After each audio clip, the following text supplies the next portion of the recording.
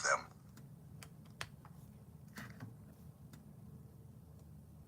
Chapter 31. So Moses continued to speak these words to all Israel. And he said to them, I am 120 years old today. I am no longer able to go out and come in. The Lord has said to me, you shall not go over this Jordan. The Lord your God himself will go over before you. He will destroy these nations before you, so that you shall dispossess them, and Joshua will go over at your head as the Lord has spoken. And the Lord will do to them as he did to Sihon and Og, the kings of the Amorites, and to their land when he destroyed them. And the Lord will give them over to you, and you shall do to them according to the whole commandment that I have commanded you. Be strong and courageous. Do not fear or be in dread of them, for it is the Lord your God who goes with you. He will not leave you or forsake you. Then Moses summoned Joshua and said to him in the sight of all Israel, Be strong and courageous, for you shall go with this people into the land that the Lord has sworn to their fathers to give them, and you shall put them in possession of it. It is the Lord who goes before you. He will be with you. He will not leave you or forsake you. Do not fear or be dismayed. Then Moses wrote this law and gave it to the priests, the sons of Levi, who carried the ark of the covenant of the Lord, and to all the elders of Israel. And Moses commanded them, At the end of every 7 years, at the set time in the year of release at the Feast of Booths, when all Israel comes to appear before the Lord your God at the place that he will choose, you shall read this law before all Israel in their hearing. Assemble the people, men, women, and little ones, and the sojourner within your towns, that they may hear and learn to fear the Lord your God, and be careful to do all the words of this law, and that their children, who have not known it, may hear and learn to fear the Lord your God, as long as you live in the land that you are going over the Jordan to possess. And the Lord said to Moses, Behold, the days approach when you must die. Call Joshua and present yourselves in the tent of meeting, that I may commission him. And Moses and Joshua went and presented themselves in the tent of meeting. And the Lord appeared in the tent in a pillar of cloud, and the pillar of cloud stood over the entrance of the tent. And the Lord said to Moses, Behold, you are about to lie down with your fathers. Then this people will rise and whore after the foreign gods among them in the land that they are entering, and they will forsake me and break my covenant that I have made with them. Then my anger will be kindled against them in that day, and I will forsake them and hide my face from them, and they will be devoured. And many evils and troubles will come upon them, so that they will say in that day, Have not these evils come upon us because our God is not among us? And I will surely hide my face in that day, because of all the evil that they have done, because they have turned to other gods. Now therefore write this song and teach it to the people of Israel. Put it in their mouths, that this song may be a witness for me against the people of Israel. For when I have brought them into the land flowing with milk and honey, which I swore to give to their fathers, and they have eaten and are full and grown fat, they will turn to other gods and serve them, and despise me and break my covenant. And when many evils and troubles have come upon them, this song shall confront them as a witness, for it will live unforgotten in the mouths of their offspring. For I know what they are inclined to do even today, before I have brought them into the land that I swore to give. So Moses wrote this song the same day and taught it to the people of Israel. And the Lord commissioned Joshua the son of Nun and said, Be strong and courageous, for you shall bring the people of Israel into the land that I swore to give them. I will be with you. When Moses had finished writing the words of this law in a book to the very end, Moses commanded the Levites who carried the ark of the covenant of the Lord, Take this book of the law and put it by the side of the ark of the covenant of the Lord your God, that it may be there for a witness against you. For I know how rebellious and stubborn you are. Behold, even today, while I am yet alive with you, you have been rebellious against the Lord. How much more after my death? Assemble to me all the elders of your tribes and your officers, that I may speak these words in their ears, and call heaven and earth to witness against them. For I know that after my death you will surely act corruptly and turn aside from the way that I have commanded you, And in the days to come, evil will befall you, because you will do what is evil in the sight of the Lord, provoking him to anger through the work of your hands. Then Moses spoke the words of this song until they were finished in the ears of all the assembly of Israel. Chapter 32. Give ear, O heavens, and I will speak, and let the earth hear the words of my mouth. May my teaching drop as the rain, my speech distill as the dew, like gentle rain upon the tender grass and like showers upon the herb. For I will proclaim the name of the Lord, ascribe greatness to our God. The rock, his work, is perfect, for all his ways are justice. A God of faithfulness and without iniquity, just and upright is he. They have dealt corruptly with him, they are no longer his children, because they are blemished. They are a crooked and twisted generation. Do you thus repay the Lord, you foolish and senseless people?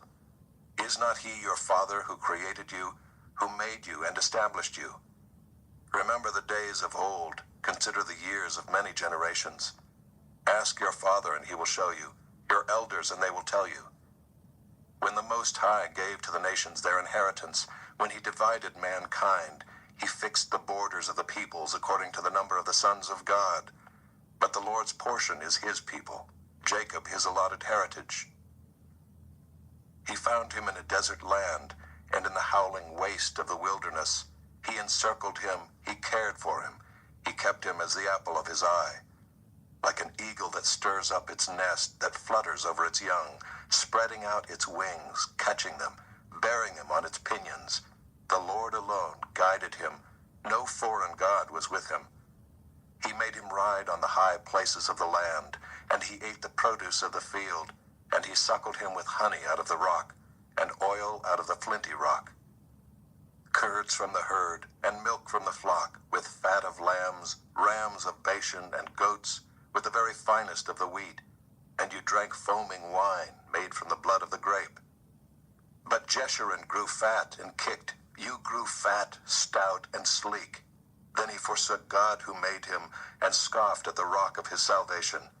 They stirred him to jealousy with strange gods. With abominations they provoked him to anger.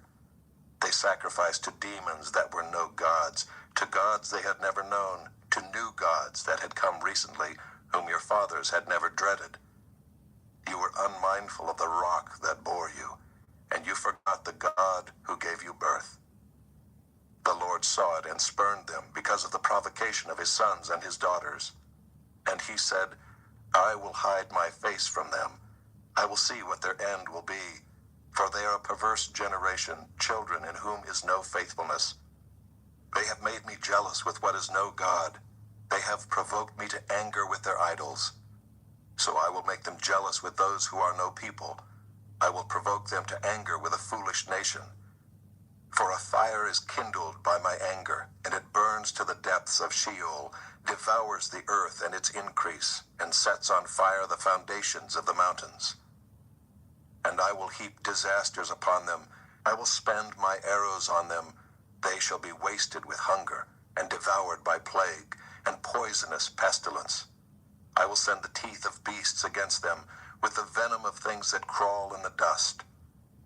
Outdoors the sword shall bereave, and indoors terror, for young man and woman alike, the nursing child with the man of gray hairs. I would have said, I will cut them to pieces. I will wipe them from human memory, had I not feared provocation by the enemy, lest their adversaries should misunderstand, lest they should say, our hand is triumphant. It was not the Lord who did all this. For they are a nation void of counsel, and there is no understanding in them. If they were wise, they would understand this. They would discern their latter end.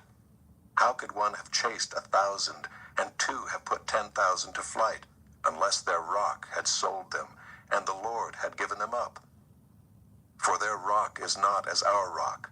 Our enemies are by themselves. For their vine comes from the vine of Sodom, and from the fields of Gomorrah. Their grapes are grapes of poison. Their clusters are bitter. Their wine is the poison of serpents and the cruel venom of asps.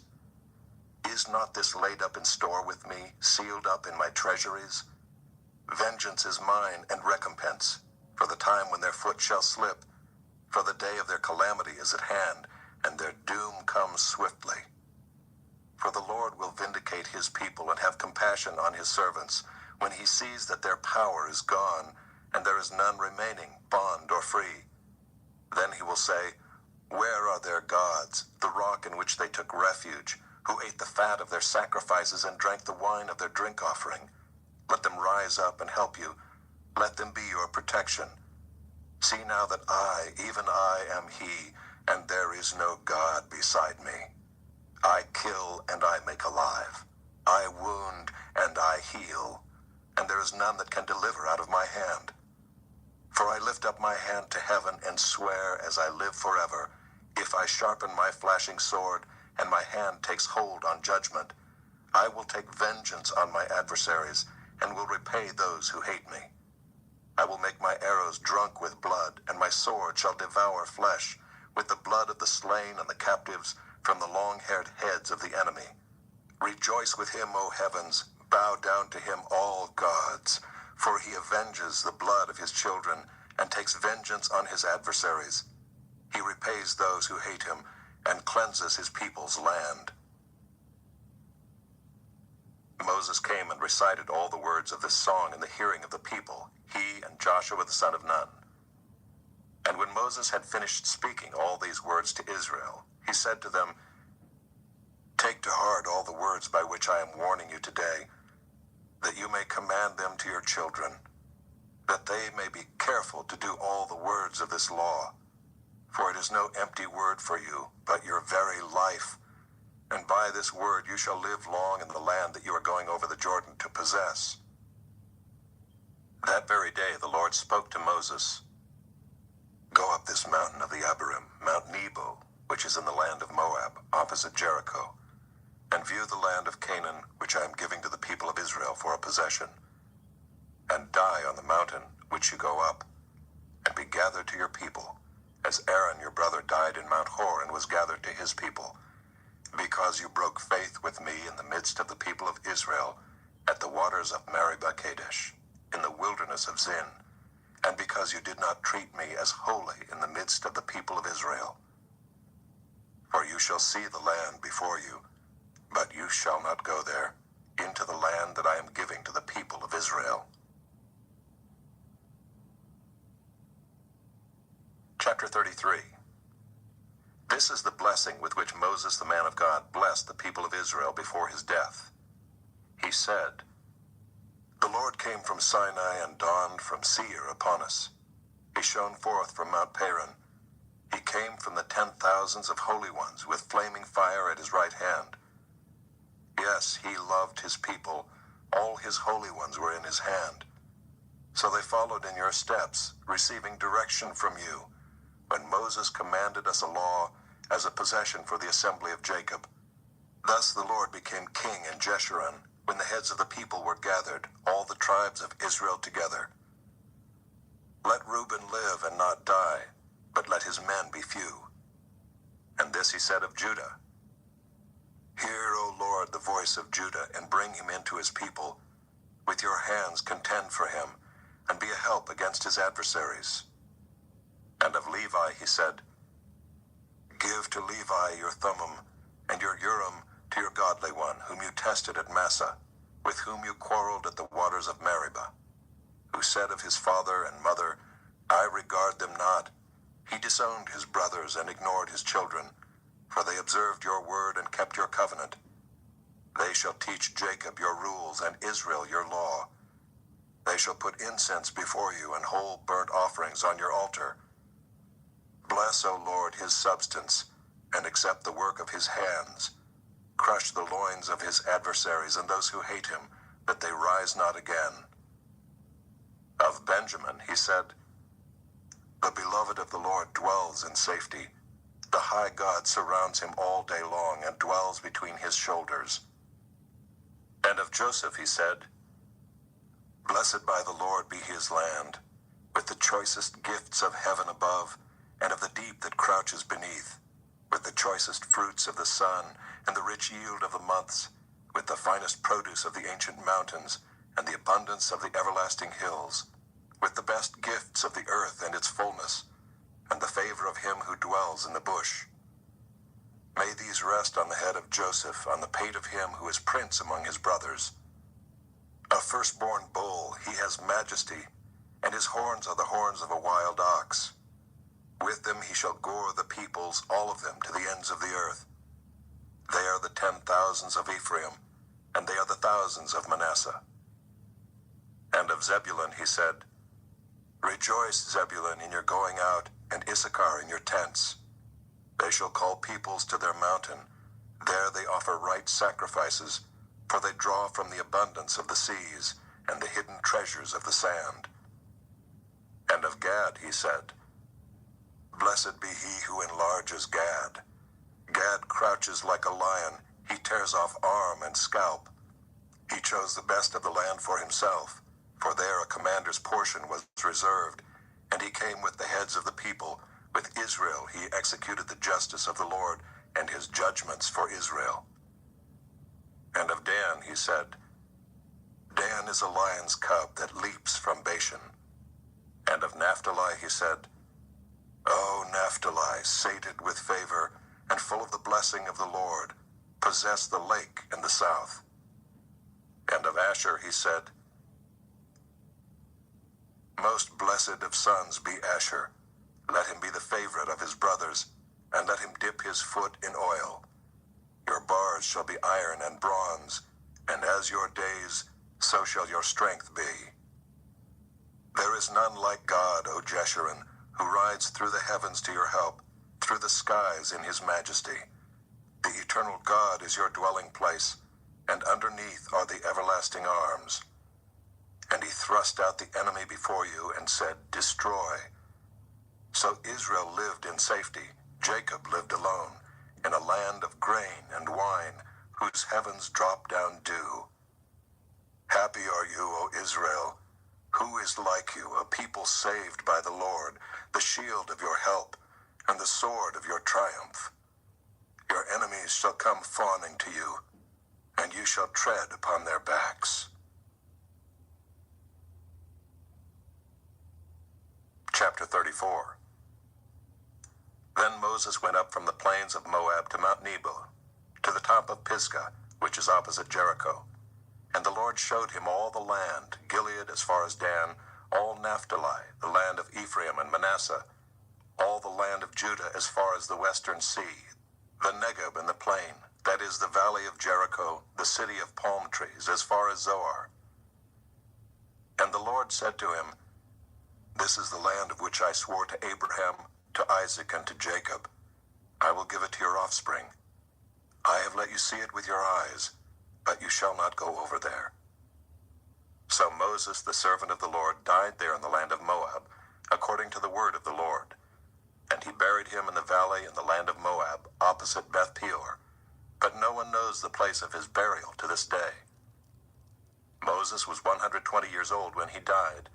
His eye was undimmed, and his vigor unabated. And the people of Israel wept for Moses in the plains of Moab 30 days. Then the days of weeping and mourning for Moses were ended. And Joshua the son of Nun was full of the spirit of wisdom, for Moses had laid his hands on him. So the people of Israel obeyed him and did as the Lord had commanded Moses. And there has not arisen a prophet since in Israel like Moses, whom the Lord knew face to face. None like him for all the signs and the wonders that the Lord sent him to do in the land of Egypt, to Pharaoh and to all his servants, and to all his land, and for all the mighty power and all the great deeds of terror that Moses did in the sight of all Israel. Joshua, chapter 1. After the death of Moses, the servant of the Lord said to Joshua the son of Nun, Moses' assistant, Moses, my servant, is dead. Now therefore arise, go over this Jordan, you and all this people, into the land that I am giving to them, to the people of Israel. Every place that the sole of your foot will tread upon I have given to you, just as I promised to Moses. From the wilderness and this Lebanon, as far as the great river, the river Euphrates, all the land of the Hittites to the great sea, toward the going down of the sun, shall be your territory. No man shall be able to stand before you all the days of your life. Just as I was with Moses, so I will be with you. I will not leave you or forsake you. Be strong and courageous, for you shall cause this people to inherit the land that I swore to their fathers to give them. Only be strong and very courageous, being careful to do according to all the law that Moses my servant commanded you. Do not turn from it to the right hand or to the left, that you may have good success wherever you go. This book of the law shall not depart from your mouth, but you shall meditate on it day and night, so that you may be careful to do according to all that is written in it. For then you will make your way prosperous, and then you will have good success.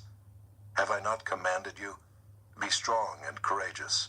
Do not be frightened, and do not be dismayed, for the Lord your God is with you wherever you go. And Joshua commanded the officers of the people, pass through the midst of the camp, and command the people, prepare your provisions, for within 3 days you are to pass over this Jordan to go in to take possession of the land that the Lord your God is giving you to possess. And to the Reubenites, the Gadites, and the half-tribe of Manasseh, Joshua said, remember the word that Moses, the servant of the Lord, commanded you, saying, the Lord your God is providing you a place of rest and will give you this land. Your wives, your little ones, and your livestock shall remain in the land that Moses gave you beyond the Jordan. But all the men of valor among you shall pass over armed before your brothers and shall help them, until the Lord gives rest to your brothers as he has to you, and they also take possession of the land that the Lord your God is giving them. Then you shall return to the land of your possession, and shall possess it, the land that Moses the servant of the Lord gave you beyond the Jordan toward the sunrise. And they answered Joshua, all that you have commanded us we will do, and wherever you send us we will go. Just as we obeyed Moses in all things, so we will obey you. Only may the Lord your God be with you as he was with Moses. Whoever rebels against your commandment and disobeys your words, whatever you command him, shall be put to death. Only be strong and courageous.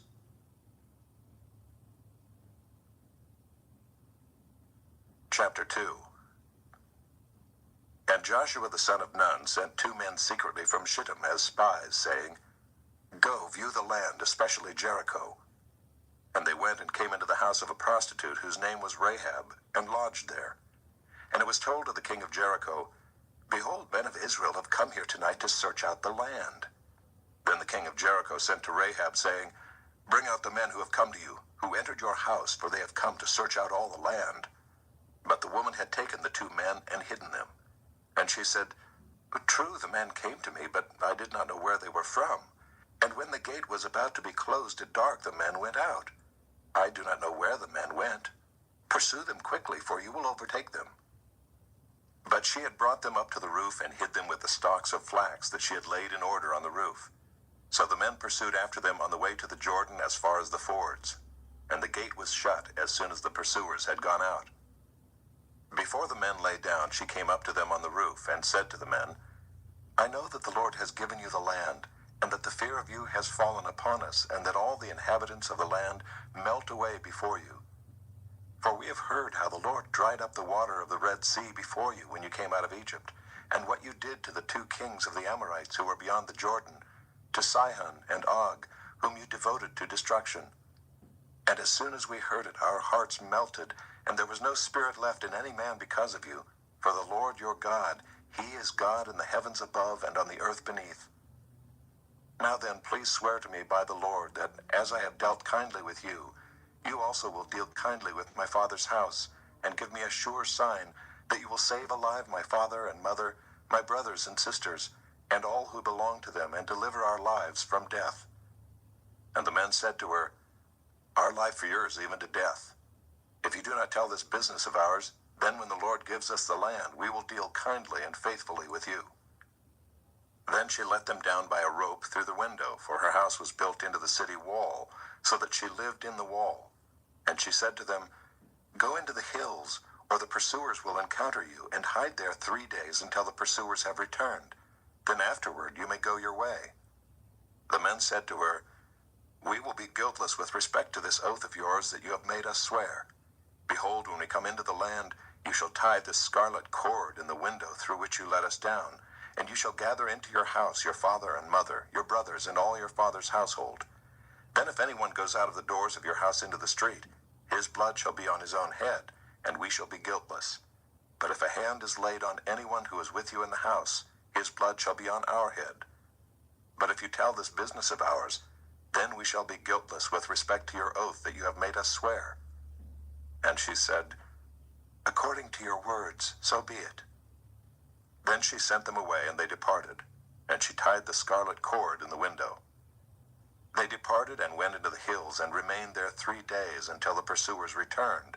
And the pursuers searched all along the way, and found nothing. Then the 2 men returned. They came down from the hills, and passed over, and came to Joshua the son of Nun, and they told him all that had happened to them.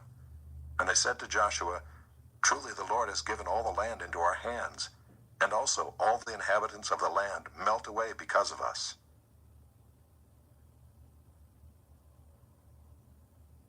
Chapter 3. Then Joshua rose early in the morning, and they set out from Shittim. And they came to the Jordan, he and all the people of Israel, and lodged there before they passed over.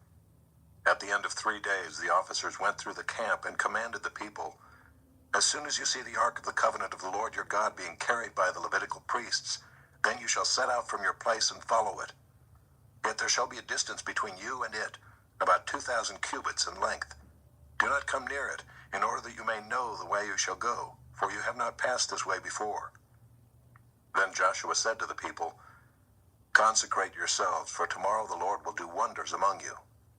And Joshua said to the priests, "Take up the ark of the covenant and pass on before the people." So they took up the ark of the covenant and went before the people. The Lord said to Joshua, "Today I will begin to exalt you in the sight of all Israel, that they may know that as I was with Moses, so I will be with you. And as for you, command the priests who bear the ark of the covenant, when you come to the brink of the waters of the Jordan, you shall stand still in the Jordan."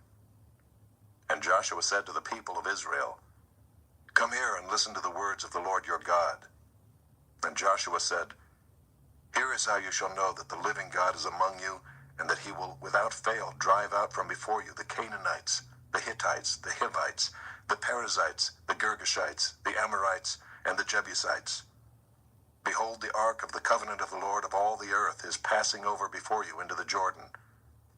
Now therefore take 12 men from the tribes of Israel, from each tribe a man.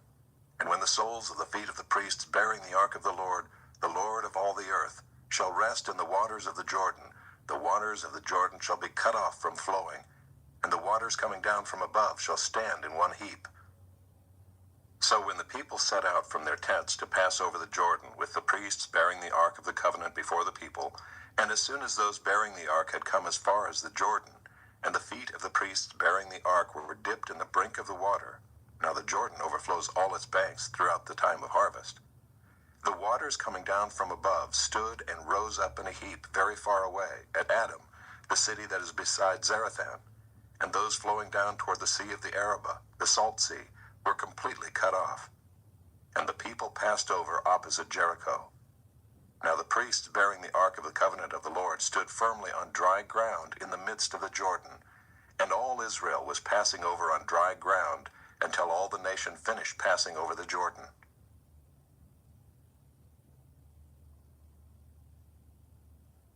Chapter 4. When all the nation had finished passing over the Jordan, the Lord said to Joshua, "Take 12 men from the people, from each tribe a man, and command them, saying, Take 12 stones from here out of the midst of the Jordan, from the very place where the priest's feet stood firmly, and bring them over with you, and lay them down in the place where you lodge tonight."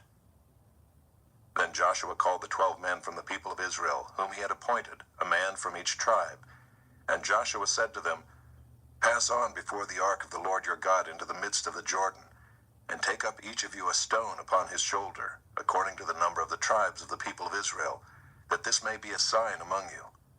When your children ask in time to come, 'What do those stones mean to you?' Then you shall tell them that the waters of the Jordan were cut off before the ark of the covenant of the Lord. When it passed over the Jordan, the waters of the Jordan were cut off. So these stones shall be to the people of Israel a memorial forever. And the people of Israel did just as Joshua commanded, and took up 12 stones out of the midst of the Jordan, according to the number of the tribes of the people of Israel, just as the Lord told Joshua. And they carried them over with them to the place where they lodged, and laid them down there. And Joshua set up 12 stones in the midst of the Jordan, in the place where the feet of the priests bearing the ark of the covenant had stood, and there they are to this day.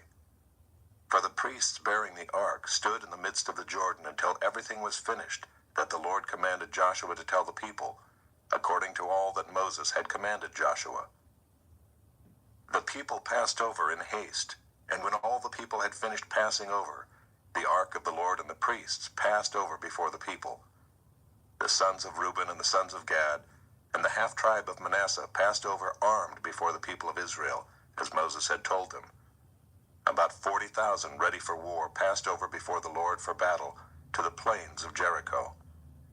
On that day the Lord exalted Joshua in the sight of all Israel, and they stood in awe of him just as they had stood in awe of Moses all the days of his life. And the Lord said to Joshua, "Command the priests bearing the ark of the testimony to come up out of the Jordan." So Joshua commanded the priests, "Come up out of the Jordan." And when the priests bearing the ark of the covenant of the Lord came up from the midst of the Jordan, and the soles of the priests' feet were lifted up on dry ground, the waters of the Jordan returned to their place and overflowed all its banks as before. The people came up out of the Jordan on the 10th day of the first month, and they encamped at Gilgal on the east border of Jericho. And those 12 stones which they took out of the Jordan, Joshua set up at Gilgal. And he said to the people of Israel, "When your children ask their fathers in times to come, 'What do these stones mean?' then you shall let your children know, Israel passed over this Jordan on dry ground. For the Lord your God dried up the waters of the Jordan for you until you passed over, as the Lord your God did to the Red Sea, which he dried up for us until we passed over. So that all the peoples of the earth may know that the hand of the Lord is mighty, that you may fear the Lord your God forever."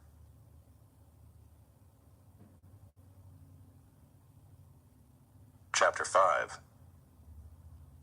As soon as all the kings of the Amorites who were beyond the Jordan to the west, and all the kings of the Canaanites who were by the sea, heard that the Lord had dried up the waters of the Jordan for the people of Israel until they had crossed over, their hearts melted, and there was no longer any spirit in them because of the people of Israel.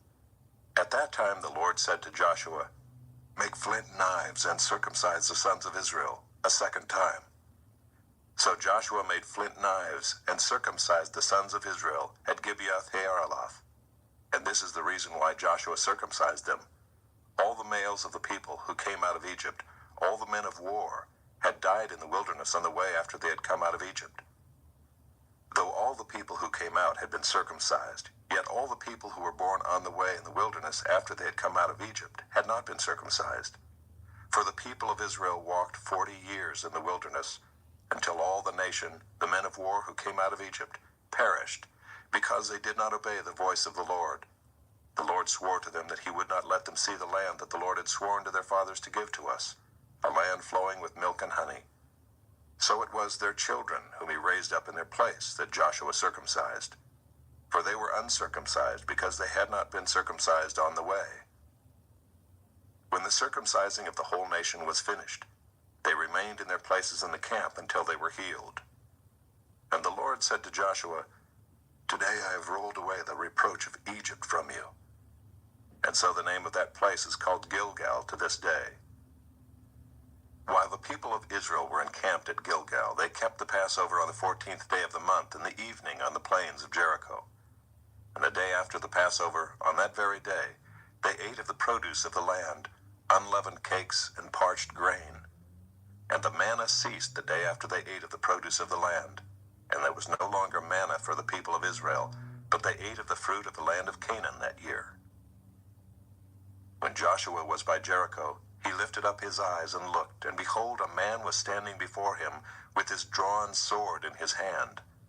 And Joshua went to him and said to him, "Are you for us, or for our adversaries?"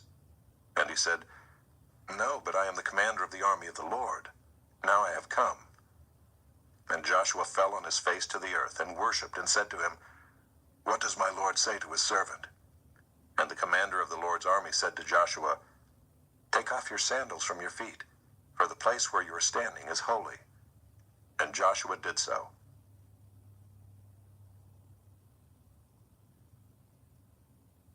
Chapter 6. Now Jericho was shut up inside and outside because of the people of Israel. None went out, and none came in. And the Lord said to Joshua, "See, I have given Jericho into your hand, with its king and mighty men of valor. You shall march around the city, all the men of war going around the city once. Thus shall you do for 6 days. 7 priests shall bear 7 trumpets of ram's horns before the ark. On the 7th day you shall march around the city 7 times, and the priests shall blow the trumpets.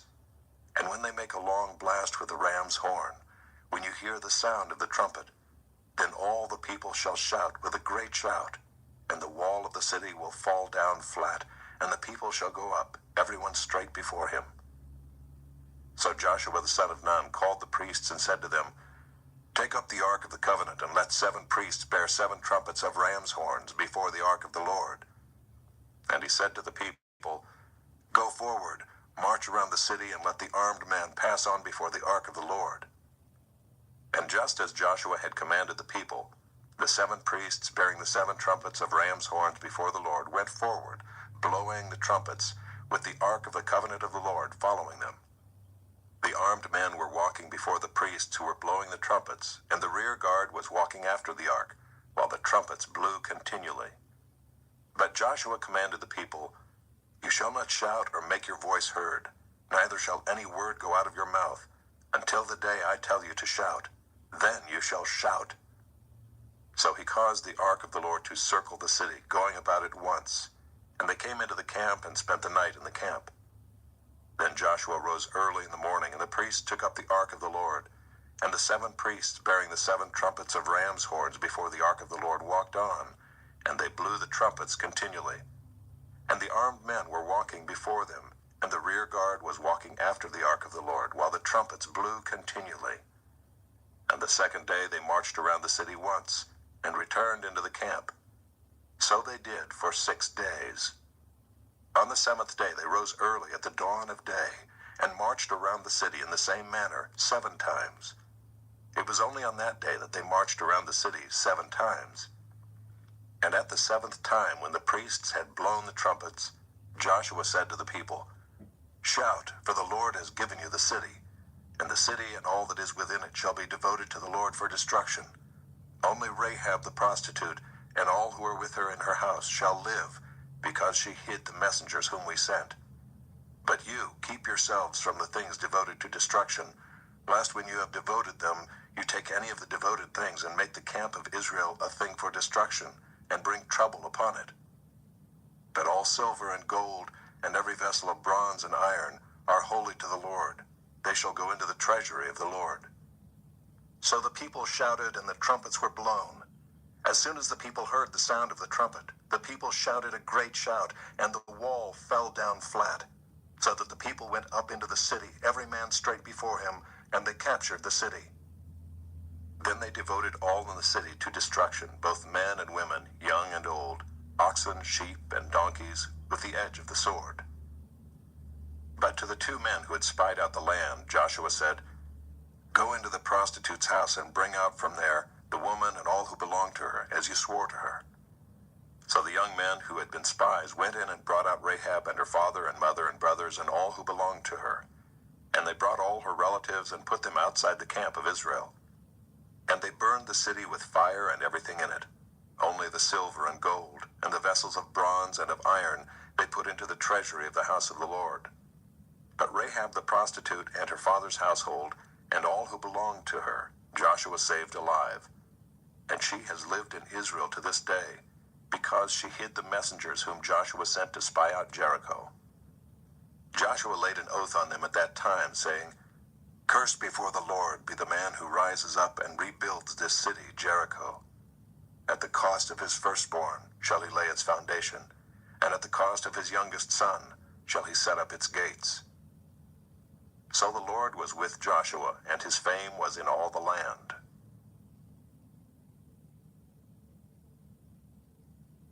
Chapter 7. But the people of Israel broke faith in regard to the devoted things. For Achan the son of Carmi, son of Zabdi, son of Zerah of the tribe of Judah, took some of the devoted things, and the anger of the Lord burned against the people of Israel.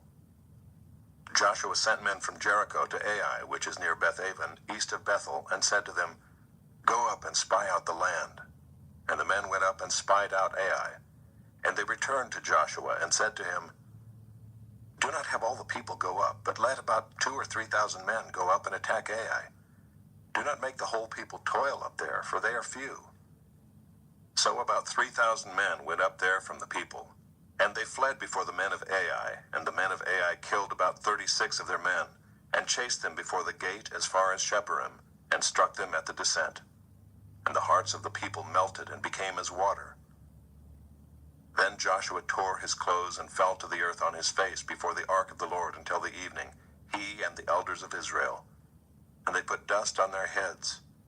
And Joshua said, Alas, O Lord God, why have you brought this people over the Jordan at all? To give us into the hands of the Amorites, to destroy us? Would that we had been content to dwell beyond the Jordan. O Lord, what can I say, when Israel has turned their backs before their enemies? For the Canaanites and all the inhabitants of the land will hear of it, and will surround us and cut off our name from the earth. And what will you do for your great name? The Lord said to Joshua, Get up. Why have you fallen on your face? Israel has sinned. They have transgressed my covenant that I commanded them. They have taken some of the devoted things.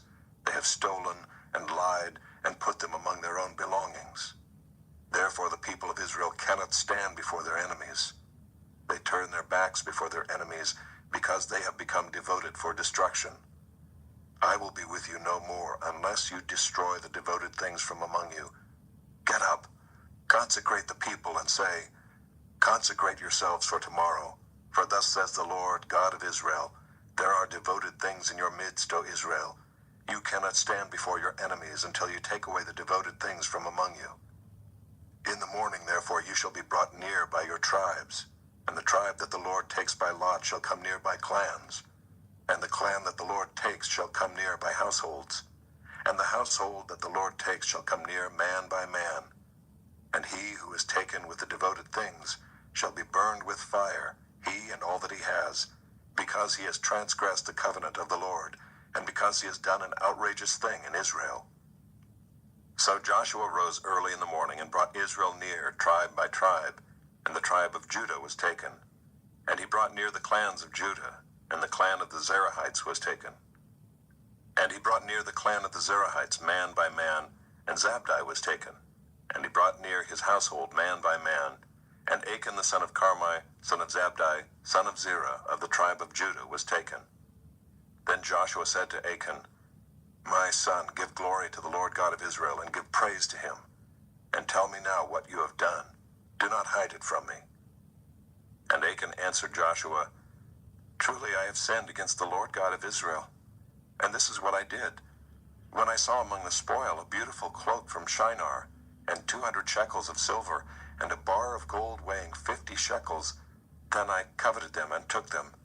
And see, they are hidden in the earth inside my tent, with the silver underneath. So Joshua sent messengers, and they ran to the tent, and behold, it was hidden in his tent with the silver underneath. And they took them out of the tent and brought them to Joshua and to all the people of Israel. And they laid them down before the Lord. And Joshua and all Israel with him took Achan the son of Zerah, and the silver and the cloak and the bar of gold, and his sons and daughters, and his oxen and donkeys and sheep, and his tent and all that he had. And they brought them up to the valley of Achor. And Joshua said, Why did you bring trouble on us? The Lord brings trouble on you today. And all Israel stoned him with stones.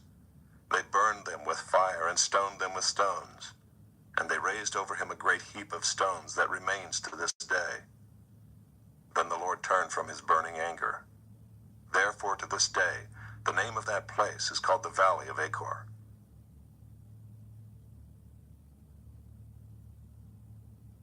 Chapter 8. And the Lord said to Joshua, "Do not fear and do not be dismayed. Take all the fighting men with you, and arise, go up to Ai. See, I have given into your hand the king of Ai, and his people, his city, and his land. And you shall do to Ai and its king as you did to Jericho and its king. Only its spoil and its livestock you shall take as plunder for yourselves. Lay an ambush against the city behind it." So Joshua and all the fighting men arose to go up to Ai. And Joshua chose 30,000 mighty men of valor, and sent them out by night. And he commanded them, "Behold, you shall lie in ambush against the city behind it. Do not go very far from the city, but all of you remain ready. And I and all the people who are with me will approach the city. And when they come out against us just as before, we shall flee before them. And they will come out after us until we have drawn them away from the city. For they will say, 'They are fleeing from us just as before.' So we will flee before them. Then you shall rise up from the ambush and seize the city, for the Lord your God will give it into your hand. And as soon as you have taken the city, you shall set the city on fire. You shall do according to the word of the Lord. See, I have commanded you."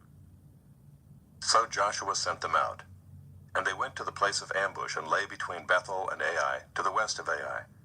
But Joshua spent that night among the people. Joshua arose early in the morning and mustered the people and went up, he and the elders of Israel, before the people to Ai. And all the fighting men who were with him went up and drew near before the city and encamped on the north side of Ai, with the ravine between them and Ai. He took about 5,000 men and set them in ambush between Bethel and Ai, to the west of the city. So they stationed the forces, the main encampment that was north of the city, and its rear guard west of the city. But Joshua spent that night in the valley. And as soon as the king of Ai saw this, he and all his people, the men of the city, hurried and went out early to the appointed place toward the Arabah to meet Israel in battle. But he did not know that there was an ambush against him behind the city. And Joshua and all Israel pretended to be beaten before them and fled in the direction of the wilderness. So all the people who were in the city were called together to pursue them. And as they pursued Joshua, they were drawn away from the city. Not a man was left in Ai or Bethel who did not go out after Israel. They left the city open and pursued Israel. Then the Lord said to Joshua, "Stretch out the javelin that is in your hand toward Ai, for I will give it into your hand." And Joshua stretched out the javelin that was in his hand toward the city. And the men in the ambush rose quickly out of their place, and as soon as he had stretched out his hand, they ran and entered the city and captured it. And they hurried to set the city on fire. So when the men of Ai looked back, behold, the smoke of the city went up to heaven, and they had no power to flee this way or that, for the people who fled to the wilderness turned back against the pursuers. And when Joshua and all Israel saw that the ambush had captured the city, and that the smoke of the city went up, then they turned back and struck down the men of Ai. And the others came out from the city against them, so they were in the midst of Israel, some on this side and some on that side. And Israel struck them down until there was left none that survived or escaped.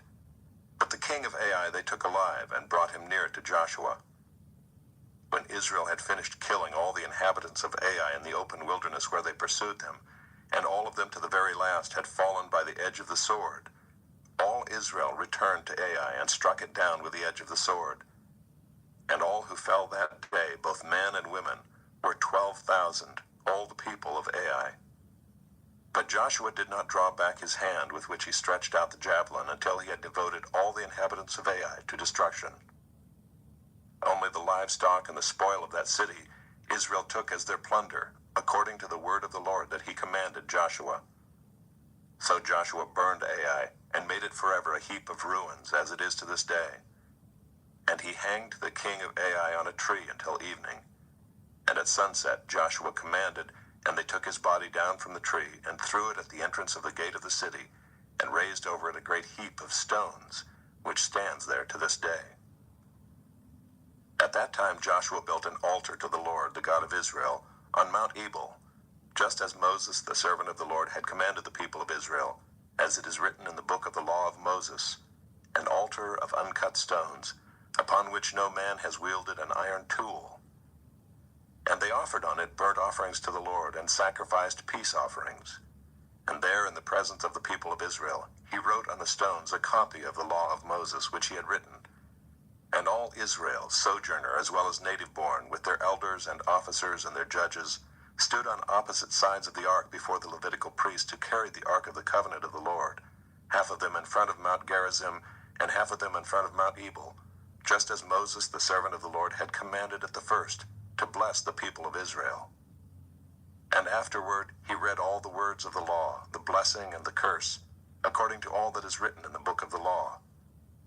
There was not a word of all that Moses commanded that Joshua did not read before all the assembly of Israel, and the women, and the little ones, and the sojourners who lived among them. Chapter 9. As soon as all the kings who were beyond the Jordan in the hill country and in the lowland all along the coast of the great sea toward Lebanon, the Hittites, the Amorites, the Canaanites, the Perizzites, the Hivites, and the Jebusites, heard of this, they gathered together as one to fight against Joshua and Israel. But when the inhabitants of Gibeon heard what Joshua had done to Jericho and to Ai, they on their part acted with cunning, and went and made ready provisions, and took worn-out sacks for their donkeys, and wineskins, worn out and torn and mended, with worn-out patched sandals on their feet, and worn-out clothes. And all their provisions were dry and crumbly. And they went to Joshua in the camp at Gilgal, and said to him and to the men of Israel, "We have come from a distant country, so now make a covenant with us." But the men of Israel said to the Hivites, "Perhaps you live among us, then how can we make a covenant with you?" They said to Joshua, "We are your servants." And Joshua said to them, "Who are you, and where do you come from?" They said to him, "From a very distant country your servants have come, because of the name of the Lord your God. For we have heard a report of him and all that he did in Egypt, and all that he did to the 2 kings of the Amorites who were beyond the Jordan, to Sihon the king of Heshbon, and to Og king of Bashan, who lived in Ashtaroth. So our elders and all the inhabitants of our country said to us, 'Take provisions in your hand for the journey, and go to meet them, and say to them, "We are your servants. Come now, make a covenant with us. Here is our bread. It was still warm when we took it from our houses, as our food for the journey on the day we set out to come to you. But now, behold, it is dry and crumbly. These wineskins were new when we filled them, and behold, they have burst. And these garments and sandals of ours are worn out from the very long journey." So the men took some of their provisions, but did not ask counsel from the Lord. And Joshua made peace with them, and made a covenant with them, to let them live. And the leaders of the congregation swore to them. At the end of 3 days, after they had made a covenant with them, they heard that they were their neighbors, and that they lived among them. And the people of Israel set out and reached their cities on the 3rd day. Now their cities were Gibeon, Kephirah, Beeroth, and Kiriath-Jearim. But the people of Israel did not attack them, because the leaders of the congregation had sworn to them by the Lord, the God of Israel. Then all the congregation murmured against the leaders. But all the leaders said to all the congregation, "We have sworn to them by the Lord, the God of Israel, and now we may not touch them. This we will do to them. Let them live, lest wrath be upon us, because of the oath that we swore to them." And the leaders said to them, "Let them live." So they became cutters of wood and drawers of water for all the congregation, just as the leaders had said of them. Joshua summoned them, and he said to them, "Why did you deceive us, saying, 'We are very far from you,' when you dwell among us? Now therefore you are cursed, and some of you shall never be anything but servants, cutters of wood and drawers of water for the house of my God." They answered Joshua, "Because it was told to your servants for a certainty that the Lord your God had commanded his servant Moses to give you all the land, and to destroy all the inhabitants of the land from before you. So we feared greatly for our lives because of you, and did this thing. And now behold, we are in your hand. Whatever seems good and right in your sight to do to us, do it." So he did this to them, and delivered them out of the hand of the people of Israel, and they did not kill them. But Joshua made them that day cutters of wood and drawers of water for the congregation and for the altar of the Lord, to this day, in the place that he should choose. Chapter 10. As soon as Adoni-Zedek, king of Jerusalem, heard how Joshua had captured Ai and had devoted it to destruction, doing to Ai and its king as he had done to Jericho and its king, and how the inhabitants of Gibeon had made peace with Israel and were among them, he feared greatly, because Gibeon was a great city, like one of the royal cities, and because it was greater than Ai, and all its men were warriors. So Adoni-Zedek, king of Jerusalem, sent to Hoham, king of Hebron, to Piram, king of Jarmuth, to Japhiah, king of Lachish, and to Deber, king of Eglon, saying, Come up to me and help me, and let us strike Gibeon, for it has made peace with Joshua and with the people of Israel. Then the 5 kings of the Amorites, the king of Jerusalem, the king of Hebron, the king of Jarmuth, the king of Lachish, and the king of Eglon, gathered their forces and went up with all their armies and encamped against Gibeon, and made war against it. And the men of Gibeon sent to Joshua at the camp in Gilgal, saying, Do not relax your hand from your servants. Come up to us quickly and save us and help us, for all the kings of the Amorites who dwell in the hill country are gathered against us. So Joshua went up from Gilgal, he and all the people of war with him, and all the mighty men of valor. And the Lord said to Joshua, Do not fear them, for I have given them into your hands. Not a man of them shall stand before you. So Joshua came upon them suddenly, having marched up all night from Gilgal. And the Lord threw them into a panic before Israel, who struck them with a great blow at Gibeon, and chased them by the way of the ascent of Beth-horon, and struck them as far as Azekah and Makkedah. And as they fled before Israel, while they were going down the ascent of Beth-horon, the Lord threw down large stones from heaven on them as far as Azekah, and they died. There were more who died because of the hailstones than the sons of Israel killed with the sword. At that time Joshua spoke to the Lord in the day when the Lord gave the Amorites over to the sons of Israel. And he said in the sight of Israel, Sun, stand still at Gibeon, and moon in the valley of Ajalon.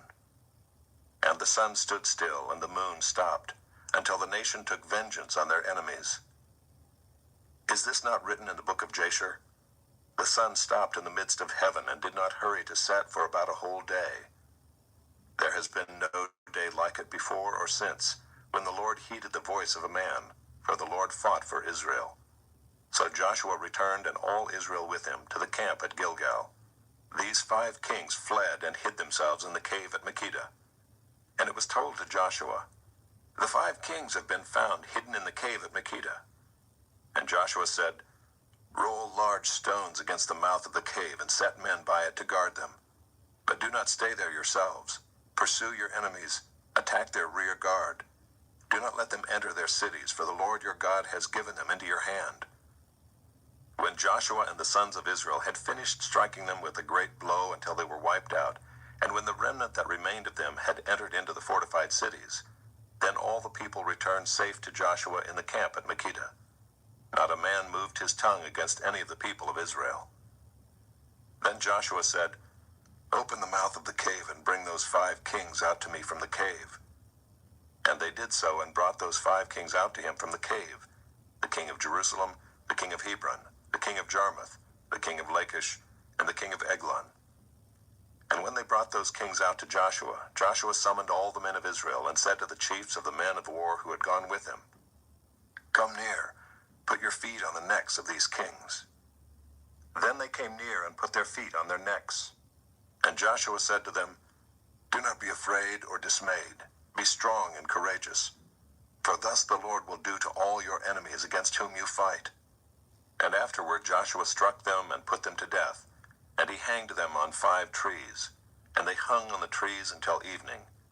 But at the time of the going down of the sun, Joshua commanded, and they took them down from the trees and threw them into the cave where they had hidden themselves. And they set large stones against the mouth of the cave, which remain to this very day.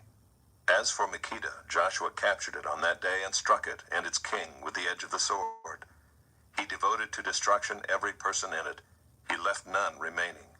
And he did to the king of Makkedah just as he had done to the king of Jericho. Then Joshua and all Israel with him passed on from Makkedah to Libnah, and fought against Libnah. And the Lord gave it also and its king into the hand of Israel. And he struck it with the edge of the sword, and every person in it. He left none remaining in it. And he did to its king as he had done to the king of Jericho. Then Joshua and all Israel with him passed on from Libnah to Lachish and laid siege to it and fought against it.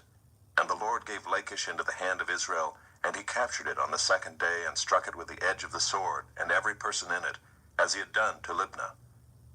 Then Horam king of Gezer came up to help Lachish, and Joshua struck him and his people until he left none remaining. Then Joshua and all Israel with him passed on from Lachish to Eglon, and they laid siege to it and fought against it. And they captured it on that day and struck it with the edge of the sword. And he devoted every person in it to destruction that day, as he had done to Lachish. Then Joshua and all Israel with him went up from Eglon to Hebron. And they fought against it and captured it, and struck it with the edge of the sword, and its king and its towns, and every person in it. He left none remaining, as he had done to Eglon, and devoted it to destruction, and every person in it. Then Joshua and all Israel with him turned back to Debir and fought against it, and he captured it with its king and all its towns. And they struck them with the edge of the sword, and devoted to destruction every person in it. He left none remaining, just as he had done to Hebron and to Libnah and its king. So he did to Debir and to its king. So Joshua struck the whole land, the hill country and the Negeb and the lowland and the slopes and all their kings. He left none remaining, but devoted to destruction all that breathed, just as the Lord God of Israel commanded. And Joshua struck them from Kadesh Barnea as far as Gaza, and all the country of Goshen as far as Gibeon. And Joshua captured all these kings and their land at one time, because the Lord God of Israel fought for Israel. Then Joshua returned, and all Israel with him, to the camp at Gilgal. Chapter 11. When Jabin, king of Hazor, heard of this, he sent to Jobab, king of Madon, and to the king of Shimron, and to the king of Akshaph, and to the kings who were in the northern hill country, and in the Arabah south of Kinneroth, and in the lowland, and in Naphoth Dor on the west, to the Canaanites in the east and the west, the Amorites, the Hittites, the Perizzites, and the Jebusites in the hill country, and the Hivites under Hermon, in the land of Mizpah. And they came out with all their troops, a great horde, in number like the sand that is on the seashore, with very many horses and chariots. And all these kings joined their forces and came and encamped together at the waters of Merom to fight against Israel. And the Lord said to Joshua, "Do not be afraid of them, for tomorrow at this time I will give over all of them, slain, to Israel. You shall hamstring their horses and burn their chariots with fire." So Joshua and all his warriors came suddenly against them by the waters of Merom, and fell upon them. And the Lord gave them into the hand of Israel, who struck them and chased them as far as Great Sidon and Misrephoth-Maim, and eastwards as far as the valley of Mizpah. And they struck them until he left none remaining. And Joshua did to them just as the Lord said to him. He hamstrung their horses and burned their chariots with fire. And Joshua turned back at that time and captured Hazor and struck its king with the sword. For Hazor formerly was the head of all those kingdoms. And they struck with the sword all who were in it, devoting them to destruction. There was none left that breathed. And he burned Hazor with fire. And all the cities of those kings and all their kings Joshua captured and struck them with the edge of the sword, devoting them to destruction, just as Moses the servant of the Lord had commanded. But none of the cities that stood on mounds did Israel burn, except Hazor alone. That Joshua burned. And all the spoil of these cities and the livestock the people of Israel took for their plunder. But every person they struck with the edge of the sword until they had destroyed them, and they did not leave any who breathed. Just as the Lord had commanded Moses his servant, so Moses commanded Joshua, and so Joshua did. He left nothing undone of all that the Lord had commanded Moses. So Joshua took all that land, the hill country and all the Negeb, and all the land of Goshen, and the lowland and the Arabah, and the hill country of Israel and its lowland, from Mount Halak, which rises toward Seir, as far as Baal-Gad in the valley of Lebanon, below Mount Hermon. And he captured all their kings, and struck them and put them to death.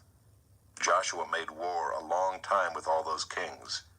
There was not a city that made peace with the people of Israel, except the Hivites, the inhabitants of Gibeon. They took them all in battle. For it was the Lord's doing to harden their hearts, that they should come against Israel in battle. in order that they should be devoted to destruction and should receive no mercy but be destroyed, just as the Lord commanded Moses. And Joshua came at that time and cut off the Anakim from the hill country, from Hebron, from Debir, from Anab, and from all the hill country of Judah, and from all the hill country of Israel. Joshua devoted them to destruction with their cities. There was none of the Anakim left in the land of the people of Israel. Only in Gaza, in Gath, and in Ashdod did some remain. So Joshua took the whole land, according to all that the Lord had spoken to Moses. And Joshua gave it for an inheritance to Israel, according to their tribal allotments, and the land had rest from war.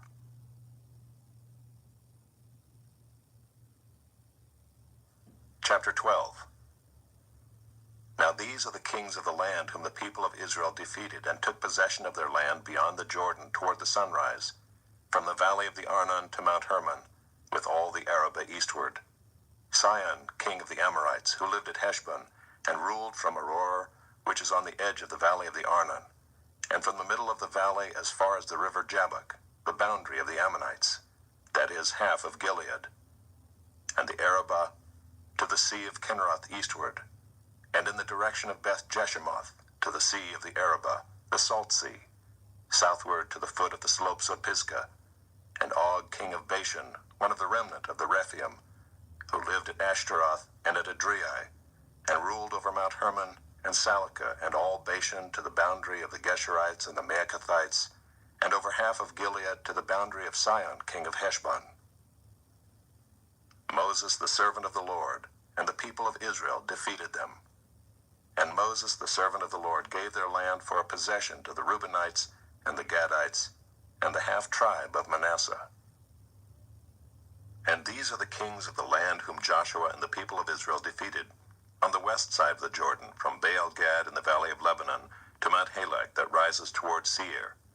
And Joshua gave their land to the tribes of Israel as a possession according to their allotments, in the hill country, in the lowland, in the Arabah, in the slopes, in the wilderness, and in the Negeb, the land of the Hittites, the Amorites, the Canaanites, the Perizzites, the Hivites, and the Jebusites.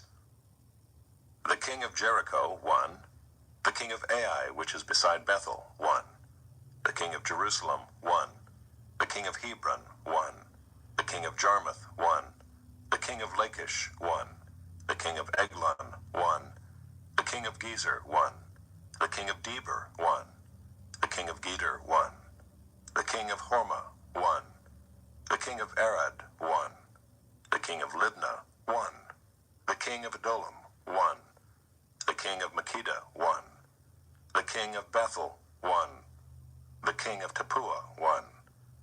The king of Hepher, 1. The king of Aphek, 1. The king of Lasharon, 1. The king of Madon, 1.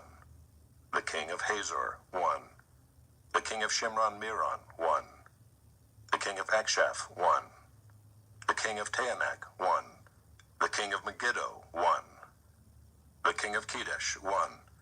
The king of Jokneam and Carmel, 1. The king of Dor and Naphath Dor, 1. The king of Goiim in Galilee, 1. The king of Tirzah, 1. In all, 31 kings.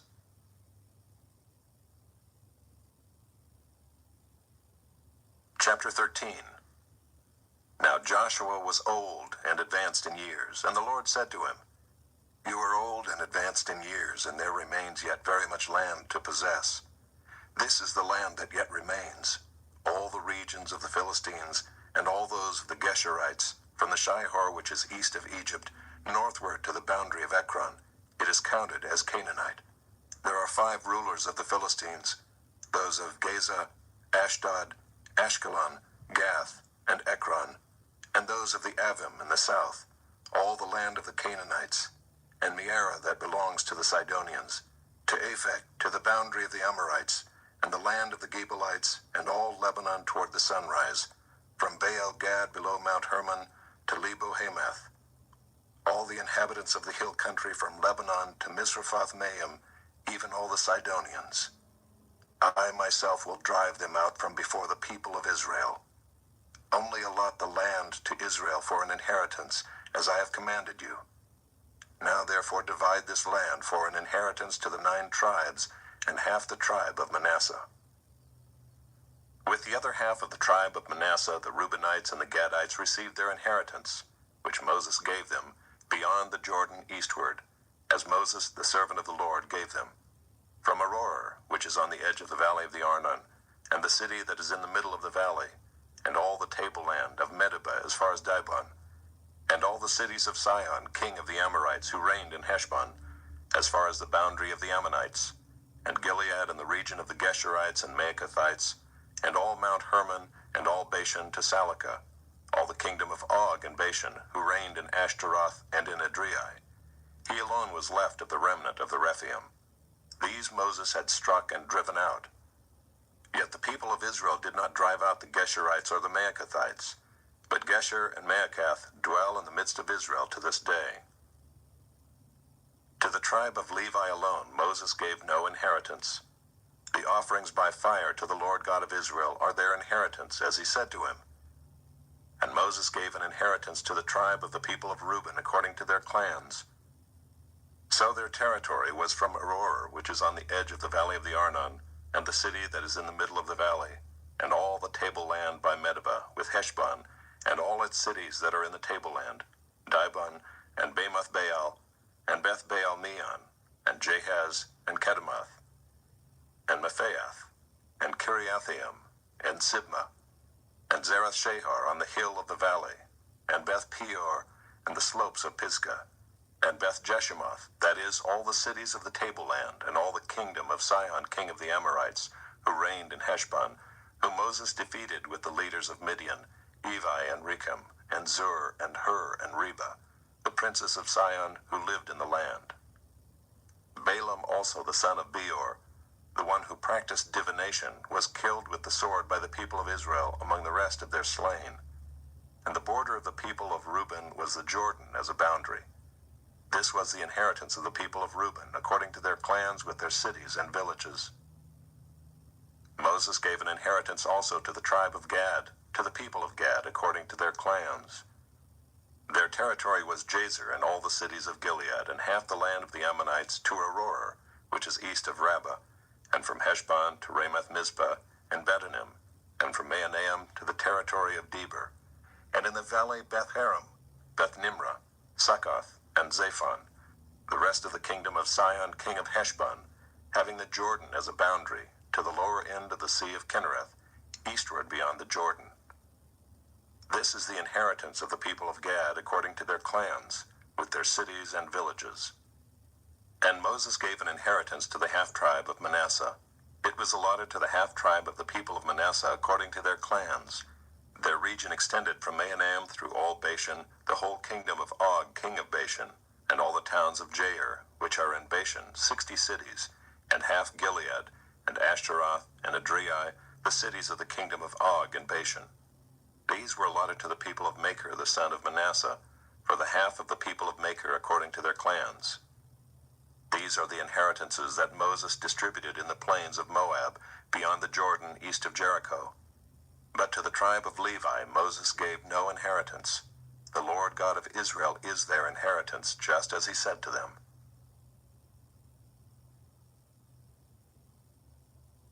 Chapter 14. These are the inheritances that the people of Israel received in the land of Canaan, which Eleazar the priest and Joshua the son of Nun and the heads of the fathers' houses of the tribes of the people of Israel gave them to inherit. Their inheritance was by lot, just as the Lord had commanded by the hand of Moses for the 9 1/2 tribes. For Moses had given an inheritance to the 2 1/2 tribes beyond the Jordan, but to the Levites he gave no inheritance among them. For the people of Joseph were 2 tribes, Manasseh and Ephraim, and no portion was given to the Levites in the land, but only cities to dwell in, with their pasture lands for their livestock and their substance. The people of Israel did as the Lord commanded Moses. They allotted the land. Then the people of Judah came to Joshua at Gilgal, and Caleb the son of Jephunneh the Kenizzite said to him, "You know what the Lord said to Moses the man of God in Kadesh Barnea concerning you and me. I was 40 years old when Moses the servant of the Lord sent me from Kadesh Barnea to spy out the land. And I brought him word again, as it was in my heart. But my brothers who went up with me made the heart of the people melt. Yet I wholly followed the Lord my God.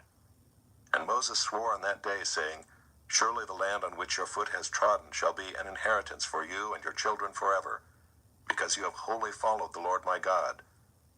And now behold, the Lord has kept me alive, just as he said, these 45 years, since the time that the Lord spoke this word to Moses, while Israel walked in the wilderness. And now behold, I am this day 85 years old. I am still as strong today as I was in the day that Moses sent me. My strength now is as my strength was then, for war and for going and coming. So now give me this hill country of which the Lord spoke on that day. For you heard on that day how the Anakim were there, with great fortified cities. It may be that the Lord will be with me, and I shall drive them out just as the Lord said. Then Joshua blessed him, and he gave Hebron to Caleb the son of Jephunneh for an inheritance. Therefore Hebron became the inheritance of Caleb the son of Jephunneh the Kenizzite to this day, because he wholly followed the Lord, the God of Israel. Now the name of Hebron formerly was Kiriath Arba. Arba was the greatest man among the Anakim, and the land had rest from war.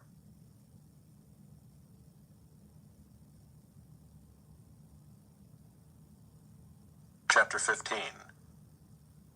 The allotment for the tribe of the people of Judah according to their clans reached southward to the boundary of Edom, to the wilderness of Zin at the farthest south. And their south boundary ran from the end of the Salt Sea, from the bay that faces southward. It goes out southward of the ascent of Akrabim, passes along to Zin, and goes up south of Kadesh Barnea along by Hezron, up to Edar, turns about to Karka, passes along to Asmon, goes out by the brook of Egypt, and comes to its end at the sea. This shall be your south boundary, and the east boundary is the Salt Sea, to the mouth of the Jordan. And the boundary on the north side runs from the bay of the sea at the mouth of the Jordan. And the boundary goes up to Beth Hoglah, and passes along the north of Beth Arabah. And the boundary goes up to the stone of Bohan the son of Reuben. And the boundary goes up to Deber, from the valley of Achor, and so northward, turning toward Gilgal, which is opposite the ascent of Adumim, which is on the south side of the valley. And the boundary passes along to the waters of En-Shemesh, and ends at En-Rogel. Then the boundary goes up by the valley of the son of Hinnom, at the southern shoulder of the Jebusite, that is Jerusalem. And the boundary goes up to the top of the mountain that lies over against the valley of Hinnom on the west, at the northern end of the valley of Rephaim. Then the boundary extends from the top of the mountain to the spring of the waters of Nephtoah, and from there to the cities of Mount Ephron. Then the boundary bends around to Baalah, that is Kiriath Jearim. And the boundary circles west of Baalah to Mount Seir, passes along to the northern shoulder of Mount Jearim, that is Kesalon, and goes down to Beth Shemesh, and passes along by Timnah. The boundary goes out to the shoulder of the hill north of Ekron. Then the boundary bends around to Shikharon, and passes along to Mount Baalah, and goes out to Jabneel. Then the boundary comes to an end at the sea. And the west boundary was the great sea with its coastline. This is the boundary around the people of Judah according to their clans. According to the commandment of the Lord to Joshua, he gave to Caleb the son of Jephunneh a portion among the people of Judah, Kiriath Arba, that is Hebron. Arba was the father of Anak. And Caleb drove out from there the 3 sons of Anak, Shishai, and Ahiman, and Talmai, the descendants of Anak. And he went up from there against the inhabitants of Deber. Now the name of Deber formerly was Kiriath Sepher. And Caleb said, Whoever strikes Kiriath Sepher and captures it, to him will I give Achsah my daughter as wife. And Othniel the son of Kenaz, the brother of Caleb, captured it. And he gave him Achsah his daughter as wife. When she came to him, she urged him to ask her father for a field. And she got off her donkey, and Caleb said to her, What do you want? She said to him, Give me a blessing. Since you have given me the land of the Negev, give me also springs of water. And he gave her the upper springs and the lower springs. This is the inheritance of the tribe of the people of Judah according to their clans. The cities belonging to the tribe of the people of Judah in the extreme south toward the boundary of Edom, or Kabzeel, Eder, Jagur, Kina, Dimona, Adada, Kedesh, Hazor, Ithnan, Ziph, Telam, Bealoth, Hazor Hadatha, Kiriath Hezron, that is Hazor, Amam, Shema, Moladah, Hazar Gada, Heshmon, Beth Pelet, Hazar Shual, Beersheba, Biziothia, Baalah, Ayim, Ezem, Altolad, Kisel, Hormah, Ziklag, Madmannah, Sansannah, Lebaoth, Shillim, Ain, and Rimmon, in all 29 cities with their villages, and in the lowland, Eshtaol, Zorah, Ashna, Zanoah, and Ganim, Tappuah, Enam, Jarmuth, Adullam, Soko, Azekah, Shearaim, Adathaim, Gadira, Gederothaim, 14 cities with their villages, Zenan, Hadashah, Migdal-gad, Dilion, Mizpah, Joktheel, Lachish, Bozkath, Eglon, Kabon, Lamam, Kitlish, Gederoth, Beth-dagon, Naamah, and Makkedah, 16 cities with their villages, Libnah, Ether, Ashan, Iftah, Ashna, Nezib, Keilah, Akzib, and Mareshah, 9 cities with their villages. Ekron with its towns and its villages, from Ekron to the sea, all that were by the side of Ashdod with their villages. Ashdod, its towns and its villages. Gaza, its towns and its villages, to the brook of Egypt and the great sea with its coastline. And in the hill country, Shamir, Jadar, Soko, Dana, Kiriath-sanah, that is Deber, Anab, Eshtemoh, Anim, Goshen, Holon, and Gilo, 11 cities with their villages. Arab, Duma, Eshan, Janim, Beth-tappuah, Aphekah, Humta, Kiriath Arba, that is Hebron, and Zihor, 9 cities with their villages. Maon, Carmel, Ziph, Juttah, Jezreel, Jokdeam, Zanoah, Cain, Gibeah, and Timnah, 10 cities with their villages. Halhul, Beth-zur, Gedor, Maarath, Beth-anoth, and Eltekon, 6 cities with their villages. Kiriath-baal, that is Kiriath-jearim, and Rabbah, 2 cities with their villages. In the wilderness, Beth-arabah, Middin, Sekakah, Nibshan, the city of salt, and in Gedi, 6 cities with their villages. But the Jebusites, the inhabitants of Jerusalem, the people of Judah could not drive out. So the Jebusites dwell with the people of Judah at Jerusalem to this day. Chapter 16.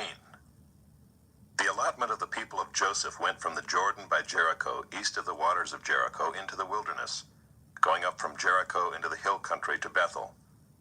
Then going from Bethel to Luz, it passes along to Adaroth, the territory of the Archites. Then it goes down westward to the territory of the Japhletites, as far as the territory of Lower Beth-horon, then to Gezer, and it ends at the sea. The people of Joseph, Manasseh, and Ephraim received their inheritance. The territory of the people of Ephraim by their clans was as follows. The boundary of their inheritance on the east was Adaroth-adar, as far as Upper Beth-horon, and the boundary goes from there to the sea. On the north is Mikmethath. Then on the east the boundary turns around toward Taanath-shiloh, and passes along beyond it on the east to Genoa. Then it goes down from Genoa to Adaroth and to Naarah, and touches Jericho, ending at the Jordan. From Tappuah the boundary goes westward to the brook Kanah, and ends at the sea. Such is the inheritance of the tribe of the people of Ephraim by their clans, together with the towns that were set apart for the people of Ephraim within the inheritance of the Manassites, all those towns with their villages. However, they did not drive out the Canaanites who lived in Gezer. So the Canaanites have lived in the midst of Ephraim to this day, but have been made to do forced labor. Chapter 17. Then allotment was made to the people of Manasseh, for he was the firstborn of Joseph. To Machir, the firstborn of Manasseh, the father of Gilead, were allotted Gilead and Bashan, because he was a man of war. And allotments were made to the rest of the people of Manasseh by their clans: Abiezer, Helek, Azriel, Shechem, Epher, and Shemida. These were the male descendants of Manasseh the son of Joseph by their clans. Now Zelophehad the son of Hepher, son of Gilead, son of Machir, son of Manasseh, had no sons but only daughters. And these are the names of his daughters: Mahlah, Noah, Hoglah, Milcah, and Tirzah. They approached Eleazar the priest and Joshua the son of Nun and the leaders and said, "The Lord commanded Moses to give us an inheritance along with our brothers." So according to the mouth of the Lord he gave them an inheritance among the brothers of their father. Thus there fell to Manasseh 10 portions, besides the land of Gilead and Bashan, which is on the other side of the Jordan, because the daughters of Manasseh received an inheritance along with his sons. The land of Gilead was allotted to the rest of the people of Manasseh. The territory of Manasseh reached from Asher to Michmethath, which is east of Shechem. Then the boundary goes along southward to the inhabitants of En-Tappuah. The land of Tappuah belonged to Manasseh, but the town of Tappuah on the boundary of Manasseh belonged to the people of Ephraim. Then the boundary went down to the brook Kanah. These cities to the south of the brook, among the cities of Manasseh, belonged to Ephraim. Then the boundary of Manasseh goes on the north side of the brook and ends at the sea, the land to the south being Ephraim's, and that to the north being Manasseh's, with the sea forming its boundary. On the north Asher is reached, and on the east Issachar. Also in Issachar and in Asher Manasseh had Bethshean and its villages, and Ibleam and its villages, and the inhabitants of Dor and its villages, and the inhabitants of Endor and its villages, and the inhabitants of Taanach and its villages, and the inhabitants of Megiddo and its villages. The third is Naphath. Yet the people of Manasseh could not take possession of those cities, but the Canaanites persisted in dwelling in that land. Now when the people of Israel grew strong, they put the Canaanites to forced labor, but did not utterly drive them out. Then the people of Joseph spoke to Joshua, saying, "Why have you given me but one lot and one portion as an inheritance, although I am a numerous people, since all along the Lord has blessed me?" And Joshua said to them, "If you are a numerous people, go up by yourselves to the forest, and there clear ground for yourselves in the land of the Perizzites and the Rephaim, since the hill country of Ephraim is too narrow for you." The people of Joseph said, "The hill country is not enough for us, yet all the Canaanites who dwell in the plain have chariots of iron, both those in Bethshean and its villages, and those in the valley of Jezreel." Then Joshua said to the house of Joseph, to Ephraim and Manasseh, "You are a numerous people and have great power. You shall not have one allotment only, but the hill country shall be yours. For though it is a forest, you shall clear it and possess it to its farthest borders. For you shall drive out the Canaanites, though they have chariots of iron, and though they are strong." Chapter 18. Then the whole congregation of the people of Israel assembled at Shiloh and set up the tent of meeting there. The land lay subdued before them. There remained among the people of Israel 7 tribes whose inheritance had not yet been apportioned. So Joshua said to the people of Israel, "How long will you put off going in to take possession of the land which the Lord, the God of your fathers, has given you? Provide 3 men from each tribe, and I will send them out, that they may set out and go up and down the land. They shall write a description of it with a view to their inheritances, and then come to me. They shall divide it into 7 portions. Judah shall continue in his territory on the south, and the house of Joseph shall continue in their territory on the north. And you shall describe the land in 7 divisions, and bring the description here to me. And I will cast lots for you here before the Lord our God. The Levites have no portion among you, for the priesthood of the Lord is their heritage. And Gad and Reuben and half the tribe of Manasseh have received their inheritance beyond the Jordan eastward, which Moses the servant of the Lord gave them." So the men arose and went, and Joshua charged those who went to write the description of the land, saying, Go up and down in the land and write a description and return to me, and I will cast lots for you here before the Lord in Shiloh." So the men went and passed up and down in the land and wrote in a book a description of it by towns in 7 divisions. Then they came to Joshua to the camp at Shiloh, and Joshua cast lots for them in Shiloh before the Lord. And there Joshua apportioned the land to the people of Israel, to each his portion. The lot of the tribe of the people of Benjamin according to its clans came up, and the territory allotted to it fell between the people of Judah and the people of Joseph. On the north side their boundary began at the Jordan. Then the boundary goes up to the shoulder north of Jericho, then up through the hill country westward, and it ends at the wilderness of Bethaven. From there the boundary passes along southward in the direction of Luz, to the shoulder of Luz, that is Bethel. Then the boundary goes down to Adaroth Adar, on the mountain that lies south of Lower Beth-horon. Then the boundary goes in another direction, turning on the western side southward from the mountain that lies to the south, opposite Beth-horon, and it ends at Kiriath Baal, that is Kiriath Jearim, a city belonging to the people of Judah. This forms the western side, and the southern side begins at the outskirts of Kiriath Jearim, and the boundary goes from there to Ephron, to the spring of the waters of Nephtoah. Then the boundary goes down to the border of the mountain that overlooks the valley of the son of Hinnom, which is at the north end of the valley of Rephaim. And it then goes down to the valley of Hinnom, south of the shoulder of the Jebusites, and downward to En-rogel. Then it bends in a northerly direction, going on to En-shemesh, and from there goes to Geliloth, which is opposite the ascent of Adummim. Then it goes down to the stone of Bohan, the son of Reuben, and passing on to the north of the shoulder of Beth-araba, it goes down to the Arabah. Then the boundary passes on to the north of the shoulder of Beth-hoglah, and the boundary ends at the northern bay of the Salt Sea, at the south end of the Jordan. This is the southern border. The Jordan forms its boundary on the eastern side. This is the inheritance of the people of Benjamin, according to their clans, boundary by boundary all around.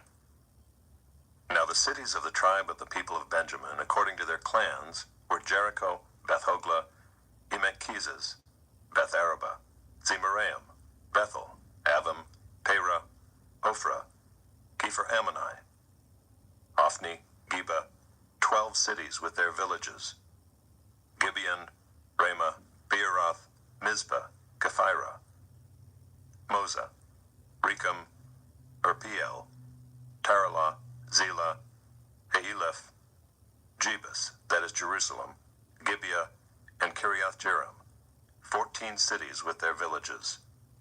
This is the inheritance of the people of Benjamin according to its clans. Chapter 19.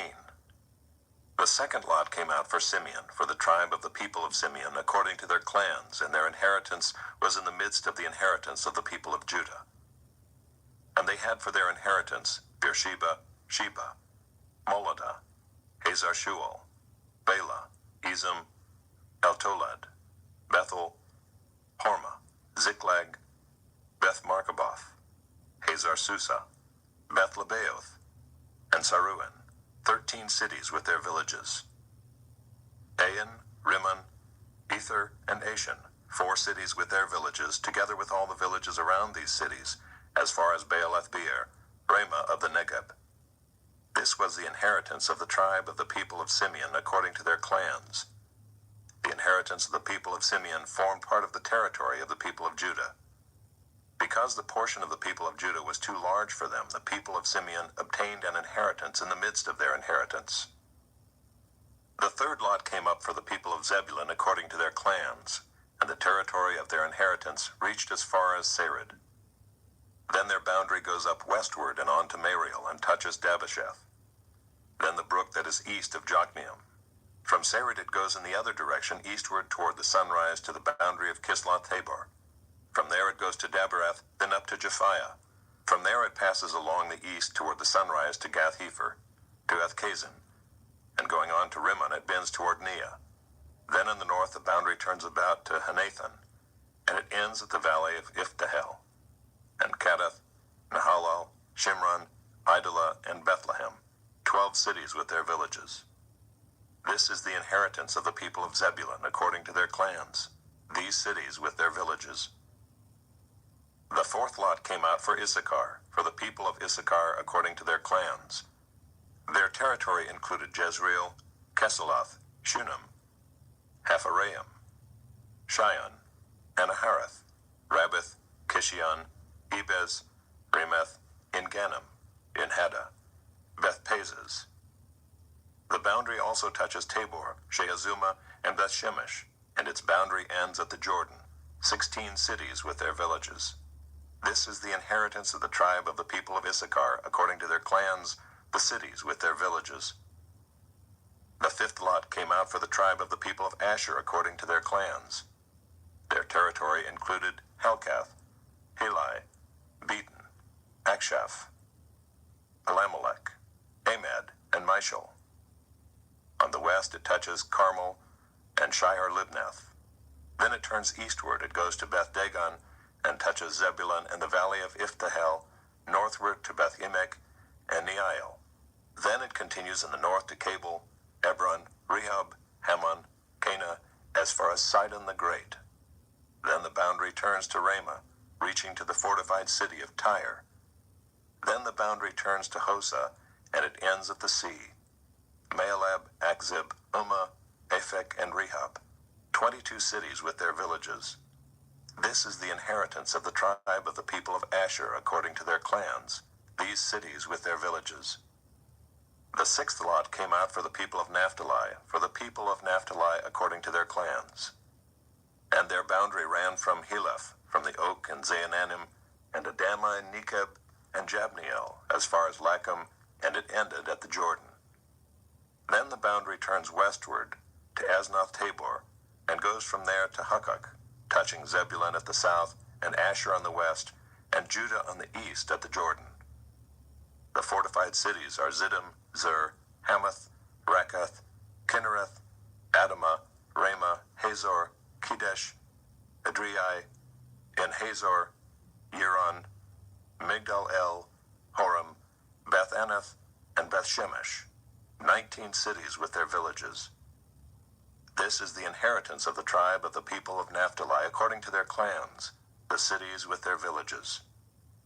The seventh lot came out for the tribe of the people of Dan according to their clans, and the territory of its inheritance included Zorah, Eshtaol, Irshemesh, Shealabim, Aijalon, Ithla, Elon, Timnah, Ekron, Eltekeh, Gibbethon, Baalath, Jehud, Bene Barak, Gath-Rimmon, and Mejarkon, and Rakkon with the territory over against Joppa. When the territory of the people of Dan was lost to them, the people of Dan went up and fought against Leshem, and after capturing it and striking it with the sword, they took possession of it and settled in it, calling Leshem Dan, after the name of Dan their ancestor. This is the inheritance of the tribe of the people of Dan according to their clans, these cities with their villages. When they had finished distributing the several territories of the land as inheritances, the people of Israel gave an inheritance among them to Joshua the son of Nun. By command of the Lord they gave him the city that he asked, Timnath-Serah, in the hill country of Ephraim, and he rebuilt the city and settled in it.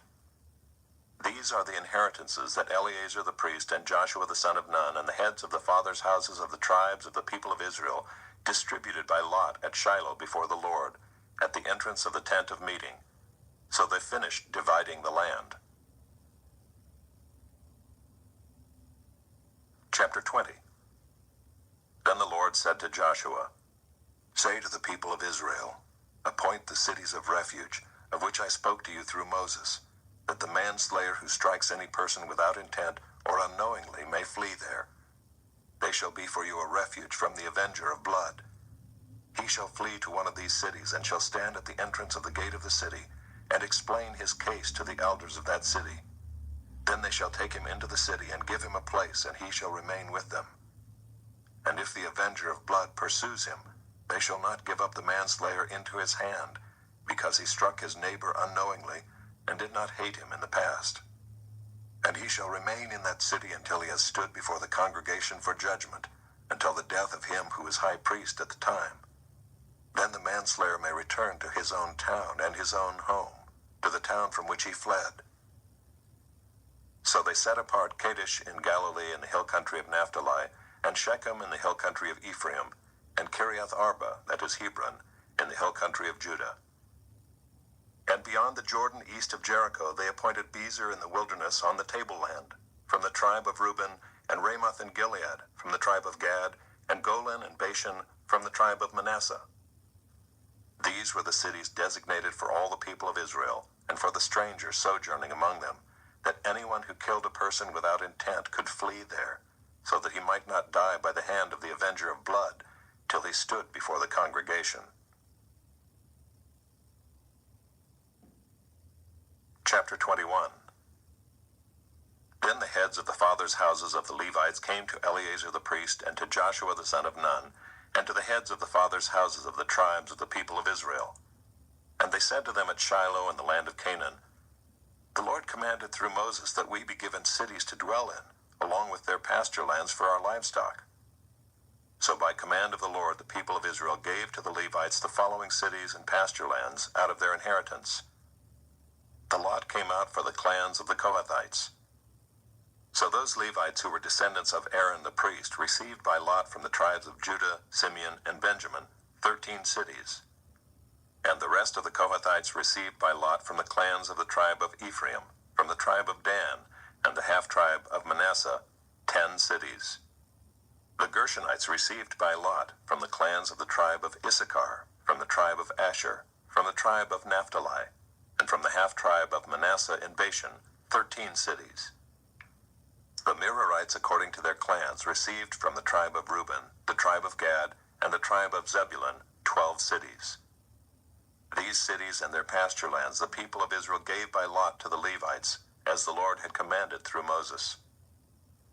Out of the tribe of the people of Judah and the tribe of the people of Simeon they gave the following cities mentioned by name, which went to the descendants of Aaron, one of the clans of the Kohathites who belonged to the people of Levi, since the lot fell to them first. They gave them Kiriath Arba, Arba being the father of Anak, that is Hebron, in the hill country of Judah, along with the pasture lands around it. But the fields of the city and its villages had been given to Caleb the son of Jephunneh as his possession. And to the descendants of Aaron the priest they gave Hebron, the city of refuge for the manslayer, with its pasture lands, Libnah with its pasture lands, Jeter with its pasture lands, Eshtemoa with its pasture lands, Holon with its pasture lands, Deber with its pasture lands, Ain with its pasture lands, Judah with its pasture lands, Beth Shemesh with its pasture lands, 9 cities out of these 2 tribes. Then out of the tribe of Benjamin, Gibeon with its pasture lands, Geba with its pasture lands, Anathoth with its pasture lands, and Almon with its pasture lands, 4 cities. The cities of the descendants of Aaron the priests were in all 13 cities with their pasture lands. As to the rest of the Kohathites belonging to the Kohathite clans of the Levites, the cities allotted to them were out of the tribe of Ephraim. To them were given Shechem, the city of refuge for the manslayer, with its pasture lands in the hill country of Ephraim, Gezer with its pasture lands, Kibzaim with its pasture lands, Beth-horon with its pasture lands, 4 cities. And out of the tribe of Dan, Eltekeh with its pasture lands, Gibbethon with its pasture lands, Aijalon with its pasture lands, Gath-rimmon with its pasture lands, 4 cities. And out of the half-tribe of Manasseh, Taanach with its pasture lands, and Gath-rimmon with its pasture lands, 2 cities. The cities of the clans of the rest of the Kohathites were 10 in all with their pasture lands. And to the Gershonites, one of the clans of the Levites, were given out of the half-tribe of Manasseh, Golan and Bashan with its pasture lands, the city of refuge for the manslayer, and Beeshterah with its pasture lands, 2 cities.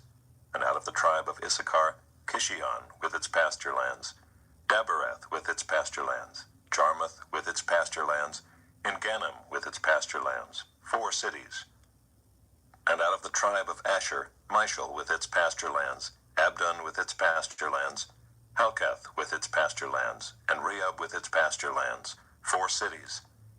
And out of the tribe of Naphtali, Kedesh in Galilee with its pasture lands, the city of refuge for the manslayer, Hamath-dor with its pasture lands, and Kartan with its pasture lands, 3 cities. The cities of the several clans of the Gershonites were in all 13 cities with their pasture lands. And to the rest of the Levites, the Merarite clans, were given out of the tribe of Zebulun, Jokneam with its pasture lands, Karta with its pasture lands, Dimnah with its pasture lands, Nahalal with its pasture lands, 4 cities. And out of the tribe of Reuben, Bezer with its pasture lands, Jahaz with its pasture lands, Kedemoth with its pasture lands, and Mephaath with its pasture lands, 4 cities. And out of the tribe of Gad, Ramoth in Gilead with its pasture lands, the city of refuge for the manslayer, Mahanaim with its pasture lands, Heshbon with its pasture lands, Jazer with its pasture lands, 4 cities in all. As for the cities of the several Merarite clans, that is, the remainder of the clans of the Levites, those allotted to them were in all 12 cities. The cities of the Levites in the midst of the possession of the people of Israel were in all 48 cities with their pasture lands. These cities each had its pasture lands around it. So it was with all these cities. Thus the Lord gave to Israel all the land that he swore to give to their fathers, and they took possession of it, and they settled there. And the Lord gave them rest on every side, just as he had sworn to their fathers. Not one of all their enemies had withstood them, for the Lord had given all their enemies into their hands. Not one word of all the good promises that the Lord had made to the house of Israel had failed. All came to pass. Chapter 22. At that time Joshua summoned the Reubenites and the Gadites and the half-tribe of Manasseh and said to them, "You have kept all that Moses, the servant of the Lord, commanded you, and have obeyed my voice in all that I have commanded you. You have not forsaken your brothers these many days, down to this day, but have been careful to keep the charge of the Lord your God. And now the Lord your God has given rest to your brothers, as he promised them. Therefore turn and go to your tents in the land where your possession lies, which Moses, the servant of the Lord, gave you on the other side of the Jordan. Only be very careful to observe the commandment and the law that Moses, the servant of the Lord, commanded you, to love the Lord your God, and to walk in all his ways, and to keep his commandments, and to cling to him, and to serve him with all your heart and with all your soul." So Joshua blessed them and sent them away, and they went to their tents. Now to the one half of the tribe of Manasseh Moses had given a possession in Bashan, but to the other half Joshua had given a possession beside their brothers in the land west of the Jordan. And when Joshua sent them away to their homes and blessed them, he said to them, "Go back to your tents with much wealth and with very much livestock, with silver, gold, bronze, and iron, and with much clothing. Divide the spoil of your enemies with your brothers." So the people of Reuben and the people of Gad and the half-tribe of Manasseh returned home, parting from the people of Israel at Shiloh, which is in the land of Canaan, to go to the land of Gilead, their own land, of which they had possessed themselves by command of the Lord through Moses. And when they came to the region of the Jordan that is in the land of Canaan, the people of Reuben and the people of Gad and the half-tribe of Manasseh built there an altar by the Jordan, an altar of imposing size. And the people of Israel heard it said, "Behold, the people of Reuben and the people of Gad and the half-tribe of Manasseh have built the altar at the frontier of the land of Canaan, in the region about the Jordan, on the side that belongs to the people of Israel." And when the people of Israel heard of it, the whole assembly of the people of Israel gathered at Shiloh to make war against them. Then the people of Israel sent to the people of Reuben and the people of Gad and the half-tribe of Manasseh in the land of Gilead, Phinehas the son of Eleazar the priest, and with him 10 chiefs, one from each of the tribal families of Israel, every one of them the head of a family among the clans of Israel. And they came to the people of Reuben, the people of Gad, and the half-tribe of Manasseh in the land of Gilead, and they said to them, "Thus says the whole congregation of the Lord, what is this breach of faith that you have committed against the God of Israel in turning away this day from following the Lord, by building yourselves an altar this day in rebellion against the Lord? Have we not had enough of the sin at Peor, from which even yet we have not cleansed ourselves, and for which there came a plague upon the congregation of the Lord? that you too must turn away this day from following the Lord? And if you too rebel against the Lord today, then tomorrow he will be angry with the whole congregation of Israel. But now if the land of your possession is unclean, pass over into the Lord's land where the Lord's tabernacle stands, and take for yourselves a possession among us. Only do not rebel against the Lord, or make us as rebels by building for yourselves an altar other than the altar of the Lord our God. Did not Achan the son of Zerah break faith in the matter of the devoted things, and wrath fell upon all the congregation of Israel? And he did not perish alone for his iniquity.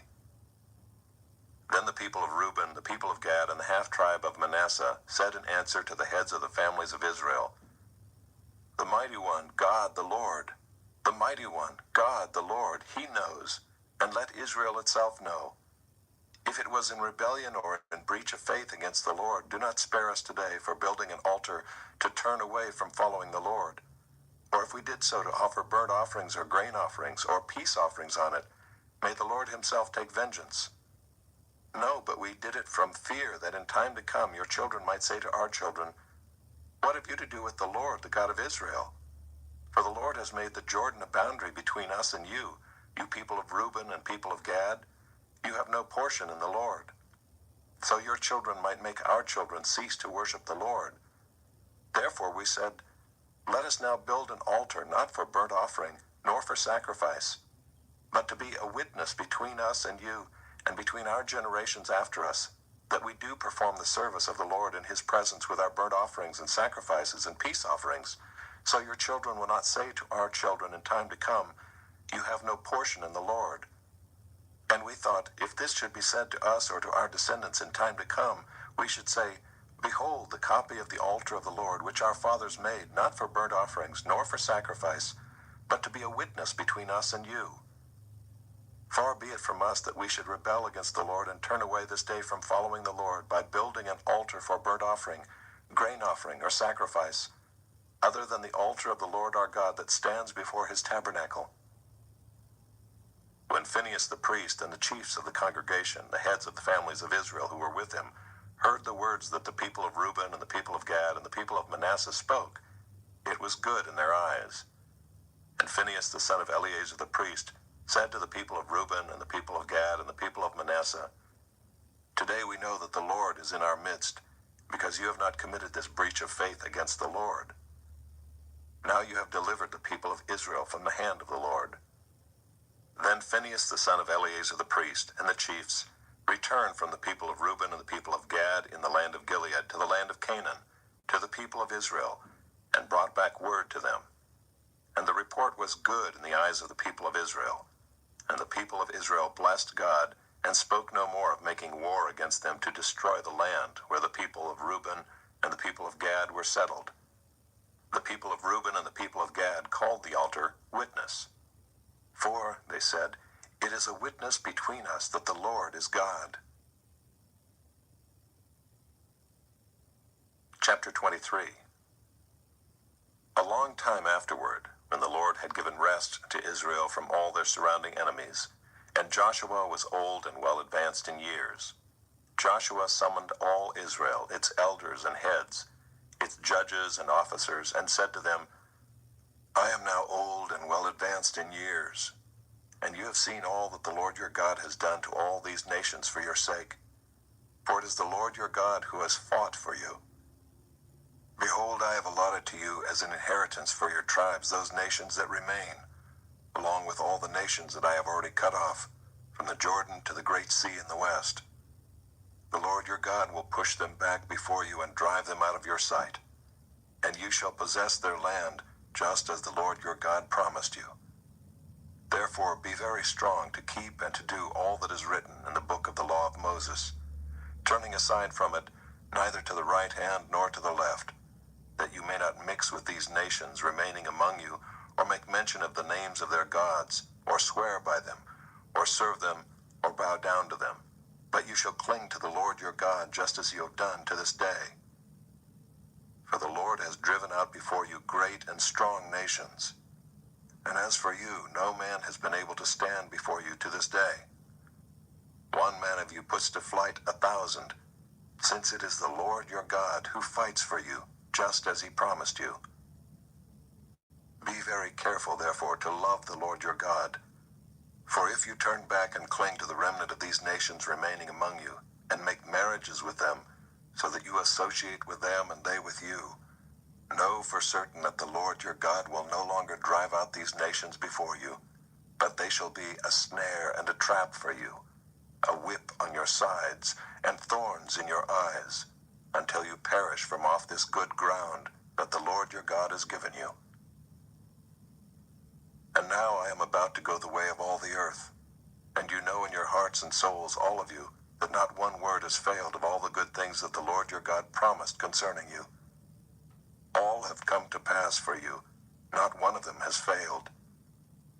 But just as all the good things that the Lord your God promised concerning you have been fulfilled for you, so the Lord will bring upon you all the evil things until he has destroyed you from off this good land that the Lord your God has given you, if you transgress the covenant of the Lord your God, which he commanded you, and go and serve other gods and bow down to them. Then the anger of the Lord will be kindled against you, and you shall perish quickly from off the good land that he has given to you. Chapter 24. Joshua gathered all the tribes of Israel to Shechem, and summoned the elders, the heads, the judges, and the officers of Israel. And they presented themselves before God. And Joshua said to all the people, Thus says the Lord, the God of Israel, long ago your fathers lived beyond the Euphrates, Terah the father of Abraham and of Nahor, and they served other gods. Then I took your father Abraham from beyond the river and led him through all the land of Canaan, and made his offspring many. I gave him Isaac, and to Isaac I gave Jacob and Esau. And I gave Esau the hill country of Seir to possess. But Jacob and his children went down to Egypt. And I sent Moses and Aaron, and I plagued Egypt with what I did in the midst of it, and afterward I brought you out. Then I brought your fathers out of Egypt, and you came to the sea. And the Egyptians pursued your fathers with chariots and horsemen to the Red Sea. And when they cried to the Lord, he put darkness between you and the Egyptians, and made the sea come upon them and cover them. And your eyes saw what I did in Egypt. And you lived in the wilderness a long time. Then I brought you to the land of the Amorites, who lived on the other side of the Jordan. They fought with you, and I gave them into your hand, and you took possession of their land, and I destroyed them before you. Then Balak the son of Zippor, king of Moab, arose and fought against Israel. And he sent and invited Balaam the son of Beor to curse you. But I would not listen to Balaam. Indeed, he blessed you. So I delivered you out of his hand. And you went over the Jordan and came to Jericho. And the leaders of Jericho fought against you, and also the Amorites, the Perizzites, the Canaanites, the Hittites, the Girgashites, the Hivites, and the Jebusites. And I gave them into your hand. And I sent the hornet before you, which drove them out before you, the two kings of the Amorites. It was not by your sword or by your bow. I gave you a land on which you had not labored, and cities that you had not built, and you dwell in them. You eat the fruit of vineyards and olive orchards that you did not plant.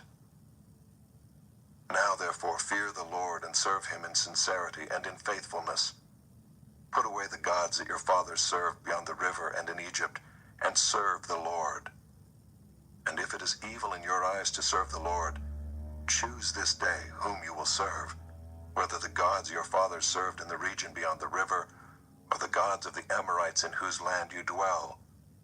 But as for me and my house, we will serve the Lord. Then the people answered, Far be it from us that we should forsake the Lord to serve other gods. For it is the Lord our God who brought us and our fathers up from the land of Egypt, out of the house of slavery, and who did those great signs in our sight, and preserved us in all the way that we went, and among all the peoples through whom we passed. And the Lord drove out before us all the peoples, the Amorites who lived in the land. Therefore we also will serve the Lord, for he is our God. But Joshua said to the people, You are not able to serve the Lord, for he is a holy God. He is a jealous God, he will not forgive your transgressions or your sins. If you forsake the Lord and serve foreign gods, then he will turn and do you harm and consume you after having done you good." And the people said to Joshua, "No, but we will serve the Lord." Then Joshua said to the people, "You are witnesses against yourselves that you have chosen the Lord to serve him." And they said, "We are witnesses." He said, "Then put away the foreign gods that are among you, and incline your heart to the Lord, the God of Israel."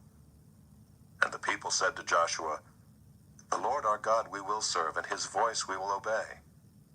So Joshua made a covenant with the people that day, and put in place statutes and rules for them at Shechem.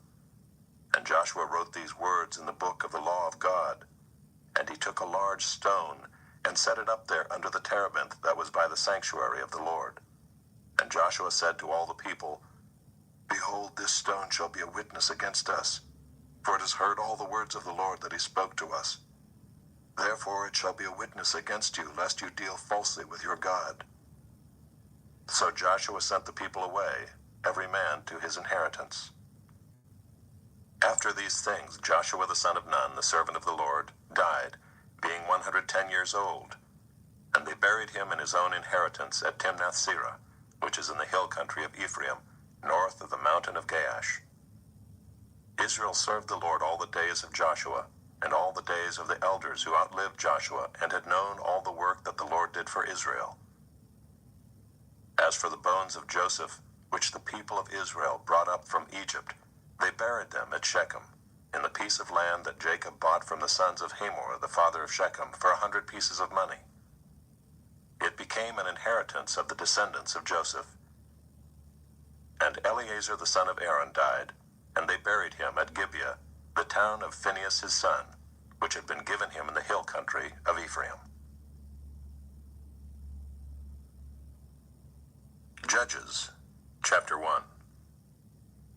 After the death of Joshua, the people of Israel inquired of the Lord, "Who shall go up first for us against the Canaanites to fight against them?" The Lord said, "Judah shall go up. Behold, I have given the land into his hand."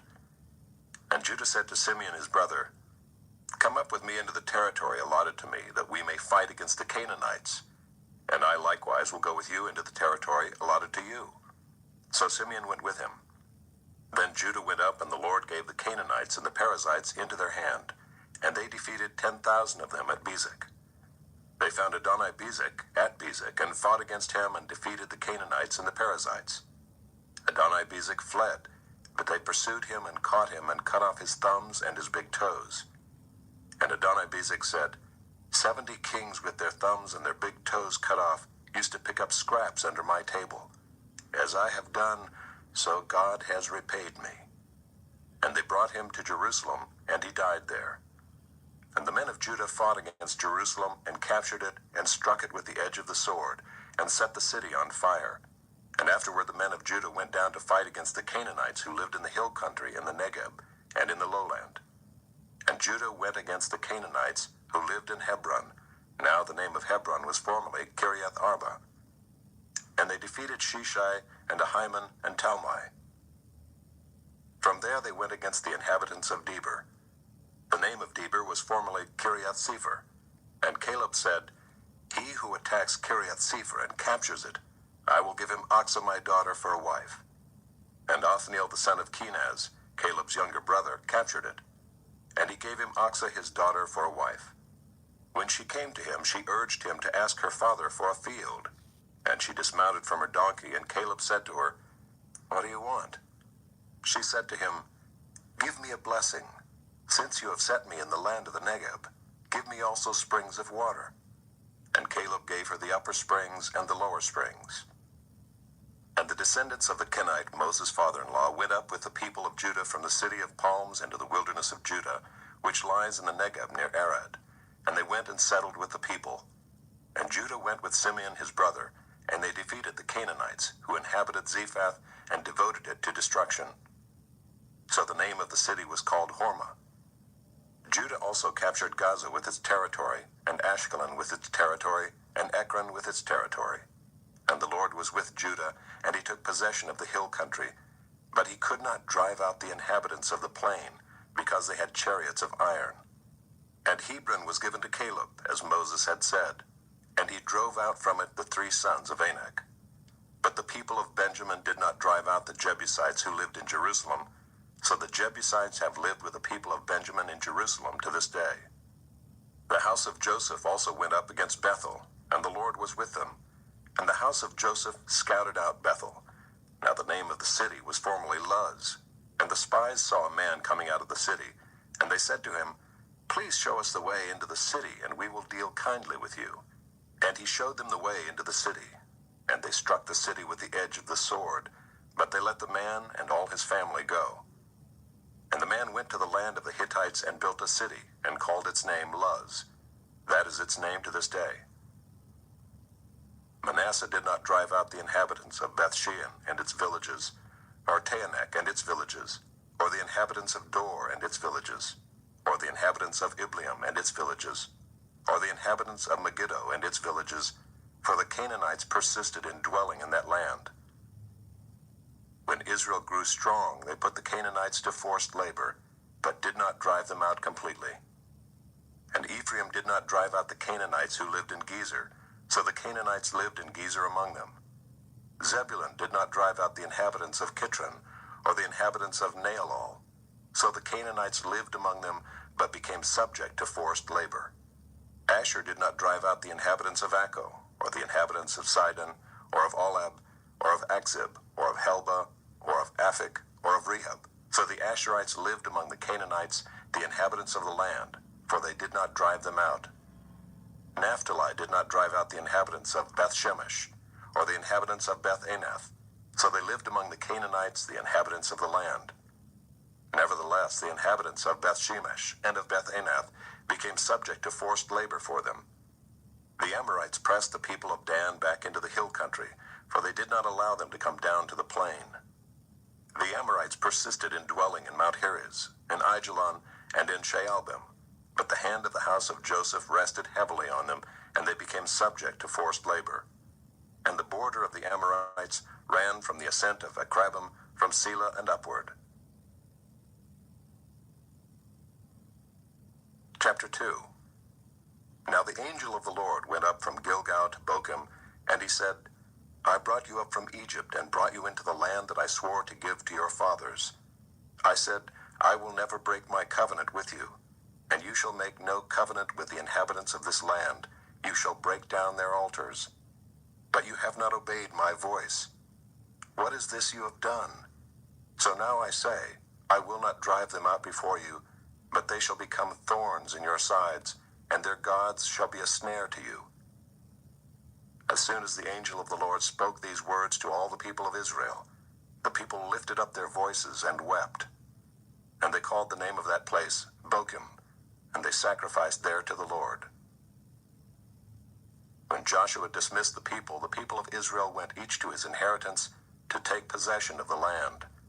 And the people served the Lord all the days of Joshua, and all the days of the elders who outlived Joshua, who had seen all the great work that the Lord had done for Israel. And Joshua the son of Nun, the servant of the Lord, died at the age of 110 years. And they buried him within the boundaries of his inheritance, in Timnath-Heres, in the hill country of Ephraim, north of the mountain of Gaash.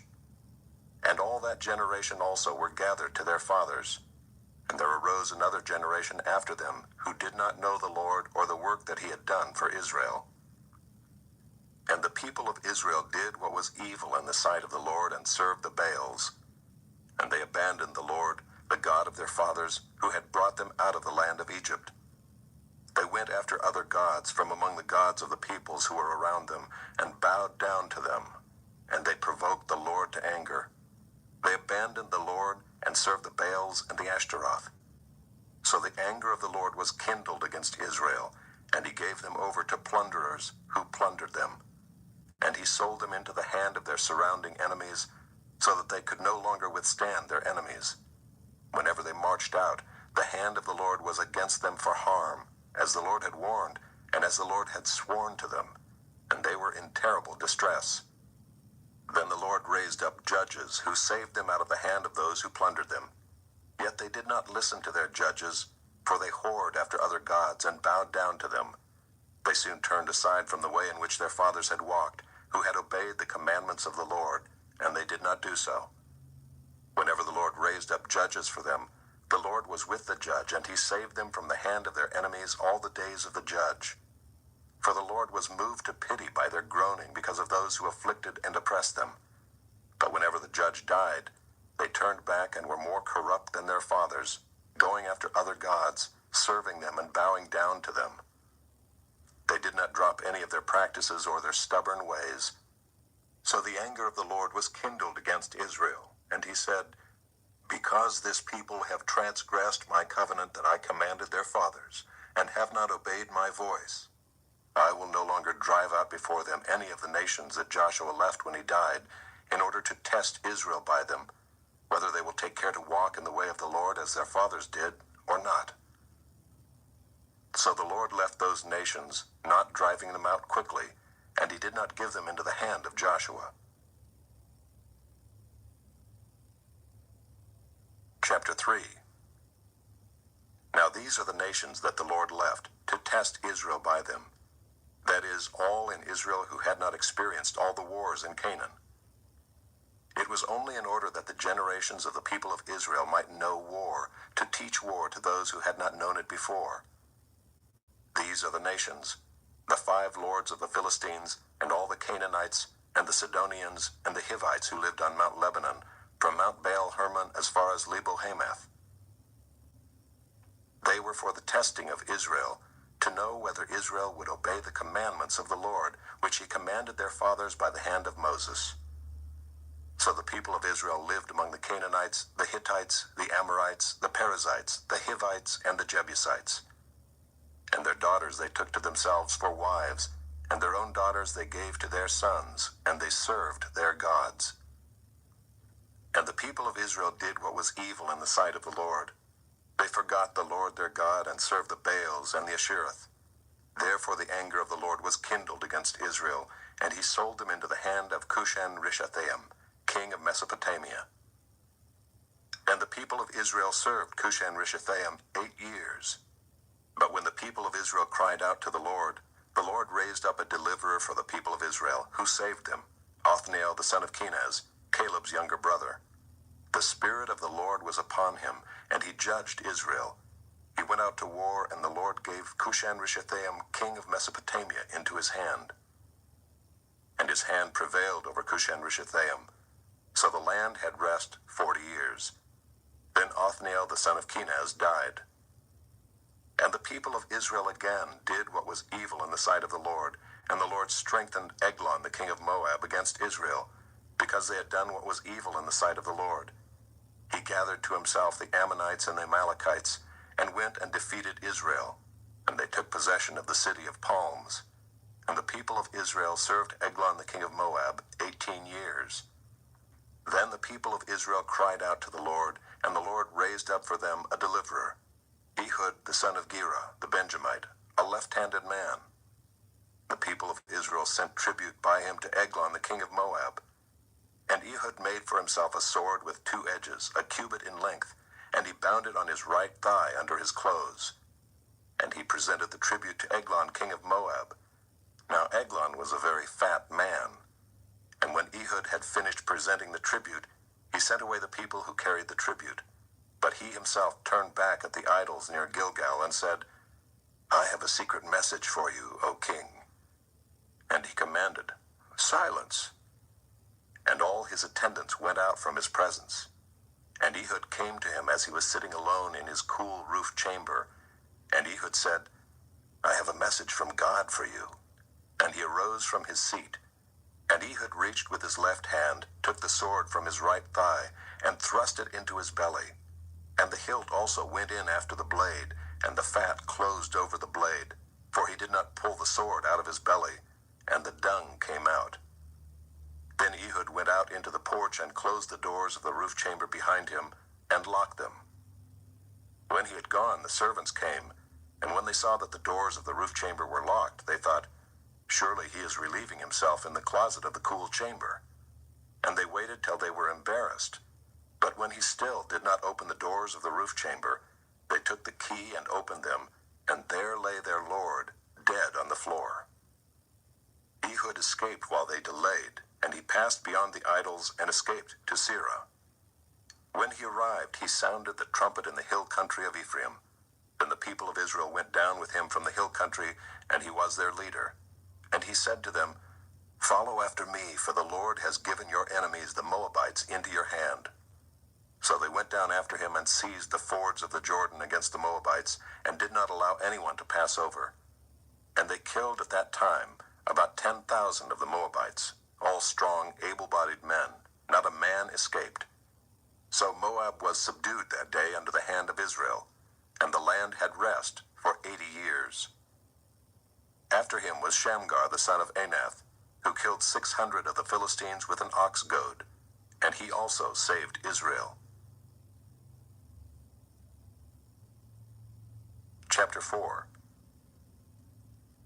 And the people of Israel again did what was evil in the sight of the Lord after Ehud died. And the Lord sold them into the hand of Jabin, king of Canaan, who reigned in Hazor. The commander of his army was Sisera, who lived in Harosheth Hagoyim. Then the people of Israel cried out to the Lord for help, for he had 900 chariots of iron, and he oppressed the people of Israel cruelly for 20 years. Now Deborah, a prophetess, the wife of Lapidoth, was judging Israel at that time. She used to sit under the palm of Deborah, between Ramah and Bethel, in the hill country of Ephraim, and the people of Israel came up to her for judgment. She sent and summoned Barak the son of Abinoam from Kedesh Naphtali, and said to him, "Has not the Lord, the God of Israel, commanded you, Go, gather your men at Mount Tabor, taking 10,000 from the people of Naphtali and the people of Zebulun?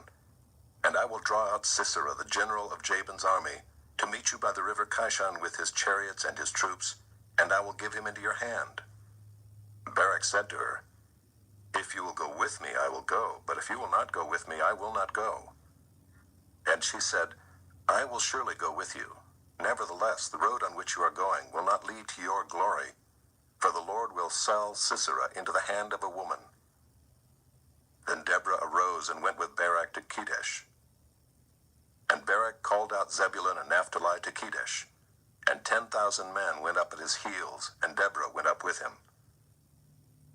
Now Heber the Kenite had separated from the Kenites, the descendants of Hobab the father-in-law of Moses, and had pitched his tent as far away as the oak in Zaanannim, which is near Kedesh. When Sisera was told that Barak the son of Abinoam had gone up to Mount Tabor, Sisera called out all his chariots, 900 chariots of iron, and all the men who were with him, from Harosheth Hagoyim to the river Kishon.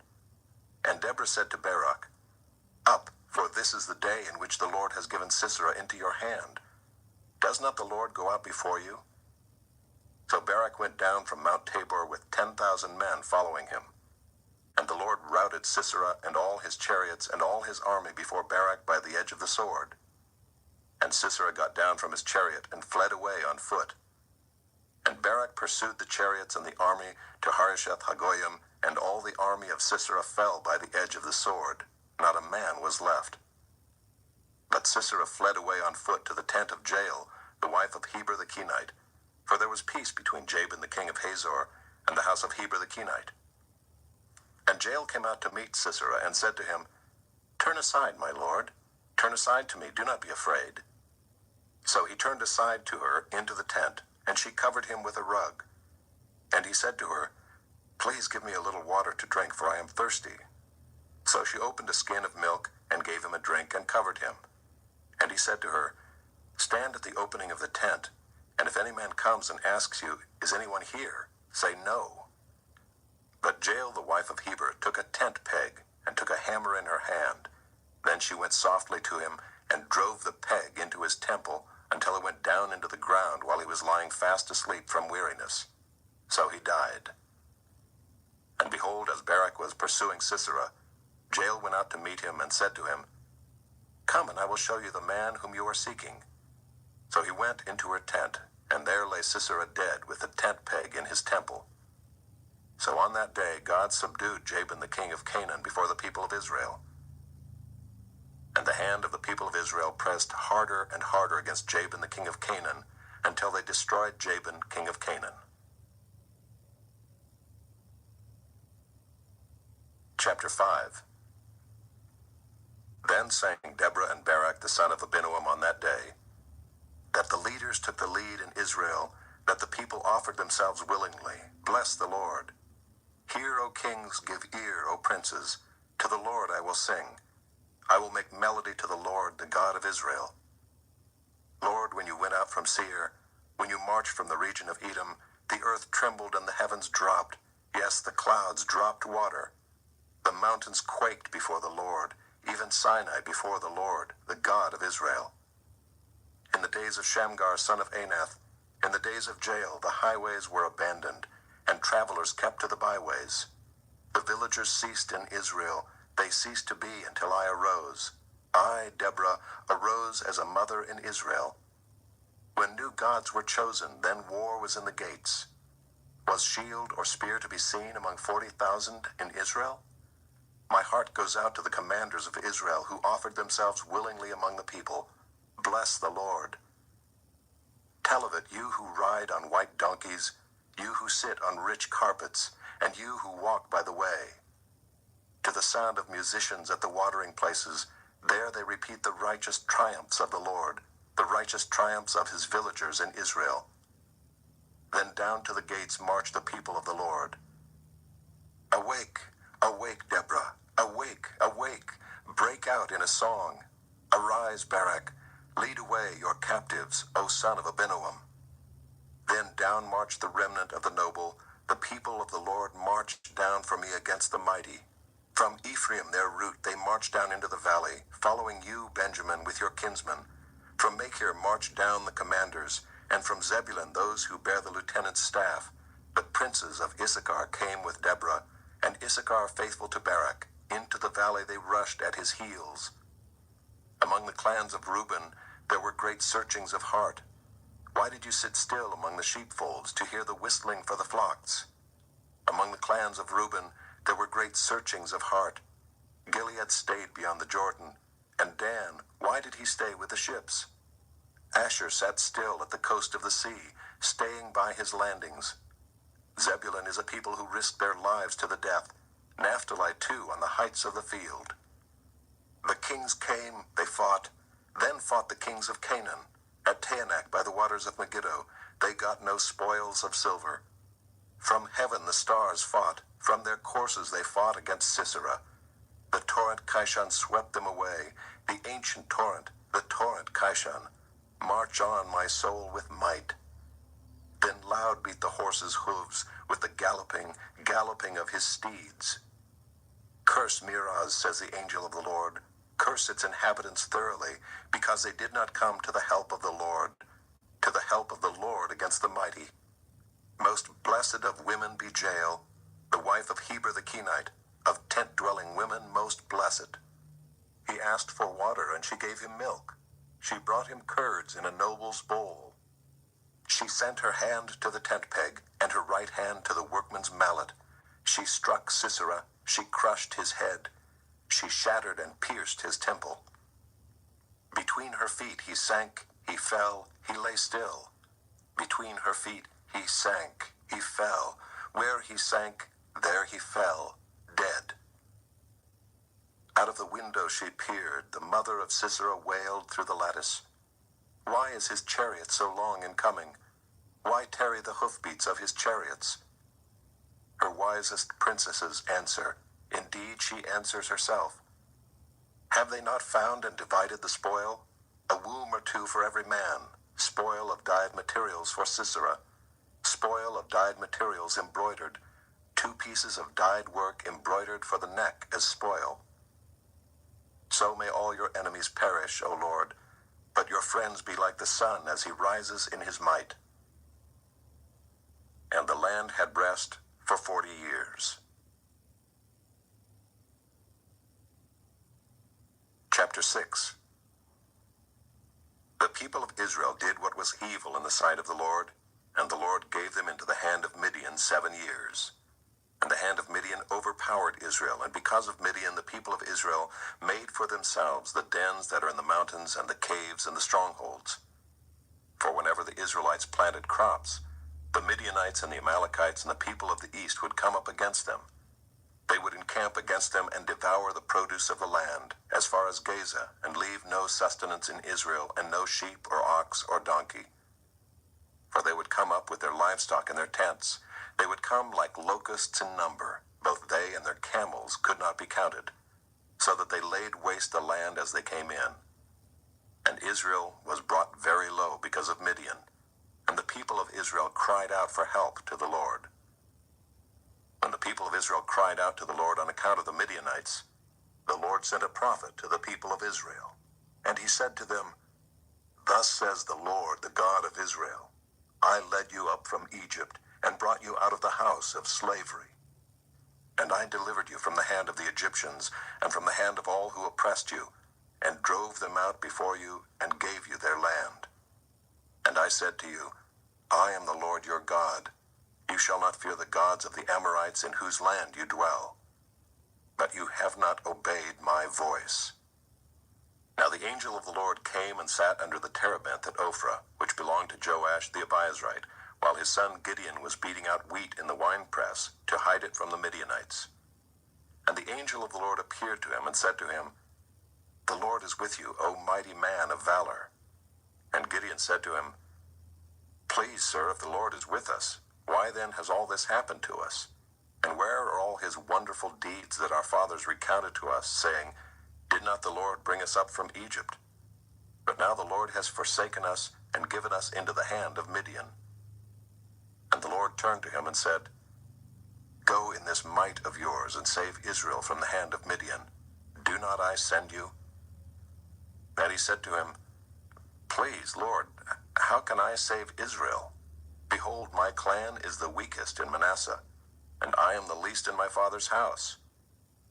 And the Lord said to him, But I will be with you, and you shall strike the Midianites as one man.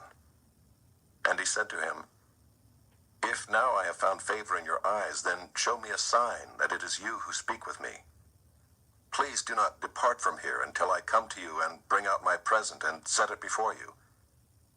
And he said, I will stay till you return. So Gideon went into his house and prepared a young goat and unleavened cakes from an ephah of flour. The meat he put in a basket, and the broth he put in a pot, and brought them to him under the terebinth, and presented them. And the angel of God said to him, Take the meat and the unleavened cakes, and put them on this rock, and pour the broth over them. And he did so. Then the angel of the Lord reached out the tip of the staff that was in his hand, and touched the meat and the unleavened cakes.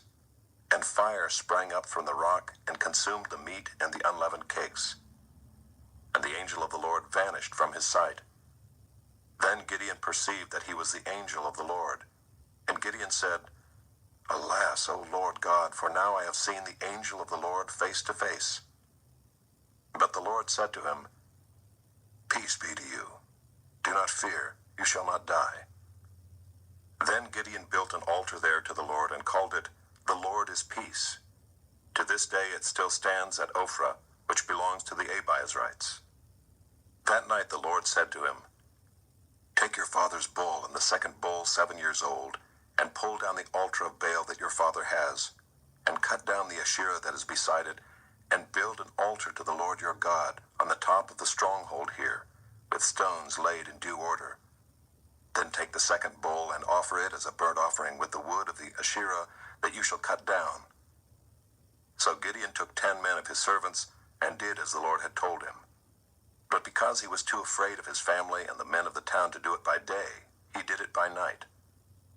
When the men of the town rose early in the morning, behold, the altar of Baal was broken down, and the Asherah beside it was cut down, and the second bull was offered on the altar that had been built. And they said to one another, Who has done this thing?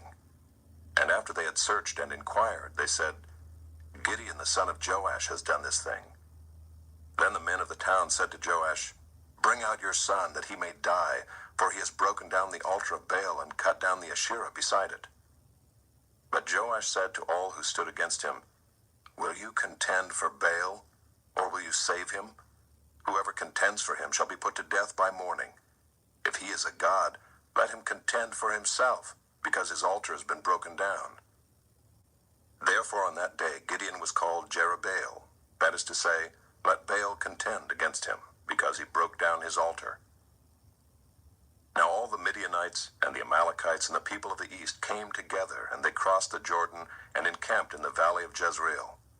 But the Spirit of the Lord clothed Gideon, and he sounded the trumpet, and the Abiezrites were called out to follow him. And he sent messengers throughout all Manasseh, and they too were called out to follow him. And he sent messengers to Asher, Zebulun, and Naphtali, and they went up to meet them. Then Gideon said to God, "If you will save Israel by my hand, as you have said, behold, I am laying a fleece of wool on the threshing floor.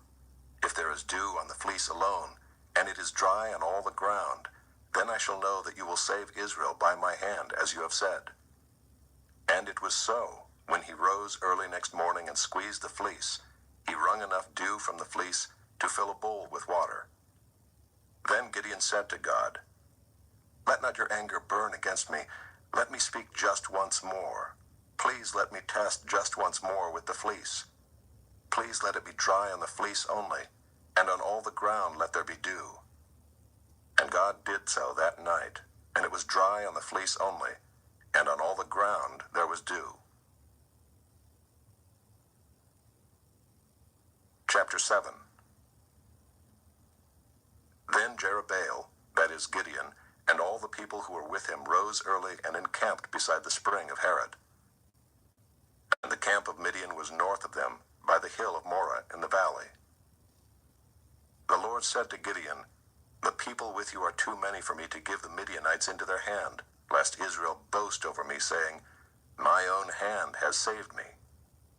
Now therefore proclaim in the ears of the people, saying, 'Whoever is fearful and trembling, let him return home and hurry away from Mount Gilead.'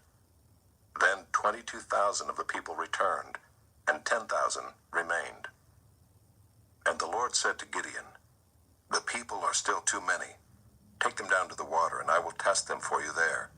And any one of whom I say to you, This one shall go with you, shall go with you. And any one of whom I say to you, This one shall not go with you, shall not go.' So he brought the people down to the water. And the Lord said to Gideon, 'Everyone who laps the water with his tongue as a dog laps, you shall set by himself. Likewise everyone who kneels down to drink.' And the number of those who lapped, putting their hands to their mouths, was 300 men. But all the rest of the people knelt down to drink water. And the Lord said to Gideon, 'With the 300 men who lapped, I will save you and give the Midianites into your hand. And let all the others go, every man to his home.' So the people took provisions in their hands and their trumpets. And he sent all the rest of Israel, every man to his tent, but retained the 300 men. And the camp of Midian was below him in the valley. That same night the Lord said to him, 'Arise, go down against the camp, for I have given it into your hand. But if you are afraid to go down to the camp with Purah your servant. And you shall hear what they say, and afterward your hands shall be strengthened to go down against the camp.' Then he went down with Purah his servant to the outposts of the armed men who were in the camp. And the Midianites and the Amalekites and all the people of the east lay along the valley like locusts in abundance, and their camels were without number, as the sand that is on the seashore in abundance. When Gideon came, behold, a man was telling a dream to his comrade. And he said, 'Behold, I dreamed a dream, and behold, a cake of barley bread tumbled into the camp of Midian, and came to the tent and struck it, so that it fell, and turned it upside down, so that the tent lay flat.' And his comrade answered, 'This is no other than the sword of Gideon, the son of Joash, a man of Israel. God has given into his hand Midian and all the camp.' As soon as Gideon heard the telling of the dream and its interpretation, he worshipped. And he returned to the camp of Israel and said, 'Arise, for the Lord has given the host of Midian into your hand.' And he divided the 300 men into 3 companies, and put trumpets into the hands of all of them, and empty jars with torches inside the jars. And he said to them, Look at me and do likewise. When I come to the outskirts of the camp, do as I do. When I blow the trumpet, I and all who are with me, then blow the trumpets also on every side of all the camp, and shout, For the Lord and for Gideon.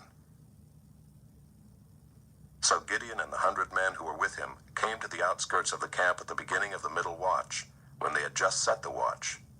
And they blew the trumpets and smashed the jars that were in their hands. Then the 3 companies blew the trumpets and broke the jars.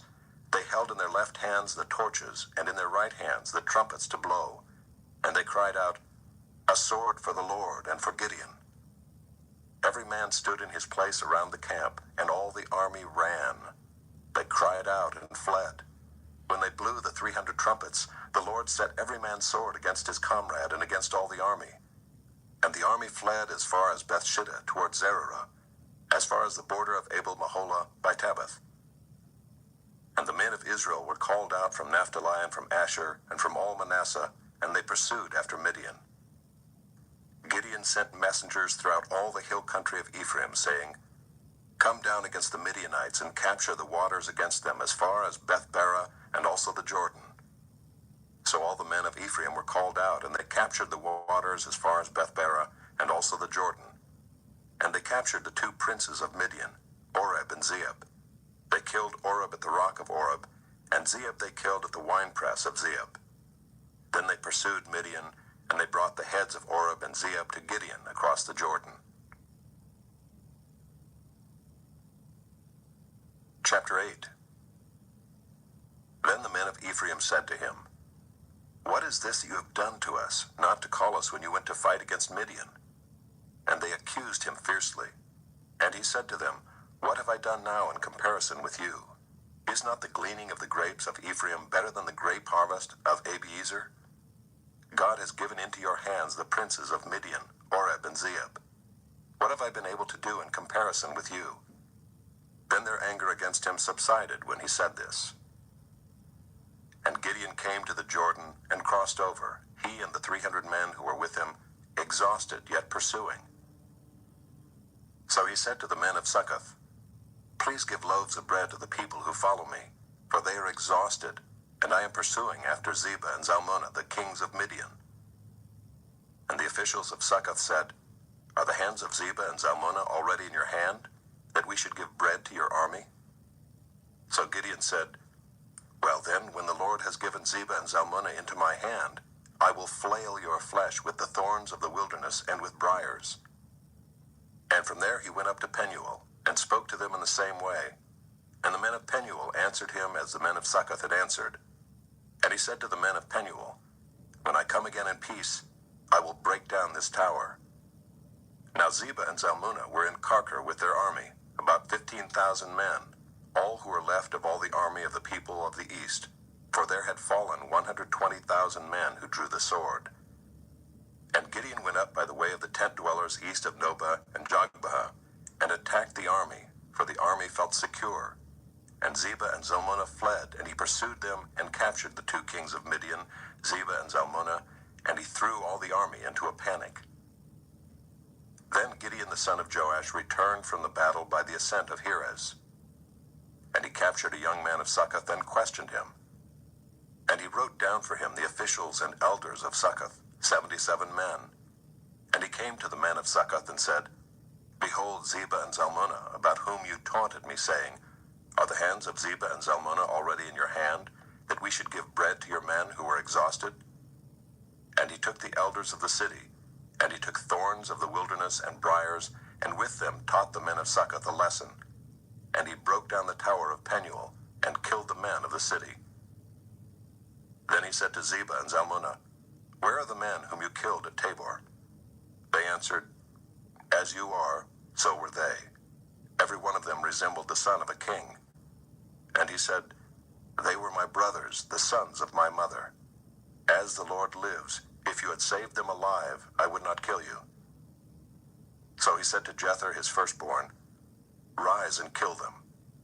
But the young man did not draw his sword, for he was afraid, because he was still a young man. Then Zebah and Zalmunna said, Rise yourself and fall upon us, for as the man is, so is his strength. And Gideon arose and killed Zebah and Zalmunna, and he took the crescent ornaments that were on the necks of their camels. Then the men of Israel said to Gideon, Rule over us, you and your son and your grandson also, for you have saved us from the hand of Midian. Gideon said to them, I will not rule over you, and my son will not rule over you. The Lord will rule over you. And Gideon said to them, Let me make a request of you. Every one of you give me the earrings from his spoil. For they had golden earrings because they were Ishmaelites. And they answered, We will willingly give them. And they spread a cloak, and every man threw in it the earrings of his spoil. And the weight of the golden earrings that he requested was 1,700 shekels of gold, besides the crescent ornaments and the pendants and the purple garments worn by the kings of Midian, and besides the collars that were around the necks of their camels. And Gideon made an ephod of it, and put it in his city in Ophrah. And all Israel whored after it there, and it became a snare to Gideon and to his family. So Midian was subdued before the people of Israel, and they raised their heads no more. And the land had rest 40 years in the days of Gideon. Jerubbaal the son of Joash went and lived in his own house. Now Gideon had 70 sons, his own offspring, for he had many wives. And his concubine who was in Shechem also bore him a son, and he called his name Abimelech. And Gideon the son of Joash died in a good old age, and was buried in the tomb of Joash his father, at Ophrah of the Abiezrites.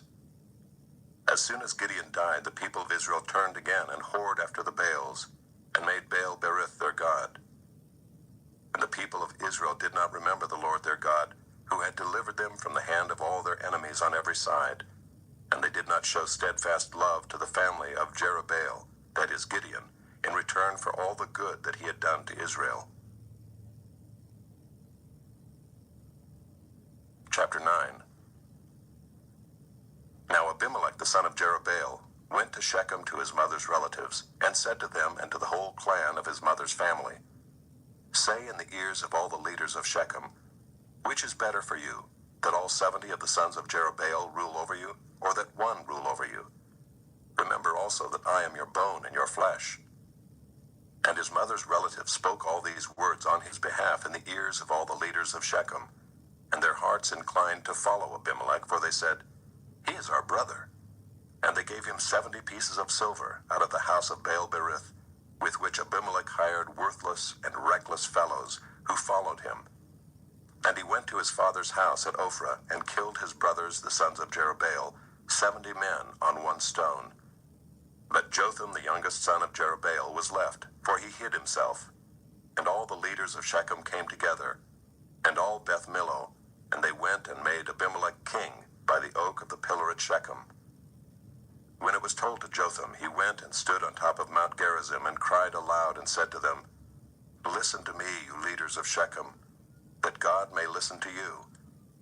The trees once went out to anoint a king over them, and they said to the olive tree, Reign over us.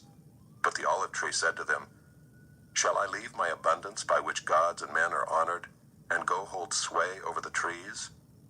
And the trees said to the fig tree, You come and reign over us. But the fig tree said to them, Shall I leave my sweetness and my good fruit, and go hold sway over the trees? And the trees said to the vine, You come and reign over us. But the vine said to them, Shall I leave my wine that cheers God and men, and go hold sway over the trees? Then all the trees said to the bramble, You come and reign over us. And the bramble said to the trees, If in good faith you are anointing me king over you, then come and take refuge in my shade. But if not, let fire come out of the bramble and devour the cedars of Lebanon. Now therefore, if you acted in good faith and integrity when you made Abimelech king, and if you have dealt well with Jerubbaal and his house, and have done to him as his deeds deserved, for my father fought for you and risked his life, and delivered you from the hand of Midian, and you have risen up against my father's house this day, and have killed his sons, 70 men on one stone, and have made Abimelech the son of his female servant king over the leaders of Shechem, because he is your relative.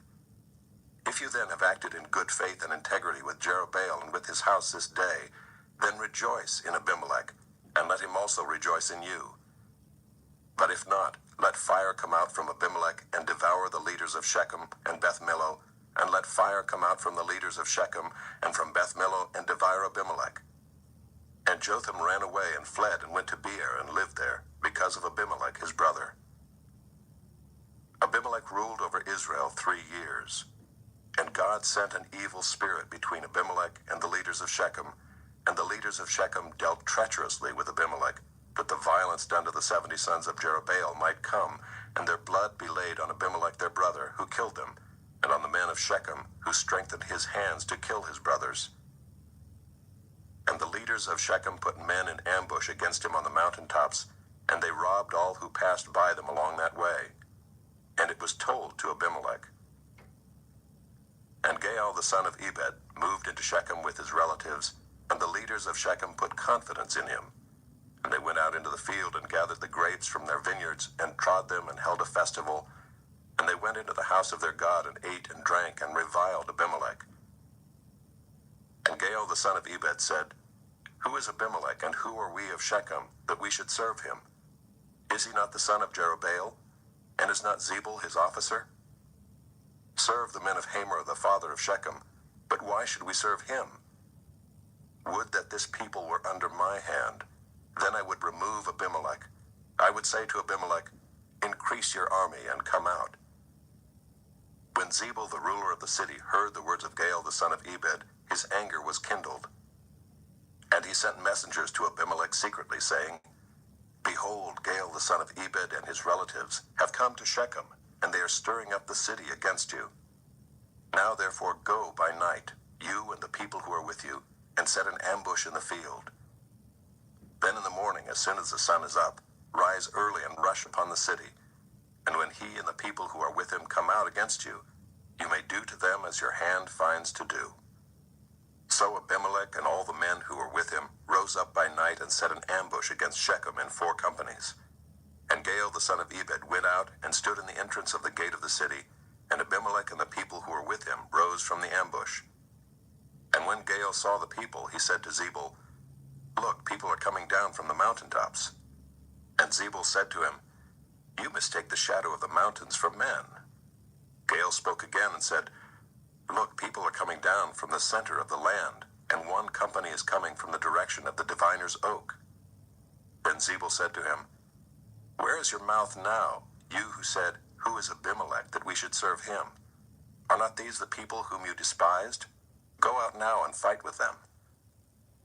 And Gaal went out at the head of the leaders of Shechem and fought with Abimelech. And Abimelech chased him, and he fled before him. And many fell wounded up to the entrance of the gate. And Abimelech lived at Arumah, and Zebul drove out Gaal and his relatives, so that they could not dwell at Shechem. On the following day the people went out into the field, and Abimelech was told. He took his people and divided them into 3 companies, and set an ambush in the fields. And he looked and saw the people coming out of the city. So he rose against them and killed them. Abimelech and the company that was with him rushed forward and stood at the entrance of the gate of the city, while the 2 companies rushed upon all who were in the field and killed them. And Abimelech fought against the city all that day. He captured the city and killed the people who were in it, and he razed the city and sowed it with salt. When all the leaders of the tower of Shechem heard of it, they entered the stronghold of the house of Elbereth. Abimelech was told that all the leaders of the tower of Shechem were gathered together. And Abimelech went up to Mount Zalmon, he and all the people who were with him. And Abimelech took an axe in his hand, and cut down a bundle of brushwood, and took it up and laid it on his shoulder. And he said to the men who were with him, What you have seen me do, hurry and do as I have done. So every one of the people cut down his bundle, and following Abimelech put it against the stronghold, and they set the stronghold on fire over them, so that all the people of the tower of Shechem also died, about 1,000 men and women. Then Abimelech went to Thebez and encamped against Thebez and captured it. But there was a strong tower within the city, and all the men and women and all the leaders of the city fled to it and shut themselves in, and they went up to the roof of the tower. And Abimelech came to the tower and fought against it and drew near to the door of the tower to burn it with fire.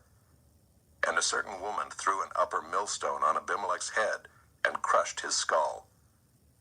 Then he called quickly to the young man, his armor-bearer, and said to him, "Draw your sword and kill me, lest they say of me, 'A woman killed him.' And his young man thrust him through, and he died. And when the men of Israel saw that Abimelech was dead, everyone departed to his home. Thus God returned the evil of Abimelech, which he committed against his father in killing his 70 brothers. And God also made all the evil of the men of Shechem return on their heads, and upon them came the curse of Jotham, the son of Jerubbaal." Chapter 10. After Abimelech there arose to save Israel Tola the son of Puah, the son of Dodo, a man of Issachar, and he lived at Shamir in the hill country of Ephraim. And he judged Israel 23 years. Then he died, and was buried at Shamir. After him arose Jair the Gileadite, who judged Israel 22 years. And he had 30 sons who rode on 30 donkeys, and they had 30 cities, called Havoth-Jair to this day, which are in the land of Gilead. And Jair died and was buried in Kamon. The people of Israel again did what was evil in the sight of the Lord, and served the Baals and the Ashtaroth, the gods of Syria, the gods of Sidon, the gods of Moab, the gods of the Ammonites, and the gods of the Philistines. And they forsook the Lord and did not serve him. So the anger of the Lord was kindled against Israel, and he sold them into the hand of the Philistines and into the hand of the Ammonites. And they crushed and oppressed the people of Israel that year. For 18 years they oppressed all the people of Israel who were beyond the Jordan in the land of the Amorites, which is in Gilead. And the Ammonites crossed the Jordan to fight also against Judah, and against Benjamin, and against the house of Ephraim, so that Israel was severely distressed. And the people of Israel cried out to the Lord, saying, "We have sinned against you, because we have forsaken our God, and have served the Baals." And the Lord said to the people of Israel, "Did I not save you from the Egyptians, and from the Amorites, from the Ammonites, and from the Philistines? The Sidonians also, and the Amalekites, and the Maonites, oppressed you, and you cried out to me, and I saved you out of their hand. Yet you have forsaken me and served other gods. Therefore I will save you no more. Go and cry out to the gods whom you have chosen. Let them save you in the time of your distress." And the people of Israel said to the Lord, "We have sinned. Do to us whatever seems good to you. Only please deliver us this day." So they put away the foreign gods from among them and served the Lord, and he became impatient over the misery of Israel. Then the Ammonites were called to arms, and they encamped in Gilead. And the people of Israel came together, and they encamped at Mizpah. And the people, the leaders of Gilead, said one to another, "Who is the man who will begin to fight against the Ammonites? He shall be head over all the inhabitants of Gilead." Chapter 11. Now Jephthah the Gileadite was a mighty warrior, but he was the son of a prostitute. Gilead was the father of Jephthah. And Gilead's wife also bore him sons. And when his wife's sons grew up, they drove Jephthah out and said to him, "You shall not have an inheritance in our father's house, for you are the son of another woman." Then Jephthah fled from his brothers and lived in the land of Tob, and worthless fellows collected around Jephthah and went out with him. After a time the Ammonites made war against Israel, and when the Ammonites made war against Israel, the elders of Gilead went to bring Jephthah from the land of Tob. And they said to Jephthah, "Come and be our leader, that we may fight against the Ammonites." But Jephthah said to the elders of Gilead, "Did you not hate me and drive me out of my father's house? Why have you come to me now when you are in distress?" And the elders of Gilead said to Jephthah, "That is why we have turned to you now, that you may go with us and fight against the Ammonites and be our head over all the inhabitants of Gilead." Jephthah said to the elders of Gilead, "If you bring me home again to fight against the Ammonites, and the Lord gives them over to me, I will be your head." And the elders of Gilead said to Jephthah, "The Lord will be witness between us if we do not do as you say." So Jephthah went with the elders of Gilead, and the people made him head and leader over them. And Jephthah spoke all his words before the Lord at Mizpah. Then Jephthah sent messengers to the king of the Ammonites and said, "What do you have against me that you have come to me to fight against my land?" And the king of the Ammonites answered the messengers of Jephthah, "Because Israel, on coming up from Egypt, took away my land, from the Arnon to the Jabbok and to the Jordan. Now therefore restore it peaceably."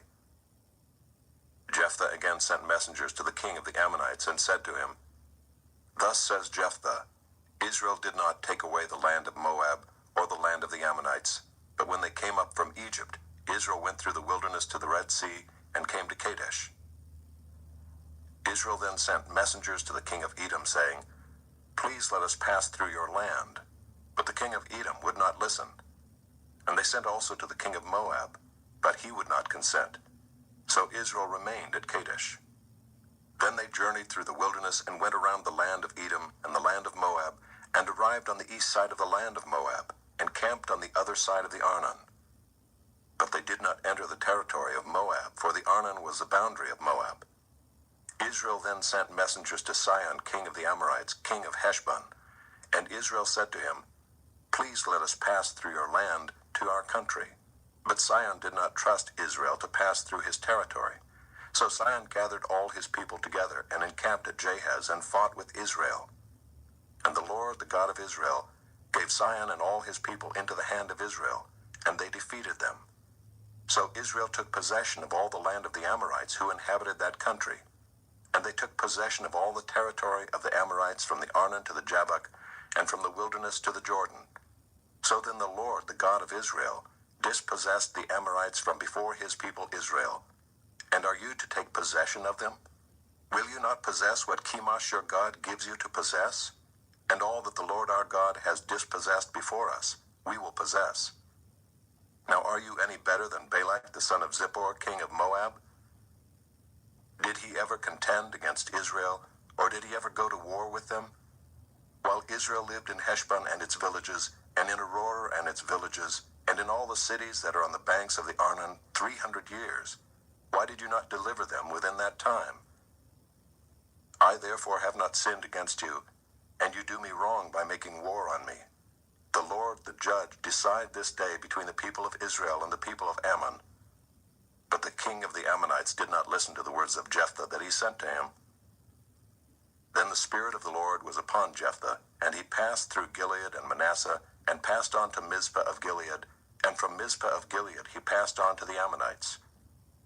And Jephthah made a vow to the Lord and said, "If you will give the Ammonites into my hand, then whatever comes out from the doors of my house to meet me when I return in peace from the Ammonites shall be the Lord's, and I will offer it up for a burnt offering." So Jephthah crossed over to the Ammonites to fight against them, and the Lord gave them into his hand. And he struck them from Aroer to the neighborhood of Minnith 20 cities, and as far as Abel-keramim, with a great blow.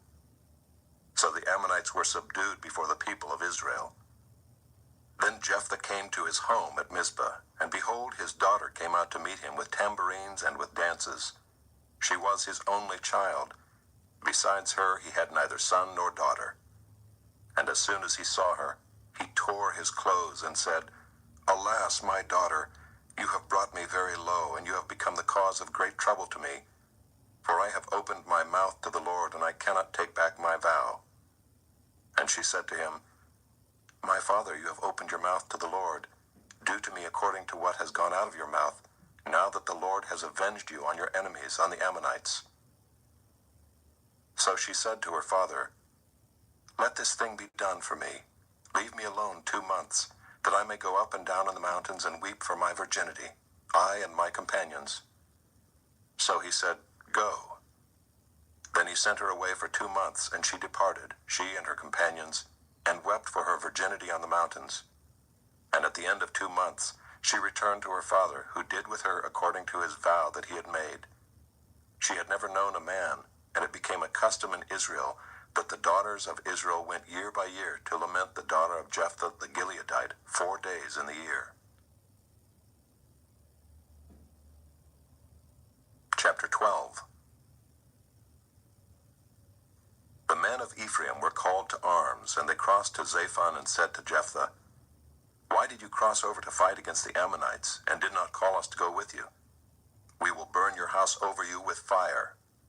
And Jephthah said to them, I and my people had a great dispute with the Ammonites, and when I called you, you did not save me from their hand. And when I saw that you would not save me, I took my life in my hand and crossed over against the Ammonites. And the Lord gave them into my hand. Why then have you come up to me this day to fight against me? Then Jephthah gathered all the men of Gilead and fought with Ephraim. And the men of Gilead struck Ephraim, because they said, You are fugitives of Ephraim, you Gileadites, in the midst of Ephraim and Manasseh. And the Gileadites captured the fords of the Jordan against the Ephraimites. And when any of the fugitives of Ephraim said, Let me go over, the men of Gilead said to him, Are you an Ephraimite? When he said no, they said to him, Then say Shibboleth. And he said, Sibboleth, for he could not pronounce it right. Then they seized him and slaughtered him at the fords of the Jordan. At that time 42,000 of the Ephraimites fell. Jephthah judged Israel 6 years. Then Jephthah the Gileadite died and was buried in his city in Gilead. After him Ibzan of Bethlehem judged Israel. He had 30 sons and 30 daughters he gave in marriage outside his clan, and 30 daughters he brought in from outside for his sons. And he judged Israel 7 years. Then Ibzan died and was buried at Bethlehem. After him Elon the Zebulunite judged Israel, and he judged Israel 10 years. Then Elon the Zebulunite died and was buried at Aijalon in the land of Zebulun. After him Abdon the son of Hillel the Pirathonite judged Israel. He had 40 sons and 30 grandsons who rode on 70 donkeys, and he judged Israel 8 years. Then Abdon the son of Hillel the Pirathonite died and was buried at Pirathon in the land of Ephraim, in the hill country of the Amalekites.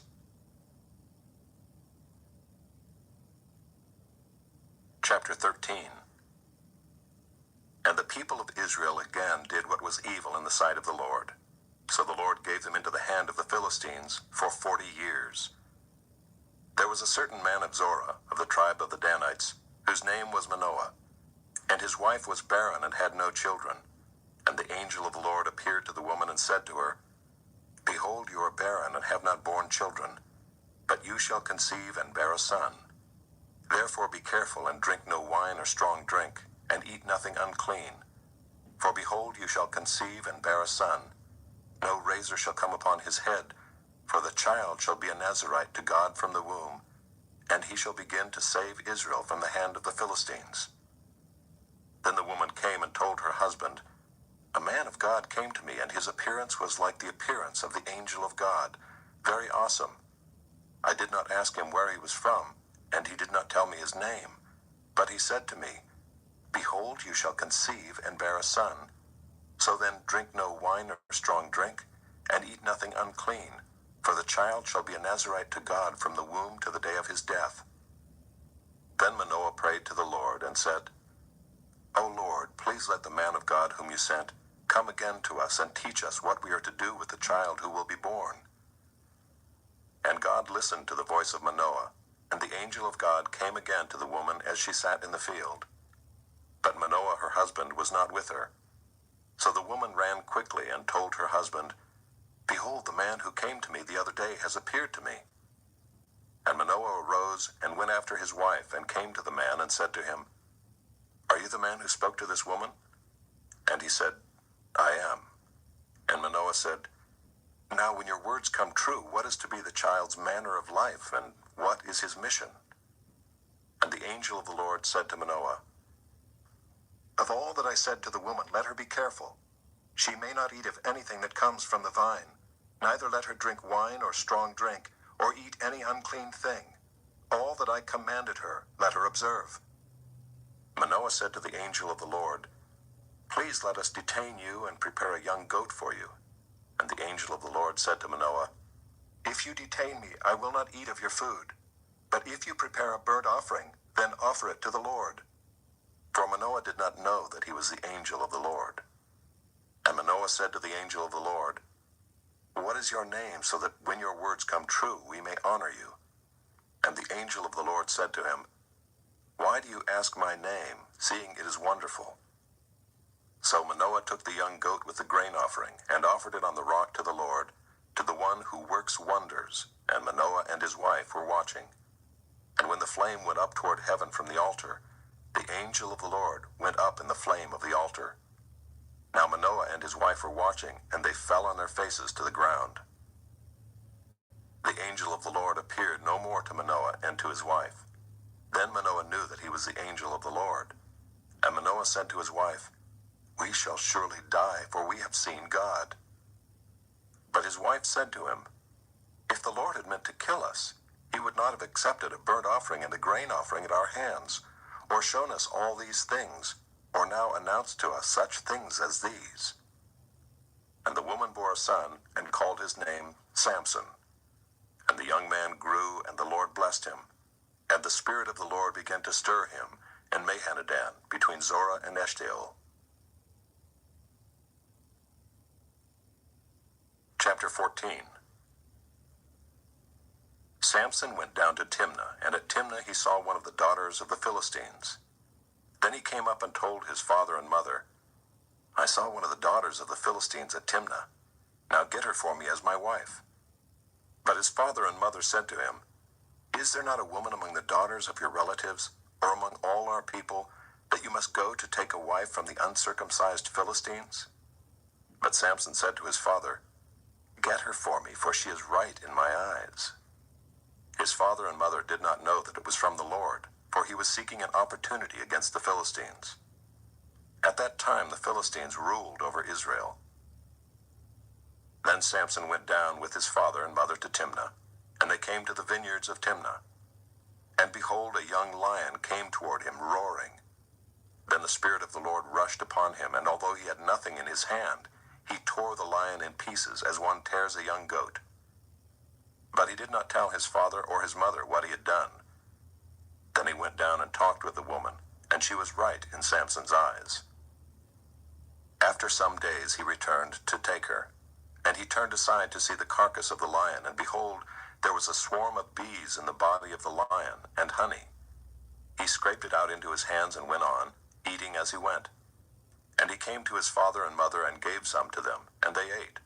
But he did not tell them that he had scraped the honey from the carcass of the lion. His father went down to the woman, and Samson prepared a feast there, for so the young men used to do. As soon as the people saw him, they brought 30 companions to be with him. And Samson said to them, "Let me now put a riddle to you.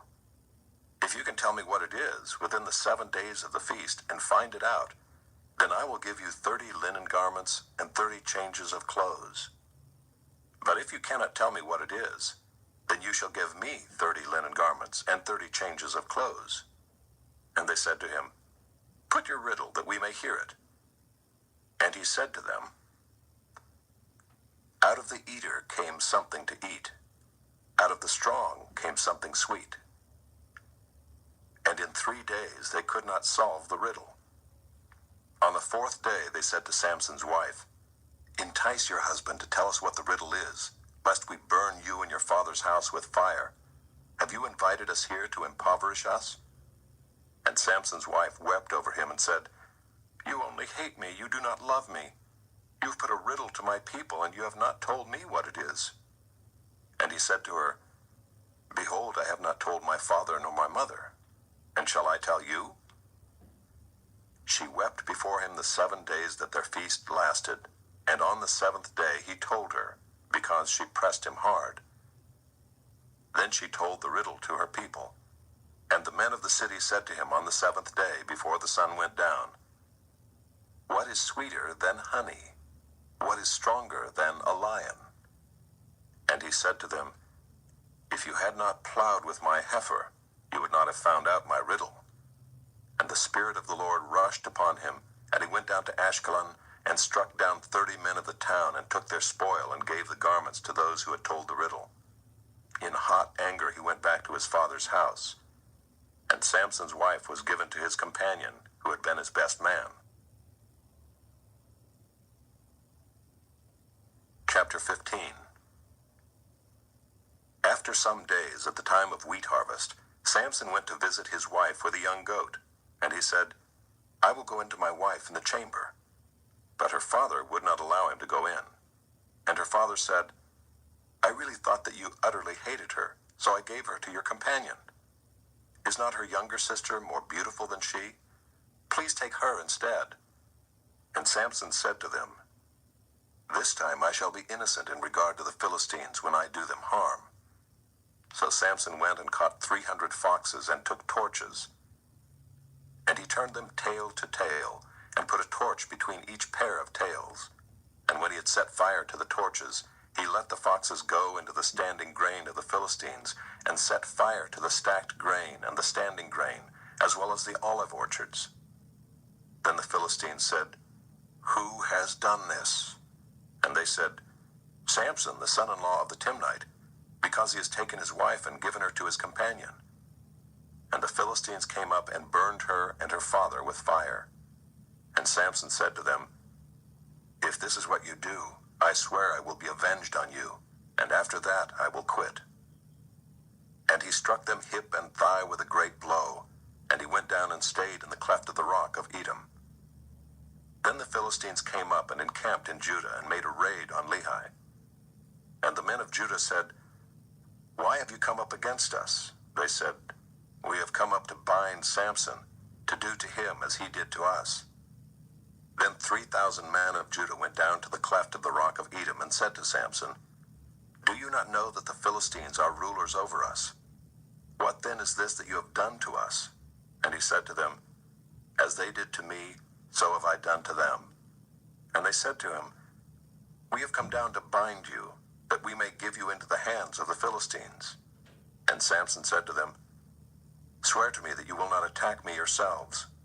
They said to him, "No, we will only bind you and give you into their hands. We will surely not kill you." So they bound him with 2 new ropes and brought him up from the rock. When he came to Lehi, the Philistines came shouting to meet him. Then the Spirit of the Lord rushed upon him, and the ropes that were on his arms became as flax that has caught fire, and his bonds melted off his hands. And he found a fresh jawbone of a donkey, and put out his hand and took it, and with it he struck 1,000 men. And Samson said, "With the jawbone of a donkey, heaps upon heaps. With the jawbone of a donkey have I struck down 1,000 men." As soon as he had finished speaking, he threw away the jawbone out of his hand. And that place was called Ramath Lehi. And he was very thirsty, and he called upon the Lord and said, "You have granted this great salvation by the hand of your servant. And shall I now die of thirst and fall into the hands of the uncircumcised?" And God split open the hollow place that is at Lehi, and water came out from it. And when he drank, his spirit returned, and he revived. Therefore the name of it was called En-Hakkore. It is at Lehi to this day. And he judged Israel in the days of the Philistines 20 years. Chapter 16. Samson went to Gaza, and there he saw a prostitute, and he went into her. The Gazites were told, "Samson has come here." And they surrounded the place and set an ambush for him all night at the gate of the city. They kept quiet all night, saying, "Let us wait till the light of the morning, then we will kill him." But Samson lay till midnight, and at midnight he arose and took hold of the doors of the gate of the city and the 2 posts, and pulled them up, bar and all, and put them on his shoulders and carried them to the top of the hill that is in front of Hebron. After this he loved a woman in the valley of Sorek, whose name was Delilah. And the lords of the Philistines came up to her and said to her, "Seduce him and see where his great strength lies, and by what means we may overpower him, that we may bind him to humble him. And we will each give you 1,100 pieces of silver." So Delilah said to Samson, "Please tell me where your great strength lies, and how you might be bound, that one could subdue you." Samson said to her, "If they bind me with 7 fresh bowstrings that have not been dried, then I shall become weak and be like any other man." Then the lords of the Philistines brought up to her 7 fresh bowstrings that had not been dried, and she bound him with them. Now she had men lying in ambush in an inner chamber, and she said to him, "The Philistines are upon you, Samson." But he snapped the bowstrings as a thread of flax snaps when it touches the fire. So the secret of his strength was not known. Then Delilah said to Samson, "Behold, you have mocked me and told me lies. Please tell me how you might be bound." And he said to her, "If they bind me with new ropes that have not been used, then I shall become weak and be like any other man." So Delilah took new ropes and bound him with them and said to him, "The Philistines are upon you, Samson." And the men lying in ambush were in an inner chamber, but he snapped the ropes off his arms like a thread. Then Delilah said to Samson, "Until now you have mocked me and told me lies. Tell me how you might be bound." And he said to her, "If you weave the 7 locks of my head with the web and fasten it tight with a pin, then I shall become weak and be like any other man." So while he slept, Delilah took the 7 locks of his head and wove them into the web. And she made them tight with a pin and said to him, "The Philistines are upon you, Samson." But he awoke from his sleep and pulled away the pin, the loom, and the web. And she said to him, "How can you say, 'I love you,' when your heart is not with me?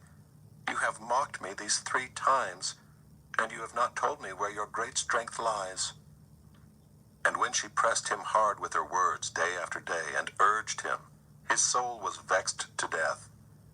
And he told her all his heart and said to her, "A razor has never come upon my head, for I have been a Nazirite to God from my mother's womb. If my head is shaved, then my strength will leave me, and I shall become weak and be like any other man." When Delilah saw that he had told her all his heart, she sent and called the lords of the Philistines, saying, "Come up again, for he has told me all his heart." Then the lords of the Philistines came up to her and brought the money in their hands. She made him sleep on her knees, and she called a man and had him shave off the 7 locks of his head. Then she began to torment him, and his strength left him. And she said, "The Philistines are upon you, Samson." And he awoke from his sleep and said, "I will go out as at other times and shake myself free." But he did not know that the Lord had left him. And the Philistines seized him and gouged out his eyes, and brought him down to Gaza and bound him with bronze shackles. And he ground at the mill in the prison. But the hair of his head began to grow again after it had been shaved. Now the lords of the Philistines gathered to offer a great sacrifice to Dagon their god, and to rejoice. And they said, "Our God has given Samson our enemy into our hand."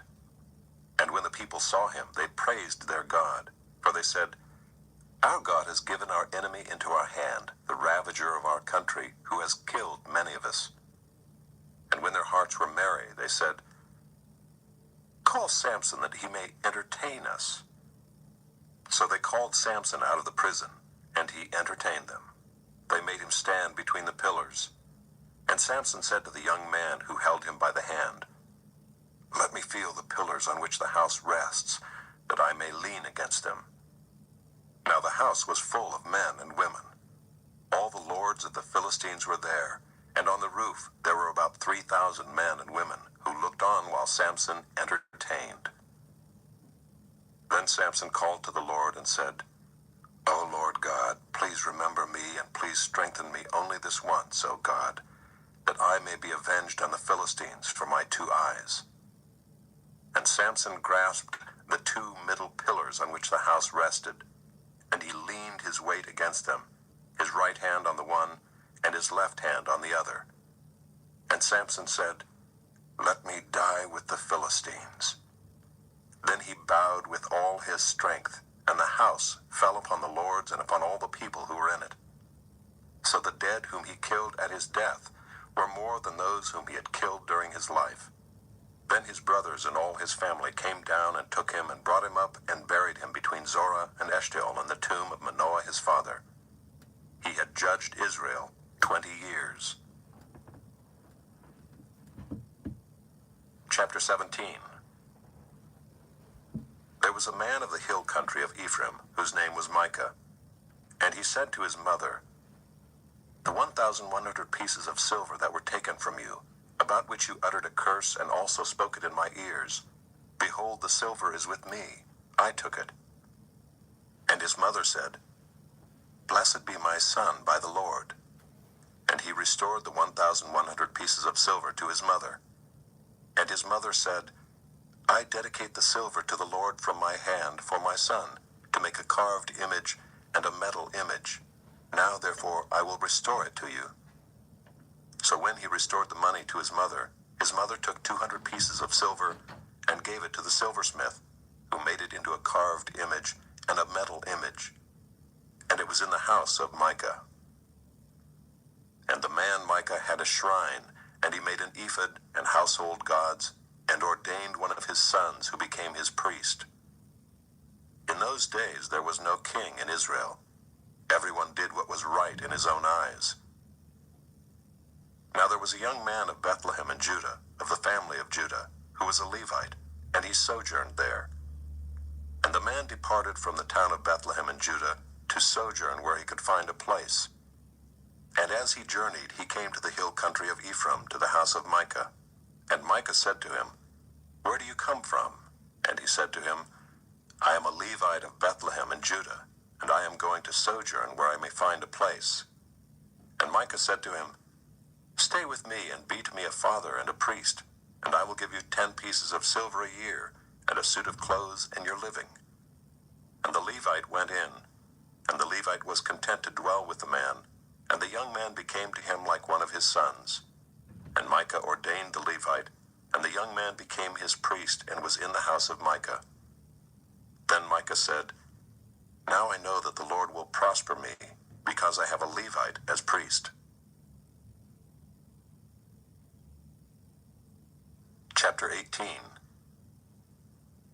In those days there was no king in Israel, and in those days the tribe of the people of Dan was seeking for itself an inheritance to dwell in. For until then no inheritance among the tribes of Israel had fallen to them. So the people of Dan sent 5 able men from the whole number of their tribe, from Zorah and from Eshtaol, to spy out the land and to explore it. And they said to them, Go and explore the land. And they came to the hill country of Ephraim, to the house of Micah, and lodged there. When they were by the house of Micah, they recognized the voice of the young Levite. And they turned aside and said to him, Who brought you here? What are you doing in this place? What is your business here? And he said to them, This is how Micah dealt with me. He has hired me, and I have become his priest. And they said to him, Inquire of God, please, that we may know whether the journey on which we are setting out will succeed. And the priest said to them, Go in peace. The journey on which you go is under the eye of the Lord. Then the 5 men departed and came to Laish, and saw the people who were there, how they lived in security, after the manner of the Sidonians, quiet and unsuspecting, lacking nothing that is in the earth, and possessing wealth, and how they were far from the Sidonians and had no dealings with anyone. And when they came to their brothers at Zorah and Eshtaol, their brothers said to them, What do you report? They said, Arise and let us go up against them, for we have seen the land, and behold, it is very good. And will you do nothing? Do not be slow to go, to enter in and possess the land. As soon as you go, you will come to an unsuspecting people. The land is spacious, for God has given it into your hands, a place where there is no lack of anything that is in the earth. So 600 men of the tribe of Dan, armed with weapons of war, set out from Zorah and Eshtaol, and went up and encamped at Kiriath-Jearim in Judah. On this account that place is called Mahaneh-dan to this day. Behold, it is west of Kiriath-Jearim. And they passed on from there to the hill country of Ephraim, and came to the house of Micah. Then the 5 men who had gone to scout out the country of Laish said to their brothers, Do you know that in these houses there are an ephod, household gods, a carved image, and a metal image? Now therefore consider what you will do. And they turned aside there and came to the house of the young Levite, at the home of Micah, and asked him about his welfare. Now the 600 men of the Danites, armed with their weapons of war, stood by the entrance of the gate. And the 5 men who had gone to scout out the land went up and entered and took the carved image, the ephod, the household gods, and the metal image, while the priest stood by the entrance of the gate with the 600 men armed with weapons of war. And when these went into Micah's house and took the carved image, the ephod, the household gods, and the metal image, the priest said to them, What are you doing? And they said to him, Keep quiet, put your hand on your mouth, and come with us, and be to us a father and a priest. Is it better for you to be priest to the house of one man, or to be priest to a tribe and clan in Israel?" And the priest's heart was glad. He took the ephod and the household gods and the carved image, and went along with the people. So they turned and departed, putting the little ones and the livestock and the goods in front of them. When they had gone a distance from the home of Micah, the men who were in the houses near Micah's house were called out, and they overtook the people of Dan. And they shouted to the people of Dan, who turned around and said to Micah, "What is the matter with you, that you come with such a company?" And he said, "You take my gods that I made and the priest and go away, and what have I left? How then do you ask me, what is the matter with you?" And the people of Dan said to him, "Do not let your voice be heard among us, lest angry fellows fall upon you, and you lose your life with the lives of your household." Then the people of Dan went their way, and when Micah saw that they were too strong for him, he turned and went back to his home. But the people of Dan took what Micah had made and the priest who belonged to him, and they came to Laish, to a people quiet and unsuspecting, and struck them with the edge of the sword and burned the city with fire. And there was no deliverer, because it was far from Sidon, and they had no dealings with anyone. It was in the valley that belongs to Beth-rehob. Then they rebuilt the city and lived in it, and they named the city Dan, after the name of Dan their ancestor, who was born to Israel. But the name of the city was Laish at the first. And the people of Dan set up the carved image for themselves, and Jonathan the son of Gershom, son of Moses, and his sons were priests to the tribe of the Danites until the day of the captivity of the land. So they set up Micah's carved image that he made, as long as the house of God was at Shiloh. Chapter 19. In those days, when there was no king in Israel, a certain Levite was sojourning in the remote parts of the hill country of Ephraim, who took to himself a concubine from Bethlehem in Judah. And his concubine was unfaithful to him, and she went away from him to her father's house at Bethlehem in Judah, and was there some 4 months. Then her husband arose and went after her to speak kindly to her and bring her back. He had with him his servant and a couple of donkeys, and she brought him into her father's house. And when the girl's father saw him, he came with joy to meet him. And his father-in-law, the girl's father, made him stay, and he remained with him 3 days. So they ate and drank and spent the night there. And on the 4th day they arose early in the morning, and he prepared to go. But the girl's father said to his son-in-law, "Strengthen your heart with a morsel of bread, and after that you may go." So the 2 of them sat and ate and drank together. And the girl's father said to the man, "Be pleased to spend the night, and let your heart be merry." And when the man rose up to go, his father-in-law pressed him, till he spent the night there again. And on the 5th day he arose early in the morning to depart. And the girl's father said, "Strengthen your heart, and wait until the day declines." So they ate, both of them. And when the man and his concubine and his servant rose up to depart, his father-in-law, the girl's father, said to him, "Behold, now the day is waned toward evening. Please spend the night. Behold, the day draws to its close. Lodge here and let your heart be merry, and tomorrow you shall arise early in the morning for your journey and go home." But the man would not spend the night. He rose up and departed, and arrived opposite Jebus, that is, Jerusalem. He had with him a couple of saddled donkeys, and his concubine was with him. When they were near Jebus, the day was nearly over, and the servant said to his master, "Come now, let us turn aside to the city of the Jebusites, and spend the night in it." And his master said to him, "We will not turn aside into the city of foreigners, who do not belong to the people of Israel, but we will pass on to Gibeah." And he said to his young man, "Come and let us draw near to one of these places, and spend the night at Gibeah or at Ramah." So they passed on and went their way. And the sun went down on them near Gibeah, which belongs to Benjamin, and they turned aside there to go in and spend the night at Gibeah. And he went in and sat down in the open square of the city, for no one took them into his house to spend the night. And behold, an old man was coming from his work in the field at evening. The man was from the hill country of Ephraim, and he was sojourning in Gibeah. The men of the place were Benjaminites. And he lifted up his eyes and saw the traveler in the open square of the city. And the old man said, "Where are you going? And where do you come from?"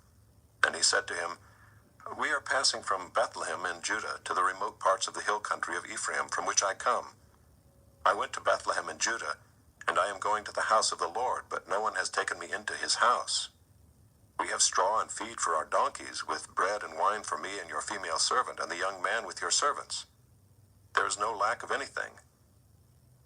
And the old man said, "Peace be to you. I will care for all your wants. Only do not spend the night in the square." So he brought him into his house and gave the donkeys feed, and they washed their feet and ate and drank. As they were making their hearts merry, behold, the men of the city, worthless fellows, surrounded the house, beating on the door. And they said to the old man, the master of the house, "Bring out the man who came into your house, that we may know him." And the man, the master of the house, went out to them and said to them, "No, my brothers, do not act so wickedly. Since this man has come into my house, do not do this vile thing. Behold, here are my virgin daughter and his concubine. Let me bring them out now. Violate them and do with them what seems good to you, but against this man do not do this outrageous thing." But the men would not listen to him. So the man seized his concubine and made her go out to them. And they knew her and abused her all night until the morning. And as the dawn began to break, they let her go. And as morning appeared, the woman came and fell down at the door of the man's house where her master was, until it was light. And her master rose up in the morning, and when he opened the doors of the house and went out to go on his way, behold, there was his concubine lying at the door of the house, with her hands on the threshold. He said to her, "Get up, let us be going." But there was no answer. Then he put her on the donkey, and the man rose up and went away to his home. And when he entered his house, he took a knife, and taking hold of his concubine, he divided her limb by limb into 12 pieces, and sent her throughout all the territory of Israel. And all who saw it said, "Such a thing has never happened or been seen from the day that the people of Israel came up out of the land of Egypt until this day. Consider it, take counsel, and speak." Chapter 20. Then all the people of Israel came out from Dan to Beersheba, including the land of Gilead, and the congregation assembled as one man to the Lord at Mizpah. And the chiefs of all the people, of all the tribes of Israel, presented themselves in the assembly of the people of God, 400,000 men on foot that drew the sword. Now the people of Benjamin heard that the people of Israel had gone up to Mizpah. And the people of Israel said, "Tell us, how did this evil happen?" And the Levite, the husband of the woman who was murdered, answered and said, "I came to Gibeah that belongs to Benjamin, I and my concubine, to spend the night. And the leaders of Gibeah rose against me and surrounded the house against me by night. They meant to kill me, and they violated my concubine, and she is dead. So I took hold of my concubine and cut her in pieces and sent her throughout all the country of the inheritance of Israel, for they have committed abomination and outrage in Israel. Behold, you people of Israel, all of you, give your advice and counsel here." And all the people arose as one man, saying, "None of us will go to his tent, and none of us will return to his house. But now this is what we will do to Gibeah. We will go up against it by lot, and we will take 10 men of 100 throughout all the tribes of Israel, and 100 of 1,000, and 1,000 of 10,000, to bring provisions for the people, that when they come they may repay Gibeah of Benjamin for all the outrage that they have committed in Israel." So all the men of Israel gathered against the city, united as one man. And the tribes of Israel sent men through all the tribe of Benjamin, saying, "What evil is this that has taken place among you? Now therefore give up the men, the worthless fellows in Gibeah, that we may put them to death and purge evil from Israel." But the Benjaminites would not listen to the voice of their brothers, the people of Israel. Then the people of Benjamin came together out of the cities to Gibeah to go out to battle against the people of Israel. And the people of Benjamin mustered out of their cities on that day 26,000 men who drew the sword, besides the inhabitants of Gibeah, who mustered 700 chosen men. Among all these were 700 chosen men who were left-handed, Everyone could sling a stone at a hair and not miss. And the men of Israel, apart from Benjamin, mustered 400,000 men who drew the sword. All these were men of war. The people of Israel arose and went up to Bethel and inquired of God, "Who shall go up first for us to fight against the people of Benjamin?" And the Lord said, "Judah shall go up first." Then the people of Israel rose in the morning and encamped against Gibeah. And the men of Israel went out to fight against Benjamin, and the men of Israel drew up the battle line against them at Gibeah. The people of Benjamin came out of Gibeah and destroyed on that day 22,000 men of the Israelites. But the people, the men of Israel, took courage and again formed the battle line in the same place where they had formed it on the first day. And the people of Israel went up and wept before the Lord until the evening. And they inquired of the Lord, "Shall we again draw near to fight against our brothers, the people of Benjamin?" And the Lord said, "Go up against them." So the people of Israel came near against the people of Benjamin the second day. And Benjamin went against them out of Gibeah the second day, and destroyed 18,000 men of the people of Israel. All these were men who drew the sword. Then all the people of Israel, the whole army, went up and came to Bethel and wept.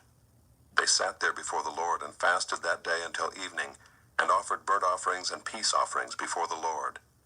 And the people of Israel inquired of the Lord, for the ark of the covenant of God was there in those days, and Phinehas the son of Eleazar, son of Aaron, ministered before it in those days, saying, "Shall we go out once more to battle against our brothers, the people of Benjamin, or shall we cease?" And the Lord said, "Go up, for tomorrow I will give them into your hand." So Israel set men in ambush around Gibeah, and the people of Israel went up against the people of Benjamin on the third day, and set themselves in array against Gibeah as at other times. And the people of Benjamin went out against the people and were drawn away from the city. And as at other times they began to strike and kill some of the people in the highways, one of which goes up to Bethel and the other to Gibeah, and in the open country about 30 men of Israel. And the people of Benjamin said, "They are routed before us, as at the first." But the people of Israel said, "Let us flee and draw them away from the city to the highways." And all the men of Israel rose up out of their place and set themselves in array at Baal Tamar. And the men of Israel who were in ambush rushed out of their place from Merageba. And there came against Gibeah 10,000 chosen men out of all Israel, and the battle was hard. But the Benjaminites did not know that disaster was close upon them. And the Lord defeated Benjamin before Israel, and the people of Israel destroyed 25,100 men of Benjamin that day. All these were men who drew the sword. So the people of Benjamin saw that they were defeated. The men of Israel gave ground to Benjamin because they trusted the men in ambush, whom they had set against Gibeah. Then the men in ambush hurried and rushed against Gibeah. The men in ambush moved out and struck all the city with the edge of the sword. Now the appointed signal between the men of Israel and the men in the main ambush was that when they made a great cloud of smoke rise up out of the city, the men of Israel should turn in battle. Now Benjamin had begun to strike and kill about 30 men of Israel. They said, "Surely they are defeated before us, as in the first battle." But when the signal began to rise out of the city in a column of smoke, the Benjaminites looked behind them, and behold, the whole of the city went up in smoke to heaven. Then the men of Israel turned, and the men of Benjamin were dismayed, for they saw that disaster was close upon them. Therefore they turned their backs before the men of Israel in the direction of the wilderness, but the battle overtook them. And those who came out of the cities were destroying them in their midst. Surrounding the Benjaminites, they pursued them and trod them down from Nohah as far as opposite Gibeah on the east. 18,000 men of Benjamin fell, all of them men of valor. And they turned and fled toward the wilderness, to the rock of Rimmon. 5,000 men of them were cut down in the highways, and they were pursued hard to Gidom, and 2,000 men of them were struck down. So all who fell that day of Benjamin were 25,000 men who drew the sword, all of them men of valor. But 600 men turned and fled toward the wilderness to the rock of Rimmon, and remained at the rock of Rimmon 4 months. And the men of Israel turned back against the people of Benjamin, and struck them with the edge of the sword, the city, men and beasts, and all that they found. And all the towns that they found, they set on fire. Chapter 21. Now the men of Israel had sworn at Mizpah, "No one of us shall give his daughter in marriage to Benjamin." And the people came to Bethel, and sat there till evening before God, and they lifted up their voices and wept bitterly. And they said, "O Lord, the God of Israel, why has this happened in Israel, that today there should be one tribe lacking in Israel?" And the next day the people rose early and built there an altar and offered burnt offerings and peace offerings. And the people of Israel said, "Which of all the tribes of Israel did not come up in the assembly to the Lord?" For they had taken a great oath concerning him who did not come up to the Lord to Mizpah, saying, "He shall surely be put to death." And the people of Israel had compassion for Benjamin their brother, and said, "One tribe is cut off from Israel this day. What shall we do for wives for those who are left, since we have sworn by the Lord that we will not give them any of our daughters for wives?"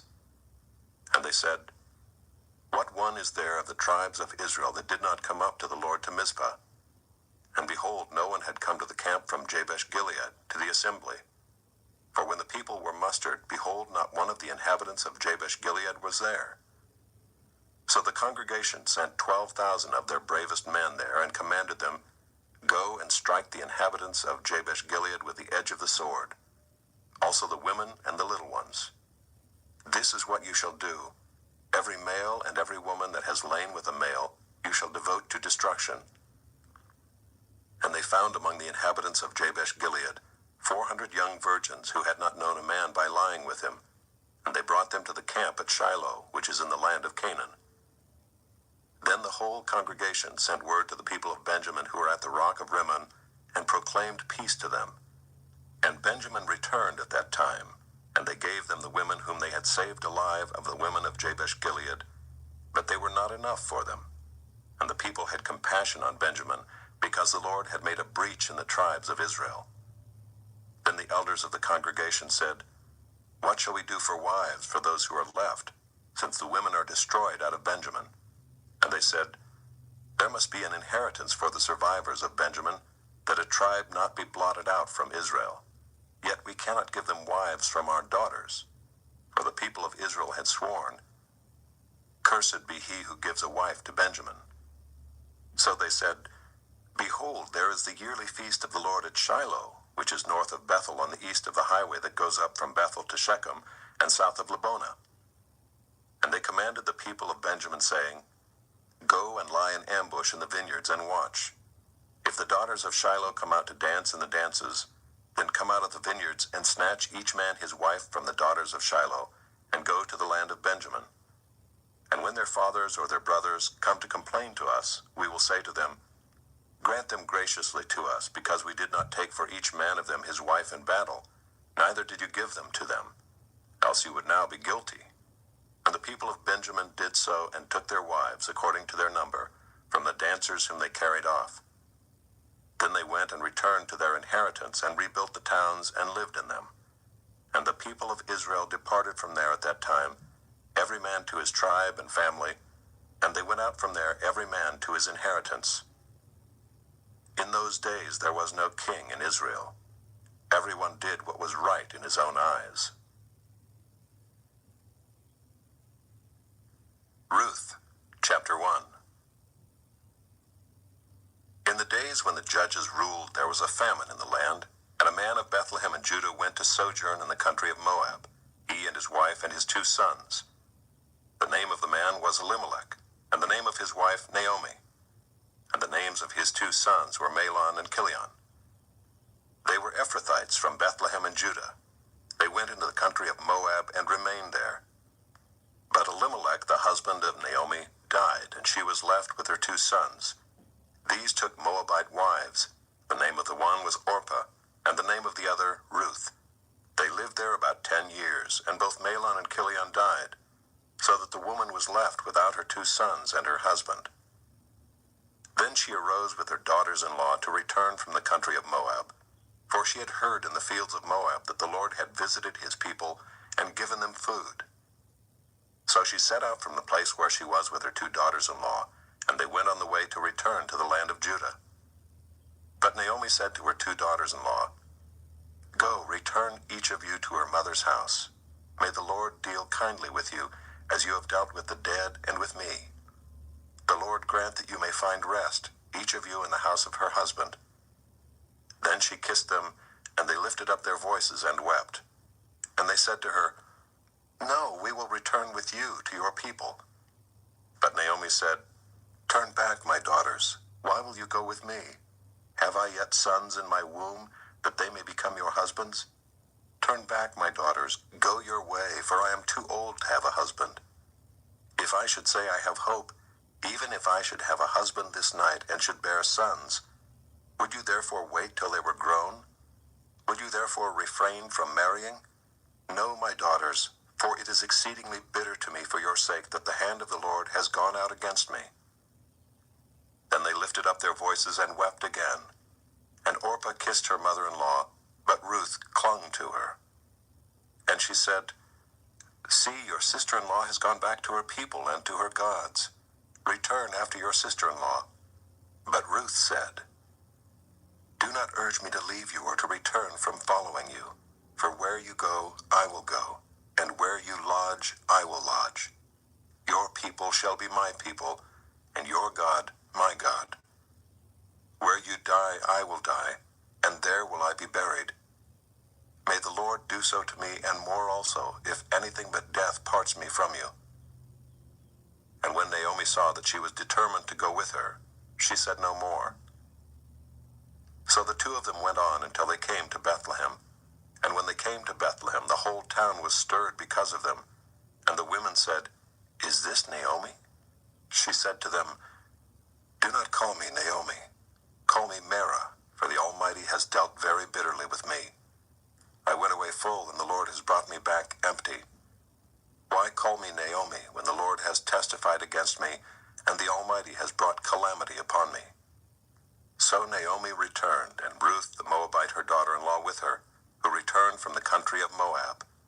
And they came to Bethlehem at the beginning of barley harvest.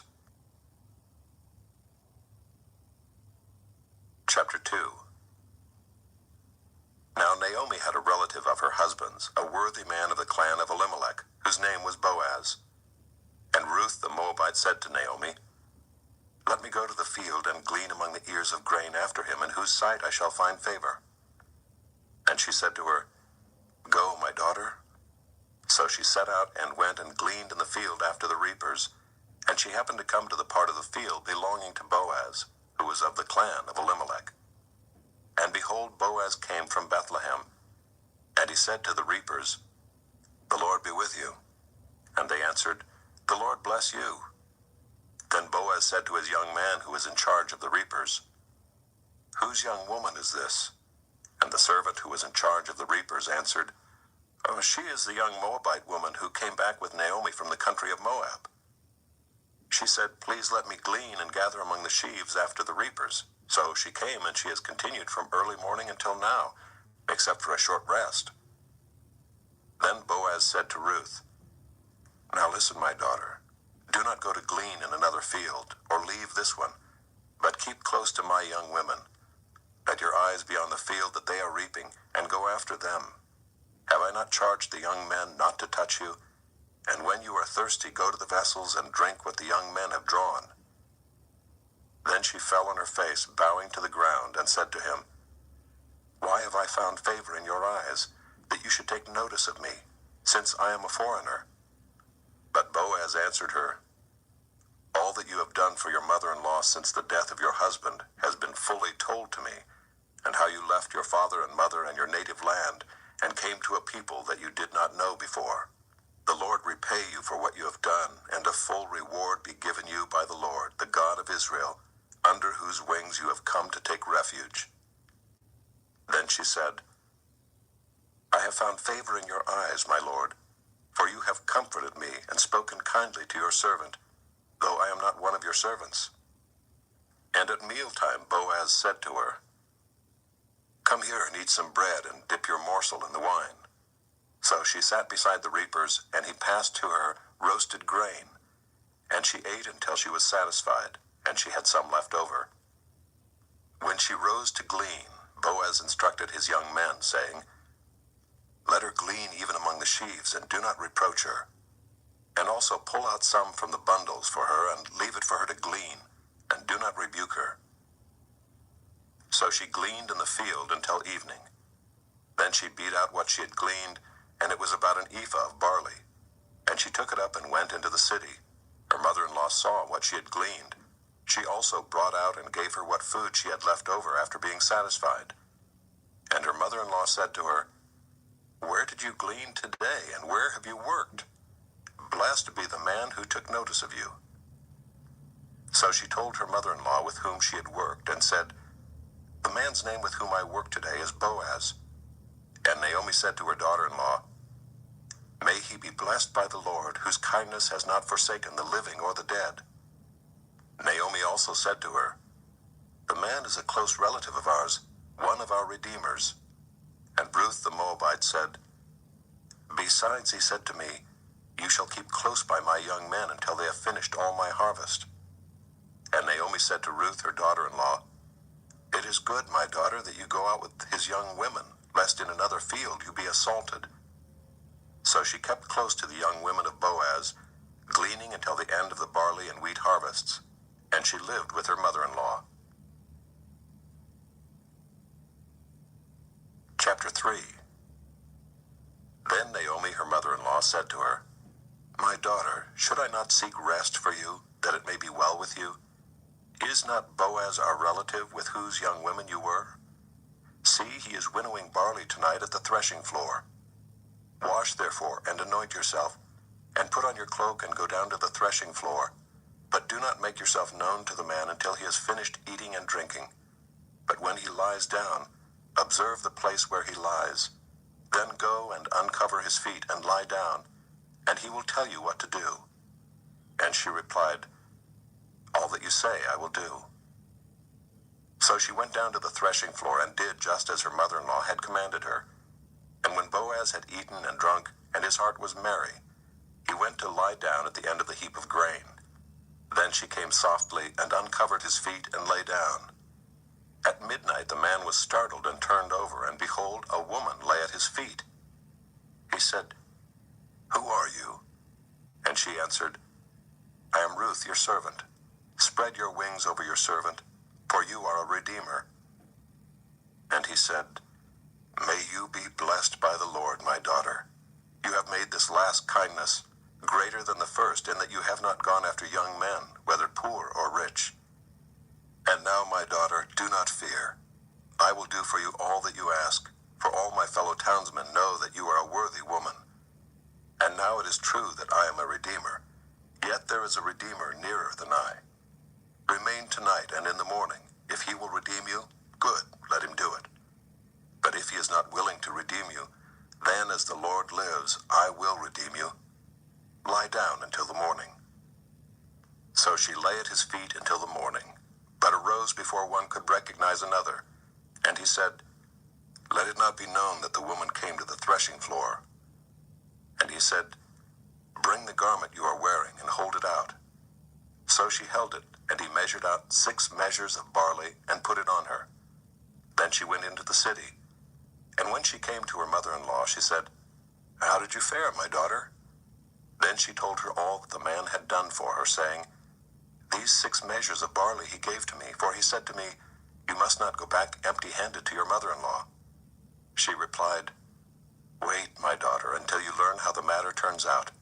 For the man will not rest, but will settle the matter today." Chapter 4. Now Boaz had gone up to the gate and sat down there, and behold, the Redeemer, of whom Boaz had spoken, came by. So Boaz said, "Turn aside, friend, sit down here." And he turned aside and sat down. And he took 10 men of the elders of the city and said, "Sit down here." So they sat down. Then he said to the Redeemer, "Naomi, who has come back from the country of Moab, is selling the parcel of land that belonged to our relative Elimelech. So I thought I would tell you of it and say, buy it in the presence of those sitting here and in the presence of the elders of my people. If you will redeem it, redeem it.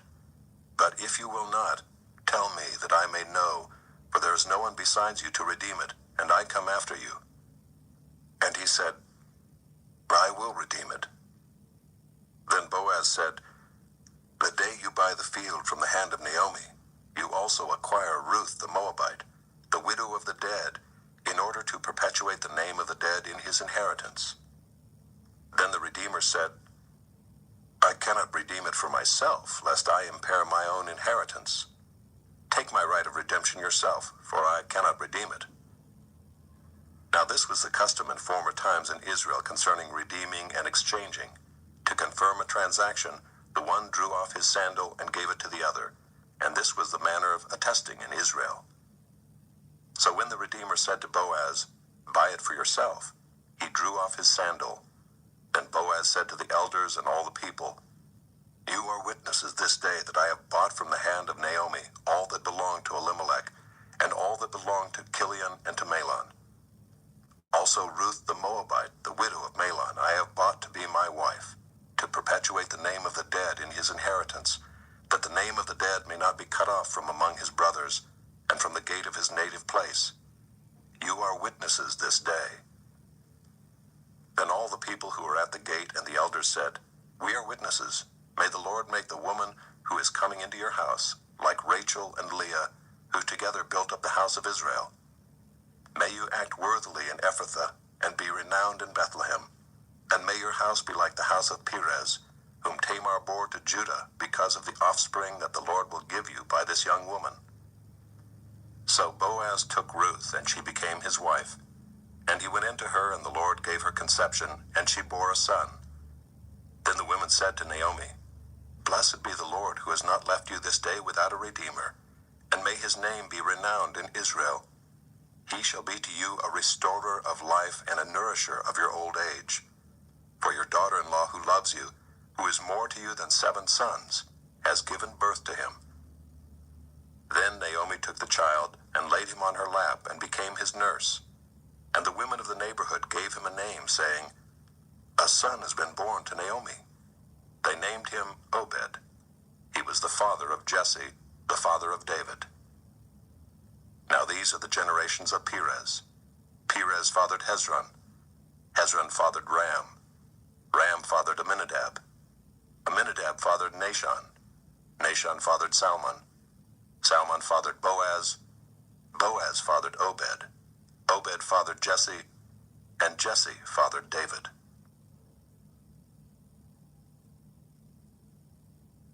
This audiobook has been broken into multiple parts to make the download faster.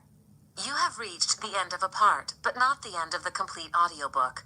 So please check your library for the next part of this audiobook.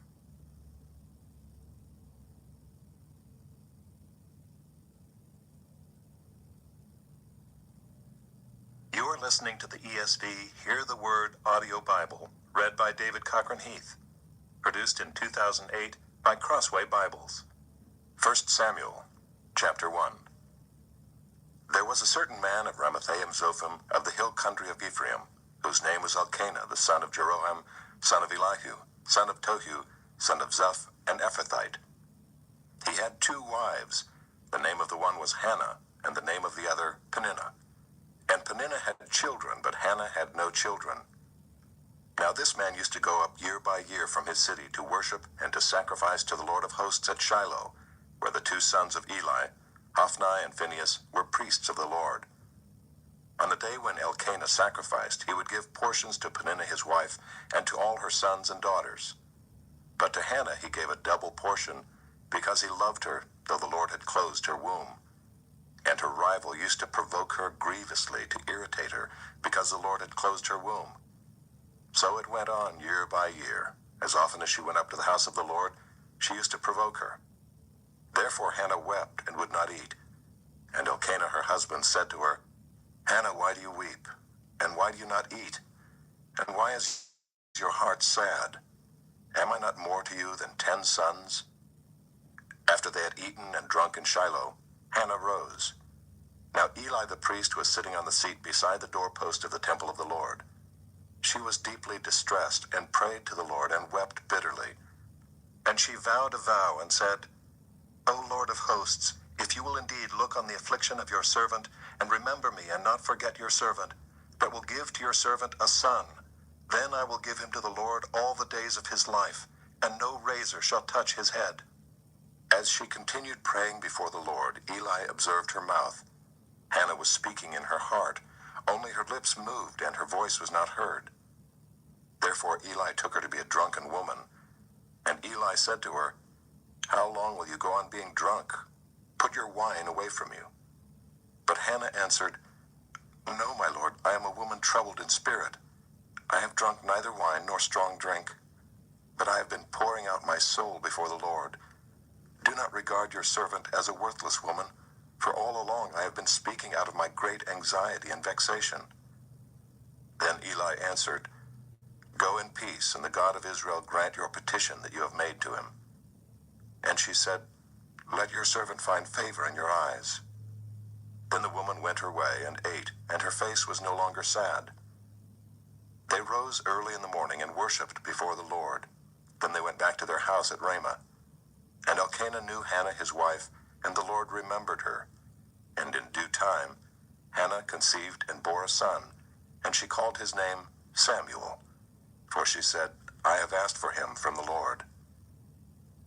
The man Elkanah and all his house went up to offer to the Lord the yearly sacrifice and to pay his vow. But Hannah did not go up, for she said to her husband, "As soon as the child is weaned, I will bring him, so that he may appear in the presence of the Lord and dwell there forever." Elkanah her husband said to her, "Do what seems best to you.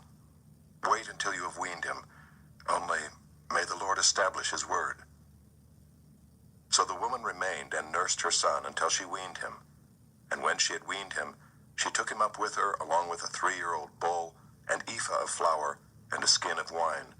And she brought him to the house of the Lord at Shiloh. And the child was young. Then they slaughtered the bull, and they brought the child to Eli. And she said, "Oh, my lord, as you live, my lord, I am the woman who was standing here in your presence, praying to the Lord. For this child I prayed, and the Lord has granted me my petition that I made to him. Therefore I have lent him to the Lord.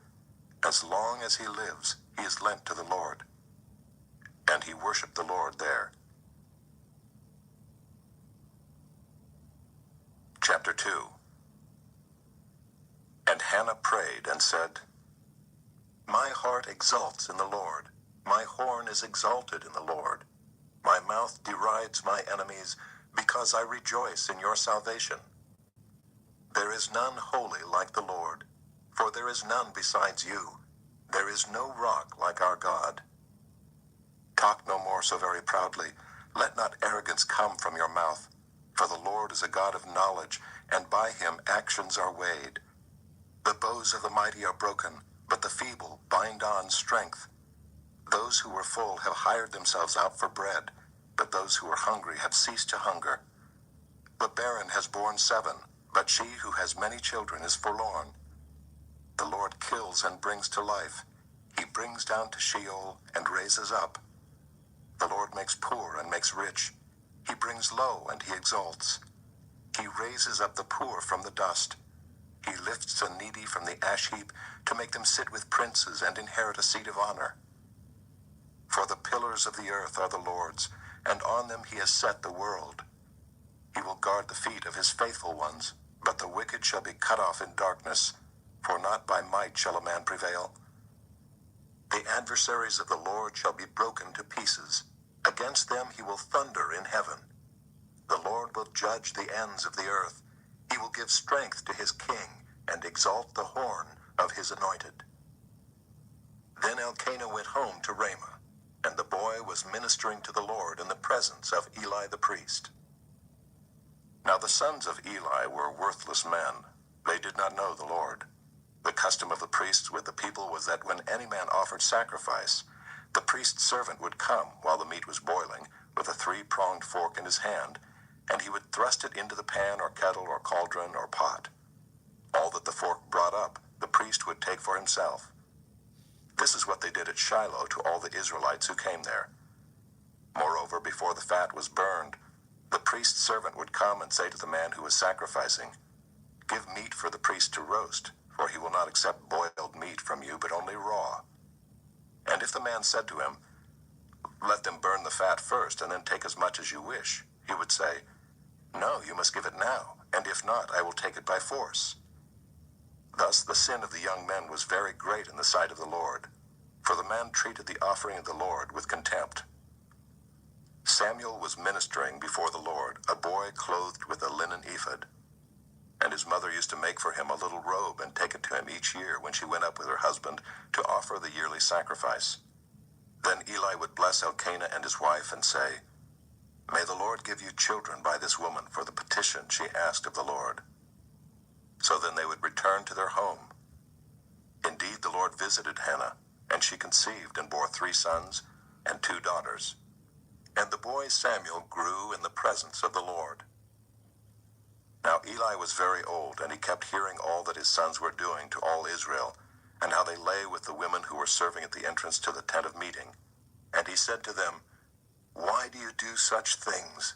For I hear of your evil dealings from all these people. No, my sons, it is no good report that I hear the people of the Lord spreading abroad. If someone sins against a man, God will mediate for him. But if someone sins against the Lord, who can intercede for him? But they would not listen to the voice of their father, for it was the will of the Lord to put them to death. Now the boy Samuel continued to grow both in stature and in favor with the Lord, and also with man. And there came a man of God to Eli and said to him, Thus says the Lord, Did I indeed reveal myself to the house of your father when they were in Egypt, subject to the house of Pharaoh? Did I choose him out of all the tribes of Israel to be my priest, to go up to my altar, to burn incense, to wear an ephod before me? I gave to the house of your father all my offerings by fire from the people of Israel. Why then do you scorn my sacrifices and my offerings that I commanded for my dwelling, and honor your sons above me by fattening yourselves on the choicest parts of every offering of my people Israel? Therefore the Lord, the God of Israel, declares, I promised that your house and the house of your father should go in and out before me forever. But now the Lord declares, Far be it from me, for those who honor me I will honor, and those who despise me shall be lightly esteemed. Behold, the days are coming when I will cut off your strength and the strength of your father's house, so that there will not be an old man in your house. Then in distress you will look with envious eye on all the prosperity that shall be bestowed on Israel, and there shall not be an old man in your house forever. The only one of you whom I shall not cut off from my altar shall be spared to weep his eyes out, to grieve his heart, and all the descendants of your house shall die by the sword of men. And this that shall come upon your 2 sons, Hophni and Phinehas, shall be the sign to you. Both of them shall die on the same day. And I will raise up for myself a faithful priest, who shall do according to what is in my heart and in my mind. And I will build him a sure house, and he shall go in and out before my anointed forever. And everyone who is left in your house shall come to implore him for a piece of silver or a loaf of bread, and shall say, Please put me in one of the priest's places, that I may eat a morsel of bread. Chapter 3. Now the boy Samuel was ministering to the Lord in the presence of Eli, and the word of the Lord was rare in those days. There was no frequent vision. At that time Eli, whose eyesight had begun to grow dim so that he could not see, was lying down in his own place. The lamp of God had not yet gone out, and Samuel was lying down in the temple of the Lord where the ark of God was. Then the Lord called Samuel, and he said, Here I am, and ran to Eli and said, Here I am, for you called me. But he said, I did not call. Lie down again. So he went and lay down. And the Lord called again, Samuel. And Samuel arose and went to Eli and said, Here I am, for you called me. But he said, I did not call, my son. Lie down again. Now Samuel did not yet know the Lord, and the word of the Lord had not yet been revealed to him. And the Lord called Samuel again the 3rd time. And he arose and went to Eli and said, Here I am, for you called me. Then Eli perceived that the Lord was calling the boy. Therefore Eli said to Samuel, Go, lie down, and if he calls you, you shall say, Speak, Lord, for your servant hears. So Samuel went and lay down in his place. And the Lord came and stood, calling as at other times, Samuel, Samuel. And Samuel said, Speak, for your servant hears. Then the Lord said to Samuel, Behold, I am about to do a thing in Israel at which the 2 ears of everyone who hears it will tingle. On that day I will fulfill against Eli all that I have spoken concerning his house, from beginning to end. And I declare to him that I am about to punish his house forever, for the iniquity that he knew, because his sons were blaspheming God, and he did not restrain them. Therefore I swear to the house of Eli that the iniquity of Eli's house shall not be atoned for by sacrifice or offering forever. Samuel lay until morning. Then he opened the doors of the house of the Lord. And Samuel was afraid to tell the vision to Eli. But Eli called Samuel and said, Samuel, my son. And he said, Here I am. And Eli said, What was it that he told you? Do not hide it from me. May God do so to you, and more also if you hide anything from me of all that he told you. So Samuel told him everything and hid nothing from him. And he said, It is the Lord. Let him do what seems good to him. And Samuel grew, and the Lord was with him, and let none of his words fall to the ground. And all Israel from Dan to Beersheba knew that Samuel was established as a prophet of the Lord. And the Lord appeared again at Shiloh, for the Lord revealed himself to Samuel at Shiloh by the word of the Lord. Chapter 4.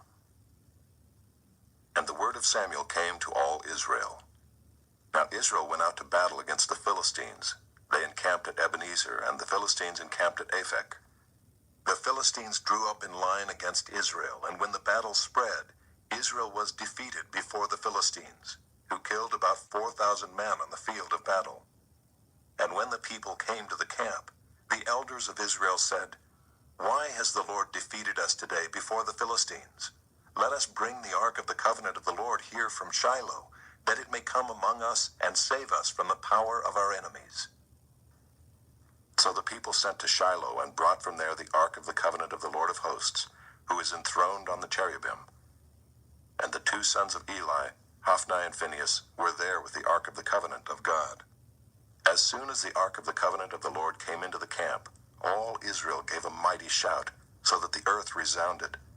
And when the Philistines heard the noise of the shouting, they said, What does this great shouting in the camp of the Hebrews mean? And when they learned that the ark of the Lord had come to the camp, the Philistines were afraid, for they said, A god has come into the camp. And they said, Woe to us, for nothing like this has happened before. Woe to us! Who can deliver us from the power of these mighty gods? These are the gods who struck the Egyptians with every sort of plague in the wilderness. Take courage and be men, O Philistines, lest you become slaves to the Hebrews, as they have been to you. Be men and fight. So the Philistines fought, and Israel was defeated, and they fled every man to his home. And there was a very great slaughter, for 30,000 foot soldiers of Israel fell. And the ark of God was captured, and the 2 sons of Eli, Hophni and Phinehas, died. A man of Benjamin ran from the battle line and came to Shiloh the same day, with his clothes torn and with dirt on his head.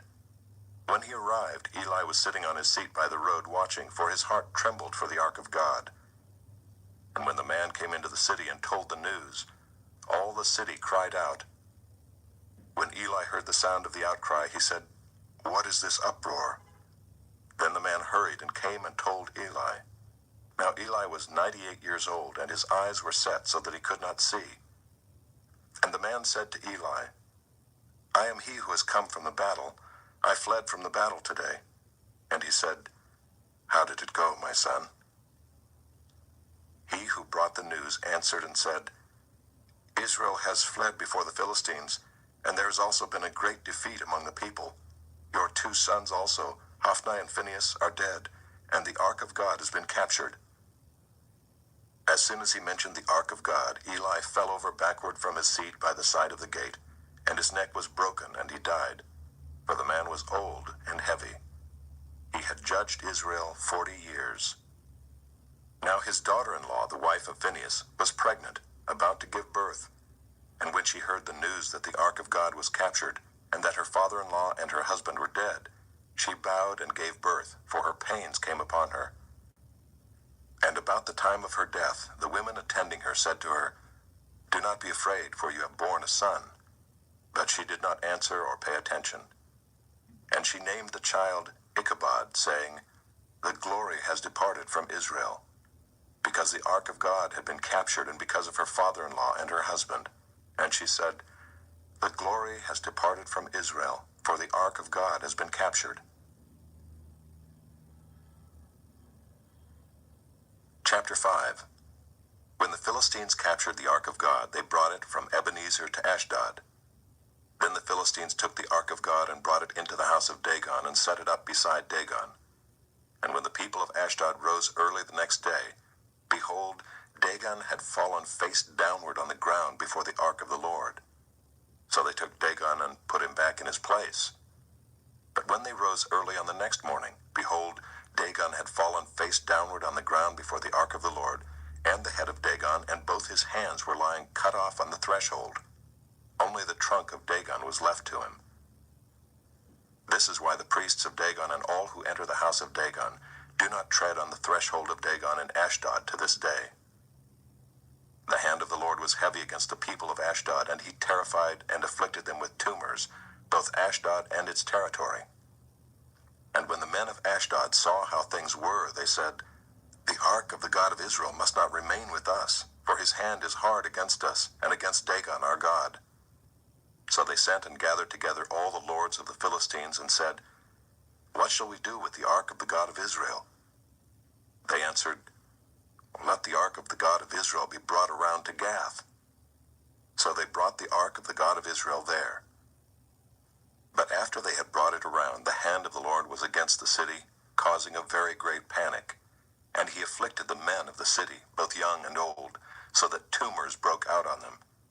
So they sent the ark of God to Ekron. But as soon as the ark of God came to Ekron, the people of Ekron cried out, "They have brought around to us the ark of the God of Israel to kill us and our people."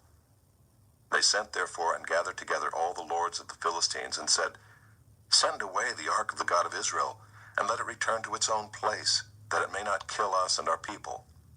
For there was a deathly panic throughout the whole city. The hand of God was very heavy there. The men who did not die were struck with tumors, and the cry of the city went up to heaven. Chapter 6. The ark of the Lord was in the country of the Philistines 7 months, and the Philistines called for the priests and the diviners and said, "What shall we do with the ark of the Lord? Tell us with what we shall send it to its place."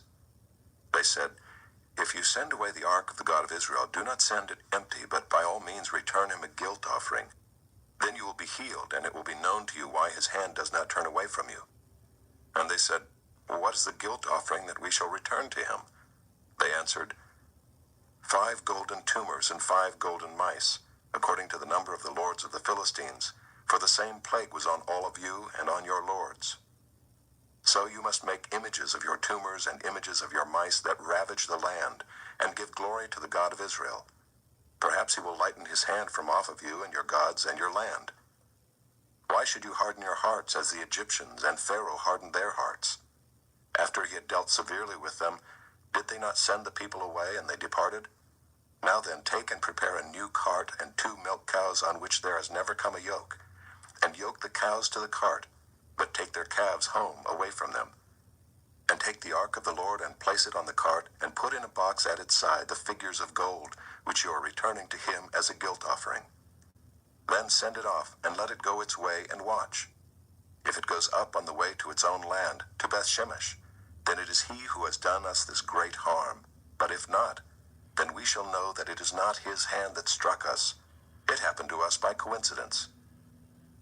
The men did so, and took 2 milk cows, and yoked them to the cart, and shut up their calves at home. And they put the ark of the Lord on the cart, and the box with the golden mice and the images of their tumors. And the cows went straight in the direction of Bethshemesh along one highway, lowing as they went. They turned neither to the right nor to the left, and the lords of the Philistines went after them as far as the border of Bethshemesh. Now the people of Bethshemesh were reaping their wheat harvest in the valley.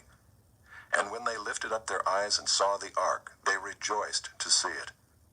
The cart came into the field of Joshua of Bethshemesh and stopped there. A great stone was there. And they split up the wood of the cart and offered the cows as a burnt offering to the Lord.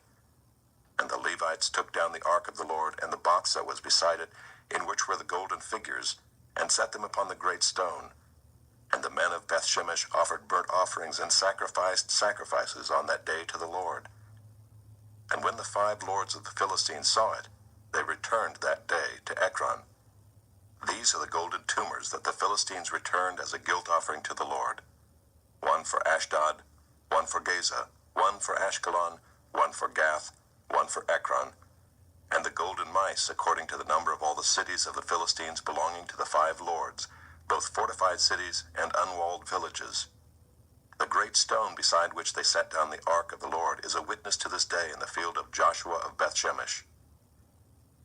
And he struck some of the men of Bethshemesh because they looked upon the ark of the Lord.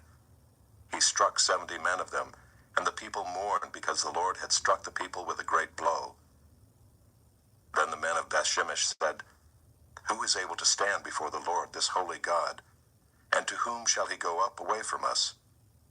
So they sent messengers to the inhabitants of Kiriath-Jearim, saying, "The Philistines have returned the ark of the Lord. Come down and take it up to you." Chapter 7. And the men of Kiriath-Jearim came and took up the ark of the Lord and brought it to the house of Abinadab on the hill. And they consecrated his son Eleazar to have charge of the ark of the Lord. From the day that the ark was lodged at Kiriath-Jearim, a long time passed, some 20 years, and all the house of Israel lamented after the Lord. And Samuel said to all the house of Israel, "If you are returning to the Lord with all your heart, then put away the foreign gods and the Ashtaroth from among you, and direct your heart to the Lord, and serve him only, and he will deliver you out of the hand of the Philistines." So the people of Israel put away the Baals and the Ashtaroth, and they served the Lord only. Then Samuel said, "Gather all Israel at Mizpah, and I will pray to the Lord for you."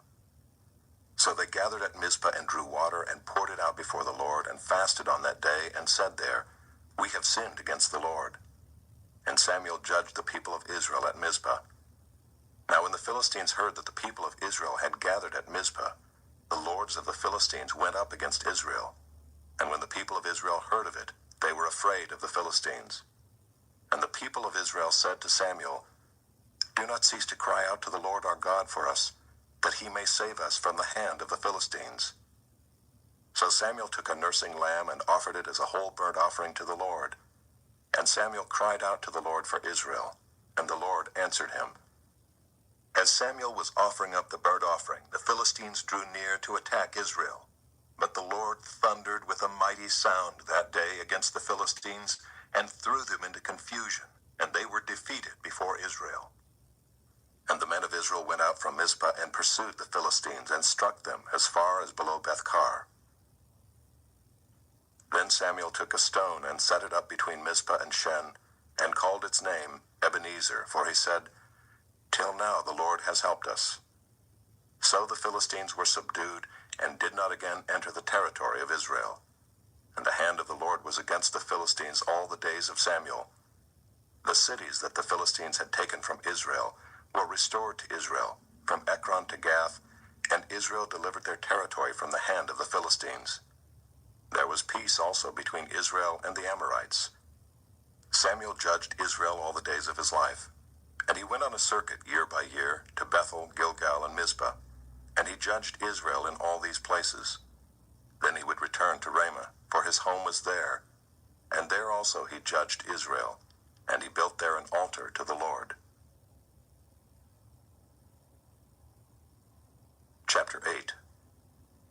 When Samuel became old, he made his sons judges over Israel.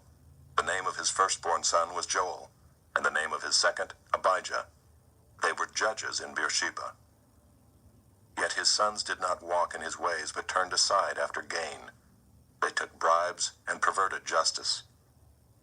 Then all the elders of Israel gathered together and came to Samuel at Ramah and said to him, Behold, you are old, and your sons do not walk in your ways. Now appoint for us a king to judge us like all the nations.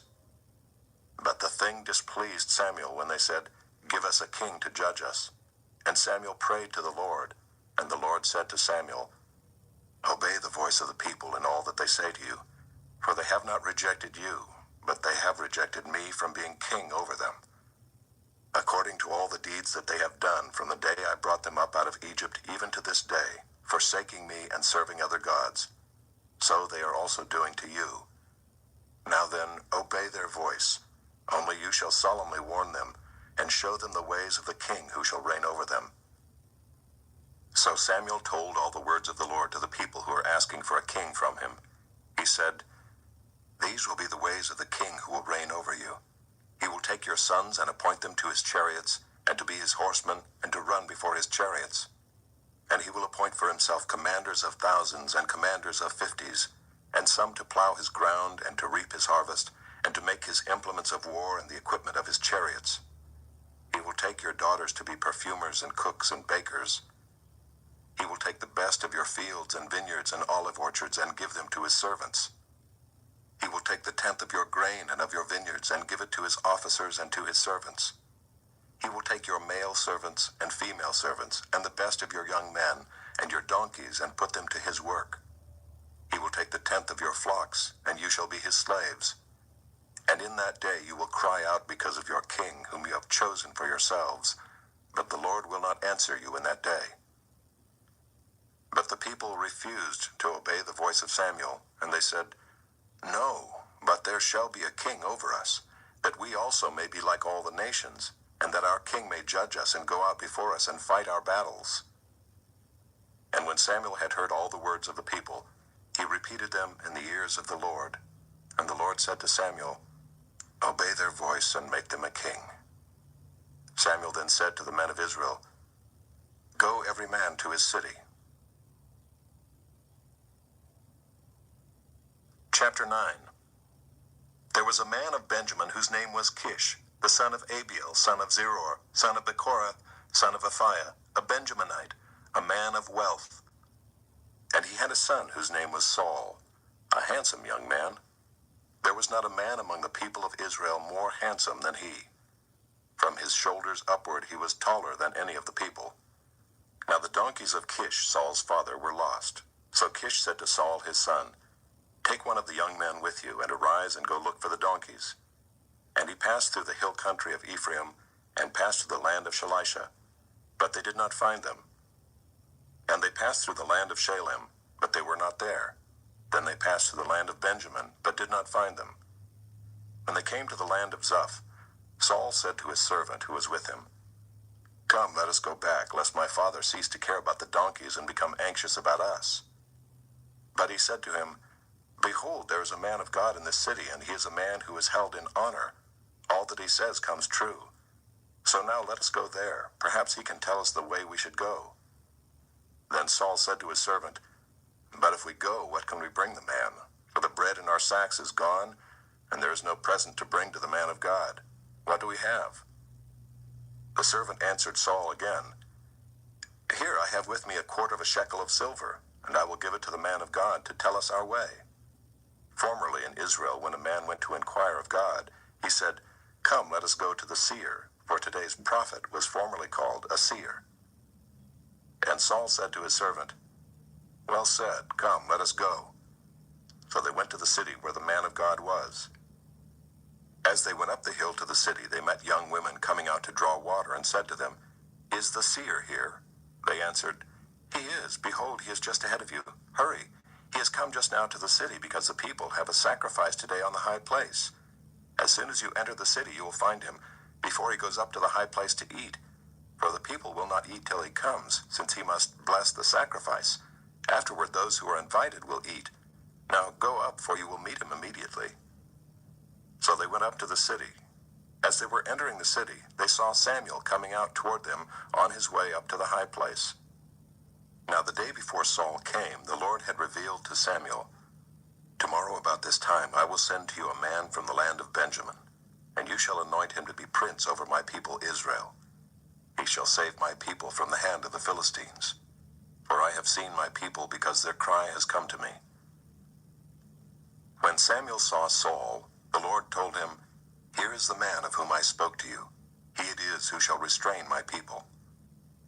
Then Saul approached Samuel in the gate and said, Tell me, where is the house of the seer?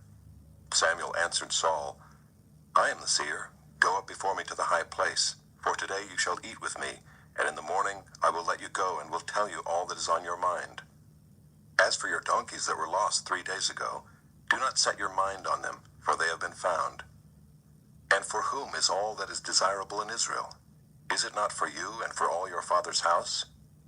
Saul answered, Am I not a Benjamite from the least of the tribes of Israel? And is not my clan the humblest of all the clans of the tribe of Benjamin? Why then have you spoken to me in this way?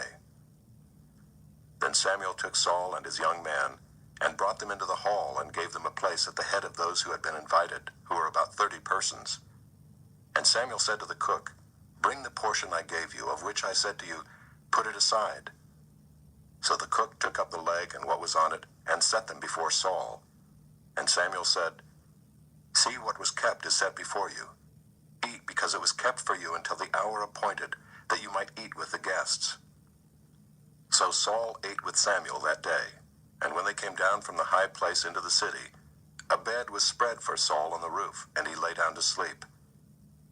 Then at the break of dawn, Samuel called to Saul on the roof, Up, that I may send you on your way. So Saul arose, and both he and Samuel went out into the street. As they were going down to the outskirts of the city, Samuel said to Saul, Tell the servant to pass on before us, and when he has passed on, stop here yourself for a while, that I may make known to you the word of God.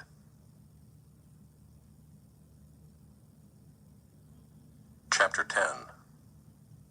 Then Samuel took a flask of oil and poured it on his head and kissed him and said, Has not the Lord anointed you to be prince over his people Israel? And you shall reign over the people of the Lord, and you will save them from the hand of their surrounding enemies. And this shall be the sign to you that the Lord has anointed you to be prince over his heritage. When you depart from me today, you will meet 2 men by Rachel's tomb in the territory of Benjamin at Zelzah, and they will say to you, The donkeys that you went to seek are found, and now your father has ceased to care about the donkeys, and is anxious about you, saying, What shall I do about my son? Then you shall go on from there farther and come to the oak of Tabor. 3 men going up to God at Bethel will meet you there, one carrying 3 young goats, another carrying 3 loaves of bread, and another carrying a skin of wine. And they will greet you and give you 2 loaves of bread, which you shall accept from their hand.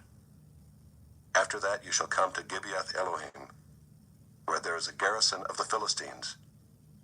And there, as soon as you come to the city, you will meet a group of prophets coming down from the high place with harp, tambourine, flute, and lyre before them, prophesying. Then the Spirit of the Lord will rush upon you, and you will prophesy with them and be turned into another man. Now when these signs meet you, do what your hand finds to do, for God is with you. Then go down before me to Gilgal, and behold, I am coming down to you to offer burnt offerings and to sacrifice peace offerings. 7 days you shall wait until I come to you and show you what you shall do. When he turned his back to leave Samuel, God gave him another heart, and all these signs came to pass that day. When they came to Gibeah, behold, a group of prophets met him, and the Spirit of God rushed upon him, and he prophesied among them. And when all who knew him previously saw how he prophesied with the prophets, the people said to one another, What has come over the son of Kish? Is Saul also among the prophets? And a man of the place answered, And who is their father? Therefore it became a proverb, Is Saul also among the prophets? When he had finished prophesying, he came to the high place. Saul's uncle said to him and to his servant, Where did you go? And he said, To seek the donkeys. And when we saw that they were not to be found, we went to Samuel. And Saul's uncle said, Please tell me what Samuel said to you. And Saul said to his uncle, He told us plainly that the donkeys had been found. But about the matter of the kingdom of which Samuel had spoken, he did not tell him anything. Now Samuel called the people together to the Lord at Mizpah, and he said to the people of Israel, Thus says the Lord, the God of Israel, I brought up Israel out of Egypt, and I delivered you from the hand of the Egyptians, and from the hand of all the kingdoms that were oppressing you. But today you have rejected your God, who saves you from all your calamities and your distresses, and you have said to him, Set a king over us. Now therefore, present yourselves before the Lord by your tribes and by your thousands. Then Samuel brought all the tribes of Israel near, and the tribe of Benjamin was taken by Lot. He brought the tribe of Benjamin near by its clans, and the clan of the Matrites was taken by Lot. And Saul the son of Kish was taken by Lot. But when they sought him, he could not be found. So they inquired again of the Lord, Is there a man still to come? And the Lord said, Behold, he has hidden himself among the baggage. Then they ran and took him from there. And when he stood among the people, he was taller than any of the people from his shoulders upward. And Samuel said to all the people, Do you see him whom the Lord has chosen? There is none like him among all the people. And all the people shouted, Long live the king! Then Samuel told the people the rights and duties of the kingship, and he wrote them in a book and laid it up before the Lord. Then Samuel sent all the people away, each one to his home. Saul also went to his home at Gibeah, and with him went men of valor, whose hearts God had touched. But some worthless fellows said, How can this man save us? And they despised him and brought him no present. But he held his peace. Chapter 11. Then Nahash the Ammonite went up and besieged Jabesh Gilead, and all the men of Jabesh said to Nahash, Make a treaty with us, and we will serve you. But Nahash the Ammonite said to them, On this condition I will make a treaty with you, that I gouge out all your right eyes, and thus bring disgrace on all Israel. The elders of Jabesh said to him, Give us 7 days' respite, that we may send messengers through all the territory of Israel. Then if there is no one to save us, we will give ourselves up to you. When the messengers came to Gibeah of Saul, they reported the matter in the ears of the people, and all the people wept aloud. Now behold, Saul was coming from the field behind the oxen, and Saul said, What is wrong with the people that they are weeping? So they told him the news of the men of Jabesh, and the Spirit of God rushed upon Saul when he heard these words, and his anger was greatly kindled. He took a yoke of oxen and cut them in pieces, and sent them throughout all the territory of Israel by the hand of the messengers, saying, Whoever does not come out after Saul and Samuel, so shall it be done to his oxen. Then the dread of the Lord fell upon the people, and they came out as one man. When he mustered them at Bezek, the people of Israel were 300,000, and the men of Judah 30,000. And they said to the messengers who had come, Thus shall you say to the man of Jabesh Gilead, Tomorrow, by the time the sun is hot, you shall have salvation. When the messengers came and told the men of Jabesh, they were glad. Therefore the men of Jabesh said, Tomorrow we will give ourselves up to you, and you may do to us whatever seems good to you. And the next day Saul put the people in 3 companies, and they came into the midst of the camp in the morning watch, and struck down the Ammonites until the heat of the day. And those who survived were scattered, so that no 2 of them were left together. Then the people said to Samuel, Who is it that said, Shall Saul reign over us? Bring the men, that we may put them to death. But Saul said, Not a man shall be put to death this day, for today the Lord has worked salvation in Israel. Then Samuel said to the people, Come, let us go to Gilgal, and there renew the kingdom. So all the people went to Gilgal, and there they made Saul king before the Lord in Gilgal. There they sacrificed peace offerings before the Lord, and there Saul and all the men of Israel rejoiced greatly. Chapter 12. And Samuel said to all Israel, Behold, I have obeyed your voice in all that you have said to me, and have made a king over you. And now behold, the king walks before you, and I am old and gray, and behold, my sons are with you. I have walked before you from my youth until this day. Here I am. Testify against me before the Lord and before his anointed. Whose ox have I taken? Or whose donkey have I taken? Or whom have I defrauded? Whom have I oppressed? Or from whose hand have I taken a bribe to blind my eyes with it? Testify against me, and I will restore it to you. They said, You have not defrauded us or oppressed us or taken anything from any man's hand. And he said to them, The Lord is witness against you, and his anointed is witness this day, that you have not found anything in my hand. And they said, He is witness. And Samuel said to the people, The Lord is witness who appointed Moses and Aaron and brought your fathers up out of the land of Egypt. Now therefore stand still, that I may plead with you before the Lord concerning all the righteous deeds of the Lord that he performed for you and for your fathers.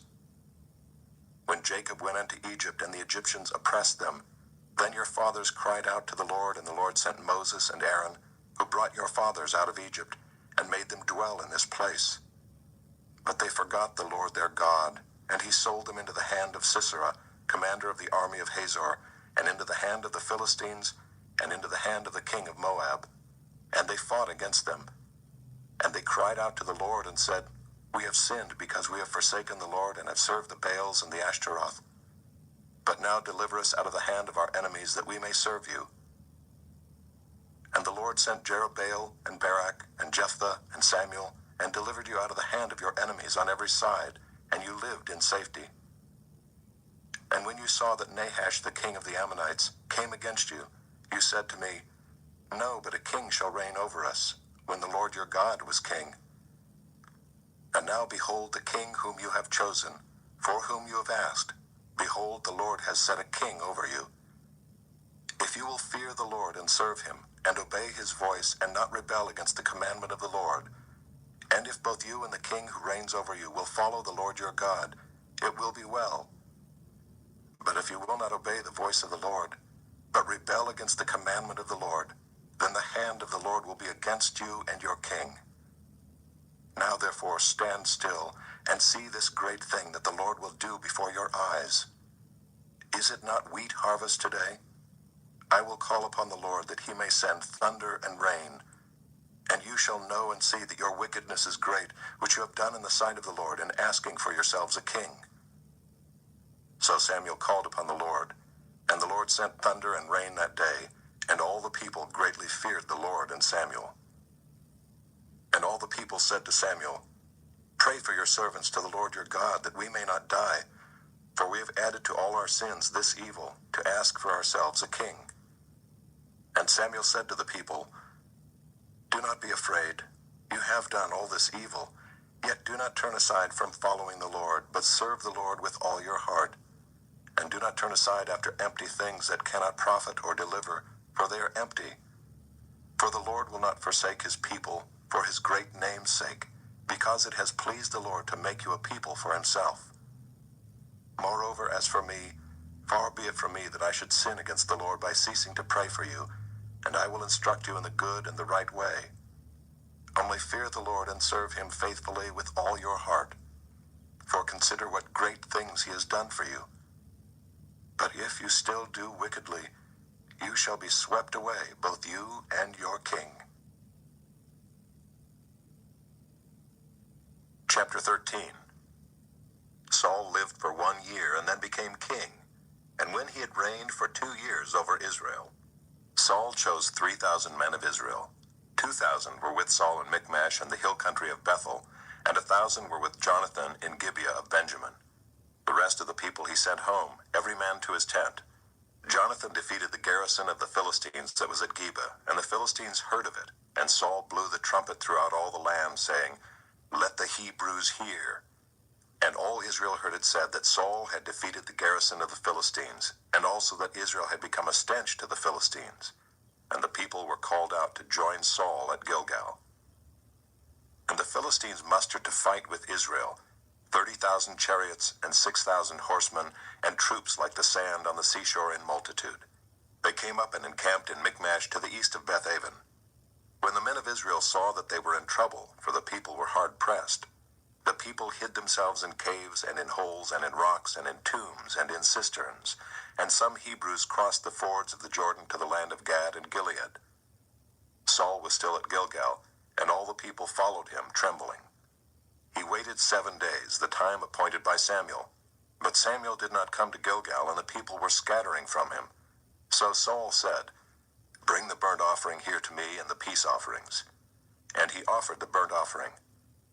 As soon as he had finished offering the burnt offering, behold, Samuel came. And Saul went out to meet him and greet him. Samuel said, "What have you done?" And Saul said, "When I saw that the people were scattering from me, and that you did not come within the days appointed, and that the Philistines had mustered at Michmash, I said, now the Philistines will come down against me at Gilgal, and I have not sought the favor of the Lord. So I forced myself and offered the burnt offering." And Samuel said to Saul, "You have done foolishly. You have not kept the command of the Lord your God with which he commanded you. For then the Lord would have established your kingdom over Israel forever. But now your kingdom shall not continue. The Lord has sought out a man after his own heart, and the Lord has commanded him to be prince over his people, because you have not kept what the Lord commanded you." And Samuel arose and went up from Gilgal. The rest of the people went up after Saul to meet the army. They went up from Gilgal to Gibeah of Benjamin. And Saul numbered the people who were present with him, about 600 men. And Saul and Jonathan his son and the people who were present with them stayed in Gibeah of Benjamin, but the Philistines encamped in Michmash. And raiders came out of the camp of the Philistines in 3 companies. One company turned toward Ophrah to the land of Shual. Another company turned toward Beth-horon, and another company turned toward the border that looks down on the valley of Zeboim, toward the wilderness.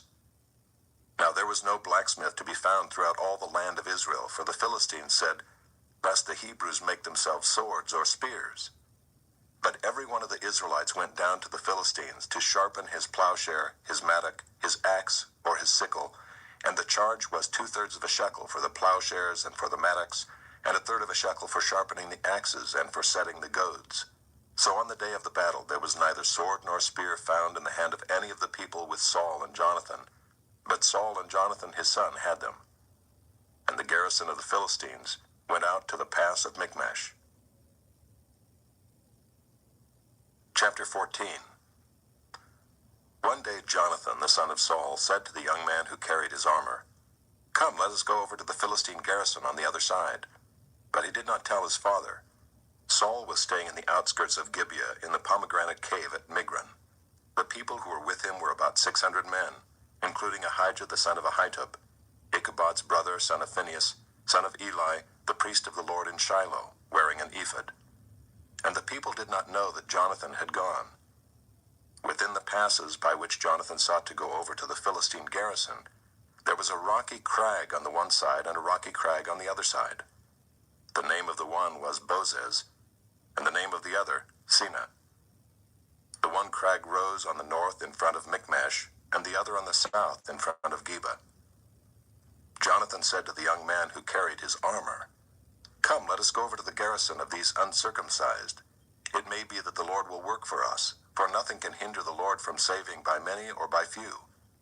And his armor-bearer said to him, "Do all that is in your heart. Do as you wish. Behold, I am with you heart and soul." Then Jonathan said, "Behold, we will cross over to the men, and we will show ourselves to them. If they say to us, 'Wait until we come to you,' then we will stand still in our place, and we will not go up to them. But if they say, 'Come up to us,' then we will go up, for the Lord has given them into our hand, and this shall be the sign to us." So both of them showed themselves to the garrison of the Philistines. And the Philistines said, "Look, Hebrews are coming out of the holes where they have hidden themselves." And the men of the garrison hailed Jonathan and his armor-bearer and said, "Come up to us, and we will show you a thing." And Jonathan said to his armor-bearer, "Come up after me, for the Lord has given them into the hand of Israel." Then Jonathan climbed up on his hands and feet, and his armor-bearer after him. And they fell before Jonathan, and his armor-bearer killed them after him. And that first strike which Jonathan and his armor-bearer made killed about 20 men, within, as it were, half a furrow's length in an acre of land. And there was a panic in the camp, in the field, and among all the people. The garrison and even the raiders trembled, the earth quaked, and it became a very great panic.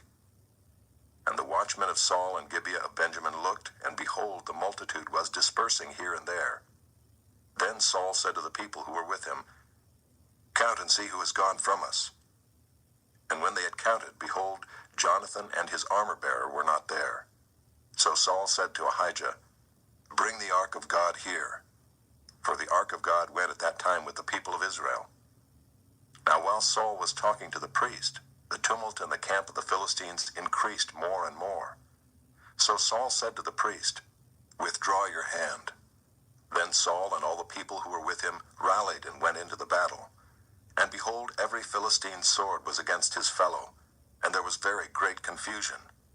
Now the Hebrews who had been with the Philistines before that time, and who had gone up with them into the camp, even they also turned to be with the Israelites who were with Saul and Jonathan. Likewise, when all the men of Israel who had hidden themselves in the hill country of Ephraim heard that the Philistines were fleeing, they too followed hard after them in the battle. So the Lord saved Israel that day, and the battle passed beyond Bethaven. And the men of Israel had been hard pressed that day, so Saul had laid an oath on the people, saying, "Cursed be the man who eats food until it is evening, and I am avenged on my enemies." So none of the people had tasted food. Now when all the people came to the forest, behold, there was honey on the ground. And when the people entered the forest, behold, the honey was dropping, but no one put his hand to his mouth, for the people feared the oath. But Jonathan had not heard his father charge the people with the oath. So he put out the tip of the staff that was in his hand, and dipped it in the honeycomb, and put his hand to his mouth, and his eyes became bright. Then one of the people said, "Your father strictly charged the people with an oath, saying, 'Cursed be the man who eats food this day.' And the people were faint." Then Jonathan said, "My father has troubled the land. See how my eyes have become bright because I tasted a little of this honey. How much better if the people had eaten freely today of the spoil of their enemies that they found. For now the defeat among the Philistines has not been great." They struck down the Philistines that day from Michmash to Aijalon, and the people were very faint. The people pounced on the spoil and took sheep and oxen and calves and slaughtered them on the ground, and the people ate them with the blood. Then they told Saul, "Behold, the people are sinning against the Lord by eating with the blood." And he said, "You have dealt treacherously. Roll a great stone to me here." And Saul said, "Disperse yourselves among the people and say to them, 'Let every man bring his ox or his sheep and slaughter them here and eat, and do not sin against the Lord by eating with the blood.'" So every one of the people brought his ox with him that night, and they slaughtered them there. And Saul built an altar to the Lord. It was the first altar that he built to the Lord.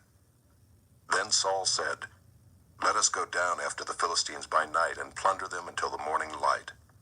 Let us not leave a man of them." And they said, "Do whatever seems good to you." But the priest said, "Let us draw near to God here." And Saul inquired of God, "Shall I go down after the Philistines? Will you give them into the hand of Israel?" But he did not answer him that day. And Saul said, "Come here, all you leaders of the people, and know and see how this sin has arisen today. For as the Lord lives who saves Israel, though it be in Jonathan my son, he shall surely die." But there was not a man among all the people who answered him.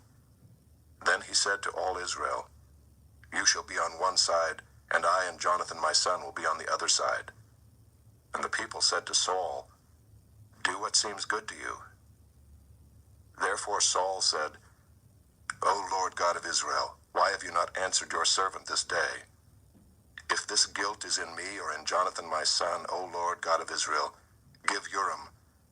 But if this guilt is in your people Israel, give Thummim."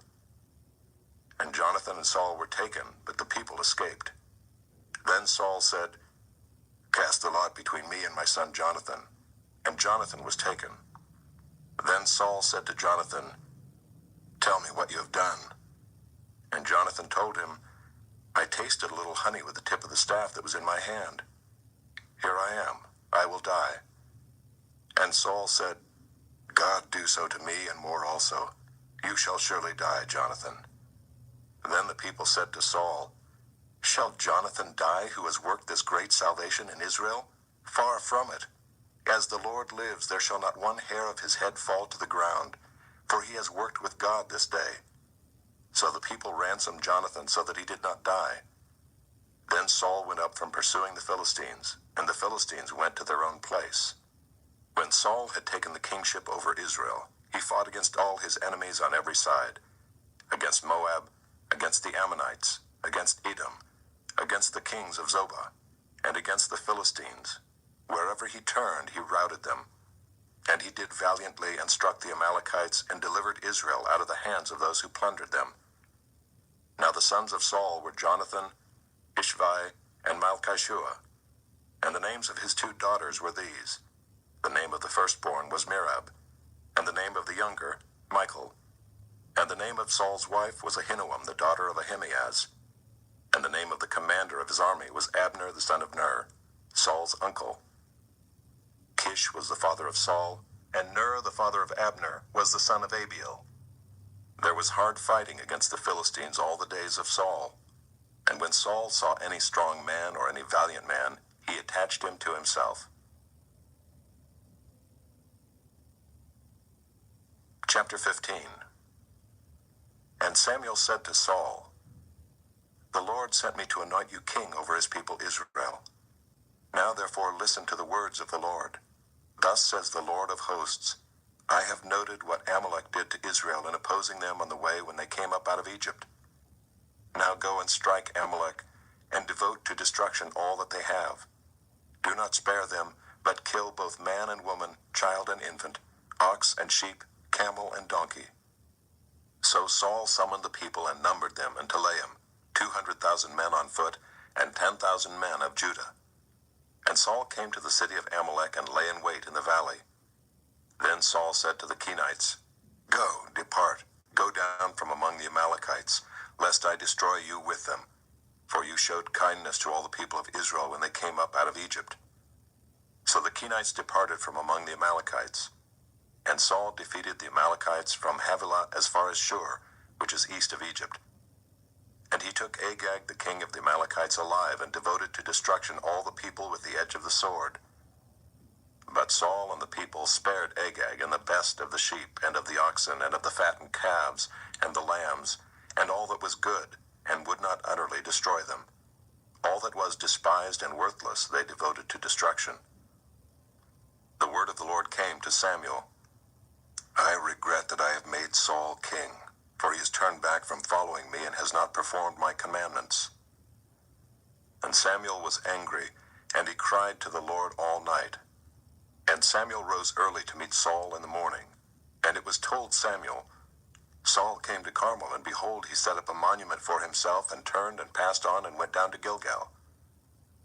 And Samuel came to Saul, and Saul said to him, "Blessed be you to the Lord. I have performed the commandment of the Lord." And Samuel said, "What then is this bleating of the sheep in my ears, and the lowing of the oxen that I hear?" Saul said, "They have brought them from the Amalekites, for the people spared the best of the sheep and of the oxen to sacrifice to the Lord your God, and the rest we have devoted to destruction." Then Samuel said to Saul, "Stop, I will tell you what the Lord said to me this night." And he said to him, "Speak." And Samuel said, "Though you are little in your own eyes, are you not the head of the tribes of Israel? The Lord anointed you king over Israel. And the Lord sent you on a mission and said, Go, devote to destruction the sinners, the Amalekites, and fight against them until they are consumed. Why then did you not obey the voice of the Lord? Why did you pounce on the spoil and do what was evil in the sight of the Lord?" And Saul said to Samuel, "I have obeyed the voice of the Lord. I have gone on the mission on which the Lord sent me. I have brought Agag the king of Amalek, and I have devoted the Amalekites to destruction. But the people took of the spoil, sheep and oxen, the best of the things devoted to destruction, to sacrifice to the Lord your God in Gilgal." And Samuel said, "Has the Lord as great delight in burnt offerings and sacrifices as in obeying the voice of the Lord? Behold, to obey is better than sacrifice, and to listen than the fat of rams. For rebellion is as the sin of divination, and presumption is as iniquity and idolatry. Because you have rejected the word of the Lord, he has also rejected you from being king." Saul said to Samuel, "I have sinned, for I have transgressed the commandment of the Lord in your words, because I feared the people and obeyed their voice. Now therefore, please pardon my sin, and return with me, that I may bow before the Lord." And Samuel said to Saul, "I will not return with you, For you have rejected the word of the Lord, and the Lord has rejected you from being king over Israel." As Samuel turned to go away, Saul seized the skirt of his robe, and it tore. And Samuel said to him, "The Lord has torn the kingdom of Israel from you this day, and has given it to a neighbor of yours, who is better than you. And also the glory of Israel will not lie or have regret, for he is not a man that he should have regret." Then he said, "I have sinned, yet honor me now before the elders of my people and before Israel, and return with me, that I may bow before the Lord your God." So Samuel turned back after Saul, and Saul bowed before the Lord. Then Samuel said, "Bring here to me Agag the king of the Amalekites." And Agag came to him cheerfully. Agag said, "Surely the bitterness of death is past." And Samuel said, "As your sword has made women childless, so shall your mother be childless among women." And Samuel hacked Agag to pieces before the Lord in Gilgal. Then Samuel went to Ramah, and Saul went up to his house in Gibeah of Saul. And Samuel did not see Saul again until the day of his death. But Samuel grieved over Saul, and the Lord regretted that he had made Saul king over Israel. Chapter 16. The Lord said to Samuel, "How long will you grieve over Saul, since I have rejected him from being king over Israel? Fill your horn with oil, and go. I will send you to Jesse the Bethlehemite, for I have provided for myself a king among his sons." And Samuel said, "How can I go? If Saul hears it, he will kill me." And the Lord said, "Take a heifer with you, and say, 'I have come to sacrifice to the Lord.' And invite Jesse to the sacrifice, and I will show you what you shall do. And you shall anoint for me him whom I declare to you." Samuel did what the Lord commanded, and came to Bethlehem. The elders of the city came to meet him trembling, and said, "Do you come peaceably?" And he said, "Peaceably, I have come to sacrifice to the Lord. Consecrate yourselves, and come with me to the sacrifice." And he consecrated Jesse and his sons, and invited them to the sacrifice. When they came, he looked on Eliab, and thought, "Surely the Lord's anointed is before him." But the Lord said to Samuel, "Do not look on his appearance or on the height of his stature, because I have rejected him. For the Lord sees not as man sees. Man looks on the outward appearance, but the Lord looks on the heart." Then Jesse called Abinadab, and made him pass before Samuel. And he said, "Neither has the Lord chosen this one." Then Jesse made Shammah pass by, and he said, "Neither has the Lord chosen this one." And Jesse made 7 of his sons pass before Samuel. And Samuel said to Jesse, "The Lord has not chosen these." Then Samuel said to Jesse, "Are all your sons here?" And he said, "Oh, there remains yet the youngest, but behold, he is keeping the sheep." And Samuel said to Jesse, "Send and get him, for we will not sit down till he comes here." And he sent and brought him in. Now he was ruddy and had beautiful eyes and was handsome. And the Lord said, "Arise, anoint him, for this is he." Then Samuel took the horn of oil and anointed him in the midst of his brothers. And the Spirit of the Lord rushed upon David from that day forward. And Samuel rose up and went to Ramah. Now the Spirit of the Lord departed from Saul, and a harmful spirit from the Lord tormented him. And Saul's servants said to him, "Behold, now a harmful spirit from God is tormenting you. Let our Lord now command your servants who are before you to seek out a man who is skillful in playing the lyre, and when the harmful spirit from God is upon you, he will play it, and you will be well." So Saul said to his servants, "Provide for me a man who can play well, and bring him to me." One of the young men answered, "Behold, I have seen a son of Jesse the Bethlehemite, who is skillful in playing, a man of valor, a man of war, prudent in speech, and a man of good presence, and the Lord is with him." Therefore Saul sent messengers to Jesse, and said, "Send me David your son, who is with the sheep." And Jesse took a donkey laden with bread and a skin of wine and a young goat, and sent them by David his son to Saul. And David came to Saul and entered his service. and Saul loved him greatly, and he became his armor-bearer. And Saul sent to Jesse, saying, "Let David remain in my service, for he has found favor in my sight." And whenever the harmful spirit from God was upon Saul, David took the lyre and played it with his hand. So Saul was refreshed and was well, and the harmful spirit departed from him. Chapter 17. Now the Philistines gathered their armies for battle, and they were gathered at Soko, which belongs to Judah, and encamped between Soko and Azekah, in Ephes-dammim. And Saul and the men of Israel were gathered, and encamped in the valley of Elah, and drew up in line of battle against the Philistines. And the Philistines stood on the mountain on the one side, and Israel stood on the mountain on the other side, with a valley between them. And there came out from the camp of the Philistines a champion named Goliath of Gath, whose height was 6 cubits and a span. He had a helmet of bronze on his head, and he was armed with a coat of mail, and the weight of the coat was 5,000 shekels of bronze. And he had bronze armor on his legs, and a javelin of bronze slung between his shoulders. The shaft of his spear was like a weaver's beam, and his spear's head weighed 600 shekels of iron. And his shield-bearer went before him. He stood and shouted to the ranks of Israel, "Why have you come out to draw up for battle? Am I not a Philistine? And are you not servants of Saul? Choose a man for yourselves, and let him come down to me. If he's able to fight with me and kill me, then we will be your servants. But if I prevail against him and kill him, then you shall be our servants and serve us." And the Philistine said, "I defy the ranks of Israel this day. Give me a man that we may fight together." When Saul and all Israel heard these words of the Philistine, they were dismayed and greatly afraid. Now David was the son of an Ephrathite of Bethlehem in Judah, named Jesse, who had 8 sons. In the days of Saul, the man was already old and advanced in years.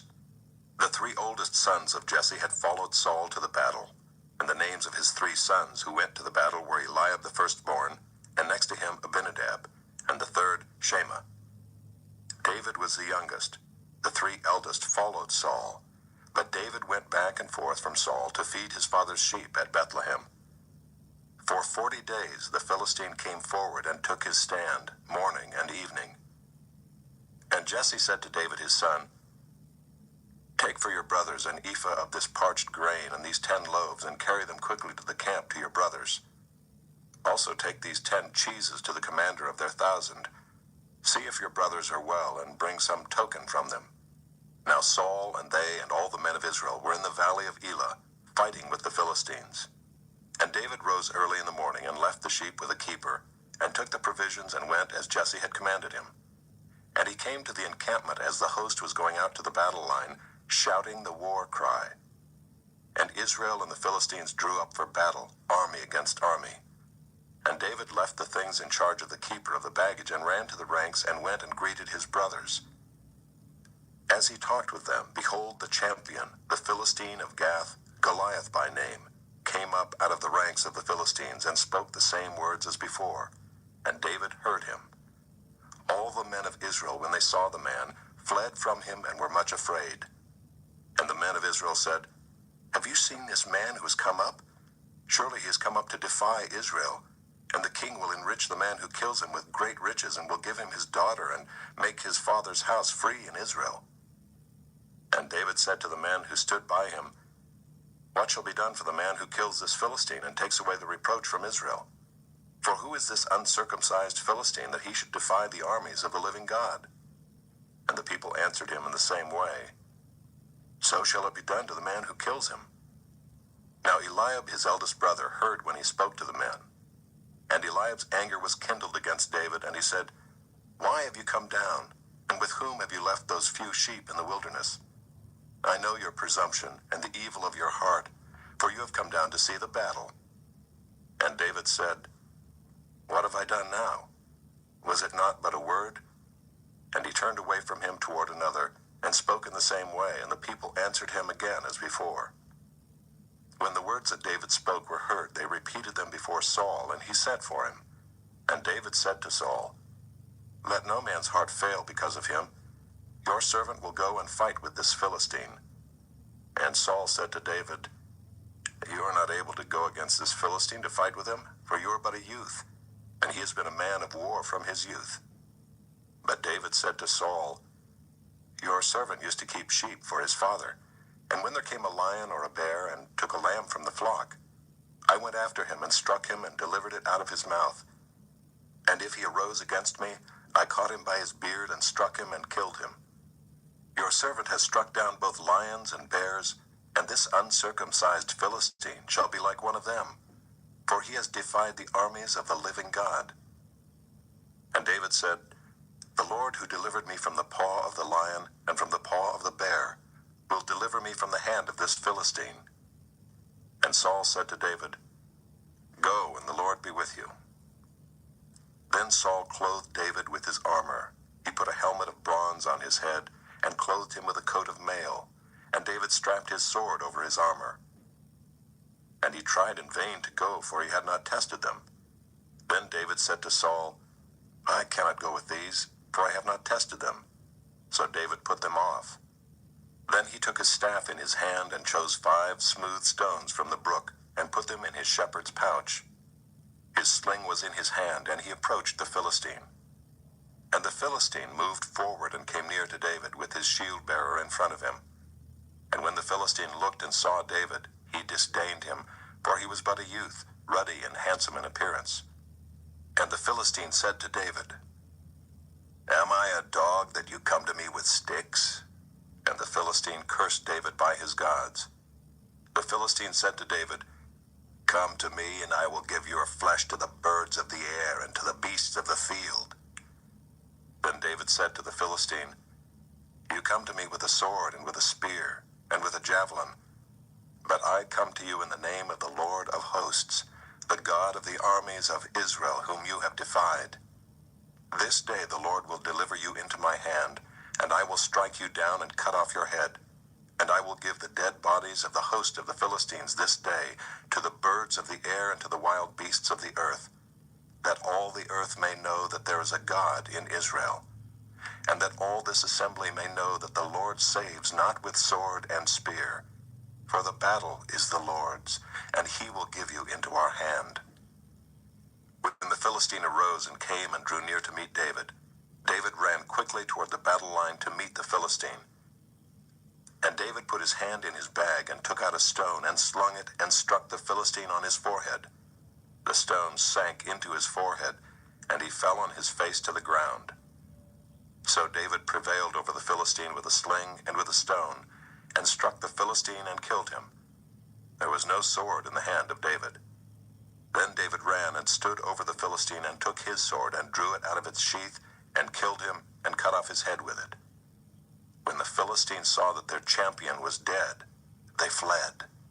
And the men of Israel and Judah rose with a shout and pursued the Philistines as far as Gath and the gates of Ekron, so that the wounded Philistines fell on the way from Shaaraim as far as Gath and Ekron. And the people of Israel came back from chasing the Philistines, and they plundered their camp.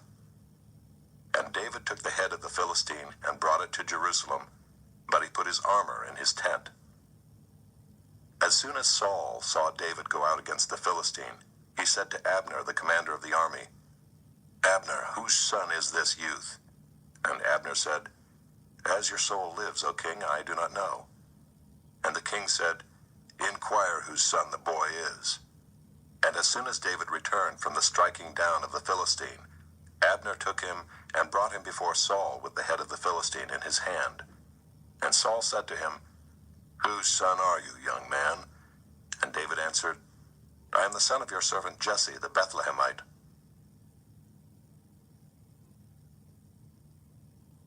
Chapter 18. As soon as he had finished speaking to Saul, the soul of Jonathan was knit to the soul of David, and Jonathan loved him as his own soul. And Saul took him that day and would not let him return to his father's house. Then Jonathan made a covenant with David because he loved him as his own soul. And Jonathan stripped himself of the robe that was on him and gave it to David and his armor and even his sword and his bow and his belt. And David went out and was successful wherever Saul sent him. so that Saul set him over the men of war. And this was good in the sight of all the people, and also in the sight of Saul's servants. As they were coming home, when David returned from striking down the Philistine, the women came out of all the cities of Israel, singing and dancing to meet King Saul, with tambourines, with songs of joy, and with musical instruments.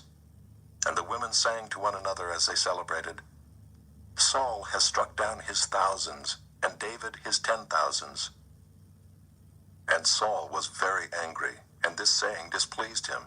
He said, "They have ascribed to David 10,000s, and to me they have ascribed thousands. And what more can he have but the kingdom?" And Saul eyed David from that day on. The next day a harmful spirit from God rushed upon Saul, and he raved within his house while David was playing the lyre, as he did day by day. Saul had his spear in his hand, and Saul hurled the spear, for he thought, "I will pin David to the wall." But David evaded him twice. Saul was afraid of David because the Lord was with him, but had departed from Saul. So Saul removed him from his presence and made him a commander of 1,000, and he went out and came in before the people. And David had success in all his undertakings, for the Lord was with him. And when Saul saw that he had great success, he stood in fearful awe of him. But all Israel and Judah loved David, for he went out and came in before them. Then Saul said to David, "Here is my elder daughter, Merab. I will give her to you for a wife. Only be valiant for me and fight the Lord's battles." For Saul thought, "Let not my hand be against him, but let the hand of the Philistines be against him." And David said to Saul, "Who am I and who are my relatives, my father's clan in Israel, that I should be son-in-law to the king?" But at the time when Merab, Saul's daughter, should have been given to David, she was given to Adriel the Meholathite for a wife. Now Saul's daughter Michal loved David, and they told Saul, and the thing pleased him. Saul thought, "Let me give her to him, that she may be a snare for him, and that the hand of the Philistines may be against him." Therefore Saul said to David a second time, "You shall now be my son-in-law." And Saul commanded his servants, "Speak to David in private and say, 'Behold, the king has delight in you, and all his servants love you. Now then become the king's son-in-law.'" And Saul's servants spoke these words in the ears of David. And David said, "Does it seem to you a little thing to become the king's son-in-law, since I am a poor man and have no reputation?" And the servants of Saul told him, "Thus and so did David speak." Then Saul said, "Thus shall you say to David, 'The king desires no bride price except 100 foreskins of the Philistines, that he may be avenged of the king's enemies.'" Now Saul thought to make David fall by the hand of the Philistines. And when his servants told David these words, it pleased David well to be the king's son-in-law. Before the time had expired, David arose and went along with his men, and killed 200 of the Philistines. And David brought their foreskins, which were given in full number to the king, that he might become the king's son-in-law. And Saul gave him his daughter Michal for a wife. But when Saul saw and knew that the Lord was with David, and that Michal, Saul's daughter, loved him, Saul was even more afraid of David. So Saul was David's enemy continually. Then the commanders of the Philistines came out to battle, and as often as they came out, David had more success than all the servants of Saul, so that his name was highly esteemed. Chapter 19. And Saul spoke to Jonathan his son and to all his servants that they should kill David. But Jonathan, Saul's son, delighted much in David. And Jonathan told David, "Saul my father seeks to kill you. Therefore be on your guard in the morning. Stay in a secret place and hide yourself. And I will go out and stand beside my father in the field where you are. And I will speak to my father about you. And if I learn anything, I will tell you." And Jonathan spoke well of David to Saul his father, and said to him, "Let not the king sin against his servant David, because he has not sinned against you, and because his deeds have brought good to you. For he took his life in his hand, and he struck down the Philistine, and the Lord worked a great salvation for all Israel. You saw it, and rejoiced. Why then will you sin against innocent blood by killing David without cause?" And Saul listened to the voice of Jonathan. Saul swore, "As the Lord lives, he shall not be put to death." And Jonathan called David, and Jonathan reported to him all these things. And Jonathan brought David to Saul, and he was in his presence as before. And there was war again, and David went out and fought with the Philistines and struck them with a great blow, so that they fled before him. Then a harmful spirit from the Lord came upon Saul as he sat in his house with his spear in his hand, and David was playing the lyre. And Saul sought to pin David to the wall with a spear, but he eluded Saul, so that he struck the spear into the wall. And David fled and escaped that night. Saul sent messengers to David's house to watch him, that he might kill him in the morning. But Michal, David's wife, told him, "If you do not escape with your life tonight, tomorrow you will be killed." So Michal let David down through the window, and he fled away and escaped. Michal took an image and laid it on the bed, and put a pillow of goat's hair at its head, and covered it with the clothes. And when Saul sent messengers to take David, she said, "He is sick." Then Saul sent the messengers to see David, saying, "Bring him up to me in the bed, that I may kill him." And when the messengers came in, behold, the image was in the bed, with the pillow of goat's hair at its head. Saul said to Michal, "Why have you deceived me thus, and let my enemy go, so that he has escaped?" And Michal answered Saul, "He said to me, 'Let me go. Why should I kill you?'" Now David fled and escaped, and he came to Samuel at Ramah, and told him all that Saul had done to him. And he and Samuel went and lived at Naioth. And it was told Saul, "Behold, David is at Naioth in Ramah." Then Saul sent messengers to take David, and when they saw the company of the prophets prophesying, and Samuel standing as head over them, the Spirit of God came upon the messengers of Saul, and they also prophesied. When it was told Saul, he sent other messengers, and they also prophesied. And Saul sent messengers again the third time, and they also prophesied. Then he himself went to Ramah, and came to the great well that is in Seku. And he asked, "Where are Samuel and David?" And one said, "Behold, they are at Naioth and Ramah." And he went there to Naioth and Ramah, and the Spirit of God came upon him also. And as he went, he prophesied until he came to Naioth and Ramah. And he too stripped off his clothes, and he too prophesied before Samuel, and lay naked all that day and all that night. Thus it is said, "Is Saul also among the prophets?" Chapter 20. Then David fled from Naioth and Ramah, and came and said before Jonathan, "What have I done? What is my guilt? And what is my sin before your father, that he seeks my life?" And he said to him, "Far from it, you shall not die. Behold, my father does nothing, either great or small, without disclosing it to me. And why should my father hide this from me? It is not so." But David vowed again, saying, "Your father knows well that I have found favor in your eyes, and he thinks, 'Do not let Jonathan know this, lest he be grieved.' But truly, as the Lord lives, and as your soul lives, there is but a step between me and death." Then Jonathan said to David, "Whatever you say, I will do for you." David said to Jonathan, "Behold, tomorrow is the new moon, and I should not fail to sit at table with the king. But let me go, that I may hide myself in the field till the third day at evening. If your father misses me at all, then say, 'David earnestly asked leave of me to run to Bethlehem his city, for there is a yearly sacrifice there for all the clan.' If he says, 'Good,' it will be well with your servant. But if he is angry, then know that harm is determined by him. Therefore deal kindly with your servant, for you have brought your servant into a covenant of the Lord with you.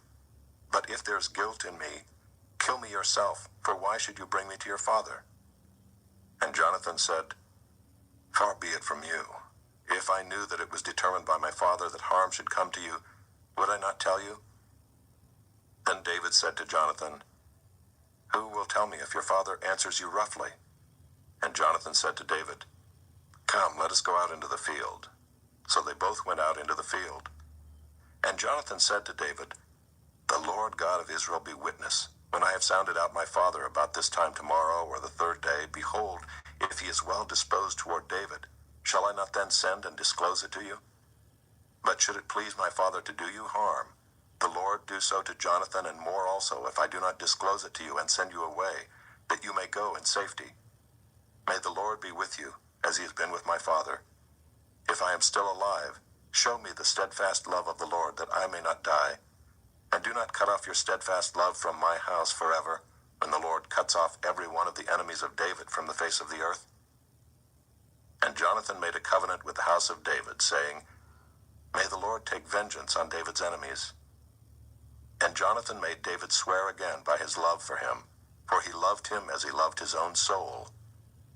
Then Jonathan said to him, Tomorrow is the new moon, and you will be missed, because your seat will be empty. On the third day go down quickly to the place where you hid yourself when the matter was in hand, and remain beside the stone heap. And I will shoot 3 arrows to the side of it, as though I shot at a mark. And behold, I will send the boy, saying, Go, find the arrows. If I say to the boy, Look, the arrows are on this side of you, take them. Then you are to come, for as the Lord lives, it is safe for you, and there is no danger. But if I say to the youth, Look, the arrows are beyond you, then go, for the Lord has sent you away. And as for the matter of which you and I have spoken, behold, the Lord is between you and me forever. So David hid himself in the field, and when the new moon came, the king sat down to eat food. The king sat on his seat, as at other times, on the seat by the wall. Jonathan sat opposite, and Abner sat by Saul's side, but David's place was empty. Yet Saul did not say anything that day, for he thought, Something has happened to him. He is not clean, surely he is not clean. But on the second day, the day after the new moon, David's place was empty. And Saul said to Jonathan his son, Why has not the son of Jesse come to the meal, either yesterday or today? Jonathan answered Saul, David earnestly asked leave of me to go to Bethlehem. He said, Let me go, for our clan holds a sacrifice in the city, and my brother has commanded me to be there. So now if I have found favor in your eyes, let me get away and see my brothers. For this reason he has not come to the king's table. Then Saul's anger was kindled against Jonathan, and he said to him, You son of a perverse, rebellious woman, do I not know that you have chosen the son of Jesse to your own shame, and to the shame of your mother's nakedness? For as long as the son of Jesse lives on the earth, neither you nor your kingdom shall be established. Therefore send and bring him to me, for he shall surely die. Then Jonathan answered Saul his father, Why should he be put to death? What has he done? But Saul hurled his spear at him to strike him. So Jonathan knew that his father was determined to put David to death. And Jonathan rose from the table in fierce anger and ate no food the second day of the month, for he was grieved for David, because his father had disgraced him. In the morning Jonathan went out into the field to the appointment with David, and with him a little boy. And he said to his boy, Run and find the arrows that I shoot. As the boy ran, he shot an arrow beyond him. And when the boy came to the place of the arrow that Jonathan had shot, Jonathan called after the boy and said, Is not the arrow beyond you? And Jonathan called after the boy, Hurry, be quick, do not stay. So Jonathan's boy gathered up the arrows and came to his master. But the boy knew nothing, only Jonathan and David knew the matter. And Jonathan gave his weapons to his boy and said to him, Go and carry them to the city. And as soon as the boy had gone, David rose from beside the stone heap and fell on his face to the ground and bowed 3 times. And they kissed one another and wept with one another, David weeping the most. Then Jonathan said to David, Go in peace, because we have sworn both of us in the name of the Lord, saying, The Lord shall be between me and you, and between my offspring and your offspring forever. And he rose and departed, and Jonathan went into the city. Chapter 21. Then David came to Nob to Ahimelech the priest, and Ahimelech came to David trembling and said to him, Why are you alone and no one with you? And David said to Ahimelech the priest, The king has charged me with a matter and said to me, Let no one know anything of the matter about which I send you, and with which I have charged you. I have made an appointment with the young men for such and such a place. Now then, what do you have on hand? Give me 5 loaves of bread or whatever is here. And the priest answered David, I have no common bread on hand, but there is holy bread, if the young men have kept themselves from women. And David answered the priest, Truly women have been kept from us as always when I go on an expedition. The vessels of the young men are holy even when it is an ordinary journey. How much more today will their vessels be holy? So the priest gave him the holy bread, for there was no bread there but the bread of the presence, which is removed from before the Lord, to be replaced by hot bread on the day it is taken away. Now a certain man of the servants of Saul was there that day, detained before the Lord. His name was Doeg the Edomite, the chief of Saul's herdsmen. Then David said to Ahimelech, Then have you not here a spear or a sword at hand?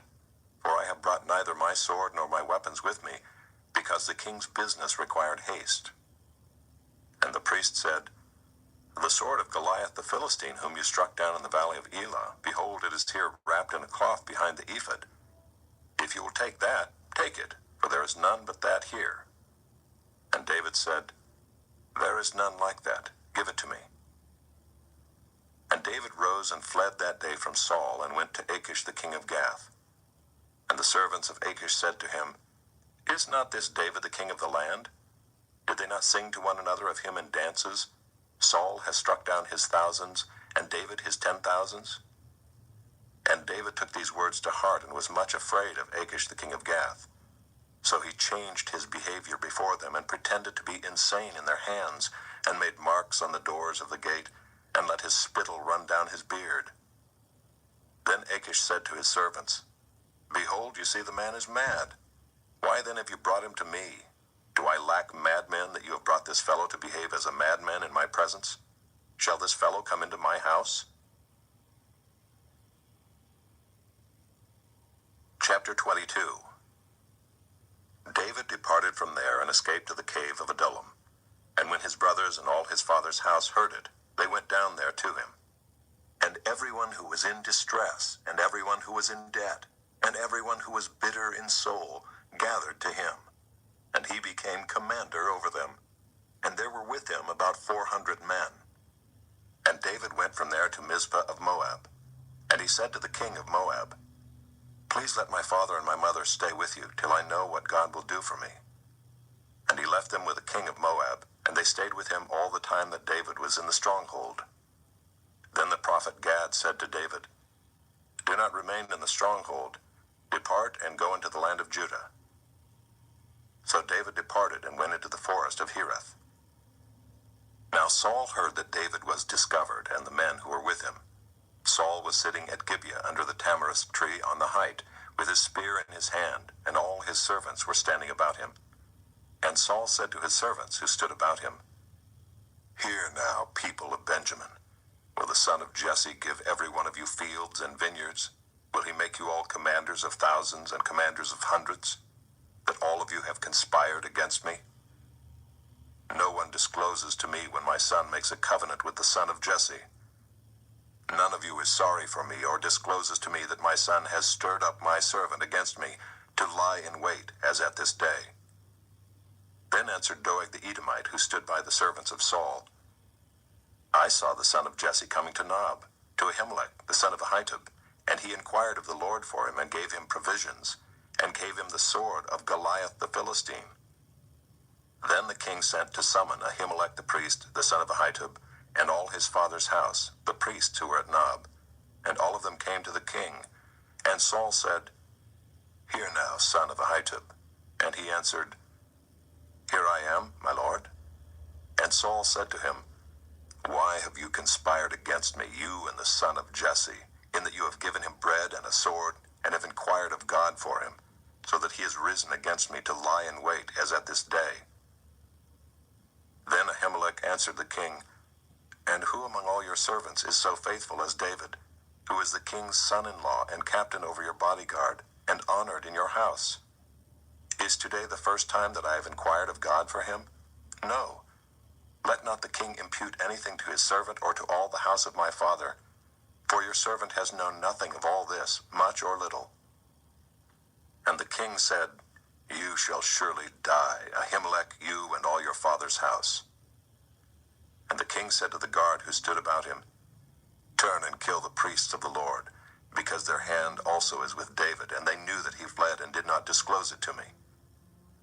But the servants of the king would not put out their hand to strike the priests of the Lord. Then the king said to Doeg, You turn and strike the priests. And Doeg the Edomite turned and struck down the priests, and he killed on that day 85 persons who wore the linen ephod. And Nob, the city of the priests, he put to the sword, both man and woman, child and infant, ox, donkey, and sheep, he put to the sword. But one of the sons of Ahimelech, the son of Ahitub, named Abiathar, escaped and fled after David. And Abiathar told David that Saul had killed the priests of the Lord. And David said to Abiathar, I knew on that day when Doeg the Edomite was there, that he would surely tell Saul, I have occasioned the death of all the persons of your father's house. Stay with me, do not be afraid, for he who seeks my life seeks your life. With me you shall be in safe keeping. Chapter 23. Now they told David, Behold, the Philistines are fighting against Keilah and are robbing the threshing floors. Therefore David inquired of the Lord, Shall I go and attack these Philistines? And the Lord said to David, Go and attack the Philistines and save Keilah. But David's men said to him, Behold, we are afraid here in Judah. How much more then if we go to Keilah against the armies of the Philistines? Then David inquired of the Lord again, and the Lord answered him, Arise, go down to Keilah, for I will give the Philistines into your hand. And David and his men went to Keilah and fought with the Philistines, and brought away their livestock, and struck them with a great blow. So David saved the inhabitants of Keilah. When Abiathar the son of Ahimelech had fled to David to Keilah, he had come down with an ephod in his hand. Now it was told Saul that David had come to Keilah. And Saul said, God has given him into my hand, for he has shut himself in by entering a town that has gates and bars. And Saul summoned all the people to war, to go down to Keilah to besiege David and his men. David knew that Saul was plotting harm against him, and he said to Abiathar the priest, Bring the ephod here. Then David said, O Lord, the God of Israel, your servant has surely heard that Saul seeks to come to Keilah to destroy the city on my account. Will the men of Keilah surrender me into his hand? Will Saul come down as your servant has heard? O Lord, the God of Israel, please tell your servant. And the Lord said, He will come down. Then David said, Will the men of Keilah surrender me and my men into the hand of Saul? And the Lord said, They will surrender you. Then David and his men, who were about 600, arose and departed from Keilah, and went wherever they could go. When Saul was told that David had escaped from Keilah, he gave up the expedition. And David remained in the strongholds in the wilderness, in the hill country of the wilderness of Ziph. And Saul sought him every day, but God did not give him into his hand. David saw that Saul had come out to seek his life. David was in the wilderness of Ziph at Horesh. And Jonathan, Saul's son, rose and went to David at Horesh, and strengthened his hand in God. And he said to him, Do not fear, for the hand of Saul my father shall not find you. You shall be king over Israel, and I shall be next to you. Saul my father also knows this. And the two of them made a covenant before the Lord. David remained at Horesh, and Jonathan went home. Then the Ziphites went up to Saul at Gibeah, saying, Is not David hiding among us in the strongholds at Horesh, on the hill of Hachilah, which is south of Jeshimon? Now come down, O king, according to all your heart's desire to come down, and our part shall be to surrender him into the king's hand. And Saul said, May you be blessed by the Lord, for you have had compassion on me. Go, make yet more sure. Know and see the place where his foot is, and who has seen him there, for it is told me that he is very cunning. See therefore and take note of all the lurking places where he hides, and come back to me with sure information. Then I will go with you. And if he is in the land, I will search him out among all the thousands of Judah. And they arose and went to Ziph ahead of Saul. Now David and his men were in the wilderness of Maon, in the Arabah to the south of Jeshimon. And Saul and his men went to seek him. And David was told, so he went down to the rock and lived in the wilderness of Maon. And when Saul heard that, he pursued after David in the wilderness of Maon. Saul went on one side of the mountain, and David and his men on the other side of the mountain. And David was hurrying to get away from Saul. As Saul and his men were closing in on David and his men to capture them, a messenger came to Saul, saying, "Hurry and come, for the Philistines have made a raid against the land." So Saul returned from pursuing after David, and went against the Philistines. Therefore that place was called the Rock of Escape. And David went up from there and lived in the strongholds of En-gedi. Chapter 24. When Saul returned from following the Philistines, he was told, "Behold, David is in the wilderness of En-gedi." Then Saul took 3,000 chosen men out of all Israel, and went to seek David and his men in front of the Wild Goats Rocks. And he came to the sheepfolds by the way, where there was a cave, and Saul went in to relieve himself. Now David and his men were sitting in the innermost parts of the cave. And the men of David said to him, "Here is the day of which the Lord said to you, Behold, I will give your enemy into your hand, and you shall do to him as it shall seem good to you." Then David arose and stealthily cut off a corner of Saul's robe. And afterward David's heart struck him, because he had cut off a corner of Saul's robe. He said to his men, "The Lord forbid that I should do this thing to my Lord, the Lord's anointed, to put out my hand against him, seeing he is the Lord's anointed." So David persuaded his men with these words, and did not permit them to attack Saul. And Saul rose up and left the cave and went on his way. Afterward David also arose and went out of the cave and called after Saul, "My lord the king." And when Saul looked behind him, David bowed with his face to the earth and paid homage. And David said to Saul, "Why do you listen to the words of men who say, 'Behold, David seeks your harm'? Behold, this day your eyes have seen how the Lord gave you today into my hand in the cave. And some told me to kill you, but I spared you. I said, I will not put out my hand against my Lord, for he is the Lord's anointed. See, my father, see the corner of your robe in my hand. For by the fact that I cut off the corner of your robe and did not kill you, you may know and see that there is no wrong or treason in my hands. I have not sinned against you, though you hunt my life to take it. May the Lord judge between me and you. May the Lord avenge me against you, but my hand shall not be against you. As the proverb of the ancients says, out of the wicked comes wickedness, but my hand shall not be against you. After whom has the king of Israel come out? After whom do you pursue? After a dead dog, after a flea. May the Lord therefore be judge and give sentence between me and you, and see to it and plead my cause and deliver me from your hand." As soon as David had finished speaking these words to Saul, Saul said, "Is this your voice, my son David?" And Saul lifted up his voice and wept. He said to David, "You are more righteous than I, for you have repaid me good, whereas I have repaid you evil. And you have declared this day how you have dealt well with me, in that you did not kill me when the Lord put me into your hands. For if a man finds his enemy, will he let him go away safe? So may the Lord reward you with good for what you have done to me this day. And now, behold, I know that you shall surely be king, and that the kingdom of Israel shall be established in your hand. Swear to me, therefore, by the Lord, that you will not cut off my offspring after me, and that you will not destroy my name out of my father's house." And David swore this to Saul. Then Saul went home, but David and his men went up to the stronghold. Chapter 25.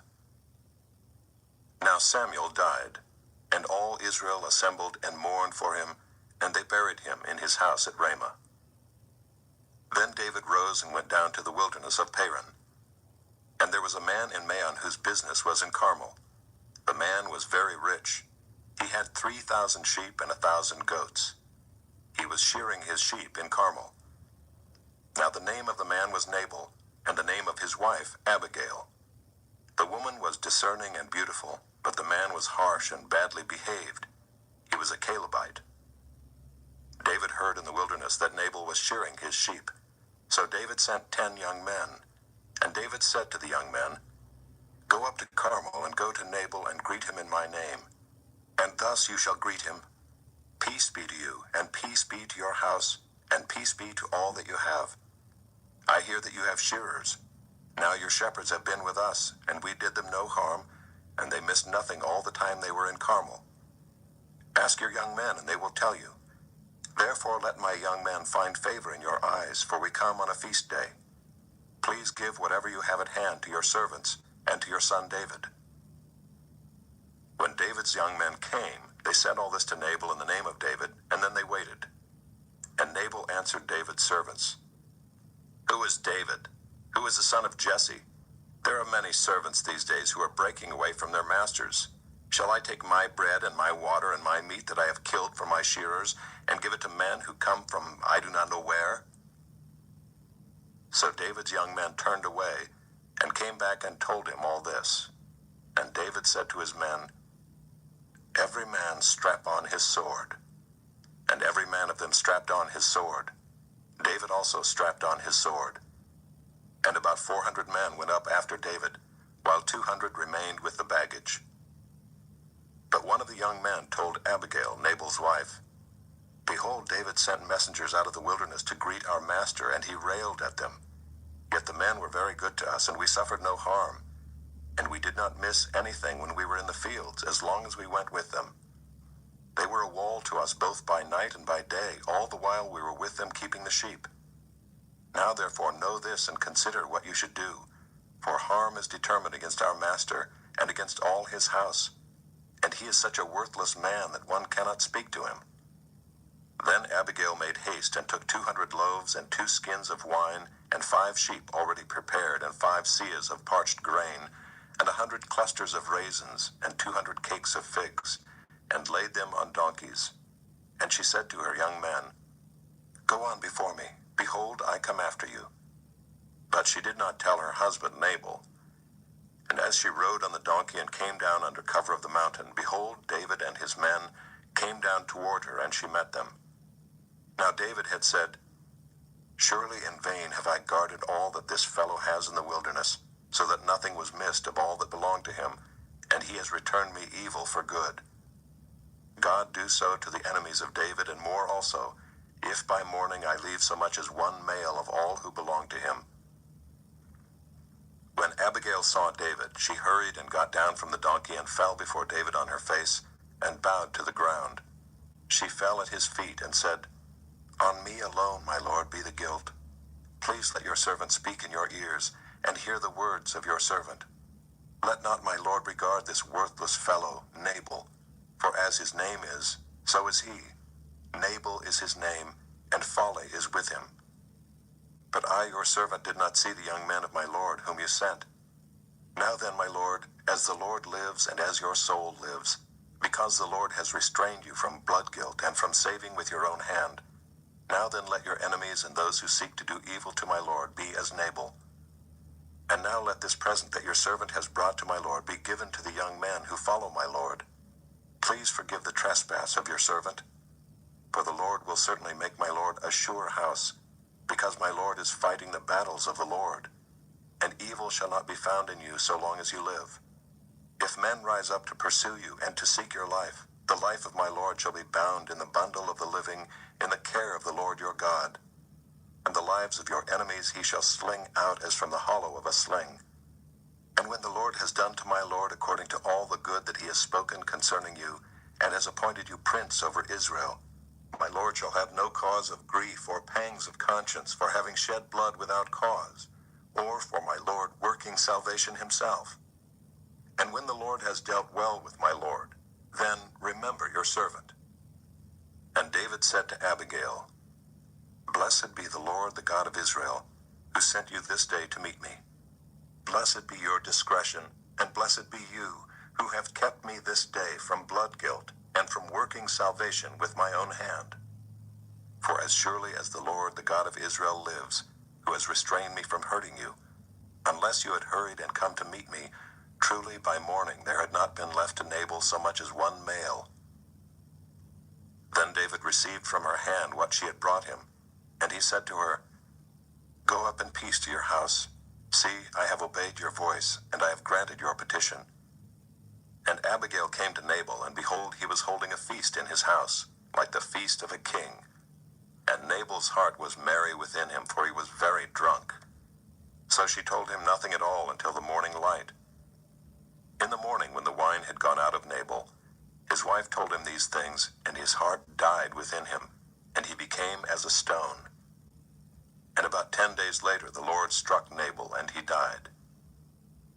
When David heard that Nabal was dead, he said, Blessed be the Lord, who has avenged the insult I received at the hand of Nabal, and has kept back his servant from wrongdoing. The Lord has returned the evil of Nabal on his own head. Then David sent and spoke to Abigail, to take her as his wife. When the servants of David came to Abigail at Carmel, they said to her, David has sent us to you, to take you to him as his wife. And she rose and bowed with her face to the ground, and said, Behold, your handmaid is a servant to wash the feet of the servants of my lord. And Abigail hurried and rose and mounted a donkey, and her 5 young women attended her. She followed the messengers of David and became his wife. David also took Ahinoam of Jezreel, and both of them became his wives. Saul had given Michal his daughter, David's wife, to Palti the son of Laish, who was of Gallim. Chapter 26. Then the Ziphites came to Saul at Gibeah, saying, Is not David hiding himself on the hill of Hachilah, which is on the east of Jeshimon? So Saul arose, and went down to the wilderness of Ziph with 3,000 chosen men of Israel to seek David in the wilderness of Ziph.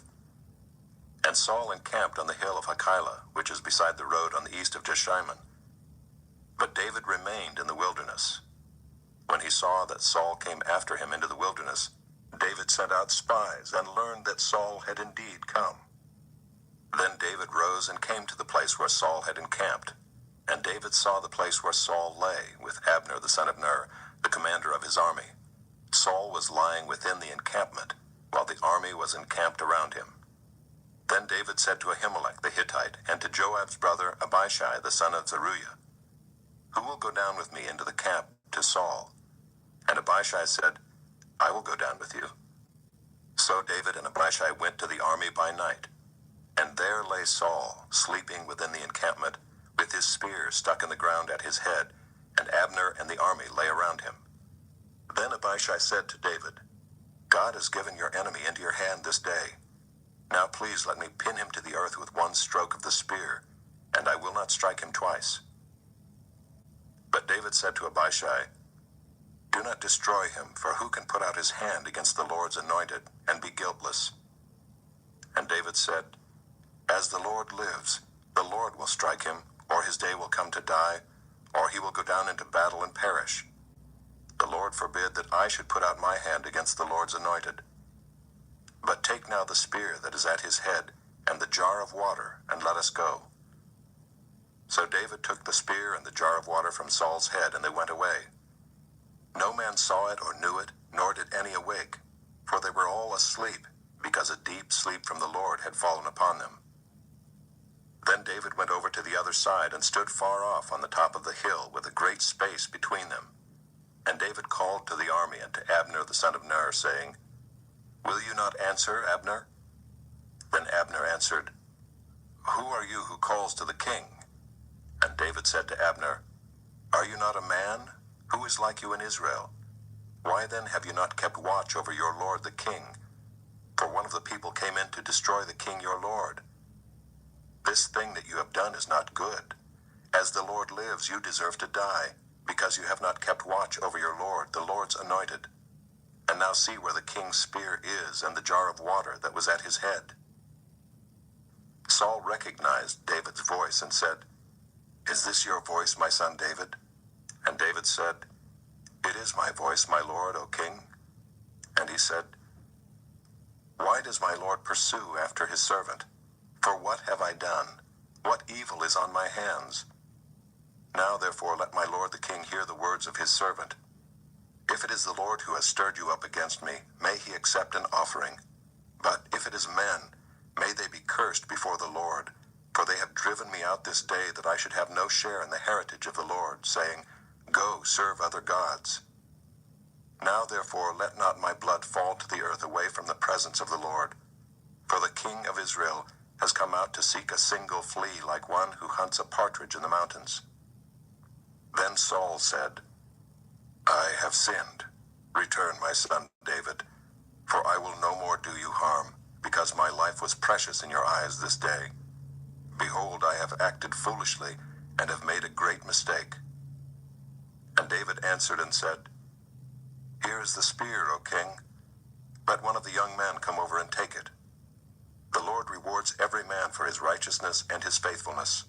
For the Lord gave you into my hand today, and I would not put out my hand against the Lord's anointed. Behold, as your life was precious this day in my sight, so may my life be precious in the sight of the Lord, and may he deliver me out of all tribulation." Then Saul said to David, "Blessed be you, my son David. You will do many things and will succeed in them." So David went his way, and Saul returned to his place.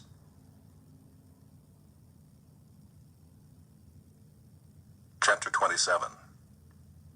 Then David said in his heart, "Now I shall perish one day by the hand of Saul. There is nothing better for me than that I should escape to the land of the Philistines.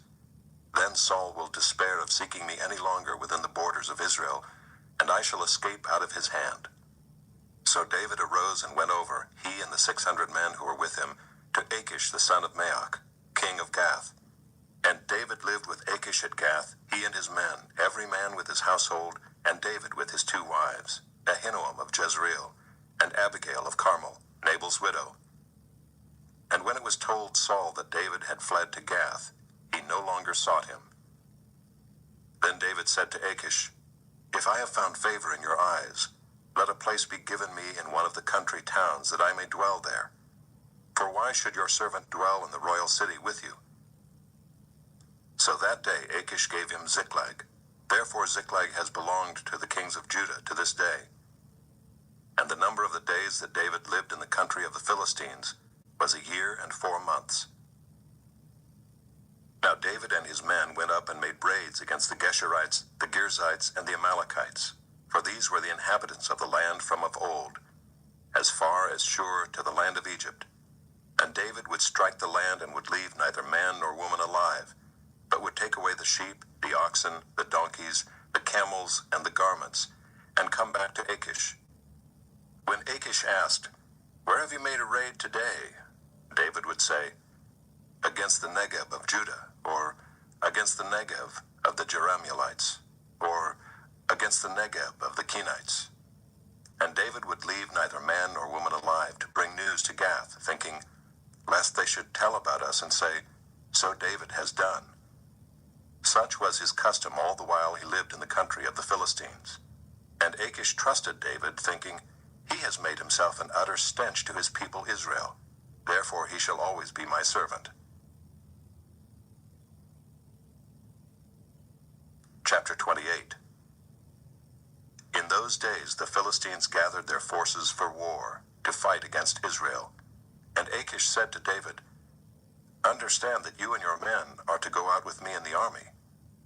David said to Achish, "Very well, you shall know what your servant can do." And Achish said to David, "Very well, I will make you my bodyguard for life."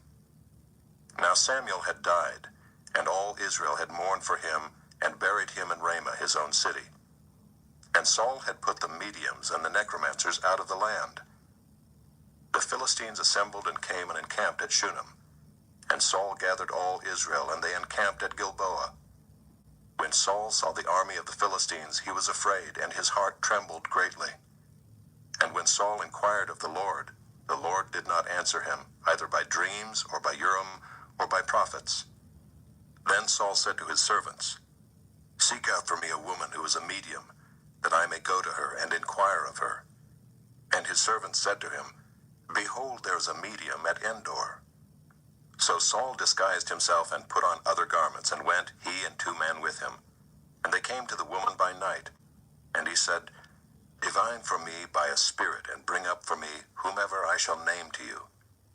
The woman said to him, "Surely you know what Saul has done, how he has cut off the mediums and the necromancers from the land. Why then are you laying a trap for my life to bring about my death?" But Saul swore to her by the Lord, "As the Lord lives, no punishment shall come upon you for this thing." Then the woman said, "Whom shall I bring up for you?" He said, "Bring up Samuel for me." When the woman saw Samuel, she cried out with a loud voice. And the woman said to Saul, "Why have you deceived me? You are Saul." The king said to her, "Do not be afraid. What do you see?" And the woman said to Saul, "I see a god coming up out of the earth." He said to her, "What is his appearance?" And she said, "An old man is coming up, and he is wrapped in a robe." And Saul knew that it was Samuel, and he bowed with his face to the ground, and paid homage. Then Samuel said to Saul, "Why have you disturbed me by bringing me up?" Saul answered, "I am in great distress, for the Philistines are warring against me, and God has turned away from me, and answers me no more, either by prophets or by dreams. Therefore I have summoned you to tell me what I shall do." And Samuel said, "Why then do you ask me, since the Lord has turned from you and become your enemy? The Lord has done to you as he spoke by me, for the Lord has torn the kingdom out of your hand and given it to your neighbor David. Because you did not obey the voice of the Lord and did not carry out his fierce wrath against Amalek. Therefore the Lord has done this thing to you this day. Moreover, the Lord will give Israel also with you into the hand of the Philistines. And tomorrow you and your sons shall be with me. The Lord will give the army of Israel also into the hand of the Philistines." Then Saul fell at once full length on the ground, filled with fear because of the words of Samuel. And there was no strength in him, for he had eaten nothing all day and all night. And the woman came to Saul, and when she saw that he was terrified, she said to him, "Behold, your servant has obeyed you. I have taken my life in my hand, and have listened to what you have said to me. Now therefore you also obey your servant. Let me set a morsel of bread before you, and eat, that you may have strength when you go on your way." He refused and said, "I will not eat." But his servants, together with the woman, urged him, and he listened to their words. So he arose from the earth and sat on the bed. Now the woman had a fattened calf in the house, and she quickly killed it, and she took flour and kneaded it, and baked unleavened bread of it. And she put it before Saul and his servants, and they ate. Then they rose and went away that night. Chapter 29. Now the Philistines had gathered all their forces at Aphek, and the Israelites were encamped by the spring that was in Jezreel. As the lords of the Philistines were passing on by hundreds and by thousands, and David and his men were passing on in the rear with Achish, the commanders of the Philistines said, "What are these Hebrews doing here?" And Achish said to the commanders of the Philistines, "Is this not David, the servant of Saul, king of Israel, who has been with me now for days and years? And since he deserted to me, I have found no fault in him to this day." But the commanders of the Philistines were angry with him, and the commanders of the Philistines said to him, "Send the man back, that he may return to the place to which you have assigned him. He shall not go down with us to battle, lest in the battle he become an adversary to us. For how could this fellow reconcile himself to his Lord?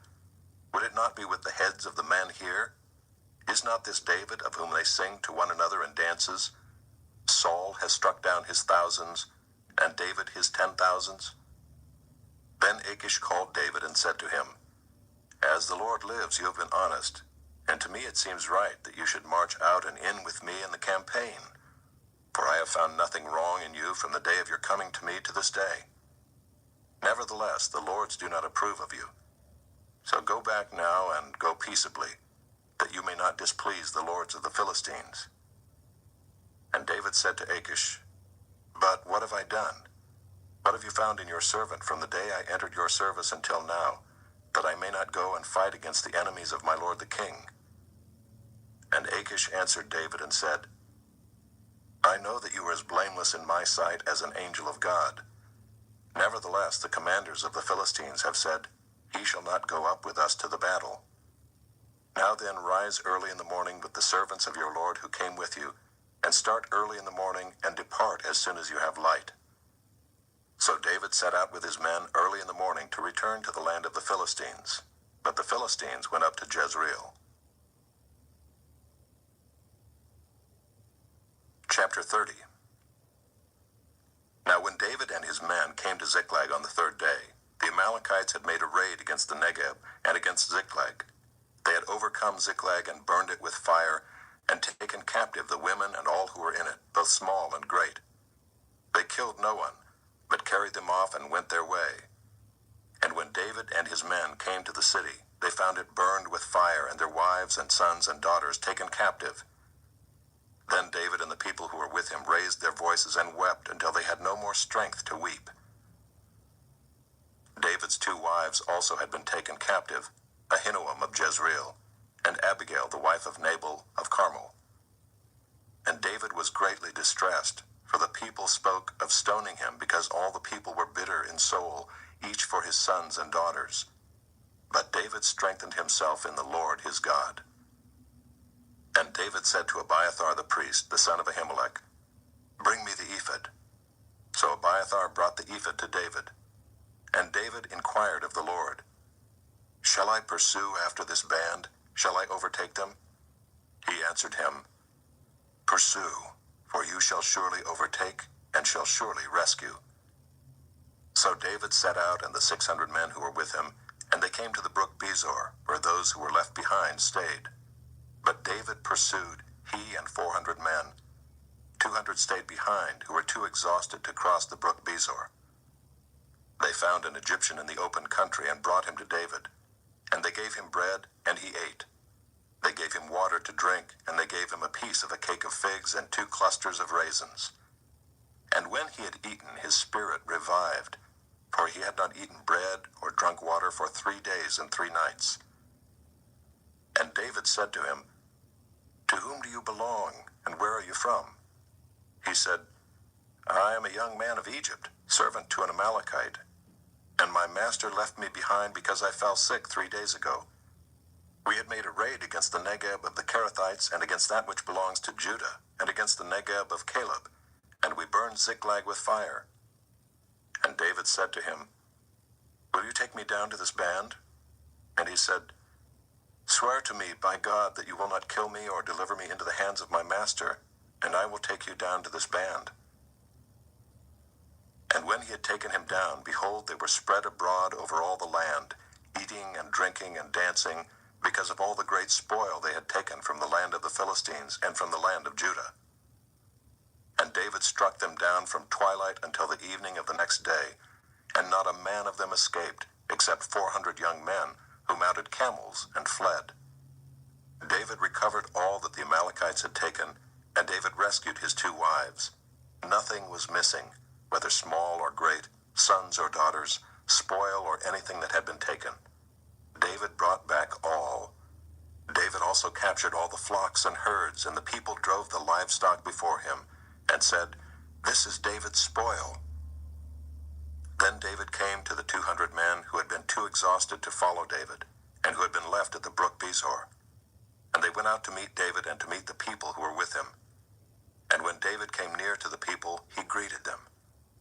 Then all the wicked and worthless fellows among the men who had gone with David said, "Because they did not go with us, we will not give them any of the spoil that we have recovered, except that each man may lead away his wife and children and depart." But David said, "You shall not do so, my brothers, with what the Lord has given us. He has preserved us and given into our hand the band that came against us. Who would listen to you in this matter? For as his share is who goes down into the battle, so shall his share be who stays by the baggage. They shall share alike. And he made it a statute and a rule for Israel from that day forward to this day. When David came to Ziklag, he sent part of the spoil to his friends, the elders of Judah, saying, Here is a present for you from the spoil of the enemies of the Lord. It was for those in Bethel, in Ramoth of the Negeb, in Jatir, in Aroer, in Siphmoth, in Eshtemoa, in Rachel, in the cities of the Jerahmeelites, in the cities of the Kenites, in Hormah, in Boration, in Athek, in Hebron, for all the places where David and his men had roamed. Chapter 31. Now the Philistines were fighting against Israel, and the men of Israel fled before the Philistines, and fell slain on Mount Gilboa. And the Philistines overtook Saul and his sons, and the Philistines struck down Jonathan, and Abinadab, and Malchishua, the sons of Saul. The battle pressed hard against Saul, and the archers found him, and he was badly wounded by the archers. Then Saul said to his armor-bearer, Draw your sword and thrust me through with it, lest these uncircumcised come and thrust me through, and mistreat me. But his armor-bearer would not, for he feared greatly. Therefore Saul took his own sword, and fell upon it. And when his armor-bearer saw that Saul was dead, he also fell upon his sword, and died with him. Thus Saul died, and his 3 sons, and his armor-bearer, and all his men on the same day together.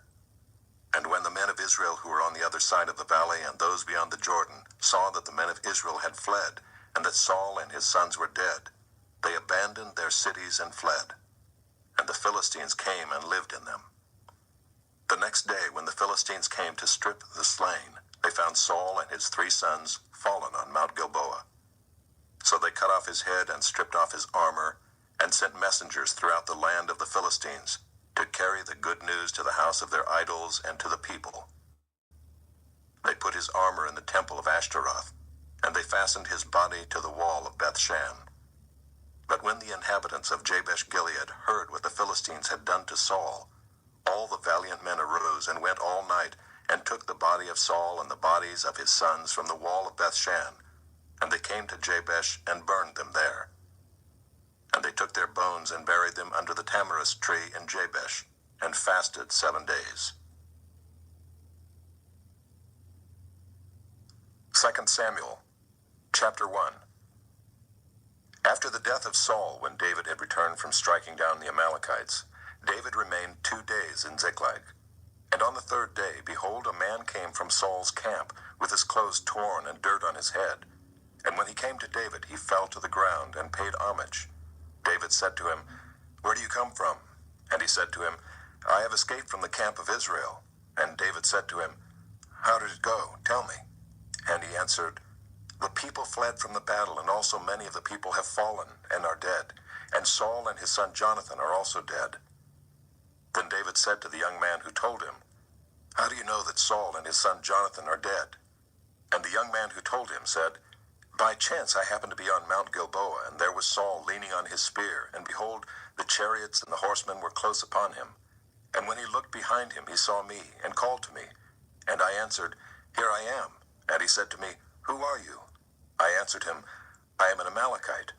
And he said to me, Stand beside me and kill me, for anguish has seized me, and yet my life still lingers.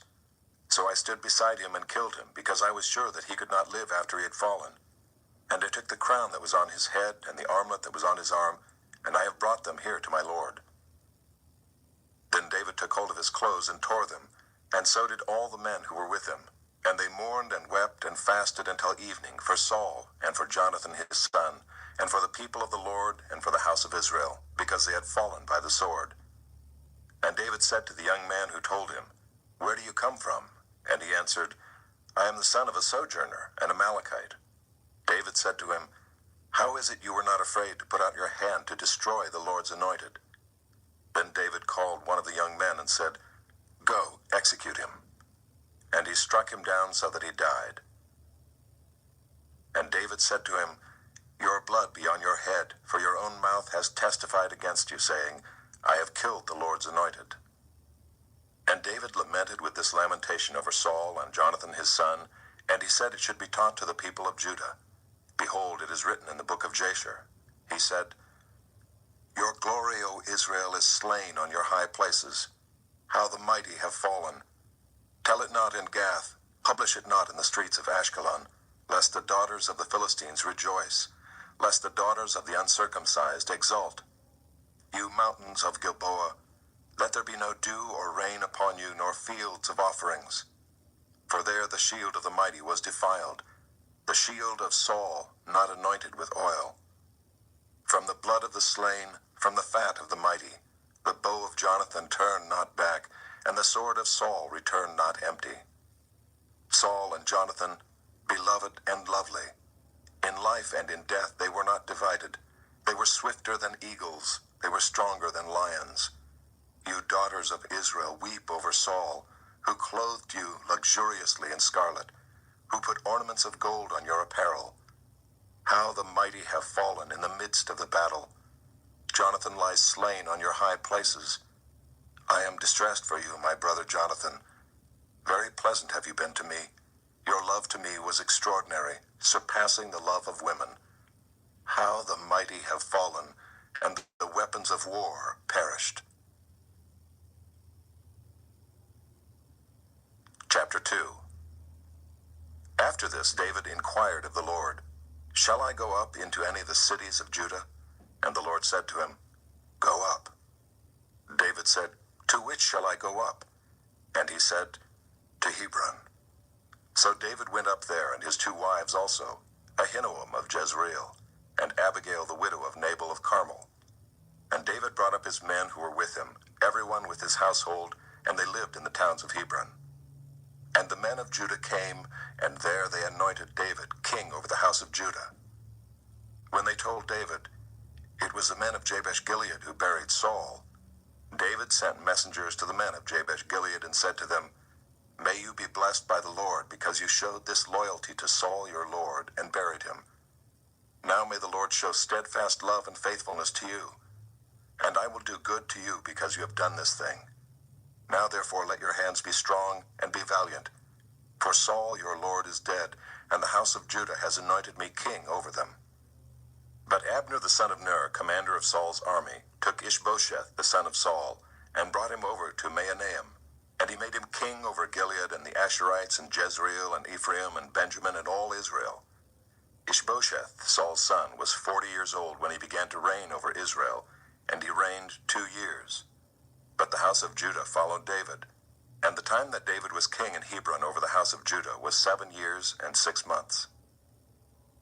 Abner the son of Ner and the servants of Ishbosheth the son of Saul went out from Mahanaim to Gibeon.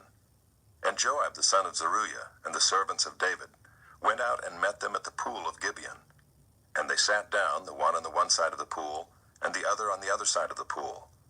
And Abner said to Joab, Let the young men arise and compete before us. And Joab said, Let them arise. Then they arose and passed over by number, 12 for Benjamin, and Ishbosheth the son of Saul, and 12 of the servants of David. And each caught his opponent by the head, and thrust his sword in his opponent's side, so they fell down together. Therefore that place was called Helkath Hazurim, which is at Gibeon. And the battle was very fierce that day, and Abner and the men of Israel were beaten before the servants of David. And the 3 sons of Zeruiah were there, Joab, Abishai, and Asahel. Now Asahel was as swift of foot as a wild gazelle. And Asahel pursued Abner, and as he went, he turned neither to the right hand nor to the left from following Abner. Then Abner looked behind him and said, Is it you, Asahel? And he answered, It is I. Abner said to him, Turn aside to your right hand or to your left, and seize one of the young men and take his spoil. But Asahel would not turn aside from following him. And Abner said again to Asahel, Turn aside from following me. Why should I strike you to the ground? How then could I lift up my face to your brother Joab? But he refused to turn aside.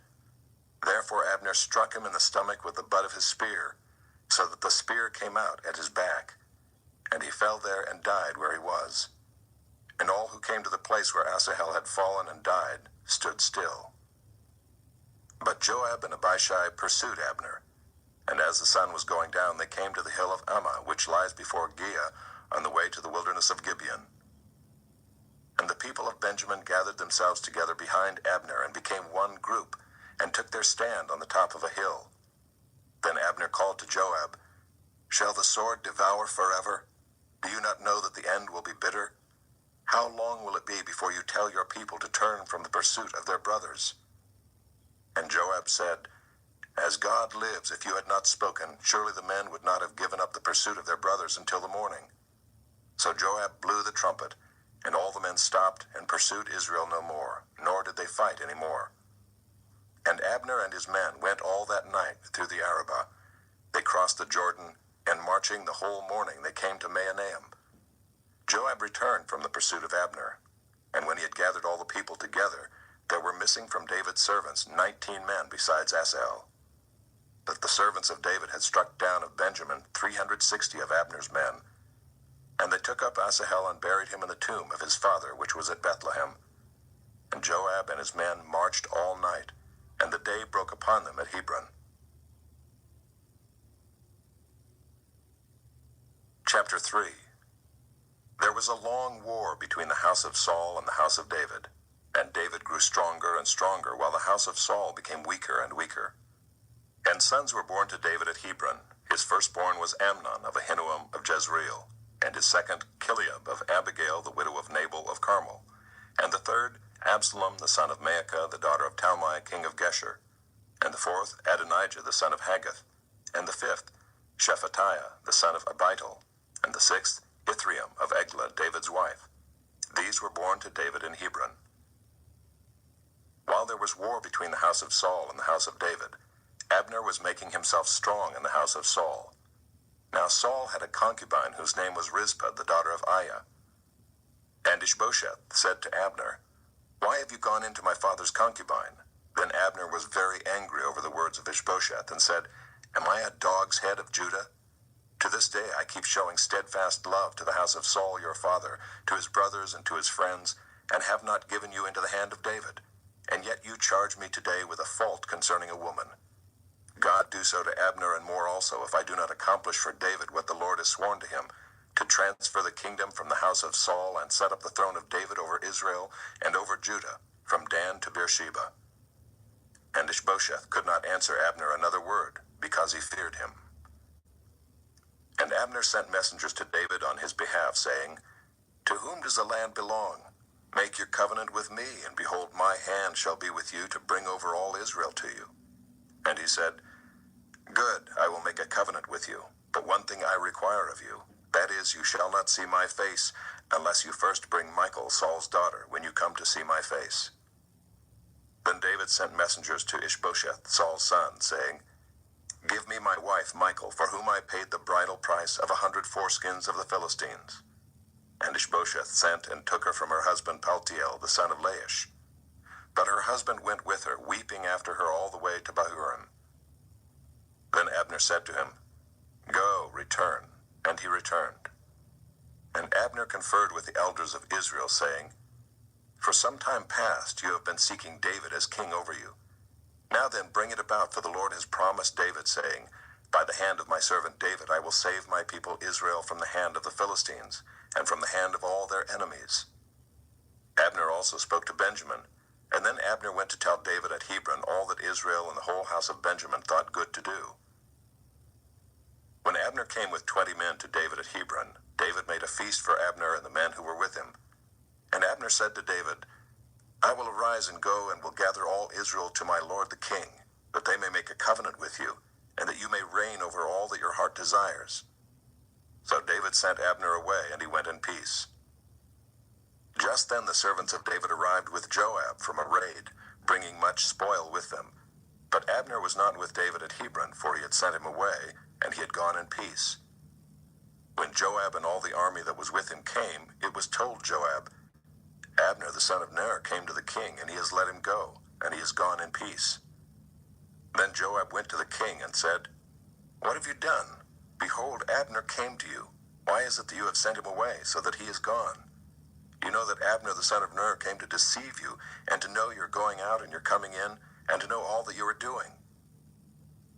When Joab came out from David's presence, he sent messengers after Abner, and they brought him back from the cistern of Sirah. But David did not know about it, and when Abner returned to Hebron, Joab took him aside into the midst of the gate to speak with him privately, and there he struck him in the stomach so that he died for the blood of Asahel his brother.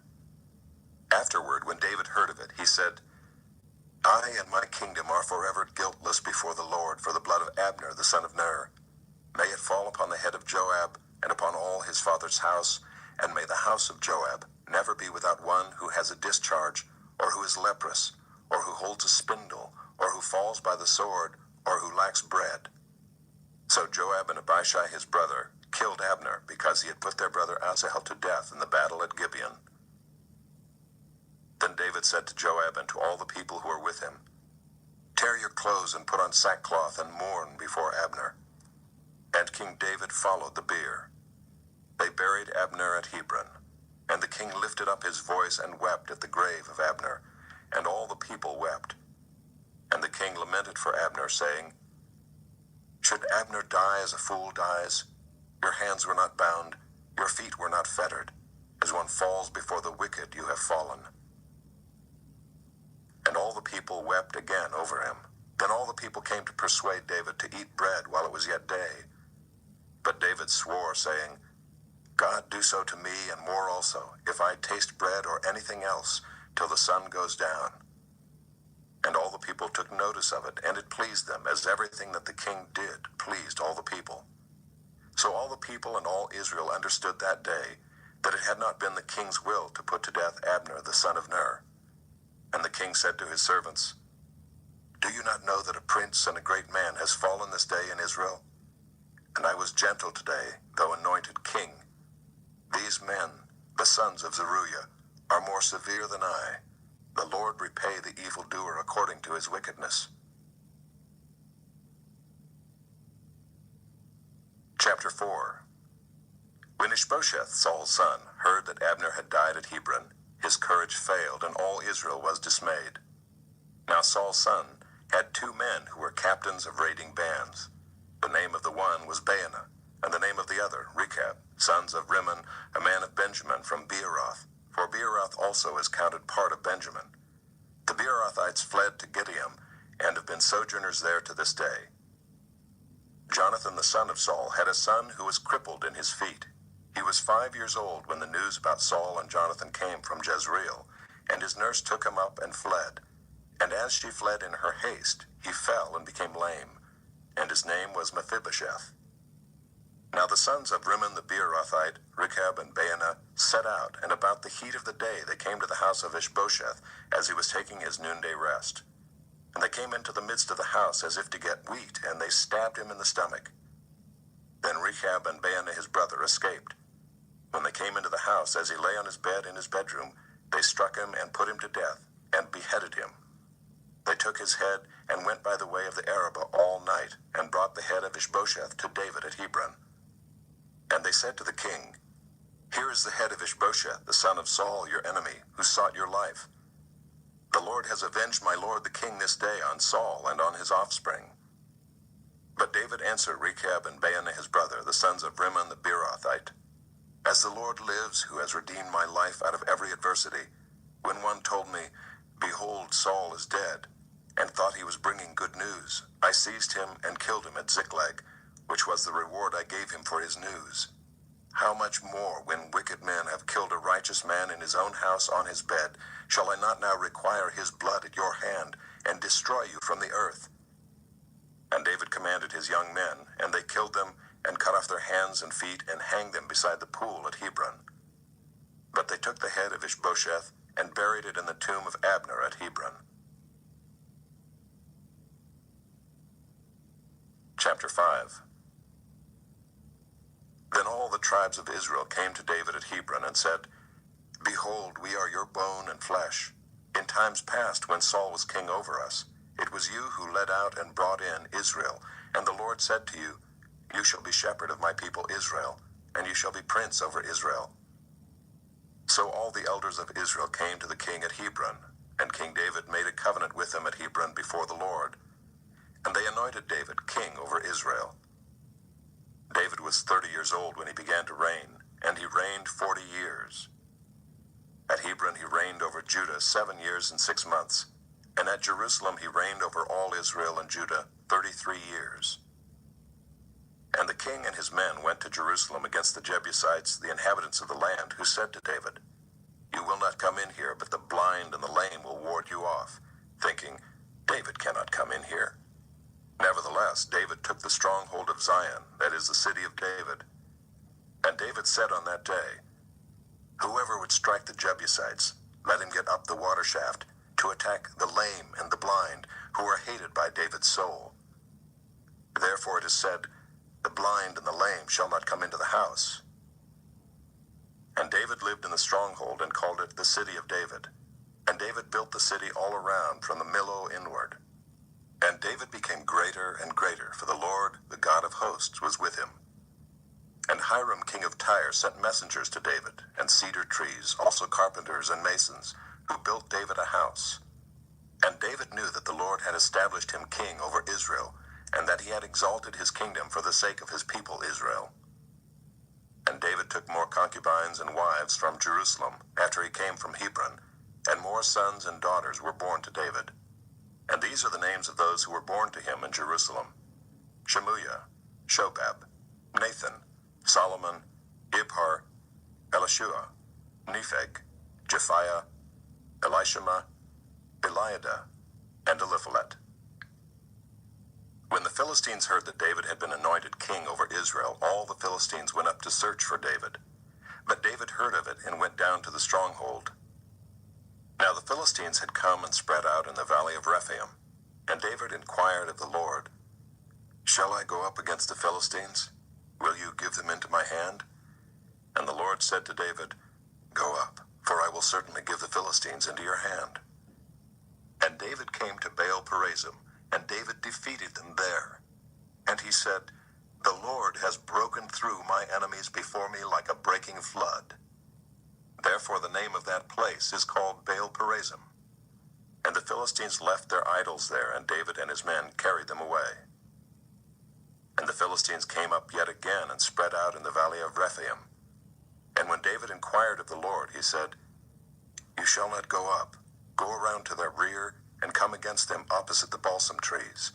And when you hear the sound of marching in the tops of the balsam trees, then rouse yourself, for then the Lord has gone out before you to strike down the army of the Philistines." And David did as the Lord commanded him, and struck down the Philistines from Geba to Gezer.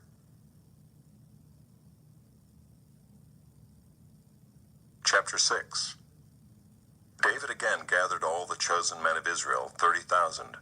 And David arose and went with all the people who were with him from Baale Judah, to bring up from there the ark of God, which is called by the name of the Lord of hosts, who sits enthroned on the cherubim.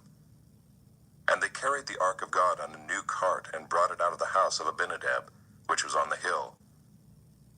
And Uzzah and Ahio, the sons of Abinadab, were driving the new cart with the ark of God, and Ahio went before the ark. And David and all the house of Israel were celebrating before the Lord, with songs and lyres and harps and tambourines and castanets and cymbals. And when they came to the threshing floor of Nacon, Uzzah put up his hand to the ark of God and took hold of it, for the oxen stumbled. And the anger of the Lord was kindled against Uzzah, and God struck him down there because of his error, and he died there beside the ark of God. And David was angry because the Lord had broken out against Uzzah. And that place is called Perez Uzzah to this day. And David was afraid of the Lord that day, and he said, "How can the ark of the Lord come to me?" So David was not willing to take the ark of the Lord into the city of David. But David took it aside to the house of Obed-Edom the Gittite. And the ark of the Lord remained in the house of Obed-Edom the Gittite 3 months. And the Lord blessed Obed-Edom and all his household. And it was told King David, "The Lord has blessed the household of Obed-Edom and all that belongs to him because of the ark of God." So David went and brought up the ark of God from the house of Obed-Edom to the city of David with rejoicing. And when those who bore the ark of the Lord had gone 6 steps, he sacrificed an ox and a fattened animal. And David danced before the Lord with all his might. And David was wearing a linen ephod. So David and all the house of Israel brought up the ark of the Lord with shouting and with the sound of the horn. As the ark of the Lord came into the city of David, Michal, the daughter of Saul, looked out of the window and saw King David leaping and dancing before the Lord, and she despised him in her heart. And they brought in the ark of the Lord and set it in its place, inside the tent that David had pitched for it. And David offered burnt offerings and peace offerings before the Lord. And when David had finished offering the burnt offerings and the peace offerings, he blessed the people in the name of the Lord of hosts, and distributed among all the people, the whole multitude of Israel, both men and women, a cake of bread, a portion of meat, and a cake of raisins to each one. Then all the people departed, each to his house. And David returned to bless his household. But Michal, the daughter of Saul, came out to meet David and said, "How the king of Israel honored himself today, uncovering himself today before the eyes of his servants' female servants, as one of the vulgar fellows shamelessly uncovers himself." And David said to Michal, "It was before the Lord, who chose me above your father, and above all his house, to appoint me as prince over Israel, the people of the Lord. And I will celebrate before the Lord. I will make myself yet more contemptible than this, and I will be abased in your eyes. But by the female servants of whom you have spoken, by them I shall be held in honor." And Michal, the daughter of Saul, had no child to the day of her death. Chapter 7. Now when the king lived in his house, and the Lord had given him rest from all his surrounding enemies, the king said to Nathan the prophet, "See now, I dwell in a house of cedar, but the ark of God dwells in a tent." And Nathan said to the king, "Go, do all that is in your heart, for the Lord is with you." But that same night the word of the Lord came to Nathan, "Go and tell my servant David, thus says the Lord, would you build me a house to dwell in? I have not lived in a house since the day I brought up the people of Israel from Egypt to this day, but I have been moving about in a tent for my dwelling. In all places where I have moved with all the people of Israel, did I speak a word with any of the judges of Israel, whom I commanded to shepherd my people Israel, saying, Why have you not built me a house of cedar? Now therefore, thus you shall say to my servant David, Thus says the Lord of hosts, I took you from the pasture, from following the sheep, that you should be prince over my people Israel. And I have been with you wherever you went, and have cut off all your enemies from before you. And I will make for you a great name, like the name of the great ones of the earth. And I will appoint a place for my people Israel, and will plant them, so that they may dwell in their own place, and be disturbed no more. And violent men shall afflict them no more, as formerly, from the time that I appointed judges over my people Israel. And I will give you rest from all your enemies. Moreover, the Lord declares to you that the Lord will make you a house. When your days are fulfilled and you lie down with your fathers, I will raise up your offspring after you, who shall come from your body, and I will establish his kingdom. He shall build a house for my name, and I will establish the throne of his kingdom forever. I will be to him a father, and he shall be to me a son. When he commits iniquity, I will discipline him with the rod of men, with the stripes of the sons of men. But my steadfast love will not depart from him, as I took it from Saul, whom I put away from before you. And your house and your kingdom shall be made sure forever before me. Your throne shall be established forever." In accordance with all these words, and in accordance with all this vision, Nathan spoke to David. Then King David went in and sat before the Lord, and said, Who am I, O Lord God, and what is my house, that you have brought me thus far? And yet this was a small thing in your eyes, O Lord God. You have spoken also of your servant's house for a great while to come, and this is instruction for mankind, O Lord God. And what more can David say to you? For you know your servant, O Lord God. Because of your promise and according to your own heart, you have brought about all this greatness to make your servant know it. Therefore you are great, O Lord God, for there is none like you, and there is no God besides you, according to all that we have heard with our ears. And who is like your people Israel, the one nation on earth whom God went to redeem to be his people, making himself a name and doing for them great and awesome things, by driving out before your people, whom you redeemed for yourself from Egypt, a nation and its gods. And you established for yourself your people Israel to be your people forever. And you, O Lord, became their God.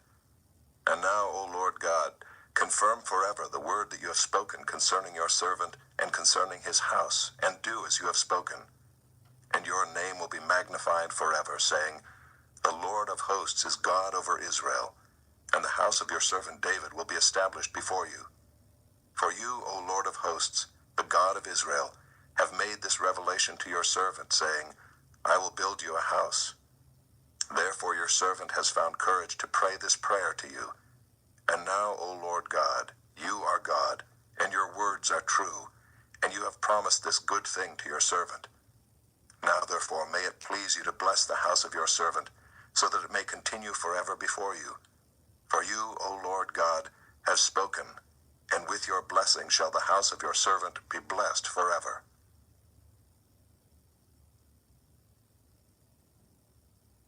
Chapter 8. After this David defeated the Philistines and subdued them. And David took Metheg-Ammah out of the hand of the Philistines. And he defeated Moab, and he measured them with a line, making them lie down on the ground. 2 lines he measured to be put to death, and 1 full line to be spared. And the Moabites became servants to David, and brought tribute. David also defeated Hadadezer the son of Rehob, king of Zobah, as he went to restore his power at the river Euphrates. And David took from him 1,700 horsemen and 20,000 foot soldiers.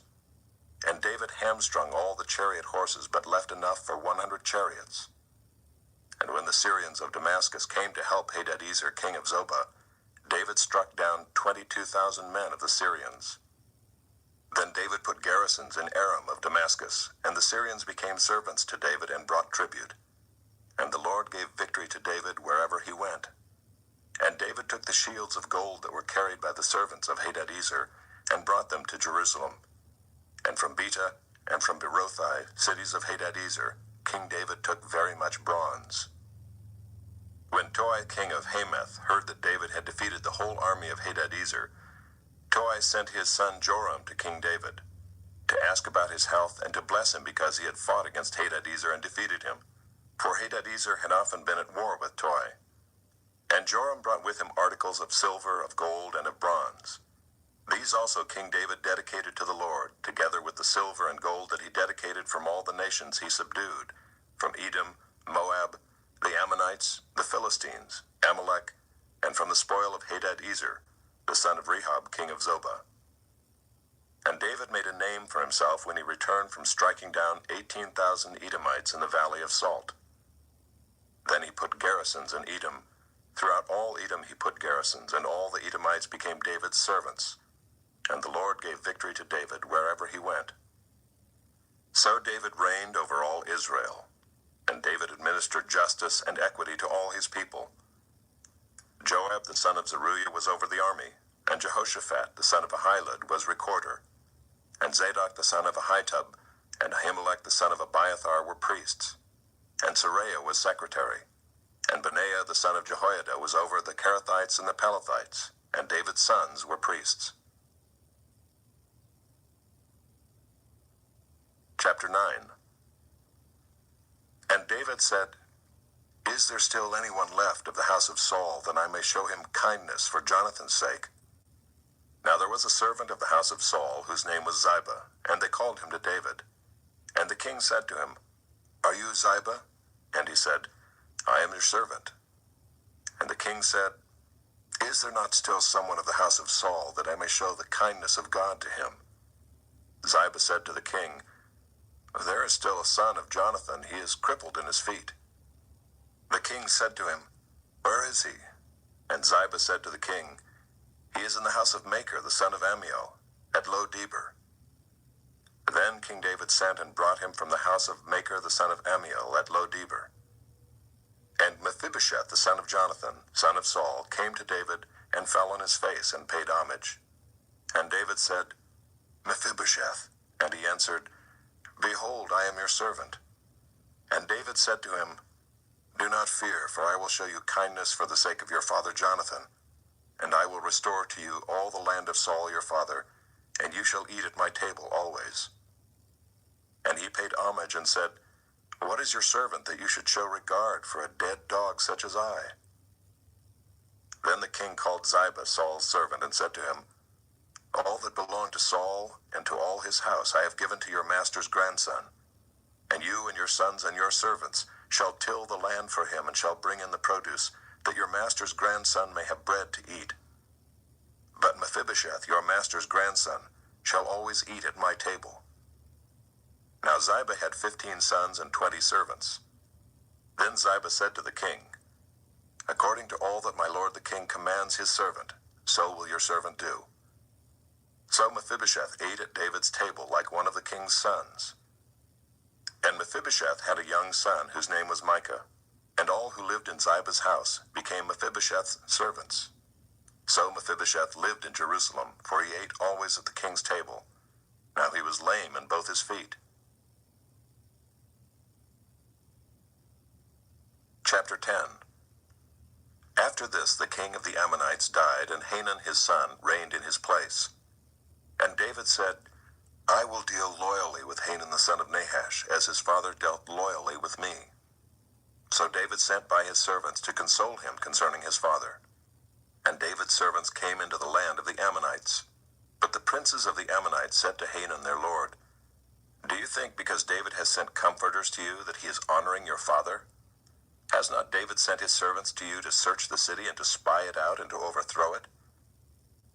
So Hanun took David's servants, and shaved off half the beard of each, and cut off their garments in the middle at their hips, and sent them away. When it was told David, he sent to meet them, for the men were greatly ashamed. And the king said, Remain at Jericho until your beards have grown, and then return. When the Ammonites saw that they had become a stench to David, the Ammonites sent and hired the Syrians of Beth-rehob, and the Syrians of Zobah, 20,000 foot soldiers, and the king of Maacah with 1,000 men, and the men of Tob 12,000 men. And when David heard of it, he sent Joab and all the host of the mighty men. And the Ammonites came out and drew up in battle array at the entrance of the gate, and the Syrians of Zobah and of Rehob, and the men of Tob and Maacah were by themselves in the open country. When Joab saw that the battle was set against him both in front and in the rear, he chose some of the best men of Israel and arrayed them against the Syrians. The rest of his men he put in the charge of Abishai his brother, and he arrayed them against the Ammonites. And he said, If the Syrians are too strong for me, then you shall help me. But if the Ammonites are too strong for you, then I will come and help you. Be of good courage, and let us be courageous for our people and for the cities of our God, and may the Lord do what seems good to him. So Joab and the people who were with him drew near to battle against the Syrians, and they fled before him. And when the Ammonites saw that the Syrians fled, they likewise fled before Abishai and entered the city. Then Joab returned from fighting against the Ammonites and came to Jerusalem. But when the Syrians saw that they had been defeated by Israel, they gathered themselves together. And Hadadezer sent and brought out the Syrians who were beyond the Euphrates.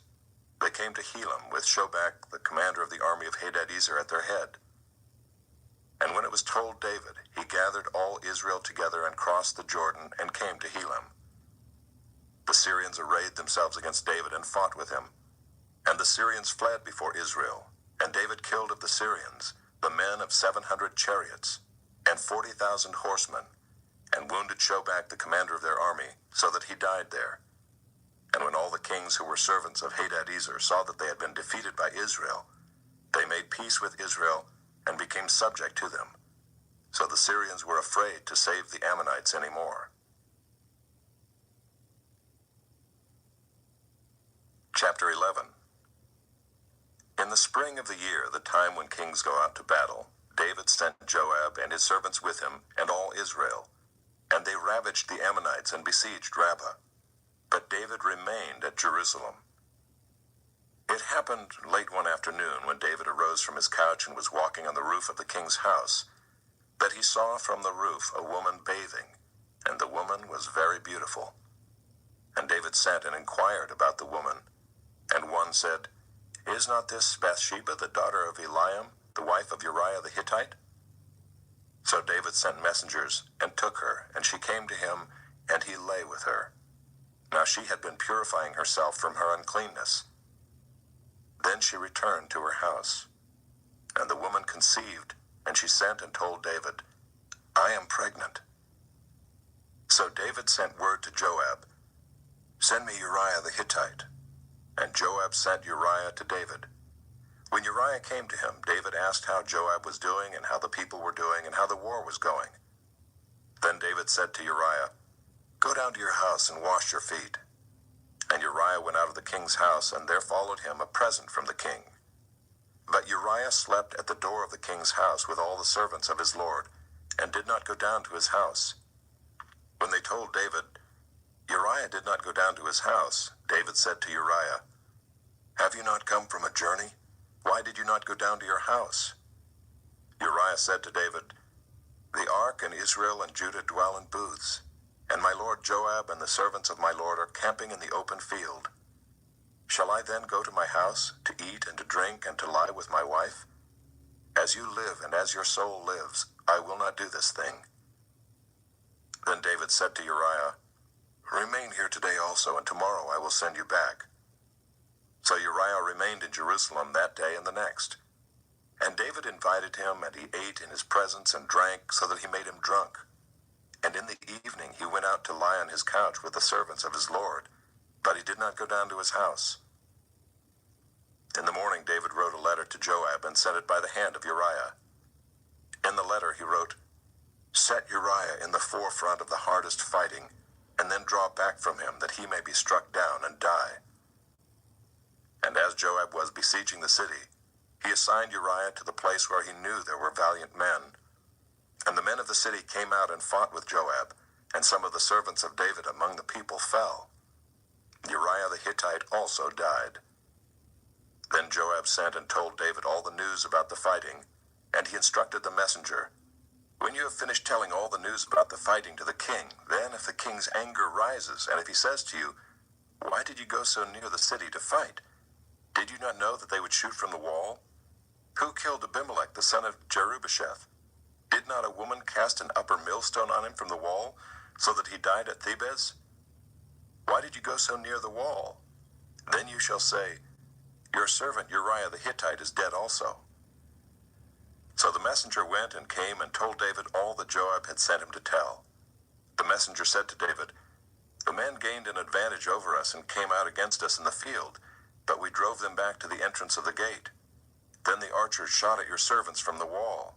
Some of the king's servants are dead, and your servant Uriah the Hittite is dead also. David said to the messenger, Thus shall you say to Joab, Do not let this matter displease you, for the sword devours now one and now another. Strengthen your attack against the city and overthrow it, and encourage him. When the wife of Uriah heard that Uriah her husband was dead, she lamented over her husband. And when the mourning was over, David sent and brought her to his house, and she became his wife and bore him a son. But the thing that David had done displeased the Lord. Chapter 12. And the Lord sent Nathan to David. He came to him and said to him, There were two men in a certain city, the one rich and the other poor. The rich man had very many flocks and herds, but the poor man had nothing but one little ewe lamb which he had bought. And he brought it up, and it grew up with him and with his children. It used to eat of his morsel and drink from his cup and lie in his arms, and it was like a daughter to him. Now there came a traveler to the rich man, and he was unwilling to take one of his own flock or herd to prepare for the guest who had come to him. But he took the poor man's lamb and prepared it for the man who had come to him. Then David's anger was greatly kindled against the man, and he said to Nathan, As the Lord lives, the man who has done this deserves to die, and he shall restore the lamb fourfold, because he did this thing, and because he had no pity. Nathan said to David, You are the man. Thus says the Lord, the God of Israel, I anointed you king over Israel, and I delivered you out of the hand of Saul. And I gave you your master's house and your master's wives into your arms, and gave you the house of Israel and of Judah. And if this were too little, I would add to you as much more. Why have you despised the word of the Lord, to do what is evil in his sight? You have struck down Uriah the Hittite with the sword, and have taken his wife to be your wife, and have killed him with the sword of the Ammonites. Now therefore the sword shall never depart from your house, because you have despised me, and have taken the wife of Uriah the Hittite to be your wife. Thus says the Lord, Behold, I will raise up evil against you out of your own house, and I will take your wives before your eyes, and give them to your neighbor, and he shall lie with your wives in the sight of this sun. For you did it secretly, but I will do this thing before all Israel and before the sun. David said to Nathan, I have sinned against the Lord. And Nathan said to David, The Lord also has put away your sin. You shall not die. Nevertheless, because by this deed you have utterly scorned the Lord, the child who is born to you shall die. Then Nathan went to his house. And the Lord afflicted the child that Uriah's wife bore to David, and he became sick. David therefore sought God on behalf of the child, and David fasted, and went in and lay all night on the ground. And the elders of his house stood beside him, to raise him from the ground, but he would not, nor did he eat food with them. On the seventh day the child died. And the servants of David were afraid to tell him that the child was dead, for they said, Behold, while the child was yet alive, we spoke to him, and he did not listen to us. How then can we say to him, The child is dead? He may do himself some harm. But when David saw that his servants were whispering together, David understood that the child was dead. And David said to his servants, Is the child dead? They said, He is dead. Then David arose from the earth and washed and anointed himself and changed his clothes. And he went into the house of the Lord and worshipped. He then went to his own house, and when he asked, they set food before him, and he ate. Then his servants said to him, What is this thing you have done?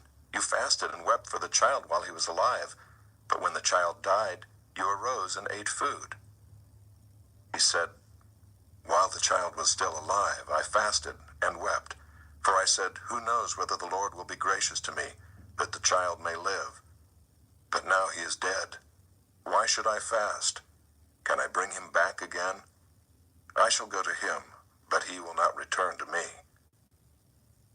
Then David comforted his wife Bathsheba, and went into her and lay with her, and she bore a son, and he called his name Solomon. And the Lord loved him and sent a message by Nathan the prophet. So he called his name Jedidiah because of the Lord. Now Joab fought against Rabbah of the Ammonites and took the royal city. And Joab sent messengers to David and said, I have fought against Rabbah, moreover I have taken the city of waters. Now then gather the rest of the people together and encamp against the city and take it, lest I take the city and it be called by my name. So David gathered all the people together and went to Rabbah and fought against it and took it. And he took the crown of their king from his head. The weight of it was a talent of gold, and in it was a precious stone, and it was placed on David's head. And he brought out the spoil of the city, a very great amount. And he brought out the people who were in it, and set them to labor with saws and iron picks and iron axes, and made them toil at the brick kilns. And thus he did to all the cities of the Ammonites. Then David and all the people returned to Jerusalem.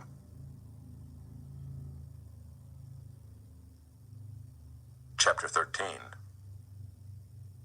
Now Absalom, David's son, had a beautiful sister whose name was Tamar.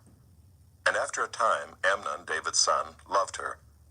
And Amnon was so tormented that he made himself ill because of his sister Tamar, for she was a virgin, and it seemed impossible to Amnon to do anything to her. But Amnon had a friend whose name was Jonadab, the son of Shimeah, David's brother. And Jonadab was a very crafty man, and he said to him, O son of the king, why are you so haggard morning after morning? Will you not tell me?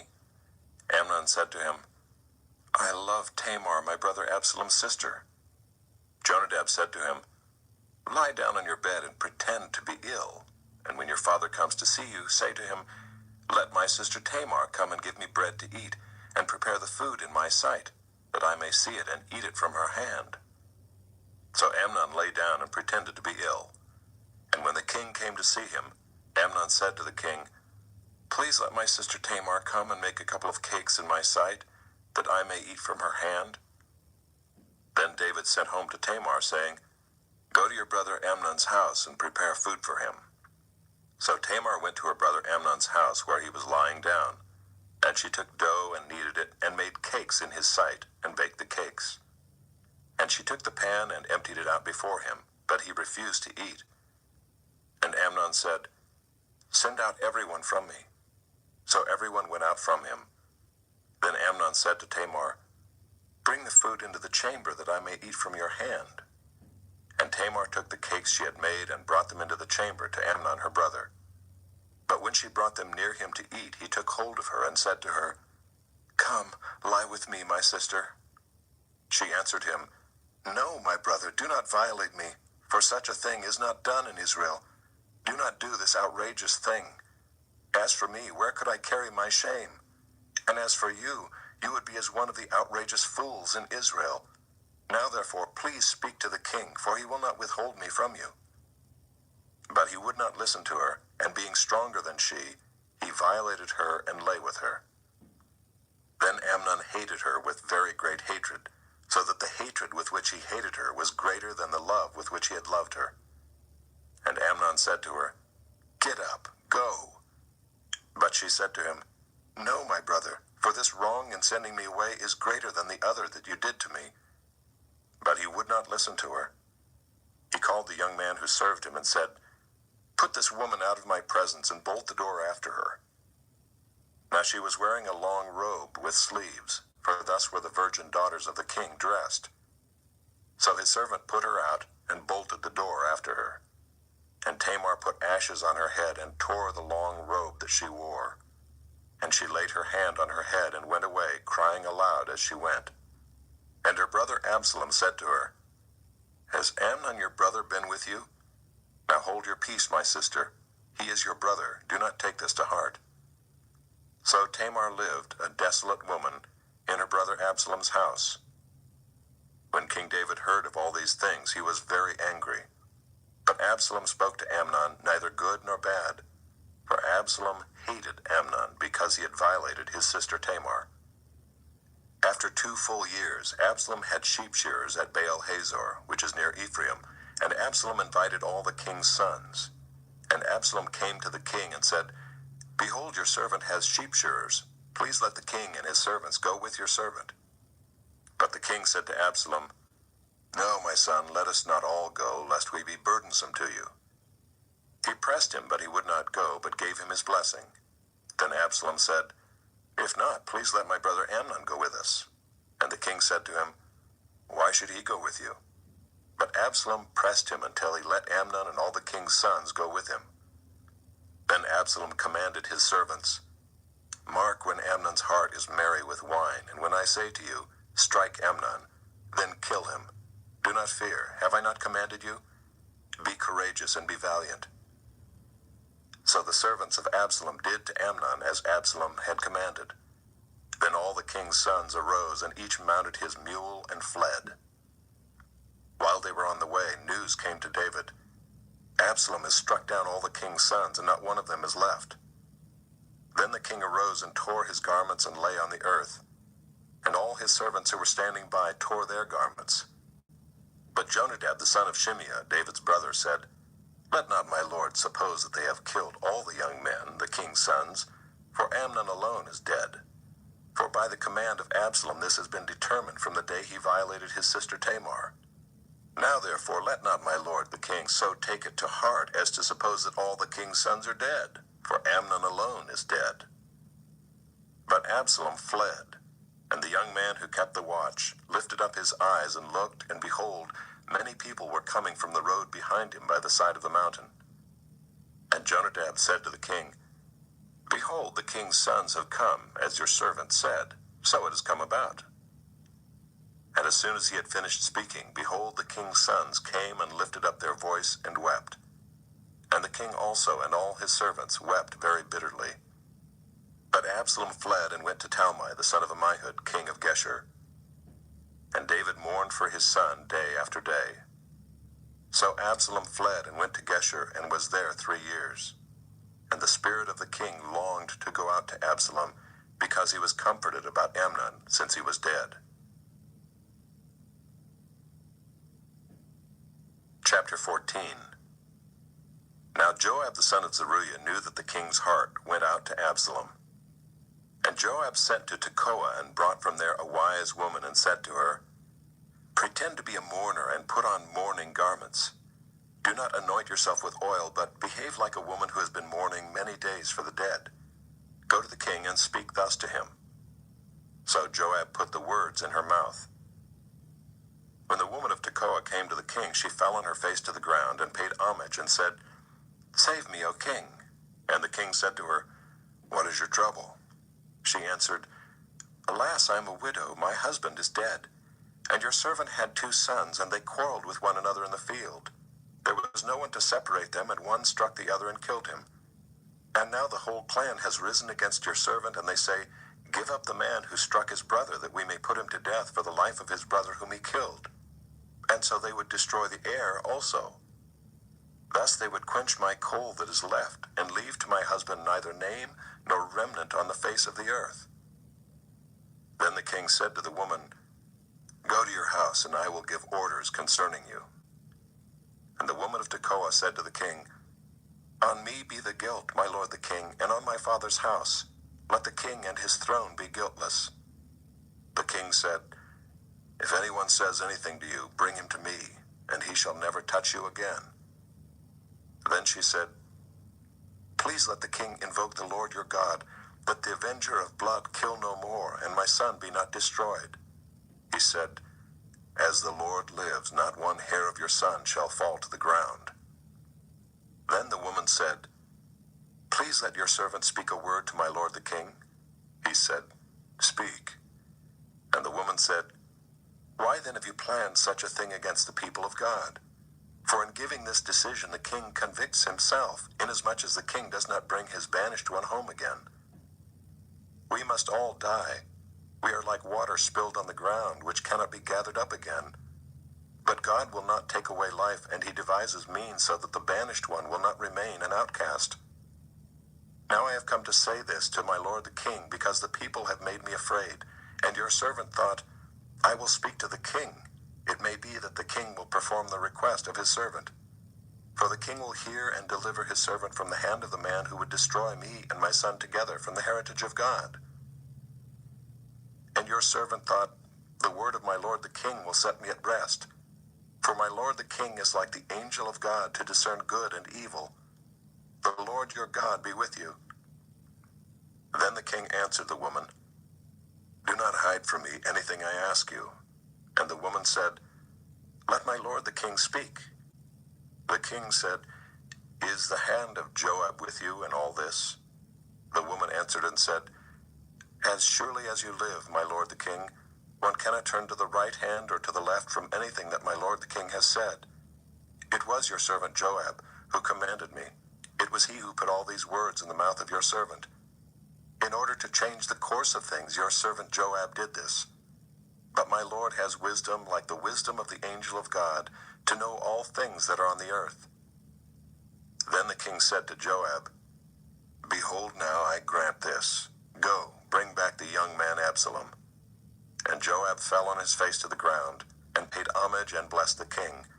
And Joab said, 'Today your servant knows that I have found favor in your sight, my lord the king, in that the king has granted the request of his servant.' So Joab arose and went to Geshur and brought Absalom to Jerusalem. And the king said, 'Let him dwell apart in his own house. He is not to come into my presence.' So Absalom lived apart in his own house and did not come into the king's presence. Now in all Israel there was no one so much to be praised for his handsome appearance as Absalom. From the sole of his foot to the crown of his head there was no blemish in him. And when he cut the hair of his head, for at the end of every year he used to cut it, when it was heavy on him he cut it, he weighed the hair of his head 200 shekels by the king's weight. There were born to Absalom 3 sons, and one daughter whose name was Tamar. She was a beautiful woman.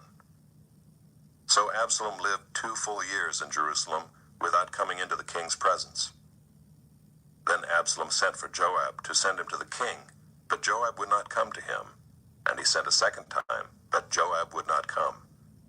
Then he said to his servants, 'See, Joab's field is next to mine, and he has barley there. Go and set it on fire." So Absalom's servants set the field on fire.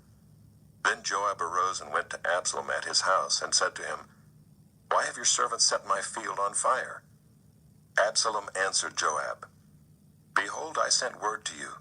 Come here that I may send you to the king to ask, Why have I come from Geshur? It would be better for me to be there still. Now therefore let me go into the presence of the king, and if there is guilt in me, let him put me to death." Then Joab went to the king and told him, and he summoned Absalom. So he came to the king and bowed himself on his face to the ground before the king, and the king kissed Absalom. Chapter 15. After this, Absalom got himself a chariot and horses and 50 men to run before him. And Absalom used to rise early and stand beside the way of the gate. And when any man had a dispute to come before the king for judgment, Absalom would call to him and say, "From what city are you?" And when he said, "Your servant is of such and such a tribe in Israel," Absalom would say to him, "See, your claims are good and right, but there is no man designated by the king to hear you." Then Absalom would say, "Oh, that I were judge in the land! Then every man with a dispute or cause might come to me, and I would give him justice." And whenever a man came near to pay homage to him, he would put out his hand and take hold of him and kiss him. Thus Absalom did to all of Israel who came to the king for judgment. So Absalom stole the hearts of the men of Israel. And at the end of 4 years, Absalom said to the king, "Please let me go and pay my vow which I have vowed to the Lord in Hebron.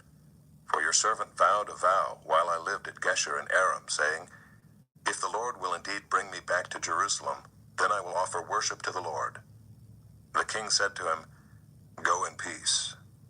So he arose and went to Hebron. But Absalom sent secret messengers throughout all the tribes of Israel, saying, "As soon as you hear the sound of the trumpet, then say, Absalom is king at Hebron." With Absalom went 200 men from Jerusalem who were invited guests, and they went in their innocence and knew nothing. And while Absalom was offering the sacrifices, he sent for Ahithophel the Gilonite, David's counselor, from his city Gilo. And the conspiracy grew strong, and the people with Absalom kept increasing. And a messenger came to David, saying, "The hearts of the men of Israel have gone after Absalom." Then David said to all his servants who were with him at Jerusalem, "Arise and let us flee, or else there will be no escape for us from Absalom.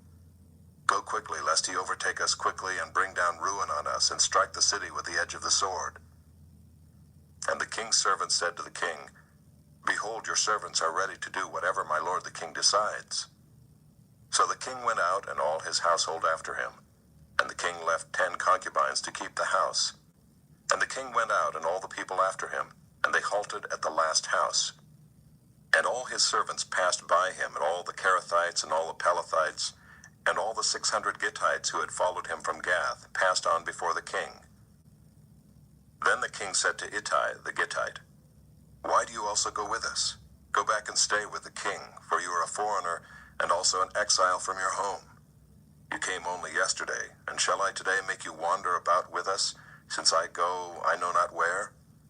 Go back and take your brothers with you, and may the Lord show steadfast love and faithfulness to you." But Ittai answered the king, "As the Lord lives, and as my lord the king lives, wherever my lord the king shall be, whether for death or for life, there also will your servant be." And David said to Ittai, "Go then, pass on."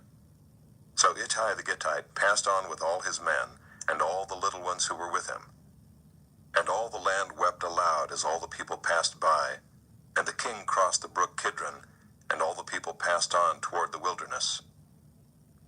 And Abiathar came up, and behold, Zadok came also with all the Levites, bearing the ark of the covenant of God. And they set down the ark of God until the people had all passed out of the city. Then the king said to Zadok, "Carry the ark of God back into the city. If I find favor in the eyes of the Lord, he will bring me back and let me see both it and his dwelling place. But if he says, I have no pleasure in you, behold, here I am. Let him do to me what seems good to him." The king also said to Zadok the priest, "Are you not a seer? Go back to the city in peace with your 2 sons, Ahimaaz your son and Jonathan the son of Abiathar. See, I will wait at the fords of the wilderness until word comes from you to inform me." So Zadok and Abiathar carried the ark of God back to Jerusalem, and they remained there. But David went up the ascent of the Mount of Olives, weeping as he went, barefoot and with his head covered.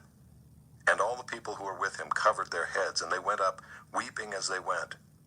And it was told David, "Ahithophel is among the conspirators with Absalom." And David said, "O Lord, please turn the counsel of Ahithophel into foolishness." While David was coming to the summit, where God was worshipped, behold, Hushai the Archite came to meet him with his coat torn and dirt on his head. David said to him, "If you go on with me, you will be a burden to me. But if you return to the city and say to Absalom, 'I will be your servant, O king, as I have been your father's servant in time past, so now I will be your servant,' then you will defeat for me the counsel of Ahithophel. Are not Zadok and Abiathar the priests with you there? So whatever you hear from the king's house, tell it to Zadok and Abiathar the priests. Behold, their 2 sons are with them there, Ahimaaz Zadok's son, and Jonathan Abiathar's son, and by them you shall send to me everything you hear." So Hushai, David's friend, came into the city just as Absalom was entering Jerusalem. Chapter 16. When David had passed a little beyond the summit, Ziba, the servant of Mephibosheth, met him, with a couple of donkeys saddled, bearing 200 loaves of bread, 100 bunches of raisins, 100 of summer fruits, and a skin of wine. And the king said to Ziba, "Why have you brought these?" Ziba answered, "The donkeys are for the king's household to ride on, the bread and summer fruit for the young men to eat, and the wine for those who faint in the wilderness to drink." And the king said, "And where is your master's son?" Ziba said to the king, "Behold, he remains in Jerusalem, for he said, 'Today the house of Israel will give me back the kingdom of my father.'" Then the king said to Ziba, "Behold, all that belonged to Mephibosheth is now yours." And Ziba said, "I pay homage. Let me ever find favor in your sight, my lord the king." When King David came to Bahurim, there came out a man of the family of the house of Saul, whose name was Shimei, the son of Gera. And as he came, he cursed continually. And he threw stones at David and at all the servants of King David, and all the people and all the mighty men were on his right hand and on his left. And Shimei said as he cursed, get out, you man of blood, you worthless man. The Lord has avenged on you all the blood of the house of Saul, in whose place you have reigned, and the Lord has given the kingdom into the hand of your son Absalom. See, your evil is on you, for you are a man of blood." Then Abishai the son of Zeruiah said to the king, "Why should this dead dog curse my lord the king? Let me go over and take off his head."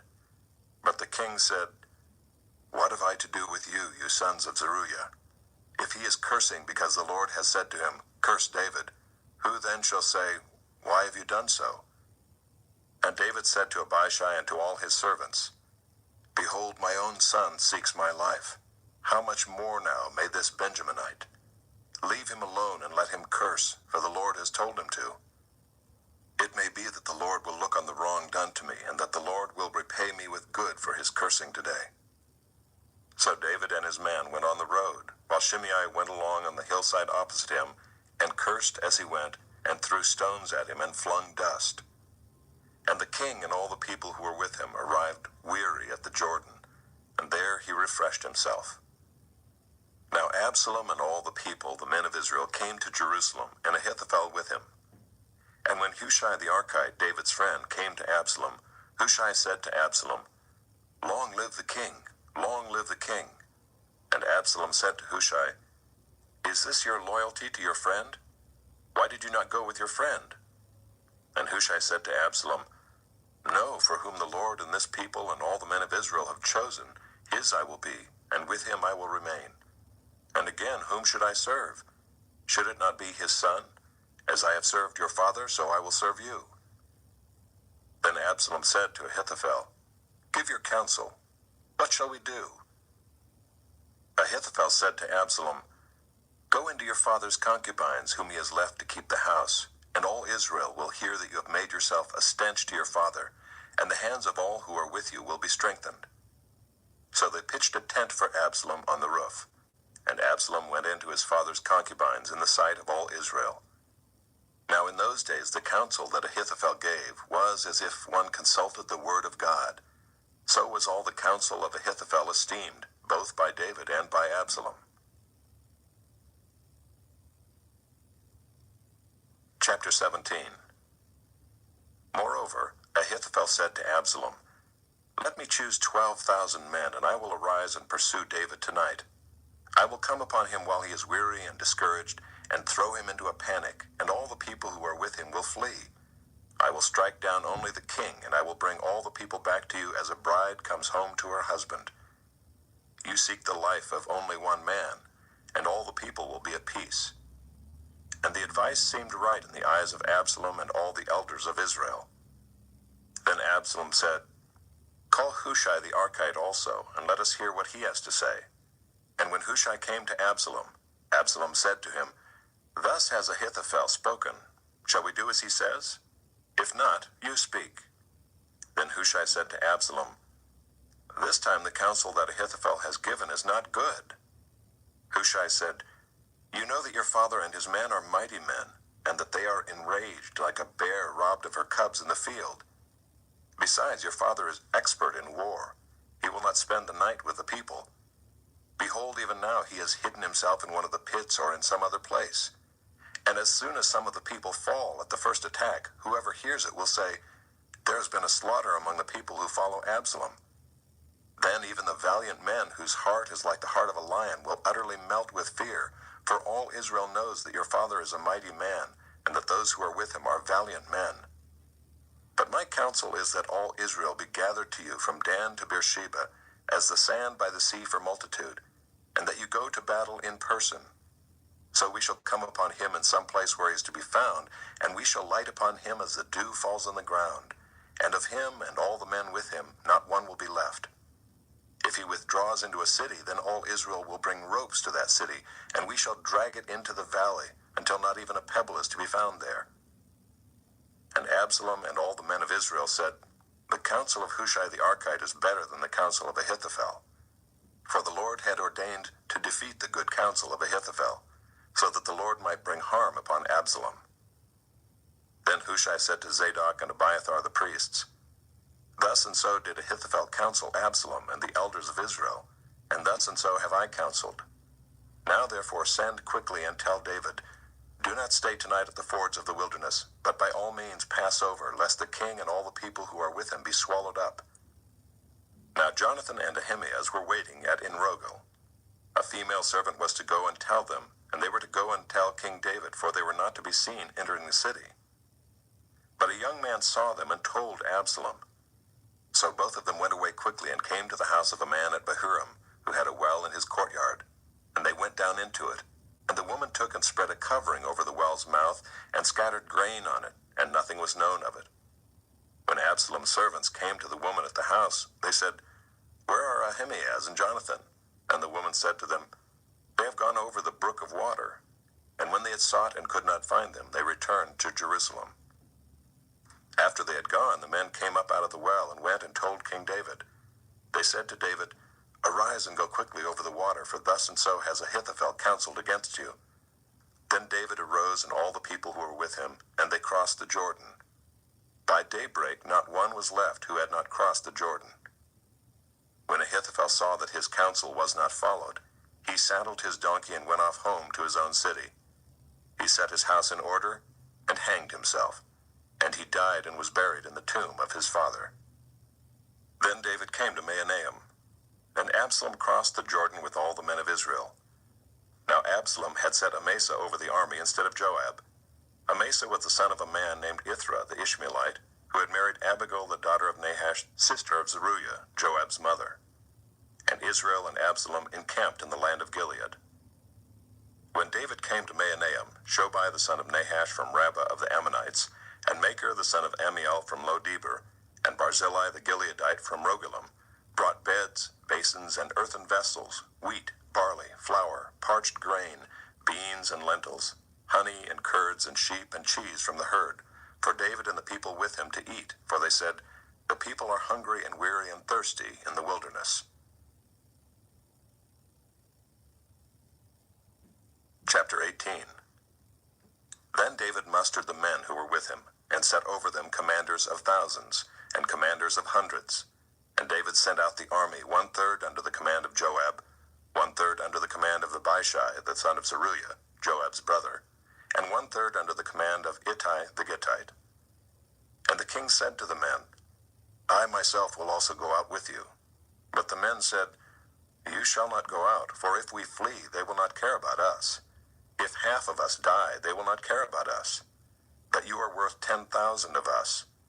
Therefore it is better that you send us help from the city."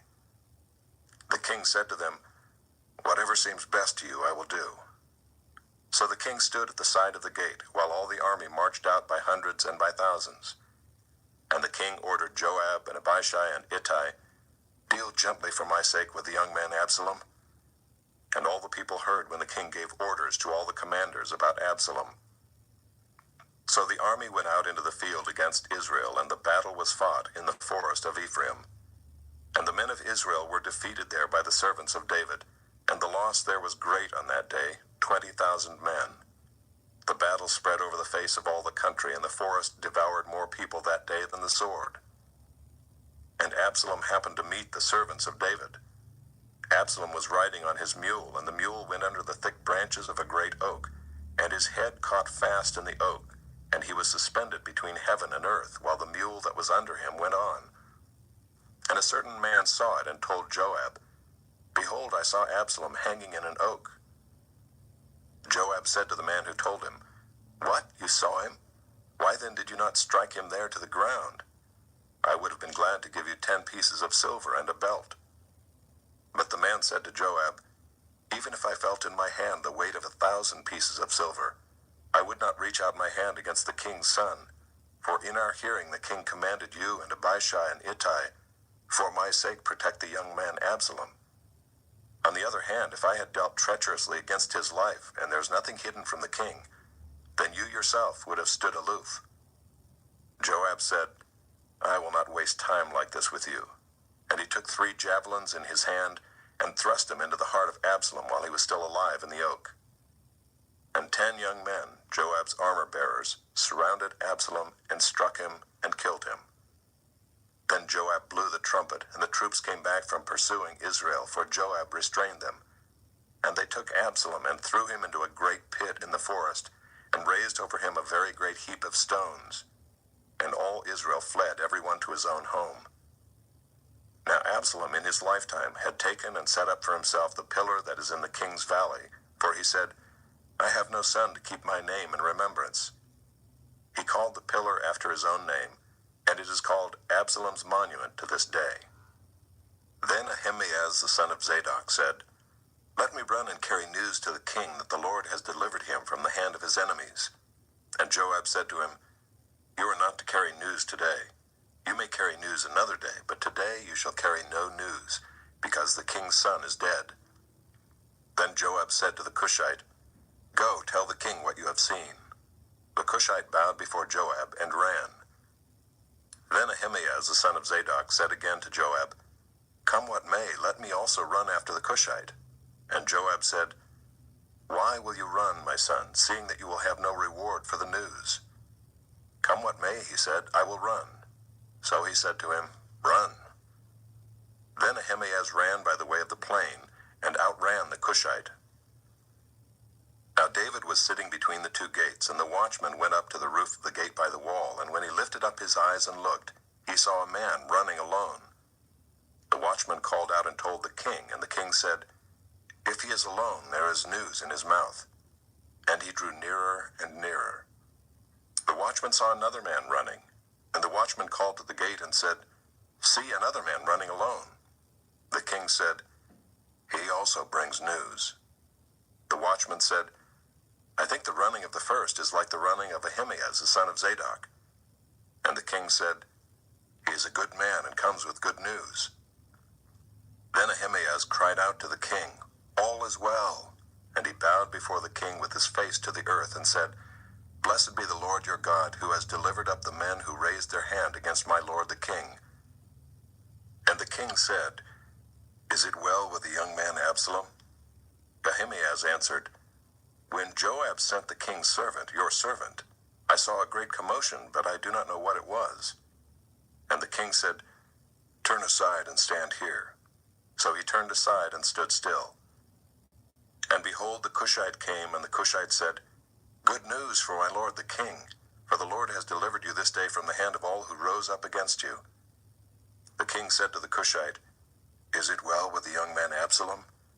And the Cushite answered, May the enemies of my lord the king and all who rise up against you for evil be like that young man. And the king was deeply moved, and went up to the chamber over the gate, and wept. And as he went, he said, O my son Absalom, my son Absalom, would I had died instead of you, O Absalom, my son, my son. Chapter 19.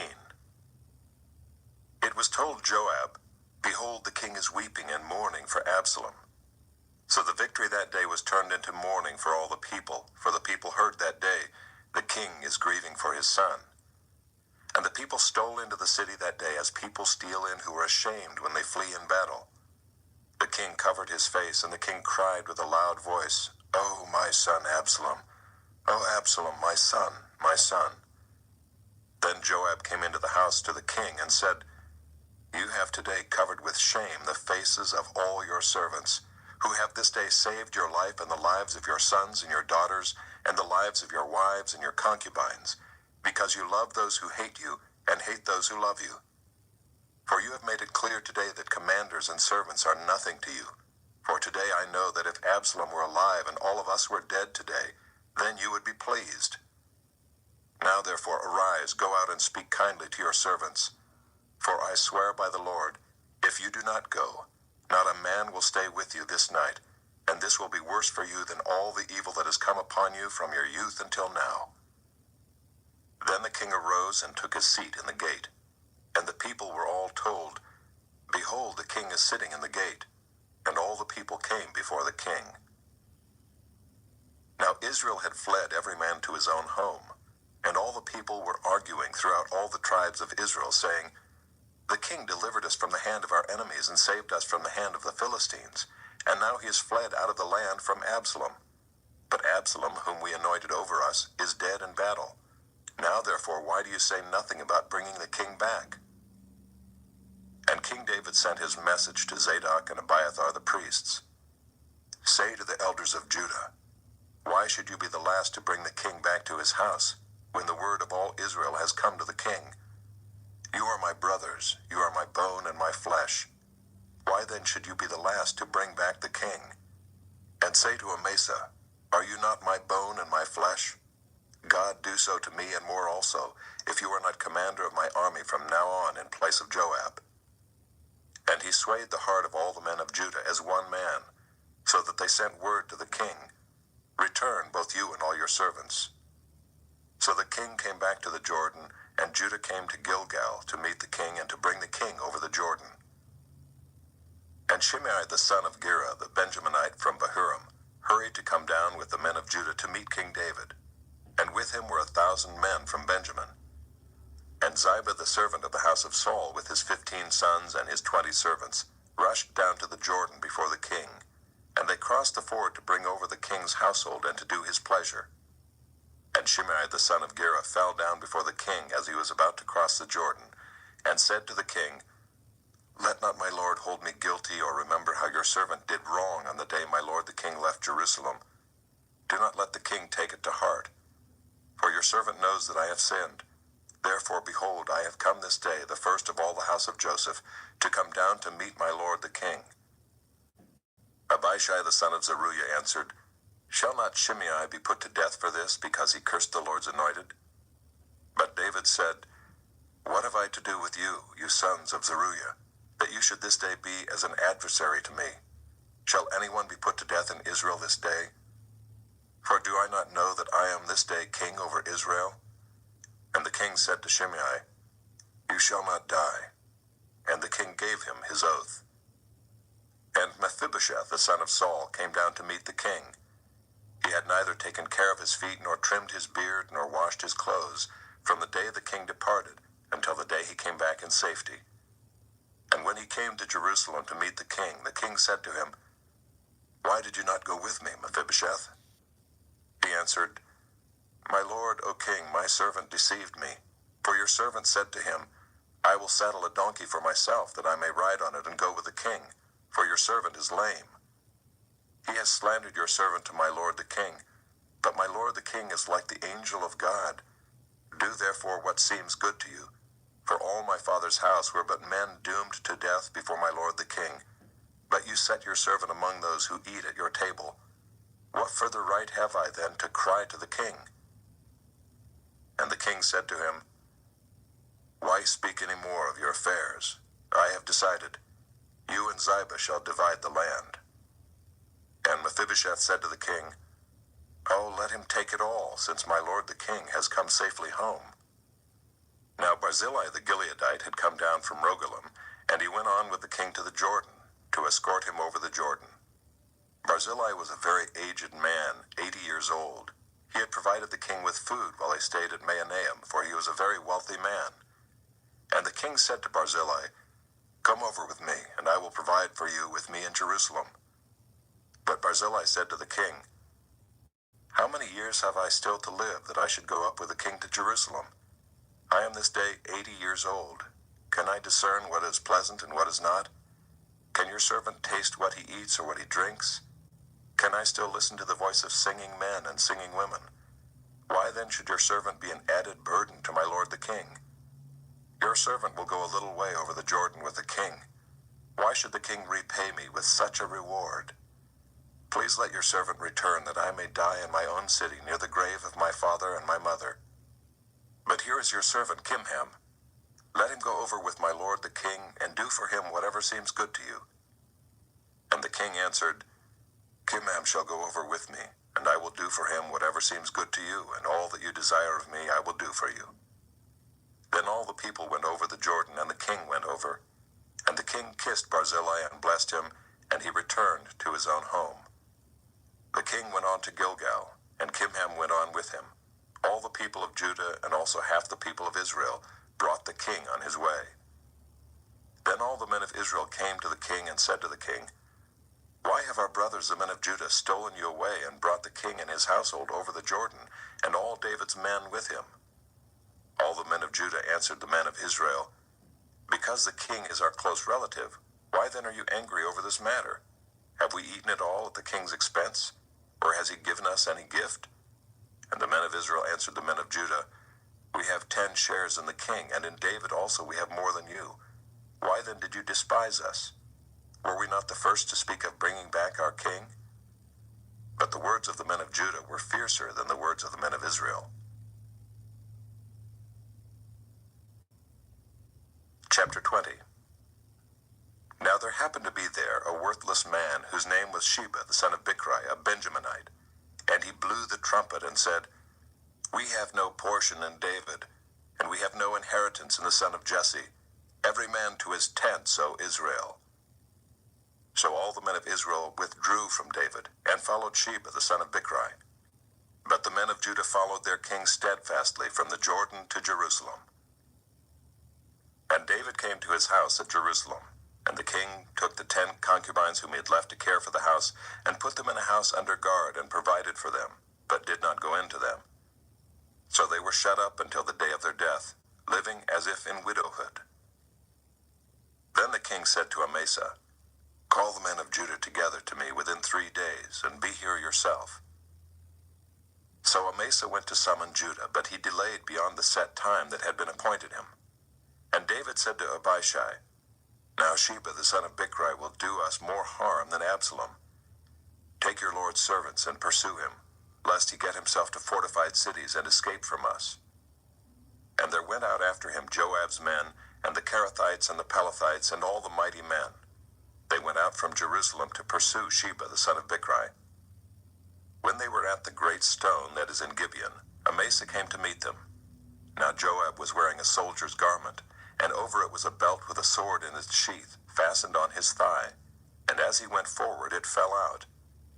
And Joab said to Amasa, "Is it well with you, my brother?" And Joab took Amasa by the beard with his right hand to kiss him. But Amasa did not observe the sword that was in Joab's hand. So Joab struck him with it in the stomach and spilled his entrails to the ground without striking a second blow, and he died.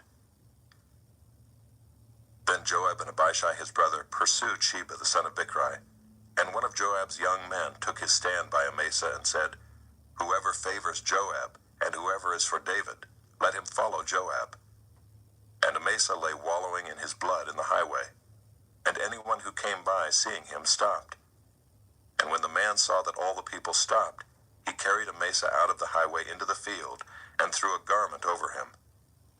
When he was taken out of the highway, all the people went on after Joab to pursue Sheba the son of Bichri. And Sheba passed through all the tribes of Israel to Abel of Beth-maachah, and all the Bichrites assembled and followed him in. And all the men who were with Joab came and besieged him in Abel of Beth-maachah. They cast up a mound against the city, and it stood against the rampart, and they were battering the wall to throw it down. Then a wise woman called from the city, "Listen, listen, tell Joab, 'Come here that I may speak to you.' And he came near her, and the woman said, 'Are you Joab?' He answered, 'I am.' Then she said to him, 'Listen to the words of your servant.' And he answered, 'I am listening.' Then she said, 'They used to say in former times, Let them but ask counsel at Abel, and so they settled a matter. I am one of those who are peaceable and faithful in Israel. You seek to destroy a city that is a mother in Israel. Why will you swallow up the heritage of the Lord?' Joab answered, 'Far be it from me, far be it that I should swallow up or destroy. That is not true, but a man of the hill country of Ephraim called Sheba the son of Bichri has lifted up his hand against King David. Give up him alone, and I will withdraw from the city.' And the woman said to Joab, 'Behold, his head shall be thrown to you over the wall.' Then the woman went to all the people in her wisdom, and they cut off the head of Sheba the son of Bichri and threw it out to Joab. So he blew the trumpet, and they dispersed from the city, every man to his home. And Joab returned to Jerusalem to the king.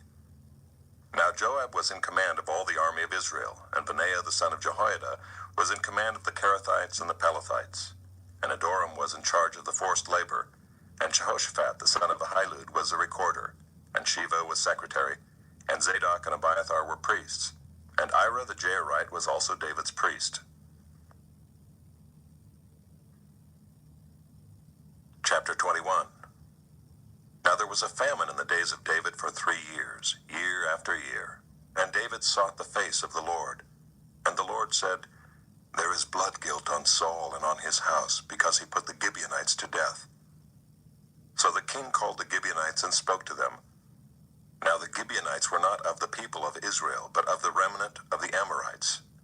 Although the people of Israel had sworn to spare them, Saul had sought to strike them down in his zeal for the people of Israel and Judah. And David said to the Gibeonites, 'What shall I do for you, and how shall I make atonement, that you may bless the heritage of the Lord?' The Gibeonites said to him, 'It is not a matter of silver or gold between us and Saul or his house, neither is it for us to put any man to death in Israel.' And he said, 'What do you say that I shall do for you?' They said to the king, 'The man who consumed us and planned to destroy us so that we should have no place in all the territory of Israel, let 7 of his sons be given to us, so that we may hang them before the Lord at Gibeah of Saul, the chosen of the Lord.' And the king said, 'I will give them.' But the king spared Mephibosheth, the son of Saul's son Jonathan, because of the oath of the Lord that was between them, between David and Jonathan the son of Saul. The king took the 2 sons of Rizpah, the daughter of Aiah, whom she bore to Saul, Armoni and Mephibosheth, and the 5 sons of Merab, the daughter of Saul, whom she bore to Adriel, the son of Barzillai the Maholathite. And he gave them into the hands of the Gibeonites, and they hanged them on the mountain before the Lord, and the 7 of them perished together. They were put to death in the first days of harvest, at the beginning of barley harvest. Then Rizpah the daughter of Aiah took sackcloth and spread it for herself on the rock, from the beginning of harvest until rain fell upon them from the heavens. And she did not allow the birds of the air to come upon them by day, or the beasts of the field by night.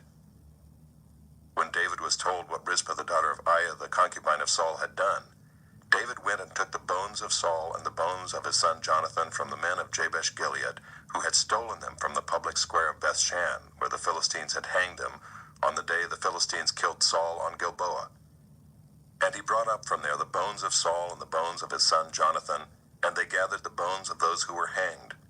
And they buried the bones of Saul and his son Jonathan in the land of Benjamin in Zelah, in the tomb of Kish his father. And they did all that the king commanded. And after that God responded to the plea for the land. There was war again between the Philistines and Israel, and David went down together with his servants, and they fought against the Philistines. And David grew weary. And Ishbi-Benob, one of the descendants of the giants, whose spear weighed 300 shekels of bronze, and who was armed with a new sword, thought to kill David.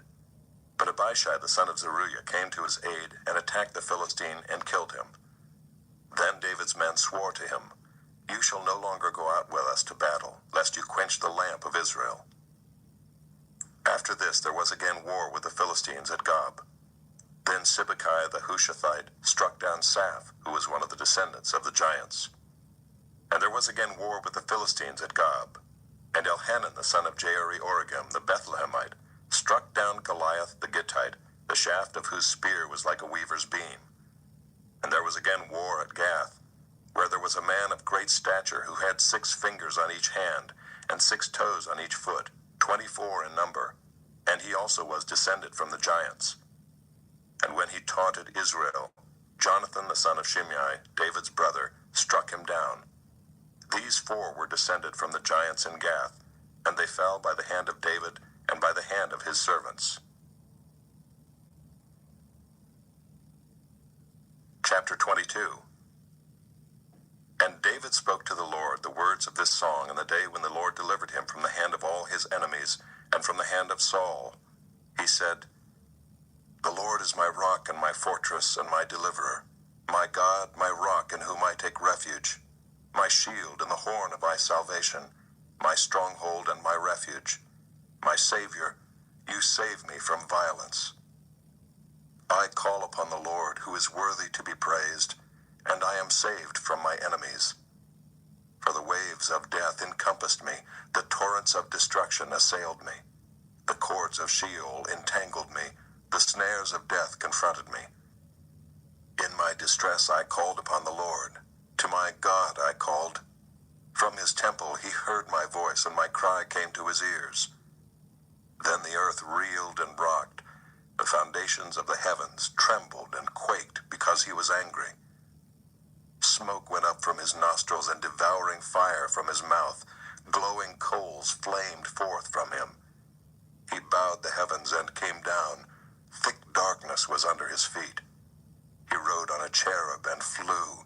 He was seen on the wings of the wind. He made darkness around him, his canopy, thick clouds, a gathering of water. Out of the brightness before him, coals of fire flamed forth. The Lord thundered from heaven, and the Most High uttered his voice. And he sent out arrows and scattered them, lightning and routed them. Then the channels of the sea were seen. The foundations of the world were laid bare, at the rebuke of the Lord, at the blast of the breath of his nostrils. He sent from on high, he took me, he drew me out of many waters. He rescued me from my strong enemy, from those who hated me, for they were too mighty for me. They confronted me in the day of my calamity, but the Lord was my support. He brought me out into a broad place. He rescued me because he delighted in me. The Lord dealt with me according to my righteousness. According to the cleanness of my hands he rewarded me. For I have kept the ways of the Lord, and have not wickedly departed from my God. For all his rules were before me, and from his statutes I did not turn aside. I was blameless before him, and I kept myself from guilt. And the Lord has rewarded me according to my righteousness, according to my cleanness in his sight. With the merciful you show yourself merciful. With the blameless man you show yourself blameless. With the purified you deal purely, and with the crooked you make yourself seem tortuous. You save a humble people, but your eyes are on the haughty to bring them down. For you are my lamp, O Lord, and my God lightens my darkness. For by you I can run against a troop, and by my God I can leap over a wall. This God, his way is perfect. The word of the Lord proves true. He is a shield for all those who take refuge in him. For who is God but the Lord, and who is a rock except our God? This God is my strong refuge, and has made my way blameless. He made my feet like the feet of a deer, and set me secure on the heights. He trains my hands for war, so that my arms can bend a bow of bronze. You have given me the shield of your salvation, and your gentleness made me great. You gave a wide place for my steps under me, and my feet did not slip. I pursued my enemies and destroyed them, and did not turn back until they were consumed. I consumed them. I thrust them through, so that they did not rise. They fell under my feet. For you equipped me with strength for the battle. You made those who rise against me sink under me. You made my enemies turn their backs to me, those who hated me, and I destroyed them. They looked, but there was none to save. They cried to the Lord, but he did not answer them. I beat them fine as the dust of the earth. I crushed them and stamped them down like the mire of the streets. You delivered me from strife with my people. You kept me as the head of the nations. People whom I had not known served me. Foreigners came cringing to me. As soon as they heard of me, they obeyed me. Foreigners lost heart and came trembling out of their fortresses. The Lord lives, and blessed be my rock, and exalted be my God, the rock of my salvation, the God who gave me vengeance and brought down peoples under me, who brought me out from my enemies. You exalted me above those who rose against me. You delivered me from men of violence. For this I will praise you, O Lord, among the nations, and sing praises to your name. Great salvation he brings to his king, and shows steadfast love to his anointed, to David and his offspring forever. Chapter 23. Now these are the last words of David. The oracle of David the son of Jesse, the oracle of the man who was raised on high, the anointed of the God of Jacob, the sweet psalmist of Israel. The Spirit of the Lord speaks by me, his word is on my tongue. The God of Israel has spoken, the rock of Israel has said to me, when one rules justly over men, ruling in the fear of God, he dawns on them like the morning light, like the sun shining forth on a cloudless morning, like rain that makes grass to sprout from the earth. For does not my house stand so with God? For he has made with me an everlasting covenant, ordered in all things and secure. For will he not cause to prosper all my help and my desire? But worthless men are all like thorns that are thrown away, for they cannot be taken with the hand. But the man who touches them arms himself with iron and the shaft of a spear, and they are utterly consumed with fire. These are the names of the mighty men whom David had. Joshab-Bashebeth, a Tekemonite. He was chief of the 3. He wielded his spear against 800 whom he killed at one time. And next to him among the 3 mighty men was Eleazar the son of Dodo, son of Ahohai. He was with David when they defied the Philistines who were gathered there for battle, and the men of Israel withdrew. He rose and struck down the Philistines until his hand was weary, and his hand clung to the sword. And the Lord brought about a great victory that day, and the men returned after him only to strip the slain. And next to him was Shammah the son of Agi the Hararite. The Philistines gathered together at Lehi, where there was a plot of ground full of lentils, and the men fled from the Philistines. But he took his stand in the midst of the plot and defended it and struck down the Philistines, and the Lord worked a great victory. And 3 of the 30 chief men went down and came about harvest time to David at the cave of Adullam, when a band of Philistines was encamped in the valley of Rephaim. David was then in the stronghold, and the garrison of the Philistines was then at Bethlehem. And David said longingly, "Oh, that someone would give me water to drink from the well of Bethlehem that is by the gate." Then the 3 mighty men broke through the camp of the Philistines and drew water out of the well of Bethlehem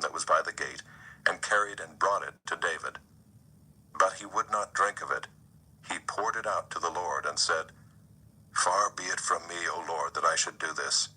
Shall I drink the blood of the men who went at the risk of their lives?" Therefore he would not drink it. These things the three mighty men did. Now Abishai the brother of Joab, the son of Zeruiah, was chief of the 30. And he wielded his spear against 300 men, and killed them, and won a name beside the three. He was the most renowned of the 30, and became their commander, but he did not attain to the three. And Benaiah the son of Jehoiada was a valiant man of Kabzeel, a doer of great deeds. He struck down 2 Ariels of Moab. He also went down and struck down a lion in a pit on a day when snow had fallen. And he struck down an Egyptian, a handsome man. The Egyptian had a spear in his hand, but Benaiah went down to him with a staff and snatched the spear out of the Egyptian's hand and killed him with his own spear. These things did Benaiah the son of Jehoiada, and won a name beside the 3 mighty men. He was renowned among the 30, but he did not attain to the 3.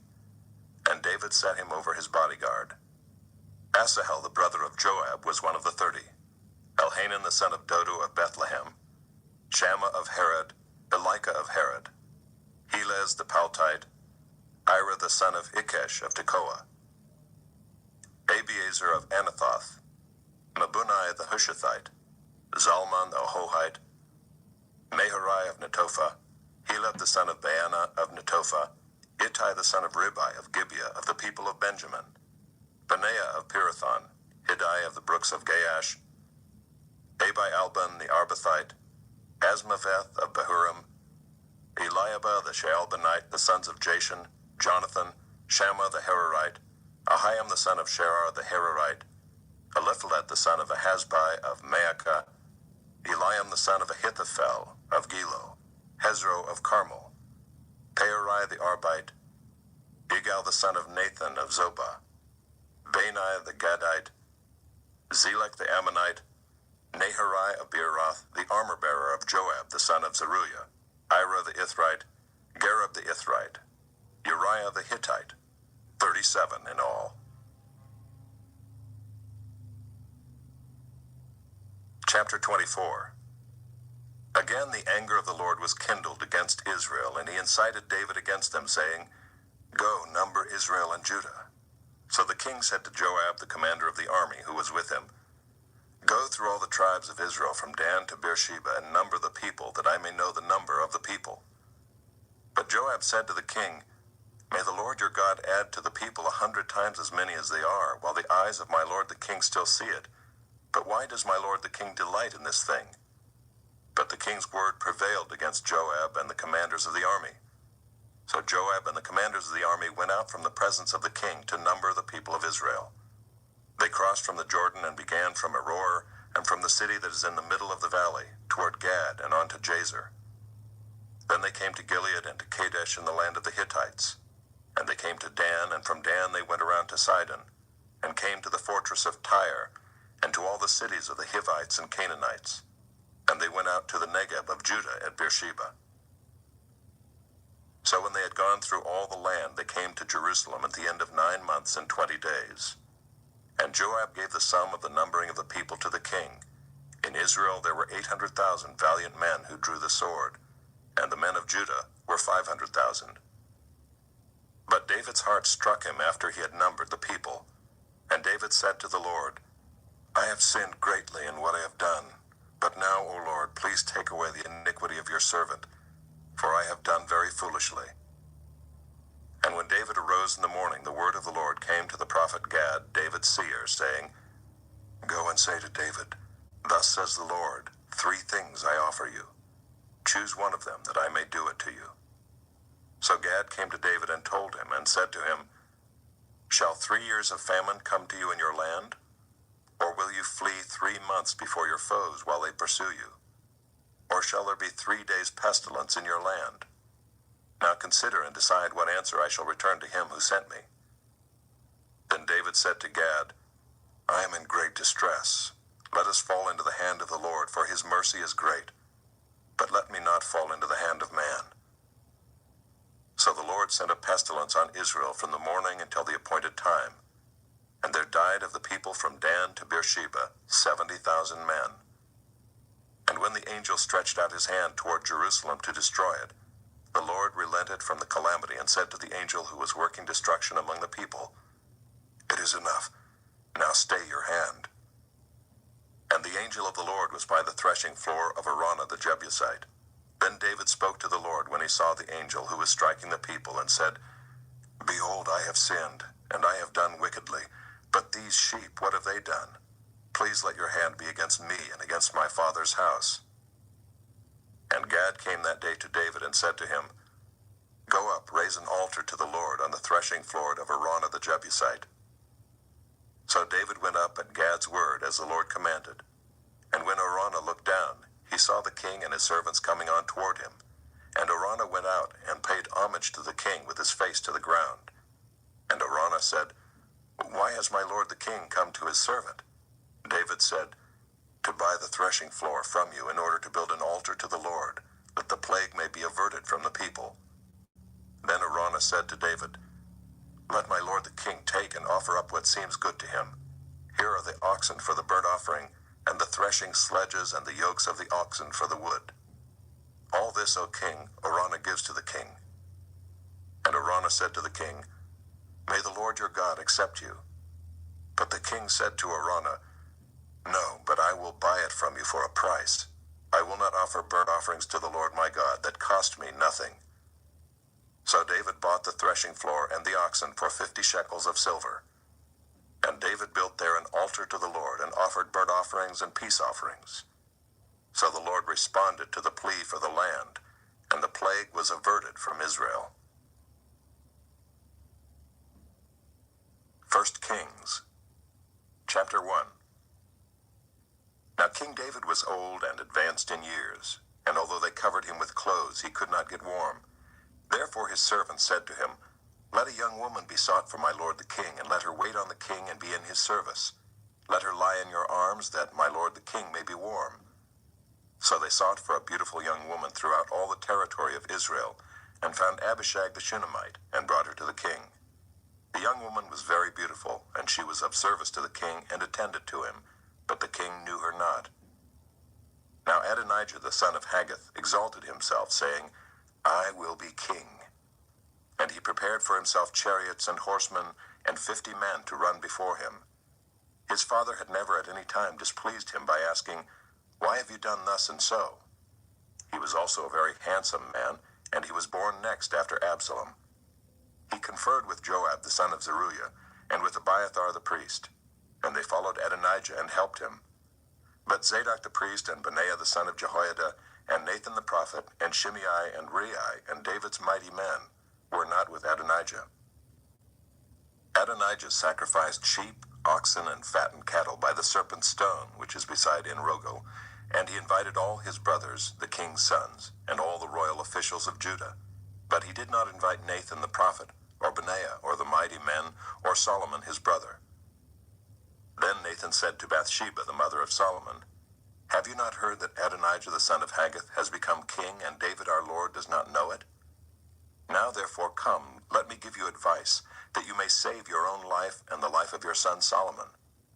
Go in at once to King David and say to him, 'Did you not, my lord the king, swear to your servant, saying, Solomon your son shall reign after me, and he shall sit on my throne? Why then is Adonijah king? Then while you are still speaking with the king, I also will come in after you and confirm your words.' So Bathsheba went to the king in his chamber. Now the king was very old, and Abishag the Shunammite was attending to the king. Bathsheba bowed and paid homage to the king, and the king said, 'What do you desire?' She said to him, 'My lord, you swore to your servant by the Lord your God, saying, Solomon your son shall reign after me, and he shall sit on my throne. And now, behold, Adonijah is king, although you, my lord the king, do not know it. He has sacrificed oxen, fattened cattle, and sheep in abundance, and has invited all the sons of the king, Abiathar the priest, and Joab the commander of the army. But Solomon your servant he has not invited. And now, my lord the king, the eyes of all Israel are on you, to tell them who shall sit on the throne of my lord the king after him. Otherwise it will come to pass, when my lord the king sleeps with his fathers, that I and my son Solomon will be counted offenders.' While she was still speaking with the king, Nathan the prophet came in, and they told the king, "Here is Nathan the prophet." And when he came in before the king, he bowed before the king with his face to the ground. And Nathan said, "My lord the king, have you said, Adonijah shall reign after me, and he shall sit on my throne? For he has gone down this day and has sacrificed oxen, fattened cattle, and sheep in abundance, and has invited all the king's sons, the commanders of the army, and Abiathar the priest. And behold, they are eating and drinking before him, and saying, Long live King Adonijah. But me, your servant, and Zadok the priest, and Benaiah the son of Jehoiada, and your servant Solomon, he has not invited. Has this thing been brought about by my lord the king, and you have not told your servants who should sit on the throne of my lord the king after him?" Then King David answered, "Call Bathsheba to me." So she came into the king's presence and stood before the king. And the king swore, saying, "As the Lord lives, who has redeemed my soul out of every adversity, as I swore to you by the Lord, the God of Israel, saying, Solomon your son shall reign after me, and he shall sit on my throne in my place. Even so will I do this day." Then Bathsheba bowed with her face to the ground and paid homage to the king, and said, "May my lord King David live forever." King David said, "Call to me Zadok the priest, Nathan the prophet, and Benaiah the son of Jehoiada." So they came before the king, and the king said to them, "Take with you the servants of your lord, and have Solomon my son ride on my own mule, and bring him down to Gihon. And let Zadok the priest and Nathan the prophet there anoint him king over Israel. Then blow the trumpet and say, Long live King Solomon. You shall then come up after him, and he shall come and sit on my throne, for he shall be king in my place. And I have appointed him to be ruler over Israel and over Judah." And Benaiah the son of Jehoiada answered the king, "Amen. May the Lord, the God of my lord the king, say so. As the Lord has been with my lord the king, even so may he be with Solomon, and make his throne greater than the throne of my lord King David." So Zadok the priest, Nathan the prophet, and Benaiah the son of Jehoiada, and the Kerethites and the Pelethites went down and had Solomon ride on King David's mule, and brought him to Gihon. There Zadok the priest took the horn of oil from the tent and anointed Solomon. Then they blew the trumpet, and all the people said, "Long live King Solomon." And all the people went up after him, playing on pipes and rejoicing with great joy, so that the earth was split by their noise. Adonijah and all the guests who were with him heard it as they finished feasting. And when Joab heard the sound of the trumpet, he said, "What does this uproar in the city mean?" While he was still speaking, behold, Jonathan the son of Abiathar the priest came. And Adonijah said, "Come in, for you are a worthy man, and bring good news." Jonathan answered Adonijah, "No, for our lord King David has made Solomon king, and the king has sent with him Zadok the priest, Nathan the prophet, and Benaiah the son of Jehoiada, and the Kerethites and the Pelethites. And they had him ride on the king's mule. And Zadok the priest and Nathan the prophet have anointed him king at Gihon, and they have gone up from there rejoicing, so that the city is in an uproar. This is the noise that you have heard. Solomon sits on the royal throne. Moreover, the king's servants came to congratulate our lord King David, saying, May your God make the name of Solomon more famous than yours, and make his throne greater than your throne." And the king bowed himself on the bed. And the king also said, "Blessed be the Lord, the God of Israel, who has granted someone to sit on my throne this day, my own eyes seeing it." Then all the guests of Adonijah trembled and rose, and each went his own way. And Adonijah feared Solomon. So he arose and went and took hold of the horns of the altar. Then it was told Solomon, "Behold, Adonijah fears King Solomon, for behold, he has laid hold of the horns of the altar, saying, Let King Solomon swear to me first that he will not put his servant to death with the sword." And Solomon said, "If he will show himself a worthy man, not one of his hairs shall fall to the earth. But if wickedness is found in him, he shall die." So King Solomon sent, and they brought him down from the altar. And he came and paid homage to King Solomon. And Solomon said to him, "Go to your house." Chapter 2. When David's time to die drew near, he commanded Solomon his son, saying, "I am about to go the way of all the earth. Be strong and show yourself a man, and keep the charge of the Lord your God. Walk his ways and keeping his statutes, his commandments, his rules, and his testimonies, as it is written in the law of Moses, that you may prosper in all that you do and wherever you turn, that the Lord may establish his word that he spoke concerning me, saying, if your sons pay close attention to their way, to walk before me in faithfulness with all their heart and with all their soul, you shall not lack a man on the throne of Israel. Moreover, you also know what Joab the son of Zeruiah did to me, how he dealt with the two commanders of the armies of Israel, Abner the son of Ner, and Amasa the son of Jether, whom he killed, avenging in time of peace for blood that had been shed in war, and putting the blood of war on the belt around his waist and on the sandals on his feet. Act therefore according to your wisdom, but do not let his gray head go down to Sheol in peace. But deal loyally with the sons of Barzillai the Gileadite, and let them be among those who eat at your table. For with such loyalty they met me when I fled from Absalom your brother. And there is also with you Shimei the son of Gera the Benjaminite from Bahurim, who cursed me with a grievous curse on the day when I went to Mahanaim. But when he came down to meet me at the Jordan, I swore to him by the Lord, saying, I will not put you to death with the sword. Now therefore do not hold him guiltless, for you are a wise man. You will know what you ought to do to him, and you shall bring his gray head down with blood to Sheol.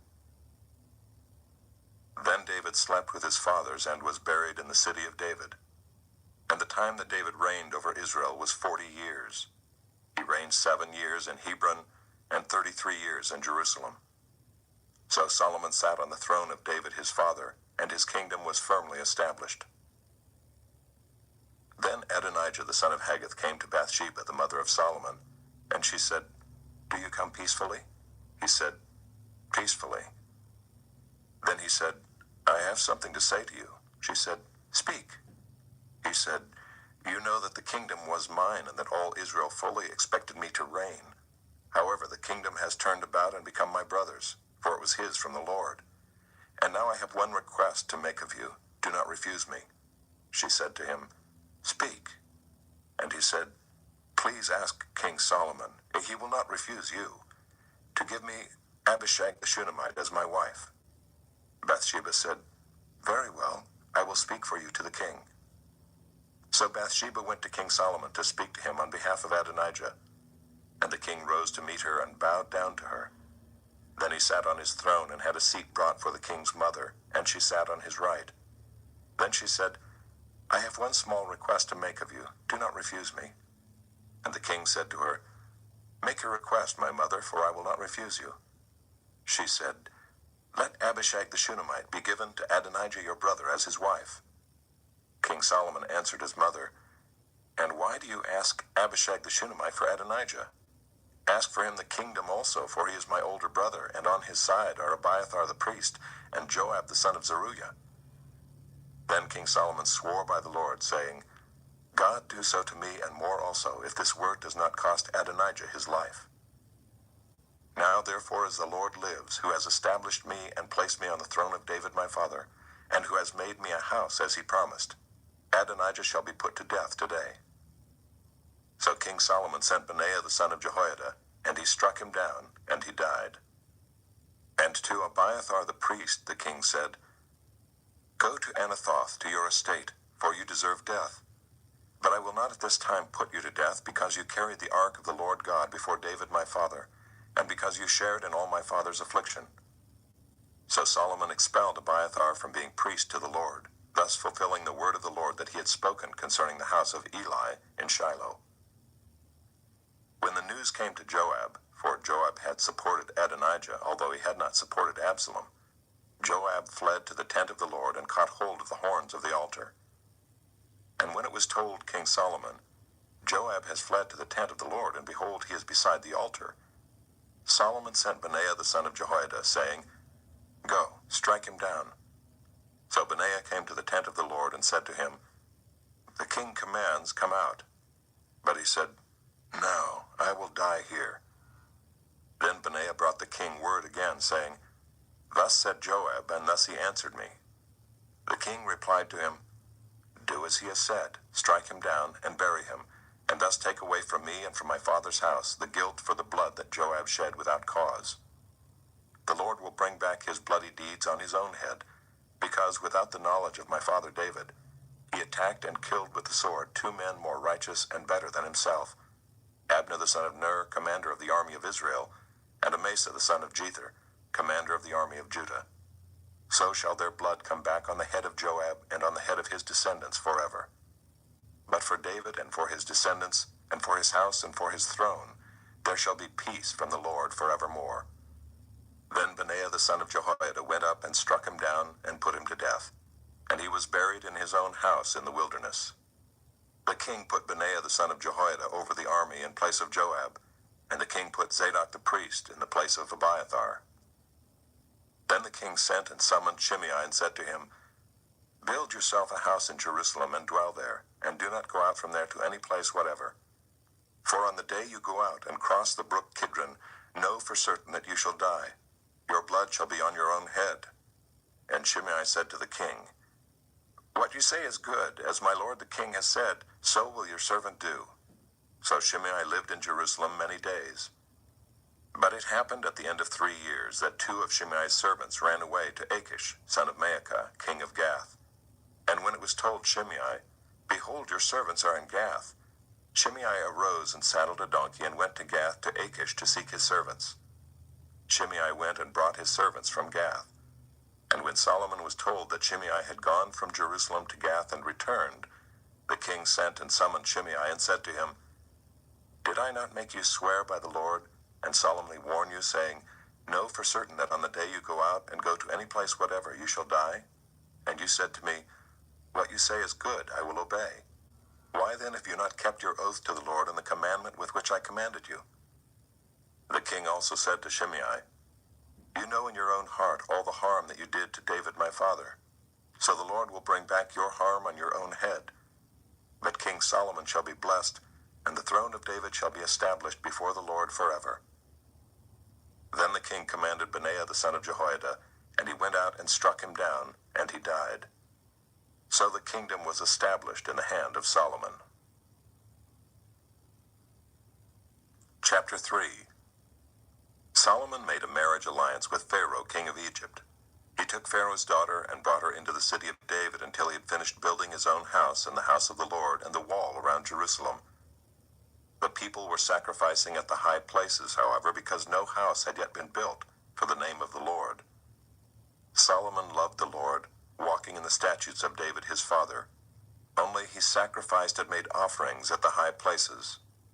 And the king went to Gibeon to sacrifice there, for that was the great high place. Solomon used to offer 1,000 burnt offerings on that altar. At Gibeon the Lord appeared to Solomon in a dream by night, and God said, Ask what I shall give you. And Solomon said, You have shown great and steadfast love to your servant David my father, because he walked before you in faithfulness, in righteousness, and in uprightness of heart toward you. And you have kept for him this great and steadfast love, and have given him a son to sit on his throne this day. And now, O Lord my God, you have made your servant king in place of David my father, although I am but a little child. I do not know how to go out or come in. And your servant is in the midst of your people whom you have chosen, a great people, too many to be numbered or counted for multitude. Give your servant, therefore, an understanding mind to govern your people, that I may discern between good and evil. For who is able to govern this, your great people? It pleased the Lord that Solomon had asked this. And God said to him, Because you have asked this, and have not asked for yourself long life or riches or the life of your enemies, but have asked for yourself understanding to discern what is right. Behold, I now do according to your word. Behold, I give you a wise and discerning mind, so that none like you has been before you, and none like you shall arise after you. I give you also what you have not asked, both riches and honor, so that no other king shall compare with you all your days. And if you will walk in my ways, keeping my statutes and my commandments, as your father David walked, then I will lengthen your days. And Solomon awoke, and behold, it was a dream. Then he came to Jerusalem and stood before the ark of the covenant of the Lord, and offered up burnt offerings and peace offerings, and made a feast for all his servants. Then 2 prostitutes came to the king and stood before him. The one woman said, O my lord, this woman and I live in the same house, and I gave birth to a child while she was in the house. Then on the third day after I gave birth, this woman also gave birth, and we were alone. There was no one else with us in the house, only we two were in the house. And this woman's son died in the night because she lay on him. And she arose at midnight and took my son from beside me while your servant slept, and laid him at her breast, and laid her dead son at my breast. When I rose in the morning to nurse my child, behold, he was dead. But when I looked at him closely in the morning, behold, he was not the child that I had borne. But the other woman said, No, the living child is mine, and the dead child is yours. The first said, No, the dead child is yours, and the living child is mine. Thus they spoke before the king. Then the king said, The one says, This is my son that is alive, and your son is dead. And the other says, No, but your son is dead, and my son is the living one. And the king said, Bring me a sword. So a sword was brought before the king.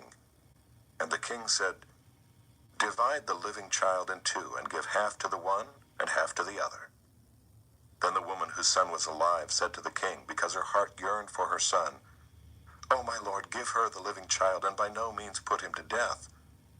But the other said, He shall be neither mine nor yours. Divide him. Then the king answered and said, Give the living child to the first woman, and by no means put him to death. She is his mother. And all Israel heard of the judgment that the king had rendered, and they stood in awe of the king, because they perceived that the wisdom of God was in him to do justice. Chapter 4. King Solomon was king over all Israel, and these were his high officials. Azariah the son of Zadok was the priest. Elihoreph and Ahijah the sons of Shisha were secretaries. Jehoshaphat the son of Ahilud was recorder. Benaiah the son of Jehoiada was in command of the army. Zadok and Abiathar were priests. Azariah the son of Nathan was over the officers. Zabad the son of Nathan was priest and king's friend. Ahishar was in charge of the palace, and Adoniram the son of Abda was in charge of the forced labor. Solomon had 12 officers over all Israel, who provided food for the king and his household. Each man had to make provision for 1 month in the year. These were their names: Ben-Hur in the hill country of Ephraim, Ben-Deker in Makaz, Shaalbim, Beth-Shemesh, and Elon Beth-Hanan, Ben-Hesed in Arubath. To him belonged Soko and all the land of Hepher. Ben-Abinadab in all Naphath Dor. He had Taphath, the daughter of Solomon, as his wife. Baanah the son of Ahilud in Taanach, Megiddo and all Beth-Shean that is beside Zarethan below Jezreel, and from Beth-Shean to Abel-Maholah, as far as the other side of Jokmeam. Ben-Geber in Ramoth-Gilead. He had the villages of Jair the son of Manasseh, which are in Gilead, and he had the region of Argob, which is in Bashan, 60 great cities with walls and bronze bars. Ahinadab the son of Iddo in Mahanaim, Ahimaaz in Naphtali. He had taken Basemath the daughter of Solomon as his wife. Baanah the son of Hushai in Asher and Baaloth. Jehoshaphat the son of Paruiah in Issachar. Shimei the son of Elah in Benjamin. Geber the son of Uri in the land of Gilead, the country of Sihon king of the Amorites and of Og king of Bashan. And there was one governor who was over the land. Judah and Israel were as many as the sand by the sea. They ate and drank and were happy. Solomon ruled over all the kingdoms from the Euphrates to the land of the Philistines and to the border of Egypt. They brought tribute and served Solomon all the days of his life. Solomon's provision for 1 day was 30 cores of fine flour and 60 cores of meal, 10 fat oxen and 20 pasture-fed cattle, 100 sheep, besides deer, gazelles, roebucks, and fattened fowl. For he had dominion over all the region west of the Euphrates, from Tiphsah to Gaza, over all the kings west of the Euphrates. And he had peace on all sides around him. And Judah and Israel lived in safety, from Dan even to Beersheba, every man under his vine and under his fig tree, all the days of Solomon. Solomon also had 40,000 stalls of horses for his chariots, and 12,000 horsemen. And those officers supplied provisions for King Solomon and for all who came to King Solomon's table, each one in his month. They let nothing be lacking. Barley also and straw for the horses and swift steeds they brought to the place where it was required, each according to his duty. And God gave Solomon wisdom and understanding beyond measure, and breadth of mind like the sand on the seashore, so that Solomon's wisdom surpassed the wisdom of all the people of the east and all the wisdom of Egypt. For he was wiser than all other men, wiser than Ethan the Ezrahite, and Heman, Calcol, and Darda the sons of Mahol, and his fame was in all the surrounding nations. He also spoke 3,000 proverbs, and his songs were 1,005. He spoke of trees, from the cedar that is in Lebanon to the hyssop that grows out of the wall. He spoke also of beasts, and of birds, and of reptiles, and of fish. And people of all nations came to hear the wisdom of Solomon, and from all the kings of the earth who had heard of his wisdom. Chapter 5. Now Hiram, king of Tyre, sent his servants to Solomon when he heard that they had anointed him king in place of his father, for Hiram always loved David. And Solomon sent word to Hiram, "You know that David my father could not build a house for the name of the Lord his God because of the warfare with which his enemies surrounded him, until the Lord put them under the soles of his feet. But now the Lord my God has given me rest on every side. There is neither adversary nor misfortune. And so I intend to build a house for the name of the Lord my God, as the Lord said to David my father, Your son, whom I will set on your throne in your place, shall build the house for my name.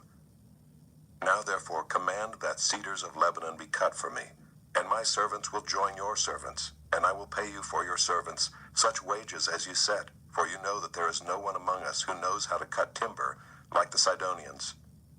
As soon as Hiram heard the words of Solomon, he rejoiced greatly and said, "Blessed be the Lord this day, who has given to David a wise son to be over this great people." And Hiram sent to Solomon, saying, "I have heard the message that you have sent to me. I am ready to do all you desire in the matter of cedar and cypress timber. My servant shall bring it down to the sea from Lebanon, and I will make it into rafts to go by sea to the place you direct. And I will have them broken up there, and you shall receive it. And you shall meet my wishes by providing food for my household." So Hiram supplied Solomon with all the timber of cedar and cypress that he desired, while Solomon gave Hiram 20,000 cores of wheat as food for his household, and 20,000 cores of beaten oil. Solomon gave this to Hiram year by year. And the Lord gave Solomon wisdom as he promised him. And there was peace between Hiram and Solomon, and the two of them made a treaty. King Solomon drafted forced labor out of all Israel, and the draft numbered 30,000 men. And he sent them to Lebanon, 10,000 a month in shifts. They would be a month in Lebanon and 2 months at home. Adoniram was in charge of the draft. Solomon also had 70,000 burden bearers and 80,000 stone cutters in the hill country, besides Solomon's 3,300 chief officers who were over the work, who had charge of the people who carried on the work. At the king's command, they quarried out great, costly stones in order to lay the foundation of the house with dressed stones. So Solomon's builders and Hiram's builders and the men of Gebal did the cutting and prepared the timber and the stone to build the house. Chapter 6. In the 480th year after the people of Israel came out of the land of Egypt, in the 4th year of Solomon's reign over Israel, in the month of Ziv, which is the 2nd month, he began to build the house of the Lord. The house that King Solomon built for the Lord was 60 cubits long, 20 cubits wide, and 30 cubits high. The vestibule in front of the nave of the house was 20 cubits long, equal to the width of the house, and 10 cubits deep in front of the house. And he made for the house windows with recessed frames. He also built a structure against the wall of the house, running around the walls of the house, both the nave and the inner sanctuary. And he made side chambers all around. The lowest story was 5 cubits broad, the middle one was 6 cubits broad, and the third was 7 cubits broad. For around the outside of the house he made offsets on the wall in order that the supporting beams should not be inserted into the walls of the house. When the house was built, it was with stone prepared at the quarry, so that neither hammer nor axe nor any tool of iron was heard in the house while it was being built. The entrance for the lowest story was on the south side of the house, and one went up by stairs to the middle story, and from the middle story to the third. So he built the house and finished it, and he made the ceiling of the house of beams and planks of cedar. He built the structure against the whole house, 5 cubits high, and it was joined to the house with timbers of cedar. Now the word of the Lord came to Solomon, concerning this house that you are building, if you will walk in my statutes and obey my rules and keep all my commandments and walk in them, then I will establish my word with you, which I spoke to David your father, and I will dwell among the children of Israel and will not forsake my people Israel. So Solomon built the house and finished it. He lined the walls of the house on the inside with boards of cedar. From the floor of the house to the walls of the ceiling, he covered them on the inside with wood, and he covered the floor of the house with boards of cypress. He built 20 cubits of the rear of the house with boards of cedar from the floor to the walls, and he built this within as an inner sanctuary, as the most holy place. The house, that is, the nave in front of the inner sanctuary, was 40 cubits long. The cedar within the house was carved in the form of gourds and open flowers. All was cedar, no stone was seen. The inner sanctuary he prepared in the innermost part of the house to set there the ark of the covenant of the Lord. The inner sanctuary was 20 cubits long, 20 cubits wide, and 20 cubits high, and he overlaid it with pure gold. He also overlaid an altar of cedar. And Solomon overlaid the inside of the house with pure gold, and he drew chains of gold across in front of the inner sanctuary, and overlaid it with gold. And he overlaid the whole house with gold, until all the house was finished. Also the whole altar that belonged to the inner sanctuary he overlaid with gold. In the inner sanctuary he made 2 cherubim of olive wood, each 10 cubits high. 5 cubits was the length of one wing of the cherub, and 5 cubits the length of the other wing of the cherub. It was 10 cubits from the tip of one wing to the tip of the other. The other cherub also measured 10 cubits. Both cherubim had the same measure and the same form. The height of one cherub was 10 cubits, and so was that of the other cherub. He put the cherubim in the innermost part of the house, and the wings of the cherubim were spread out so that a wing of one touched the one wall, and a wing of the other cherub touched the other wall. Their other wings touched each other in the middle of the house, and he overlaid the cherubim with gold. Around all the walls of the house he carved engraved figures of cherubim and palm trees and open flowers in the inner and outer rooms. The floor of the house he overlaid with gold in the inner and outer rooms. For the entrance to the inner sanctuary he made doors of olive wood. The lintel and the doorposts were 5-sided. He covered the 2 doors of olive wood with carvings of cherubim, palm trees, and open flowers. He overlaid them with gold and spread gold on the cherubim and on the palm trees. So also he made for the entrance to the nave doorposts of olive wood in the form of a square, and 2 doors of cypress wood. The 2 leaves of the one door were folding, and the 2 leaves of the other door were folding.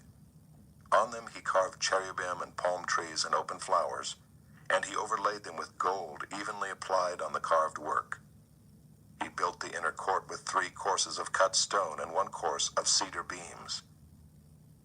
In the 4th year the foundation of the house of the Lord was laid in the month of Ziv, and in the 11th year, in the month of Bul, which is the 8th month, the house was finished in all its parts, and according to all its specifications. He was 7 years in building it. Chapter 7. Solomon was building his own house 13 years, and he finished his entire house. He built the house of the forest of Lebanon. Its length was 100 cubits, and its breadth 50 cubits, and its height 30 cubits, and it was built on 4 rows of cedar pillars, with cedar beams on the pillars.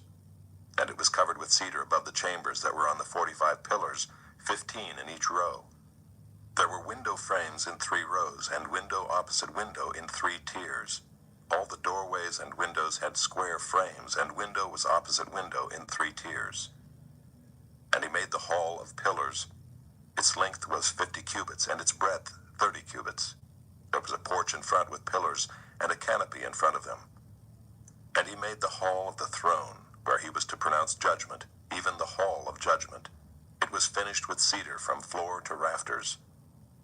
His own house, where he was to dwell, in the other court back of the hall, was of like workmanship. Solomon also made a house like this hall for Pharaoh's daughter, whom he had taken in marriage.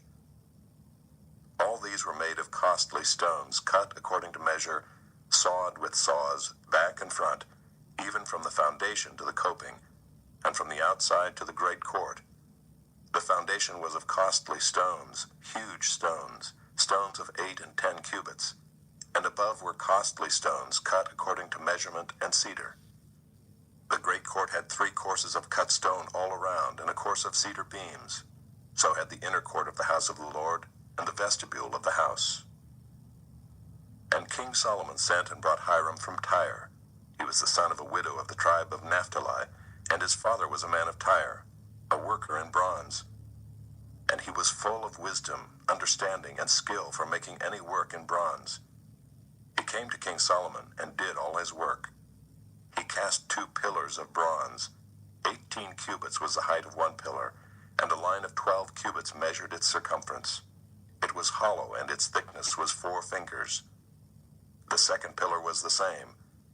He also made 2 capitals of cast bronze to set on the tops of the pillars. The height of the one capital was 5 cubits, and the height of the other capital was 5 cubits. There were lattices of checker work with wreaths of chain work for the capitals on the tops of the pillars, a lattice for the one capital, and a lattice for the other capital. Likewise he made pomegranates in 2 rows around the one lattice work to cover the capital that was on the top of the pillar, and he did the same with the other capital. Now the capitals that were on the tops of the pillars in the vestibule were of lily work, 4 cubits. The capitals were on the 2 pillars and also above the rounded projection which was beside the lattice work. There were 200 pomegranates in 2 rows all around, and so with the other capital. He set up the pillars at the vestibule of the temple. He set up the pillar on the south and called its name Jachin, and he set up the pillar on the north and called its name Boaz. And on the tops of the pillars was lily work. Thus the work of the pillars was finished. Then he made the sea of cast metal. It was round, 10 cubits from brim to brim, and 5 cubits high, and a line of 30 cubits measured its circumference. Under its brim were gourds for 10 cubits, compassing the sea all around. The gourds were in 2 rows, cast with it when it was cast. It stood on 12 oxen, 3 facing north, 3 facing west, 3 facing south, and 3 facing east. The sea was set on them, and all their rear parts were inward. Its thickness was a handbreadth, and its brim was made like the brim of a cup, like the flower of a lily. It held 2,000 baths. He also made the 10 stands of bronze. Each stand was 4 cubits long, 4 cubits wide, and 3 cubits high. This was the construction of the stands. They had panels, and the panels were set in the frames, and on the panels that were set in the frames were lions, oxen, and cherubim. On the frames, both above and below the lions and oxen, there were wreaths of beveled work. Moreover, each stand had 4 bronze wheels and axles of bronze, and at the 4 corners were supports for a basin. The supports were cast with wreaths at the side of each. Its opening was within a crown that projected upward 1 cubit. Its opening was round as a pedestal is made, 1.5 cubits deep. At its opening there were carvings, and its panels were square, not round. And the 4 wheels were underneath the panels. The axles of the wheels were of one piece with the stands, and the height of the wheel was 1.5 cubits. The wheels were made like a chariot wheel. Their axles, their rims, their spokes, and their hubs were all cast. There were 4 supports at the 4 corners of each stand. The supports were of one piece with the stands. And on the top of the stand there was a round band 1/2 cubit high, and on the top of the stand its stays and its panels were of one piece with it. And on the surfaces of its stays and on its panels he carved cherubim, lions, and palm trees, according to the space of each, with wreaths all around. After this manner he made the 10 stands. All of them were cast alike, of the same measure and the same form. And he made 10 basins of bronze. Each basin held 40 baths. Each basin measured 4 cubits, and there was a basin for each of the 10 stands. And he set the stands, 5 on the south side of the house, and 5 on the north side of the house. And he set the sea at the southeast corner of the house. Hiram also made the pots, the shovels, and the basins. So Hiram finished all the work that he did for King Solomon on the house of the Lord, the 2 pillars, the 2 bowls of the capitals that were on the tops of the pillars, and the 2 lattice works to cover the 2 bowls of the capitals that were on the tops of the pillars, and the 400 pomegranates for the 2 lattice works, 2 rows of pomegranates for each latticework, to cover the 2 bowls of the capitals that were on the pillars, the 10 stands and the 10 basins on the stands, and the 1 sea and the 12 oxen underneath the sea. Now the pots, the shovels, and the basins, all these vessels in the house of the Lord, which Hiram made for King Solomon, were of burnished bronze. In the plain of the Jordan the king cast them, in the clayed ground between Succoth and Zarethan. And Solomon left all the vessels unweighed, because there were so many of them, the weight of the bronze was not ascertained. So Solomon made all the vessels that were in the house of the Lord, the golden altar, the golden table for the bread of the presence, the lampstands of pure gold, 5 on the south side and 5 on the north, before the inner sanctuary, the flowers, the lamps, and the tongs of gold, the cups, snuffers, basins, dishes for incense, and fire pans of pure gold, and the sockets of gold for the doors of the innermost part of the house, the most holy place, and for the doors of the nave of the temple. Thus all the work that King Solomon did on the house of the Lord was finished. And Solomon brought in the things that David his father had dedicated, the silver, the gold, and the vessels, and stored them in the treasuries of the house of the Lord. Chapter 8. Then Solomon assembled the elders of Israel and all the heads of the tribes, the leaders of the fathers' houses of the people of Israel, before King Solomon in Jerusalem, to bring up the ark of the covenant of the Lord out of the city of David, which is Zion. And all the men of Israel assembled to King Solomon at the feast in the month of Ethanim, which is the 7th month. And all the elders of Israel came, and the priests took up the ark. And they brought up the ark of the Lord, the tent of meeting, and all the holy vessels that were in the tent. The priest and the Levites brought them up. And King Solomon and all the congregation of Israel, who had assembled before him, were with him before the ark, sacrificing so many sheep and oxen that they could not be counted or numbered. Then the priests brought the ark of the covenant of the Lord to its place in the inner sanctuary of the house, in the most holy place, underneath the wings of the cherubim. For the cherubim spread out their wings over the place of the ark, so that the cherubim overshadowed the ark and its poles. And the poles were so long that the ends of the poles were seen from the holy place before the inner sanctuary, but they could not be seen from outside. And they are there to this day. There was nothing in the ark except the 2 tablets of stone that Moses put there at Horeb, where the Lord made a covenant with the people of Israel when they came out of the land of Egypt.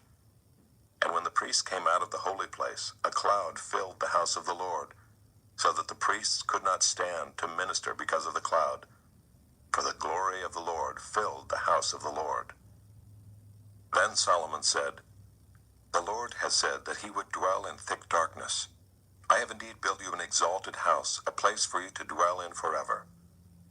Then the king turned around and blessed all the assembly of Israel, while all the assembly of Israel stood.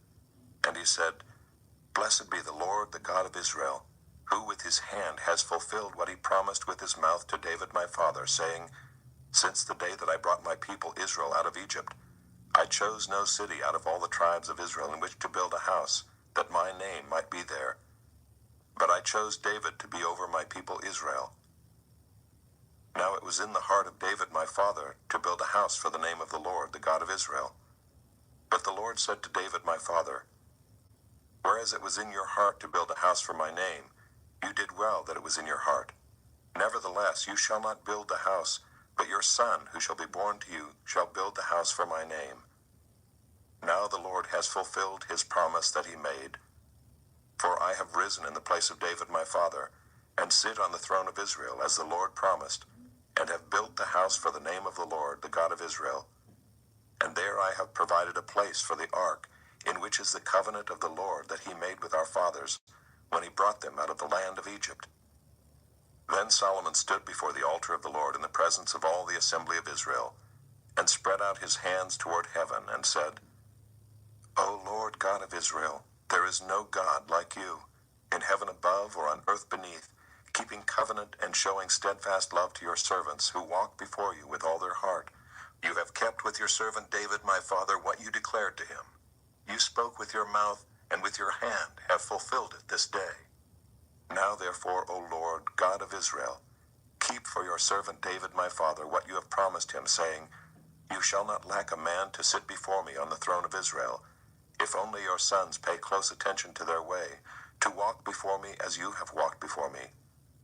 Now therefore, O God of Israel, let your word be confirmed, which you have spoken to your servant David my father. But will God indeed dwell on the earth? Behold, heaven and the highest heaven cannot contain you.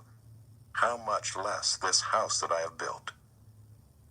Yet have regard to the prayer of your servant and to his plea, O Lord my God, listening to the cry and to the prayer that your servant prays before you this day, that your eyes may be open night and day toward this house, the place of which you have said, my name shall be there, that you may listen to the prayer that your servant offers toward this place, and listen to the plea of your servant and of your people Israel when they pray toward this place. And listen in heaven your dwelling place, and when you hear, forgive.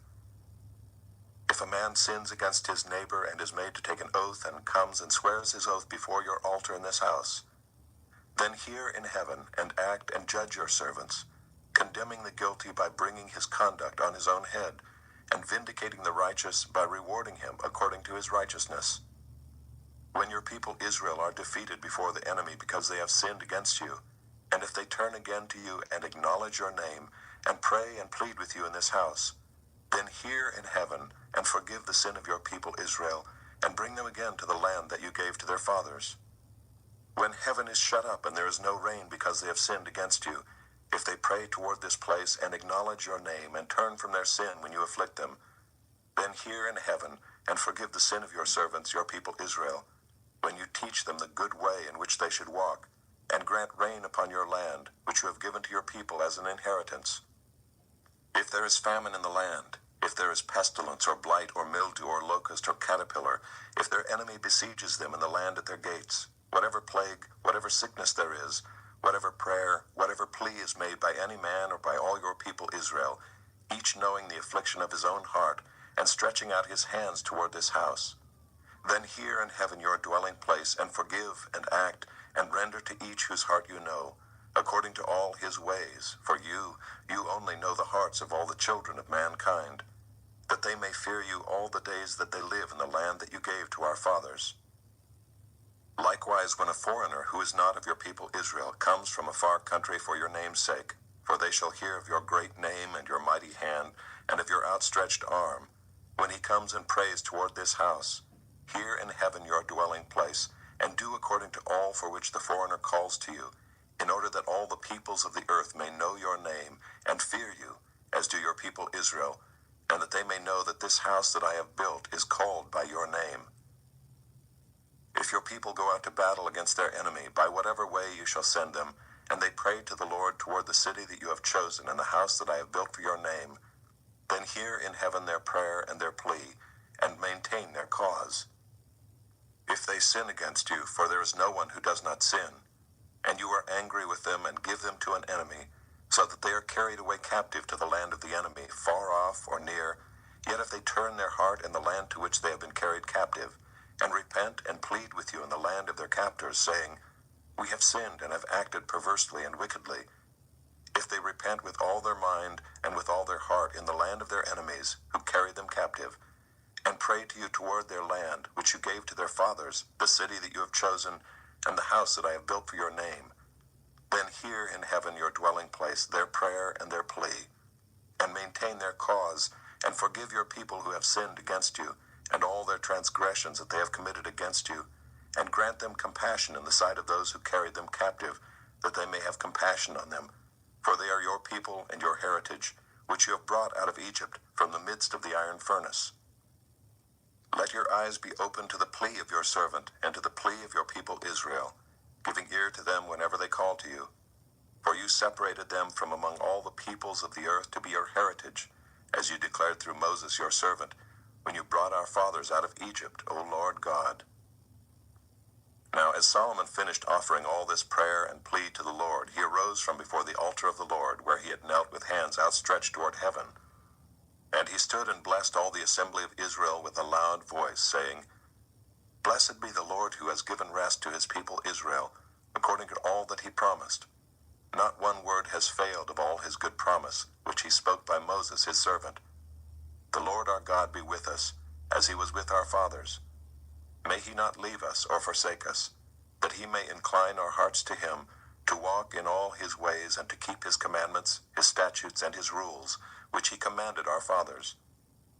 Let these words of mine, with which I have pleaded before the Lord, be near to the Lord our God day and night, and may he maintain the cause of his servant and the cause of his people Israel, as each day requires, that all the peoples of the earth may know that the Lord is God, there is no other.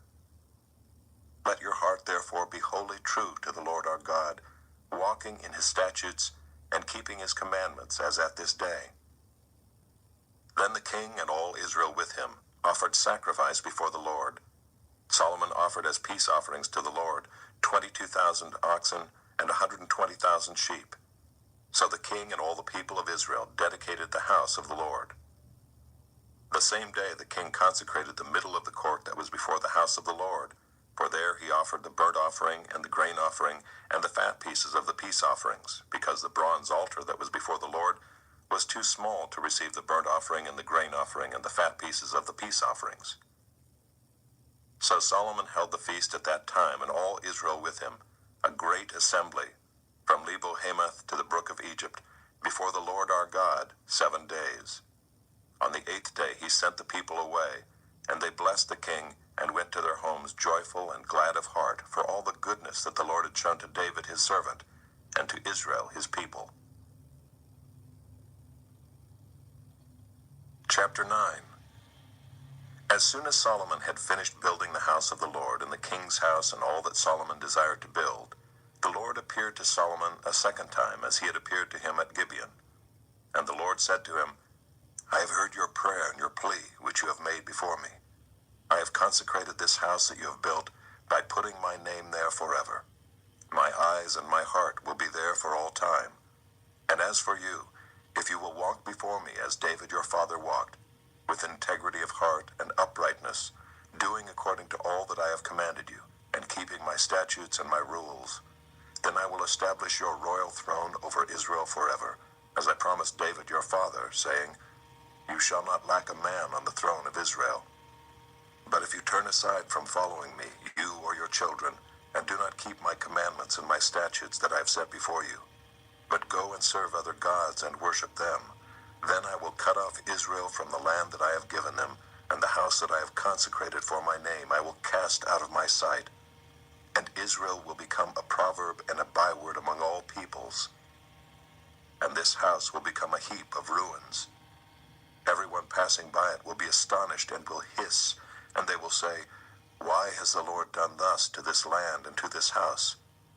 Then they will say, Because they abandoned the Lord their God, who brought their fathers out of the land of Egypt, and laid hold on other gods, and worshipped them, and served them. Therefore the Lord has brought all this disaster on them. At the end of 20 years, in which Solomon had built the 2 houses, the house of the Lord and the king's house, and Hiram king of Tyre had supplied Solomon with cedar and cypress timber and gold, as much as he desired, King Solomon gave to Hiram 20 cities in the land of Galilee. But when Hiram came from Tyre to see the cities that Solomon had given him, they did not please him. Therefore he said, What kind of cities are these that you have given me, my brother? So they are called the land of Cabul to this day. Hiram had sent to the king 120 talents of gold. And this is the account of the forced labor that King Solomon drafted to build the house of the Lord, and his own house, and the Millo, and the wall of Jerusalem, and Hazor, and Megiddo, and Gezer. Pharaoh, king of Egypt, had gone up and captured Gezer and burned it with fire, and had killed the Canaanites who lived in the city, and had given it as dowry to his daughter, Solomon's wife.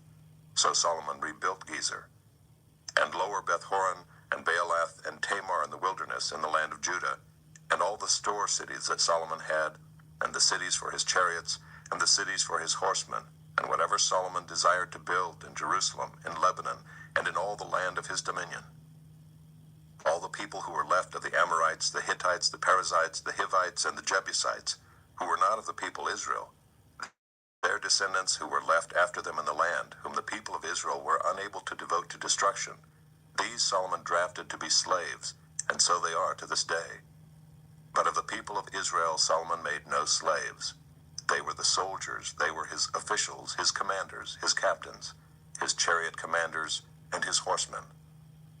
These were the chief officers who were over Solomon's work, 550 who had charge of the people who carried on the work.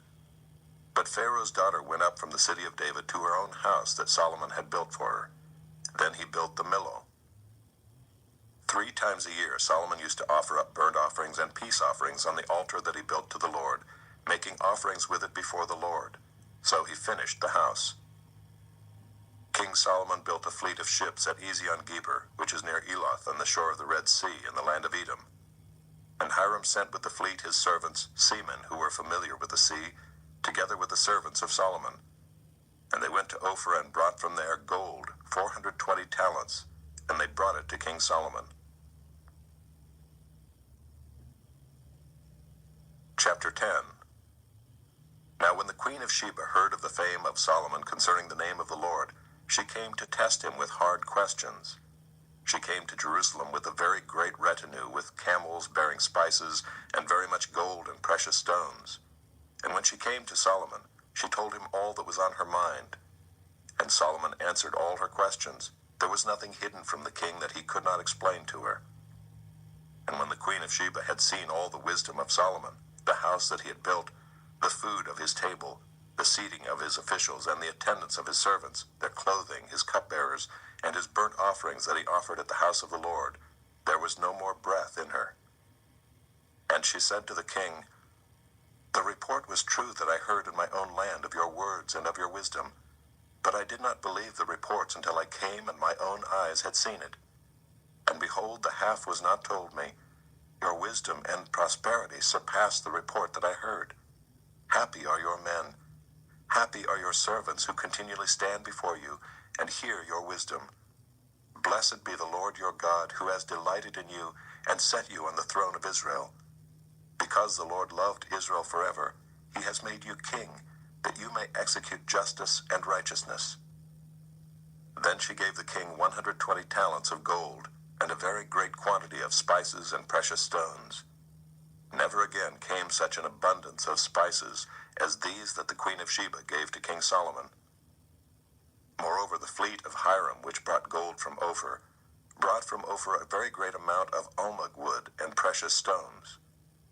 And the king made of the almug wood supports for the house of the Lord and for the king's house, also lyres and harps for the singers. No such almug wood has come or been seen to this day. And King Solomon gave to the queen of Sheba all that she desired, whatever she asked, besides what was given her by the bounty of King Solomon. So she turned and went back to her own land with her servants. Now the weight of gold that came to Solomon in 1 year was 666 talents of gold, besides that which came from the explorers and from the business of the merchants, and from all the kings of the west and from the governors of the land. King Solomon made 200 large shields of beaten gold. 600 shekels of gold went into each shield. And he made 300 shields of beaten gold. 3 minas of gold went into each shield. And the king put them in the house of the forest of Lebanon. The king also made a great ivory throne and overlaid it with the finest gold. The throne had 6 steps, and the throne had a round top, and on each side of the seat were armrests and 2 lions standing beside the armrests, while 12 lions stood there, one on each end of a step on the 6 steps. The like of it was never made in any kingdom. All King Solomon's drinking vessels were of gold, and all the vessels of the house of the forest of Lebanon were of pure gold. None were of silver. Silver was not considered as anything in the days of Solomon. For the king had a fleet of ships of Tarshish at sea with the fleet of Hiram. Once every 3 years the fleet of ships of Tarshish used to come bringing gold, silver, ivory, apes, and peacocks. Thus King Solomon excelled all the kings of the earth in riches and in wisdom. And the whole earth sought the presence of Solomon to hear his wisdom, which God had put into his mind. Every one of them brought his present, articles of silver and gold, garments, myrrh, spices, horses, and mules, so much year by year. And Solomon gathered together chariots and horsemen. He had 1,400 chariots and 12,000 horsemen, whom he stationed in the chariot cities and with the king in Jerusalem. And the king made silver as common in Jerusalem as stone, and he made cedar as plentiful as the sycamore of the Shephelah. and Solomon's import of horses was from Egypt and Cui, and the king's traders received them from Cui at a price. A chariot could be imported from Egypt for 600 shekels of silver, and a horse for 150, and so through the king's traders they were exported to all the kings of the Hittites and the kings of Syria. Chapter 11. Now King Solomon loved many foreign women, along with the daughter of Pharaoh, Moabite, Ammonite, Edomite, Sidonian, and Hittite women, from the nations concerning which the Lord had said to the people of Israel, "You shall not enter into marriage with them, neither shall they with you, for surely they will turn away your heart after their gods." Solomon clung to these in love. He had 700 wives who were princesses, and 300 concubines, and his wives turned away his heart. For when Solomon was old, his wives turned away his heart after other gods, and his heart was not wholly true to the Lord his God, as was the heart of David his father. For Solomon went after Ashtoreth, the goddess of the Sidonians, and after Milcom, the abomination of the Ammonites. So Solomon did what was evil in the sight of the Lord, and did not wholly follow the Lord, as David his father had done. Then Solomon built a high place for Chemosh, the abomination of Moab, and for Moloch, the abomination of the Ammonites, on the mountain east of Jerusalem. And so he did for all his foreign wives, who made offerings and sacrifice to their gods. And the Lord was angry with Solomon, because his heart had turned away from the Lord, the God of Israel, who had appeared to him twice, and had commanded him concerning this thing, that he should not go after other gods. But he did not keep what the Lord commanded. Therefore the Lord said to Solomon, "Since this has been your practice, and you have not kept my covenant and my statutes that I have commanded you, I will surely tear the kingdom from you, and will give it to your servant. Yet for the sake of David your father I will not do it in your days, but I will tear it out of the hand of your son. However, I will not tear away all the kingdom, but I will give one tribe to your son for the sake of David my servant, and for the sake of Jerusalem that I have chosen."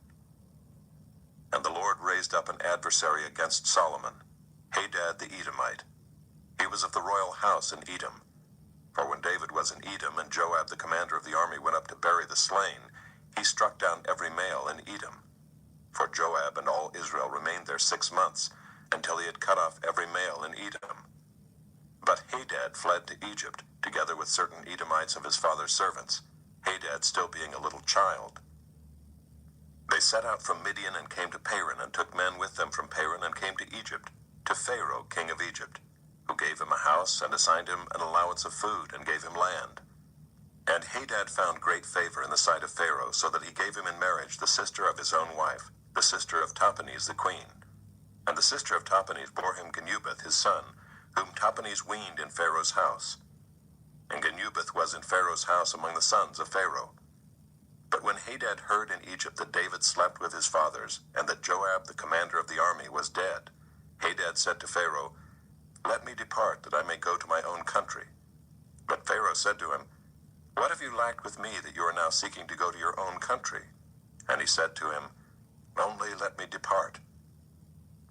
God also raised up as an adversary to him Rezin the son of Eliada, who had fled from his master Hadadezer king of Zobah. And he gathered men about him and became leader of a marauding band after the killing by David. And they went to Damascus and lived there, and made him king in Damascus. He was an adversary of Israel all the days of Solomon, doing harm as Hadad did. And he loathed Israel and reigned over Syria. Jeroboam the son of Nebat, an Ephraimite of Zeradah, a servant of Solomon, whose mother's name was Zeruiah, a widow, also lifted up his hand against the king. And this was the reason why he lifted up his hand against the king. Solomon built the Millo, and closed up the breach of the city of David his father. The man Jeroboam was very able, and when Solomon saw that the young man was industrious, he gave him charge over all the forced labor of the house of Joseph. And at that time, when Jeroboam went out of Jerusalem, the prophet Ahijah the Shilonite found him on the road. Now Ahijah had dressed himself in a new garment, and the two of them were alone in the open country. Then Ahijah laid hold of the new garment that was on him, and tore it into 12 pieces. And he said to Jeroboam, "Take for yourself 10 pieces, For thus says the Lord, the God of Israel, Behold, I am about to tear the kingdom from the hand of Solomon, and will give you 10 tribes. But he shall have 1 tribe, for the sake of my servant David, and for the sake of Jerusalem, the city that I have chosen out of all the tribes of Israel, because they have forsaken me and worshipped Ashtoreth, the goddess of the Sidonians, Chemosh, the god of Moab, and Milcom, the god of the Ammonites. And they have not walked in my ways, doing what is right in my sight, and keeping my statutes and my rules, as David his father did. Nevertheless, I will not take the whole kingdom out of his hand, but I will make him ruler all the days of his life, for the sake of David my servant whom I chose, who kept my commandments and my statutes. But I will take the kingdom out of his son's hand, and will give it to you, 10 tribes. Yet to his son I will give 1 tribe, that David my servant may always have a lamp before me in Jerusalem, the city where I have chosen to put my name. And I will take you, and you shall reign over all that your soul desires, and you shall be king over Israel. And if you will listen to all that I command you, and will walk in my ways, and do what is right in my eyes by keeping my statutes and my commandments, as David my servant did, I will be with you and will build you a sure house, as I built for David, and I will give Israel to you. And I will afflict the offspring of David because of this, but not forever. Solomon sought therefore to kill Jeroboam. But Jeroboam arose and fled into Egypt, to Shishak king of Egypt, and was in Egypt until the death of Solomon. Now the rest of the acts of Solomon, and all that he did, and his wisdom, are they not written in the book of the acts of Solomon? And the time that Solomon reigned in Jerusalem over all Israel was 40 years. And Solomon slept with his fathers, and was buried in the city of David his father. And Rehoboam his son reigned in his place. Chapter 12. Rehoboam went to Shechem, for all Israel had come to Shechem to make him king. And as soon as Jeroboam the son of Nebat heard of it, for he was still in Egypt, where he had fled from King Solomon, then Jeroboam returned from Egypt. And they sent and called him, and Jeroboam and all the assembly of Israel came and said to Rehoboam, Your father made our yoke heavy. Now therefore lighten the hard service of your father, and his heavy yoke on us, and we will serve you. He said to them, Go away for 3 days, then come again to me. So the people went away. Then King Rehoboam took counsel with the old men, who had stood before Solomon his father while he was yet alive, saying, How do you advise me to answer this people? And they said to him, If you will be a servant to this people today and serve them, and speak good words to them when you answer them, then they will be your servants forever. But he abandoned the counsel that the old men gave him, and took counsel with the young men who had grown up with him and stood before him. And he said to them, What do you advise that we answer this people who have said to me, Lighten the yoke that your father put on us? And the young men who had grown up with him said to him, Thus shall you speak to this people who said to you, Your father made our yoke heavy, but you lighten it for us. Thus shall you say to them, My little finger is thicker than my father's thighs.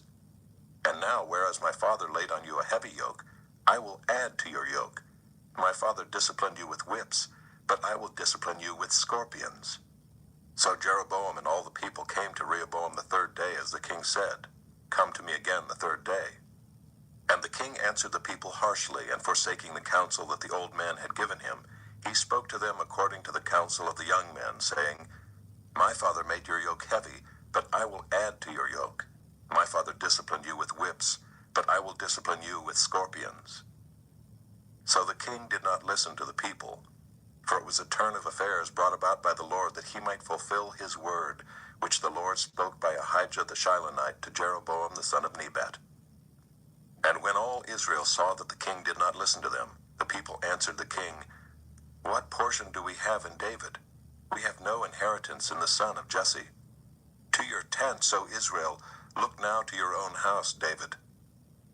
So Israel went to their tents. But Rehoboam reigned over the people of Israel who lived in the cities of Judah.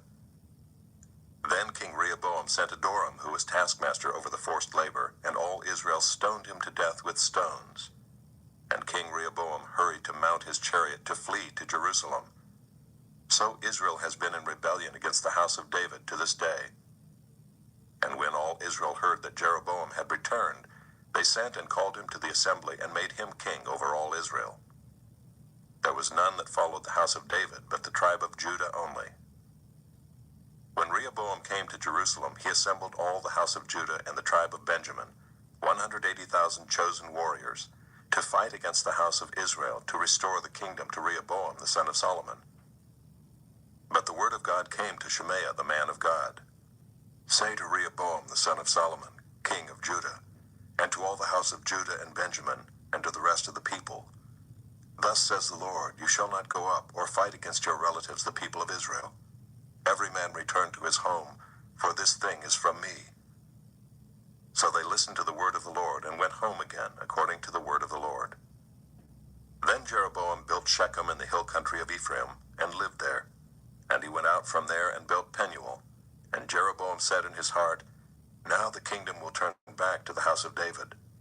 If this people go up to offer sacrifices in the temple of the Lord at Jerusalem, then the heart of this people will turn again to their Lord, to Rehoboam king of Judah, and they will kill me and return to Rehoboam king of Judah. So the king took counsel and made 2 calves of gold, and he said to the people, You have gone up to Jerusalem long enough. Behold your gods, O Israel, who brought you up out of the land of Egypt. And he set one in Bethel, and the other he put in Dan. Then this thing became a sin, for the people went as far as Dan to be before one. He also made temples on high places, and appointed priests from among all the people, who were not of the Levites. And Jeroboam appointed a feast on the 15th day of the 8th month, like the feast that was in Judah, and he offered sacrifices on the altar. So he did in Bethel, sacrificing to the calves that he made. And he placed in Bethel the priests of the high places that he had made. He went up to the altar that he had made in Bethel on the 15th day in the 8th month, in the month that he had devised from his own heart. And he instituted a feast for the people of Israel, and went up to the altar to make offerings. Chapter 13. And behold, a man of God came out of Judah by the word of the Lord to Bethel. Jeroboam was standing by the altar to make offerings. And the man cried against the altar by the word of the Lord, and said, O altar, altar, thus says the Lord, Behold, a son shall be born to the house of David, Josiah by name, and he shall sacrifice on you the priests of the high places who make offerings on you, and human bones shall be burned on you. And he gave a sign the same day, saying, This is the sign that the Lord has spoken. Behold, the altar shall be torn down, and the ashes that are on it shall be poured out. And when the king heard the saying of the man of God, which he cried against the altar at Bethel, Jeroboam stretched out his hand from the altar, saying, Seize him. And his hand, which he stretched out against him, dried up, so that he could not draw it back to himself. The altar also was torn down, and the ashes poured out from the altar, according to the sign that the man of God had given by the word of the Lord. And the king said to the man of God, Entreat now the favor of the Lord your God, and pray for me, that my hand may be restored to me. And the man of God entreated the Lord, and the king's hand was restored to him, and became as it was before. And the king said to the man of God, Come home with me, and refresh yourself, and I will give you a reward. And the man of God said to the king, If you give me half your house, I will not go in with you, and I will not eat bread or drink water in this place. For so it was commanded me by the word of the Lord, saying, You shall neither eat bread nor drink water, nor return by the way that you came. So he went another way, and did not return by the way that he came to Bethel. Now an old prophet lived in Bethel, and his sons came and told him all that the man of God had done that day in Bethel. They also told to their father the words that he had spoken to the king. And their father said to them, Which way did he go? And his sons showed him the way that the man of God who came from Judah had gone. And he said to his sons, Saddle the donkey for me. So they saddled the donkey for him, and he mounted it. And he went after the man of God, and found him sitting under an oak. And he said to him, Are you the man of God who came from Judah? And he said, I am. Then he said to him, Come home with me and eat bread. And he said, I may not return with you or go in with you, neither will I eat bread nor drink water with you in this place. For it was said to me by the word of the Lord, You shall neither eat bread nor drink water there, nor return by the way that you came. And he said to him, I also am a prophet as you are, and an angel spoke to me by the word of the Lord, saying, Bring him back with you into your house, that he may eat bread and drink water. But he lied to him. So he went back with him, and ate bread in his house, and drank water. And as they sat at the table, the word of the Lord came to the prophet who had brought him back. And he cried to the man of God who came from Judah, Thus says the Lord, because you have disobeyed the word of the Lord, and have not kept the command that the Lord your God commanded you, but have come back and have eaten bread and drunk water in the place of which he said to you, Eat no bread and drink no water. Your body shall not come to the tomb of your fathers. And after he had eaten bread and drunk, he saddled the donkey for the prophet whom he had brought back. And as he went away, a lion met him on the road and killed him, and his body was thrown in the road, and the donkey stood beside it. The lion also stood beside the body. And behold, man passed by and saw the body thrown in the road, and the lion standing by the body. And they came and told it in the city where the old prophet lived. And when the prophet who had brought him back from the way heard of it, he said, It is the man of God who disobeyed the word of the Lord. Therefore the Lord has given him to the lion, which has torn him and killed him, according to the word that the Lord spoke to him. And he said to his sons, Saddle the donkey for me. And they saddled it. And he went and found his body thrown in the road, and the donkey and the lion standing beside the body. The lion had not eaten the body or torn the donkey. And the prophet took up the body of the man of God, and laid it on the donkey, and brought it back to the city to mourn and to bury him. And he laid the body in his own grave, and they mourned over him, saying, Alas, my brother. And after he had buried him, he said to his sons, When I die, bury me in the grave in which the man of God is buried. Lay my bones beside his bones. For the saying that he called out by the word of the Lord against the altar in Bethel, and against all the houses of the high places that are in the cities of Samaria, shall surely come to pass. After this thing, Jeroboam did not turn from his evil way, but made priests for the high places again from among all the people. Any who would he ordained to be priests of the high places. And this thing became sin to the house of Jeroboam, so as to cut it off and to destroy it from the face of the earth. Chapter 14. At that time Abijah the son of Jeroboam fell sick, and Jeroboam said to his wife, Arise and disguise yourself, that it not be known that you are the wife of Jeroboam, and go to Shiloh. Behold, Ahijah the prophet is there, who said of me that I should be king over this people. Take with you 10 loaves, some cakes, and a jar of honey, and go to him. He will tell you what shall happen to the child. Jeroboam's wife did so. She arose and went to Shiloh, and came to the house of Ahijah. Now Ahijah could not see, for his eyes were dim because of his age. And the Lord said to Ahijah, Behold, the wife of Jeroboam is coming to inquire of you concerning her son, for he is sick. Thus and thus shall you say to her. When she came, she pretended to be another woman. But when Ahijah heard the sound of her feet, as she came in at the door, he said, Come in, wife of Jeroboam. Why do you pretend to be another? For I am charged with unbearable news for you. Go, tell Jeroboam, Thus says the Lord, the God of Israel, because I exalted you from among the people, and made you leader over my people Israel, and tore the kingdom away from the house of David and gave it to you. And yet you have not been like my servant David, who kept my commandments, and followed me with all his heart, doing only that which was right in my eyes. But you have done evil above all who were before you, and have gone and made for yourself other gods and metal images, provoking me to anger, and have cast me behind your back. Therefore, behold, I will bring harm upon the house of Jeroboam, and will cut off from Jeroboam every male, both bond and free, in Israel, and will burn up the house of Jeroboam as a man burns up dung until it is all gone. Anyone belonging to Jeroboam who dies in the city, the dogs shall eat, and anyone who dies in the open country, the birds of the heavens shall eat, for the Lord has spoken it. Arise, therefore, go to your house. When your feet enter the city, the child shall die, and all Israel shall mourn for him and bury him, for he only of Jeroboam shall come to the grave, because in him there is found something pleasing to the Lord, the God of Israel, in the house of Jeroboam. Moreover, the Lord will raise up for himself a king over Israel, who shall cut off the house of Jeroboam today. And henceforth the Lord will strike Israel as a reed is shaken in the water, and root up Israel out of this good land that he gave to their fathers, and scatter them beyond the Euphrates, because they have made their Asherim, provoking the Lord to anger.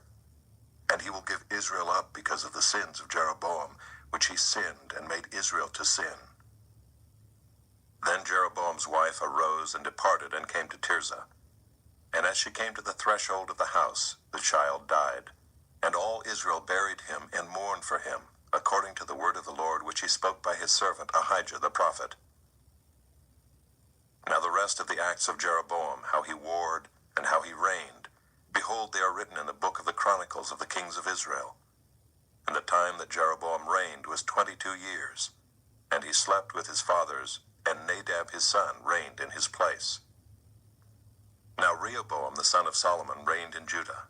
Rehoboam was 41 years old when he began to reign, and he reigned 17 years in Jerusalem, the city that the Lord had chosen out of all the tribes of Israel, to put his name there. His mother's name was Naamah the Ammonite. And Judah did what was evil in the sight of the Lord, and they provoked him to jealousy with their sins that they committed, more than all that their fathers had done. For they also built for themselves high places and pillars and Asherim on every high hill and under every green tree. And there were also male cult prostitutes in the land. They did according to all the abominations of the nations that the Lord drove out before the people of Israel. In the 5th year of King Rehoboam, Shishak king of Egypt came up against Jerusalem. He took away the treasures of the house of the Lord and the treasures of the king's house. He took away everything. He also took away all the shields of gold that Solomon had made, and King Rehoboam made in their place shields of bronze, and committed them to the hands of the officers of the guard, who kept the door of the king's house. And as often as the king went into the house of the Lord, the guard carried them and brought them back to the guardroom. Now the rest of the acts of Rehoboam and all that he did, are they not written in the book of the Chronicles of the kings of Judah? And there was war between Rehoboam and Jeroboam continually. And Rehoboam slept with his fathers, and was buried with his fathers in the city of David. His mother's name was Naamah the Ammonite, and Abijam his son reigned in his place. Chapter 15. Now in the 18th year of King Jeroboam the son of Nebat, Abijam began to reign over Judah. He reigned for 3 years in Jerusalem. His mother's name was Maacah the daughter of Abishalom. And he walked in all the sins that his father did before him, and his heart was not wholly true to the Lord his God, as the heart of David his father. Nevertheless, for David's sake the Lord his God gave him a lamp in Jerusalem, setting up his son after him, and establishing Jerusalem, because David did what was right in the eyes of the Lord, and did not turn aside from anything that he commanded him all the days of his life, except in the matter of Uriah the Hittite. Now there was war between Rehoboam and Jeroboam all the days of his life. The rest of the acts of Abijam and all that he did, are they not written in the book of the Chronicles of the kings of Judah? And there was war between Abijam and Jeroboam. And Abijam slept with his fathers, and they buried him in the city of David. And Asa his son reigned in his place. In the 20th year of Jeroboam king of Israel, Asa began to reign over Judah. And he reigned 41 years in Jerusalem. His mother's name was Maacah the daughter of Abishalom. And Asa did what was right in the eyes of the Lord, as David his father had done. He put away the male cult prostitutes out of the land, and removed all the idols that his fathers had made. He also removed Maacah his mother from being queen mother, because she had made an abominable image for Asherah. And Asa cut down her image and burned it at the brook Kidron. But the high places were not taken away. Nevertheless, the heart of Asa was wholly true to the Lord all his days. And he brought into the house of the Lord the sacred gifts of his father, and his own sacred gifts, silver and gold and vessels. And there was war between Asa and Baasha king of Israel all their days. Baasha king of Israel went up against Judah and built Ramah, that he might permit no one to go out or come in to Asa king of Judah. Then Asa took all the silver and the gold that were left in the treasures of the house of the Lord, and the treasures of the king's house, and gave them into the hands of his servants. And King Asa sent them to Ben-Hadad the son of Tabrimmon, the son of Hezion, king of Syria, who lived in Damascus, saying, Let there be a covenant between me and you, as there was between my father and your father. Behold, I am sending to you a present of silver and gold. Go, break your covenant with Baasha, king of Israel, that he may withdraw from me. And Ben-Hadad listened to King Asa, and sent the commanders of his armies against the cities of Israel, and conquered Ijon, Dan, Abel-Beth-Maacah, and all Kinneroth, with all the land of Naphtali. And when Baasha heard of it, he stopped building Ramah, and he lived in Tirzah. Then King Asa made a proclamation to all Judah, none was exempt, and they carried away the stones of Ramah and its timber, with which Baasha had been building, and with them King Asa built Geba, Benjamin, and Mizpah. Now the rest of all the acts of Asa, all his might, and all that he did, and the cities that he built, are they not written in the book of the Chronicles of the kings of Judah? But in his old age he was diseased in his feet. And Asa slept with his fathers, and was buried with his fathers in the city of David his father, and Jehoshaphat his son reigned in his place. Nadab the son of Jeroboam began to reign over Israel in the 2nd year of Asa king of Judah, and he reigned over Israel 2 years. He did what was evil in the sight of the Lord, and walked in the way of his father, and in his sin which he made Israel to sin. Baasha the son of Ahijah of the house of Issachar conspired against him, and Baasha struck him down at Gibbethon, which belonged to the Philistines, for Nadab and all Israel were laying siege to Gibbethon. So Baasha killed him in the 3rd year of Asa king of Judah, and reigned in his place. And as soon as he was king, he killed all the house of Jeroboam. He left to the house of Jeroboam not one that breathed, until he had destroyed it, according to the word of the Lord that he spoke by his servant Ahijah the Shilonite. It was for the sins of Jeroboam that he sinned, and that he made Israel to sin, and because of the anger to which he provoked the Lord, the God of Israel. Now the rest of the acts of Nadab and all that he did, are they not written in the book of the Chronicles of the kings of Israel? And there was war between Asa and Baasha king of Israel all their days. In the 3rd year of Asa king of Judah, Baasha the son of Ahijah began to reign over all Israel at Tirzah, and he reigned 24 years. He did what was evil in the sight of the Lord, and walked in the way of Jeroboam, and in his sin which he made Israel to sin. Chapter 16. And the word of the Lord came to Jehu the son of Hanani against Baasha, saying, Since I exalted you out of the dust, and made you leader over my people Israel, and you have walked in the way of Jeroboam, and have made my people Israel to sin, provoking me to anger with their sins, behold, I will utterly sweep away Baasha and his house, and I will make your house like the house of Jeroboam the son of Nebat. Anyone belonging to Baasha who dies in the city, the dogs shall eat, and anyone of his who dies in the field, the birds of the heavens shall eat. Now the rest of the acts of Baasha, and what he did, and his might, are they not written in the book of the Chronicles of the kings of Israel?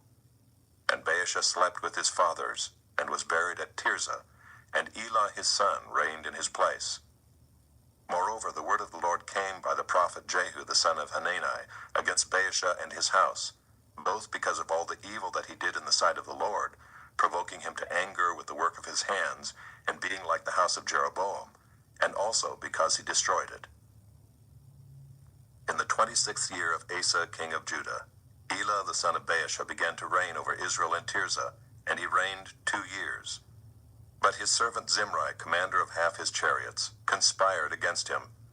When he was at Tirzah, drinking himself drunk in the house of Arza, who was over the household in Tirzah, Zimri came in and struck him down and killed him in the 27th year of Asa king of Judah, and reigned in his place. When he began to reign, as soon as he had seated himself on his throne, he struck down all the house of Baasha. He did not leave him a single male of his relatives or his friends. Thus Zimri destroyed all the house of Baasha, according to the word of the Lord which he spoke against Baasha by Jehu the prophet, for all the sins of Baasha and the sins of Elah his son, which they sinned and which they made Israel to sin, provoking the Lord God of Israel to anger with their idols. Now the rest of the acts of Elah and all that he did, are they not written in the book of the Chronicles of the kings of Israel? In the 27th year of Asa, king of Judah, Zimri reigned 7 days in Tirzah. Now the troops were encamped against Gibbethon, which belonged to the Philistines. And the troops who were encamped heard it said, Zimri has conspired, and he has killed the king. Therefore all Israel made Omri, the commander of the army, king over Israel that day in the camp. So Omri went up from Gibbethon and all Israel with him, and they besieged Tirzah. And when Zimri saw that the city was taken, he went into the citadel of the king's house and burned the king's house over him with fire, and died, because of his sins that he committed, doing evil in the sight of the Lord, walking in the way of Jeroboam, and for his sin which he committed, making Israel to sin. Now the rest of the acts of Zimri and the conspiracy that he made, are they not written in the book of the Chronicles of the kings of Israel? Then the people of Israel were divided into 2 parts. Half of the people followed Tibni the son of Ginath to make him king, and half followed Omri. But the people who followed Omri overcame the people who followed Tibni the son of Ginath. So Tibni died, and Omri became king. In the 31st year of Asa, king of Judah, Omri began to reign over Israel, and he reigned for 12 years. 6 years he reigned in Tirzah. He bought the hill of Samaria from Shemer for 2 talents of silver, and he fortified the hill and called the name of the city that he built, Samaria, after the name of Shemer, the owner of the hill. Omri did what was evil in the sight of the Lord, and did more evil than all who were before him. For he walked in all the way of Jeroboam the son of Nebat, and in the sins that he made Israel to sin, provoking the Lord, the God of Israel, to anger by their idols. Now the rest of the acts of Omri that he did, and the might that he showed, are they not written in the book of the Chronicles of the kings of Israel? And Omri slept with his fathers, and was buried in Samaria, and Ahab his son reigned in his place. In the 38th year of Asa king of Judah, Ahab the son of Omri began to reign over Israel. And Ahab the son of Omri reigned over Israel in Samaria 22 years. And Ahab the son of Omri did evil in the sight of the Lord, more than all who were before him.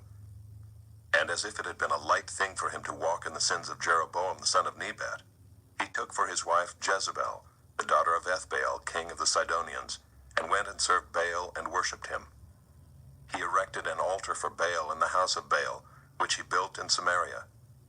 And Ahab made an Asherah. Ahab did more to provoke the Lord, the God of Israel, to anger than all the kings of Israel who were before him. In his days Hiel of Bethel built Jericho. He laid its foundation at the cost of Abiram his firstborn, and set up its gates at the cost of his youngest son Segub, according to the word of the Lord, which he spoke by Joshua the son of Nun. Chapter 17. Now Elijah the Tishbite of Tishbe in Gilead said to Ahab, As the Lord the God of Israel lives, before whom I stand, there shall be neither dew nor rain these years, except by my word. And the word of the Lord came to him, Depart from here and turn eastward, and hide yourself by the brook Kerith, which is east of the Jordan.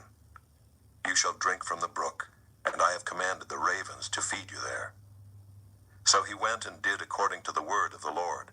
He went and lived by the brook Kerith that is east of the Jordan.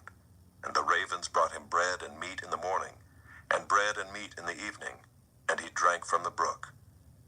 And after a while the brook dried up, because there was no rain in the land. Then the word of the Lord came to him, Arise, go to Zarephath, which belongs to Sidon, and dwell there.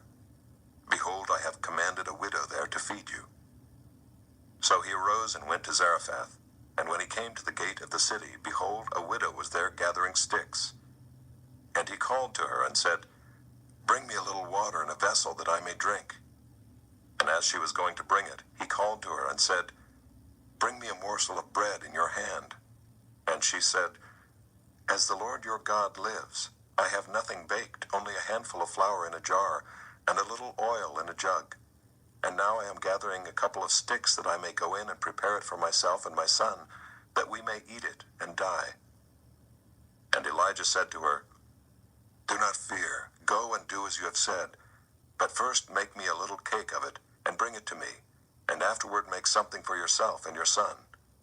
For thus says the Lord, the God of Israel, The jar of flour shall not be spent, and the jug of oil shall not be empty until the day that the Lord sends rain upon the earth." And she went and did as Elijah said, and she and he and her household ate for many days. The jar of flour was not spent, neither did the jug of oil become empty, according to the word of the Lord that he spoke by Elijah. After this, the son of the woman, the mistress of the house, became ill, and his illness was so severe that there was no breath left in him. And she said to Elijah, "What have you against me, O man of God? You have come to me to bring my sin to remembrance, and to cause the death of my son." And he said to her, "Give me your son." And he took him from her arms and carried him up into the upper chamber where he lodged, and laid him on his own bed. And he cried to the Lord, "O Lord, my God, have you brought calamity even upon the widow with whom I sojourn, by killing her son?" Then he stretched himself upon the child 3 times and cried to the Lord, "O Lord, my God, let this child's life come into him again." And the Lord listened to the voice of Elijah, and the life of the child came into him again, and he revived. And Elijah took the child and brought him down from the upper chamber into the house, and delivered him to his mother. And Elijah said, "See, your son lives." And the woman said to Elijah, "Now I know that you are a man of God, and that the word of the Lord in your mouth is truth." Chapter 18. After many days the word of the Lord came to Elijah in the 3rd year, saying, "Go, show yourself to Ahab, and I will send rain upon the earth." So Elijah went to show himself to Ahab. Now the famine was severe in Samaria, and Ahab called Obadiah, who was over the household. Now Obadiah feared the Lord greatly. And when Jezebel cut off the prophets of the Lord, Obadiah took 100 prophets, and hid them by 50s in a cave, and fed them with bread and water. And Ahab said to Obadiah, "Go through the land to all the springs of water, and to all the valleys. Perhaps we may find grass, and save the horses and mules alive, and not lose some of the animals." So they divided the land between them to pass through it. Ahab went in one direction by himself, and Obadiah went in another direction by himself. And as Obadiah was on the way, behold, Elijah met him. And Obadiah recognized him and fell on his face and said, "Is it you, my lord Elijah?" And he answered him, "It is I. Go tell your lord, behold, Elijah is here."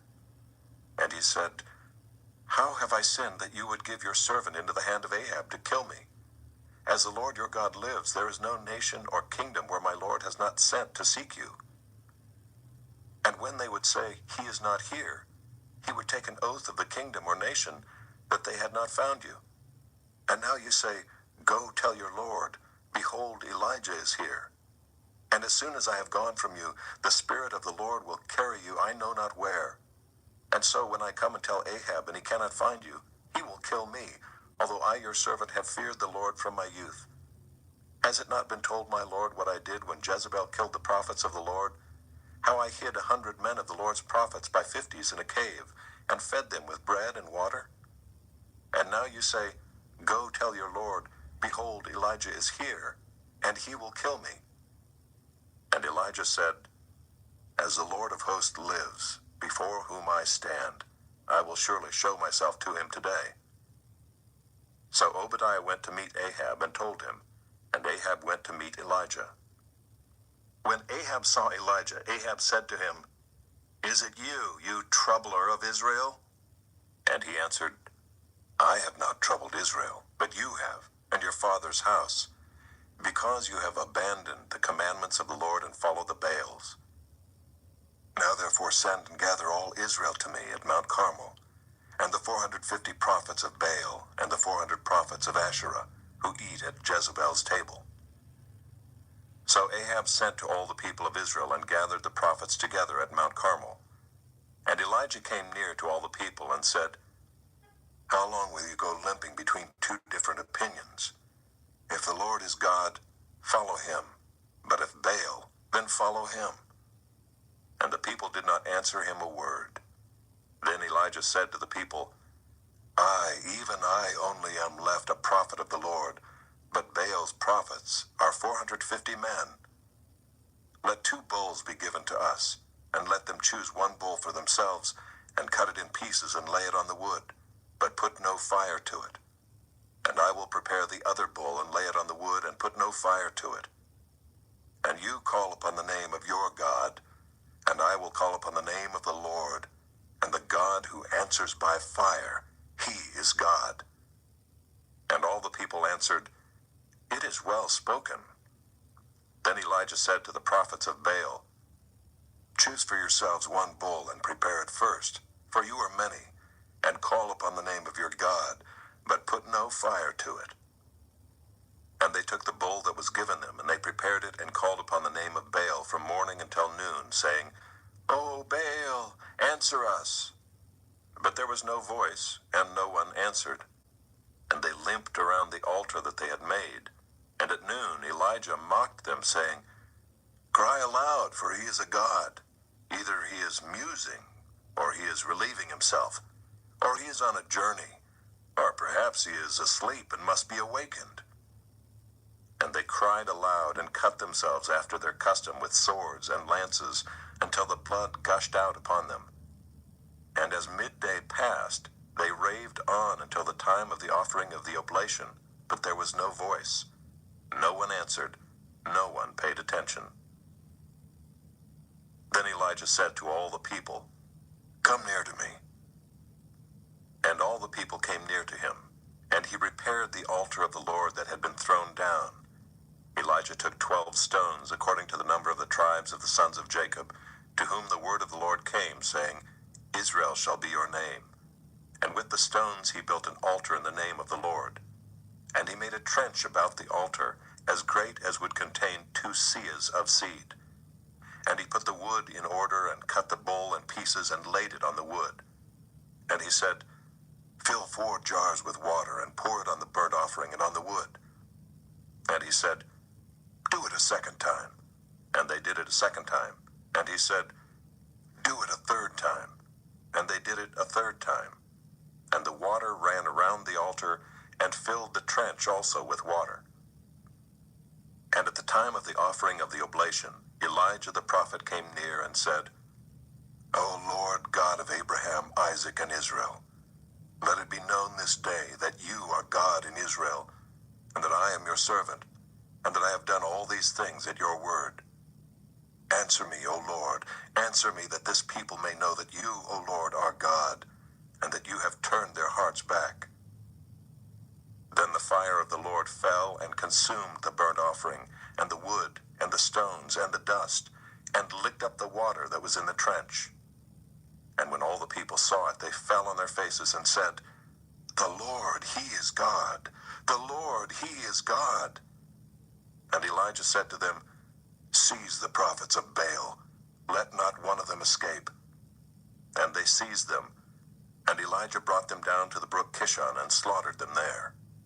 And Elijah said to Ahab, Go up, eat and drink, for there is a sound of the rushing of rain. So Ahab went up to eat and to drink. And Elijah went up to the top of Mount Carmel.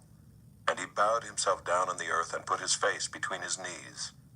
And he said to his servant, Go up now, look toward the sea. And he went up and looked and said, There is nothing. And he said, Go again, 7 times. And at the 7th time he said, Behold, a little cloud like a man's hand is rising from the sea.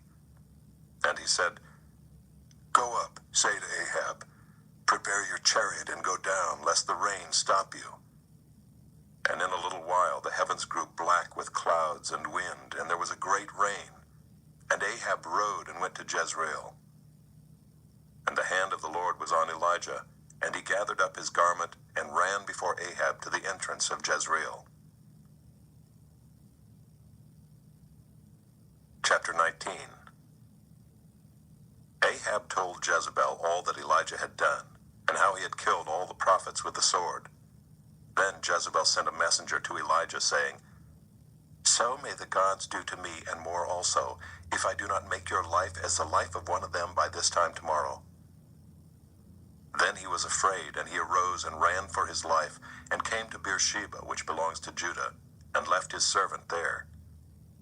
But he himself went a day's journey into the wilderness, and came and sat down under a broom tree. And he asked that he might die, saying, "It is enough. Now, O Lord, take away my life, for I am no better than my fathers." And he lay down and slept under a broom tree. And behold, an angel touched him and said to him, "Arise and eat." And he looked, and behold, there was at his head a cake baked on hot stones and a jar of water. And he ate and drank and lay down again. And the angel of the Lord came again a second time and touched him and said, "Arise and eat, for the journey is too great for you." And he arose and ate and drank, and went in the strength of that food 40 days and 40 nights to Horeb, the mount of God. There he came to a cave and lodged in it. And behold, the word of the Lord came to him, and he said to him, "What are you doing here, Elijah?" He said, "I have been very jealous for the Lord, the God of hosts. For the people of Israel have forsaken your covenant, thrown down your altars, and killed your prophets with the sword. And I, even I only, am left, and they seek my life to take it away." And he said, "Go out and stand on the mount before the Lord." And behold, the Lord passed by, and a great and strong wind tore the mountains and broke in pieces the rocks before the Lord. But the Lord was not in the wind. And after the wind, an earthquake, but the Lord was not in the earthquake. And after the earthquake, a fire, but the Lord was not in the fire. And after the fire, the sound of a low whisper. And when Elijah heard it, he wrapped his face in his cloak, and went out and stood at the entrance of the cave. And behold, there came a voice to him and said, "What are you doing here, Elijah?" He said, "I have been very jealous for the Lord, the God of hosts. For the people of Israel have forsaken your covenant, thrown down your altars, and killed your prophets with the sword. And I, even I only, am left, and they seek my life to take it away." And the Lord said to him, "Go, return on your way to the wilderness of Damascus, and when you arrive, you shall anoint Hazael to be king over Syria. And Jehu the son of Nimshi you shall anoint to be king over Israel. And Elisha the son of Shaphat of Abel-Meholah you shall anoint to be prophet in your place. And the one who escapes from the sword of Hazael shall Jehu put to death. And the one who escapes from the sword of Jehu shall Elisha put to death. Yet I will leave 7,000 in Israel, all the knees that have not bowed to Baal, and every mouth that has not kissed him." So he departed from there and found Elisha the son of Shaphat, who was plowing with 12 yoke of oxen in front of him, and he was with the 12th. Elijah passed by him and cast his cloak upon him. And he left the oxen and ran after Elijah and said, "Let me kiss my father and my mother, and then I will follow you." And he said to him, "Go back again, for what have I done to you?" And he returned from following him, and took the yoke of oxen and sacrificed them, and boiled their flesh with the yokes of the oxen, and gave it to the people, and they ate. Then he arose and went after Elijah and assisted him. Chapter 20. Ben-Hadad the king of Syria gathered all his army together. 32 kings were with him, and horses and chariots. And he went up and closed in on Samaria, and fought against it. And he sent messengers into the city to Ahab king of Israel, and said to him, "Thus says Ben-Hadad, your silver and your gold are mine, your best wives and children also are mine." And the king of Israel answered, "As you say, my lord, O king, I am yours, and all that I have." The messengers came again and said, "Thus says Ben-Hadad, I sent to you, saying, Deliver to me your silver and your gold, your wives and your children. Nevertheless, I will send my servants to you tomorrow about this time, and they shall search your house and the houses of your servants, and lay hands on whatever pleases you, and take it away." Then the king of Israel called all the elders of the land, and said, "Mark now and see how this man is seeking trouble, for he sent to me for my wife and my children, and for my silver and my gold, and I did not refuse him." And all the elders and all the people said to him, "Do not listen or consent." So he said to the messengers of Ben-Hadad, "Tell my lord the king, All that you first demanded of your servant I will do, but this thing I cannot do. And the messengers departed and brought him word again. Ben-Hadad sent to him and said, The gods do so to me and more also, if the dust of Samaria shall suffice for handfuls for all the people who follow me. And the king of Israel answered, Tell him, let not him who straps on his armor boast himself as he who takes it off. When Ben-Hadad heard this message as he was drinking with the kings in the booths, he said to his men, Take your positions. And they took their positions against the city. And behold, a prophet came near to Ahab king of Israel and said, Thus says the Lord, have you seen all this great multitude? Behold, I will give it into your hand this day, and you shall know that I am the Lord. And Ahab said, By whom? He said, Thus says the Lord, by the servants of the governors of the districts. Then he said, Who shall begin the battle? He answered, You. Then he mustered the servants of the governors of the districts, and they were 232. And after them he mustered all the people of Israel, 7,000. And they went out at noon, while Ben-Hadad was drinking himself drunk in the booths, he and the 32 kings who helped him. The servants of the governors of the districts went out first. And Ben-Hadad sent out scouts, and they reported to him, Men are coming out from Samaria. He said, If they have come out for peace, take them alive. Or if they've come out for war, take them alive. So these went out of the city, the servants of the governors of the districts and the army that followed them.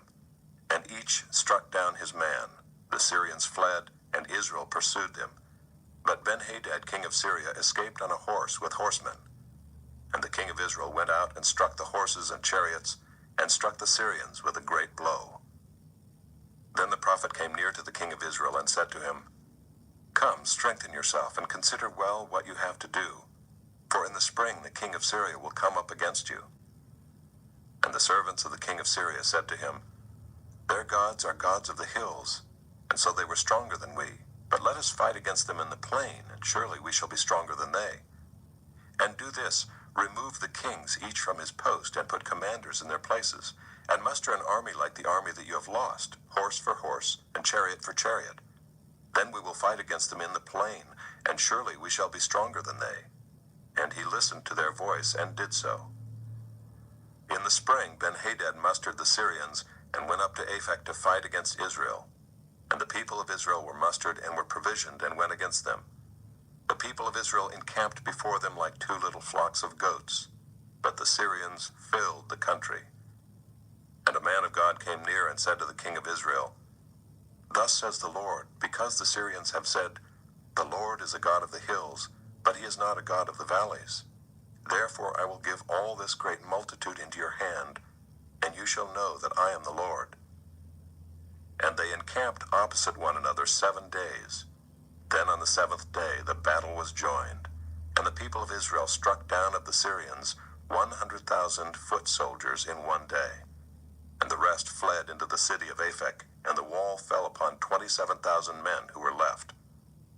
Ben-Hadad also fled, and entered an inner chamber in the city. And his servants said to him, Behold, now we have heard that the kings of the house of Israel are merciful kings. Let us put sackcloth around our waists and ropes on our heads, and go out to the king of Israel. Perhaps he will spare your life. So they tied sackcloth around their waists, and put ropes on their heads, and went to the king of Israel and said, Your servant Ben-Hadad says, Please let me live. And he said, Does he still live? He is my brother. Now the men were watching for a sign, and they quickly took it up from him and said, Yes, your brother Ben-Hadad. Then he said, Go and bring him. Then Ben-Hadad came out to him, and he caused him to come up into the chariot.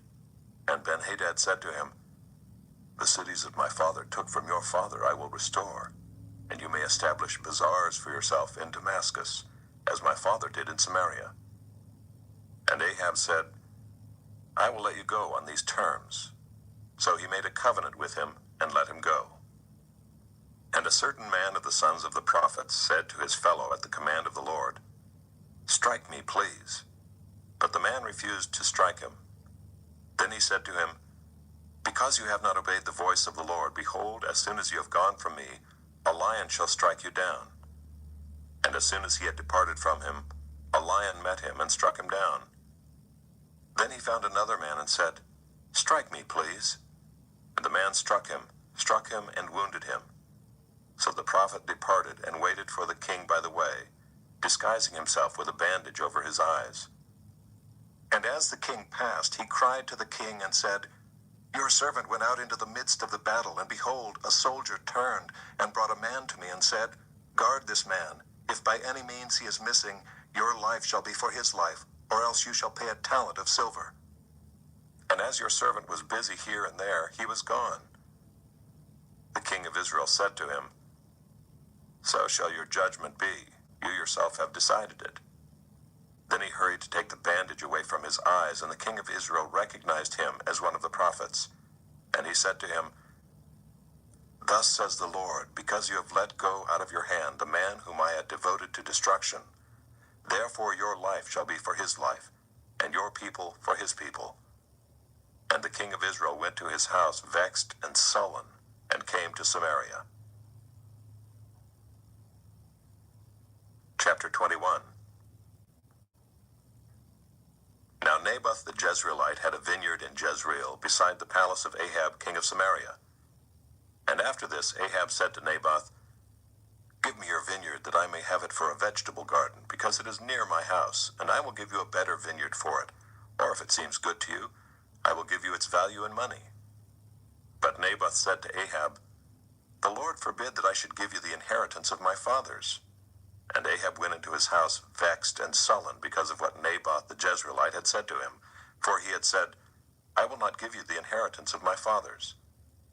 And he lay down on his bed and turned away his face, and would eat no food. But Jezebel his wife came to him and said to him, "Why is your spirit so vexed that you eat no food?" And he said to her, "Because I spoke to Naboth the Jezreelite and said to him, 'Give me your vineyard for money, or else, if it please you, I will give you another vineyard for it.' And he answered, 'I will not give you my vineyard.' And Jezebel his wife said to him, 'Do you now govern Israel? Arise and eat bread, and let your heart be cheerful. I will give you the vineyard of Naboth the Jezreelite.' So she wrote letters in Ahab's name, and sealed them with his seal, and she sent the letters to the elders and the leaders who lived with Naboth in his city. And she wrote in the letters, 'Proclaim a fast, and set Naboth at the head of the people, and set 2 worthless men opposite him, and let them bring a charge against him, saying, "You have cursed God and the king." Then take him out and stone him to death.' And the men of his city, the elders and the leaders who lived in his city, did as Jezebel had sent word to them. As it was written in the letters that she had sent to them, they proclaimed a fast and set Naboth at the head of the people. And the 2 worthless men came in and sat opposite him, and the worthless men brought a charge against Naboth in the presence of the people, saying, 'Naboth cursed God and the king.' So they took him outside the city and stoned him to death with stones. Then they sent to Jezebel, saying, 'Naboth has been stoned, he is dead.' As soon as Jezebel heard that Naboth had been stoned and was dead, Jezebel said to Ahab, 'Arise, take possession of the vineyard of Naboth the Jezreelite, which he refused to give you for money, for Naboth is not alive, but dead.' And as soon as Ahab heard that Naboth was dead, Ahab arose to go down to the vineyard of Naboth the Jezreelite to take possession of it. Then the word of the Lord came to Elijah the Tishbite, saying, 'Arise, go down to meet Ahab king of Israel, who is in Samaria. Behold, he is in the vineyard of Naboth, where he has gone to take possession. And you shall say to him, Thus says the Lord, Have you killed and also taken possession? And you shall say to him, Thus says the Lord, In the place where dogs licked up the blood of Naboth, shall dogs lick your own blood.' Ahab said to Elijah, Have you found me, O my enemy? He answered, I have found you because you have sold yourself to do what is evil in the sight of the Lord. Behold, I will bring disaster upon you. I will utterly burn you up, and will cut off from Ahab every male, bond or free, in Israel. And I will make your house like the house of Jeroboam the son of Nebat, and like the house of Baasha the son of Ahijah, for the anger to which you have provoked me, and because you have made Israel to sin. And of Jezebel the Lord also said, The dogs shall eat Jezebel within the walls of Jezreel. Anyone belonging to Ahab who dies in the city, the dogs shall eat. And any one of his who dies in the open country, the birds of the heavens shall eat. There was none who sold himself to do what was evil in the sight of the Lord like Ahab, whom Jezebel his wife incited. He acted very abominably in going after idols, as the Amorites had done, whom the Lord cast out before the people of Israel. And when Ahab heard those words, he tore his clothes and put sackcloth on his flesh, and fasted, and lay in sackcloth, and went about dejectedly. And the word of the Lord came to Elijah the Tishbite, saying, Have you seen how Ahab has humbled himself before me? Because he has humbled himself before me, I will not bring the disaster in his days, but in his son's days I will bring the disaster upon his house. Chapter 22. For 3 years Syria and Israel continued without war. But in the 3rd year Jehoshaphat the king of Judah came down to the king of Israel. And the king of Israel said to his servants, Do you know that Ramoth Gilead belongs to us, and we keep quiet and do not take it out of the hand of the king of Syria? And he said to Jehoshaphat, Will you go with me to battle at Ramoth Gilead? And Jehoshaphat said to the king of Israel, I am as you are, my people as your people, my horses as your horses. And Jehoshaphat said to the king of Israel, Inquire first for the word of the Lord. Then the king of Israel gathered the prophets together, about 400 men, and said to them, Shall I go to battle against Ramoth Gilead, or shall I refrain? And they said, Go up, for the Lord will give it into the hand of the king. But Jehoshaphat said, Is there not here another prophet of the Lord of whom we may inquire? And the king of Israel said to Jehoshaphat, There is yet one man by whom we may inquire of the Lord, Micaiah the son of Imlah, but I hate him, for he never prophesies good concerning me, but evil. And Jehoshaphat said, Let not the king say so. Then the king of Israel summoned an officer and said, Bring quickly Micaiah the son of Imlah. Now the king of Israel and Jehoshaphat the king of Judah were sitting on their thrones, arrayed in their robes, at the threshing floor at the entrance of the gate of Samaria, and all the prophets were prophesying before them. And Zedekiah the son of Chenaanah made for himself horns of iron, and said, Thus says the Lord, With these you shall push the Syrians until they are destroyed. And all the prophets prophesied so, and said, Go up to Ramoth Gilead and triumph. The Lord will give it into the hand of the king. And the messenger who went to summon Micaiah said to him, Behold, the words of the prophet with one accord are favorable to the king. Let your word be like the word of one of them, and speak favorably. But Micaiah said, As the Lord lives, what the Lord says to me, that I will speak. And when he had come to the king said to him, Micaiah, shall we go to Ramoth Gilead to battle, or shall we refrain? And he answered him, Go up and triumph. The Lord will give it into the hand of the king. But the king said to him, How many times shall I make you swear that you speak to me nothing but the truth in the name of the Lord? And he said, I saw all Israel scattered on the mountains as sheep that have no shepherd. And the Lord said, These have no master, let each return to his home in peace. And the king of Israel said to Jehoshaphat, Did I not tell you that he would not prophesy good concerning me, but evil? And Micaiah said, Therefore hear the word of the Lord. I saw the Lord sitting on his throne, and all the host of heaven standing beside him on his right hand and on his left. And the Lord said, Who will entice Ahab that he may go up and fall at Ramoth Gilead? And one said one thing, and another said another. Then a spirit came forward and stood before the Lord, saying, I will entice him. And the Lord said to him, By what means? And he said, I will go out and will be a lying spirit in the mouth of all his prophets. And he said, You are to entice him, and you shall succeed. Go out and do so. Now therefore, behold, the Lord has put a lying spirit in the mouth of all these your prophets. The Lord has declared disaster for you. Then Zedekiah the son of Chenaanah came near and struck Micaiah on the cheek and said, How did the Spirit of the Lord go from me to speak to you? And Micaiah said, Behold, you shall see on that day when you go into an inner chamber to hide yourself. And And the king of Israel said, Seize Micaiah and take him back to Ammon, the governor of the city, and to Joash the king's son, and say, Thus says the king, Put this fellow in prison and feed him meager rations of bread and water until I come in peace. And Micaiah said, If you return in peace, the Lord has not spoken by me. And he said, Hear, all you peoples. So the king of Israel and Jehoshaphat the king of Judah went up to Ramoth Gilead. And the king of Israel said to Jehoshaphat, I will disguise myself and go into battle, but you wear your robes. And the king of Israel disguised himself and went into battle. Now the king of Syria had commanded the 32 captains of his chariots, Fight with neither small nor great, but only with the king of Israel. And when the captains of the chariots saw Jehoshaphat, they said, It is surely the king of Israel. So they turned to fight against him. And Jehoshaphat cried out. And when the captains of the chariots saw that it was not the king of Israel, they turned back from pursuing him. But a certain man drew his bow at random and struck the king of Israel between the scale armor and the breastplate. Therefore he said to the driver of his chariot, Turn around and carry me out of the battle, for I am wounded.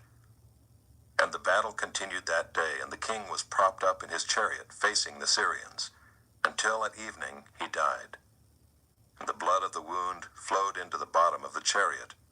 And about sunset a cry went through the army, Every man to his city, and every man to his country. So the king died and was brought to Samaria. And they buried the king in Samaria.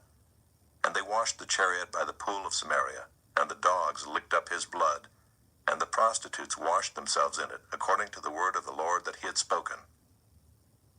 Now the rest of the acts of Ahab and all that he did, and the ivory house that he built, and all the cities that he built, are they not written in the book of the Chronicles of the kings of Israel? So Ahab slept with his fathers, and Ahaziah his son reigned in his place. Jehoshaphat the son of Asa began to reign over Judah in the 4th year of Ahab king of Israel.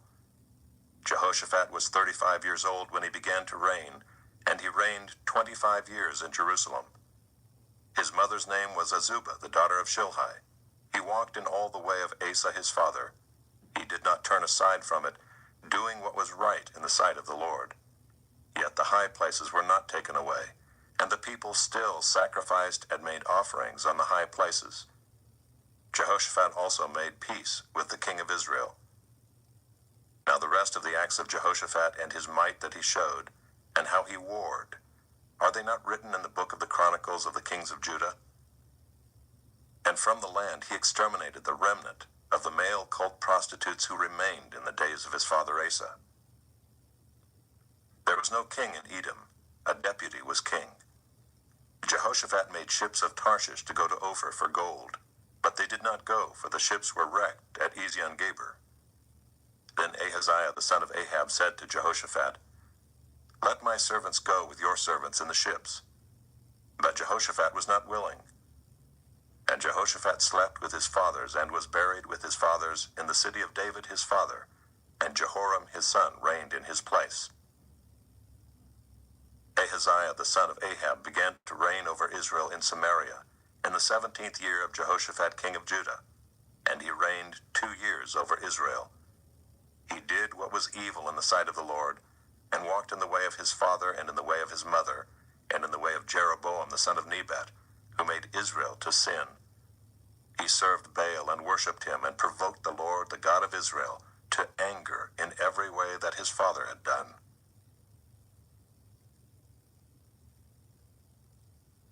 This audiobook has been broken into multiple parts to make the download faster. You have reached the end of a part, but not the end of the complete audiobook. So please check your library for the next part of this audiobook.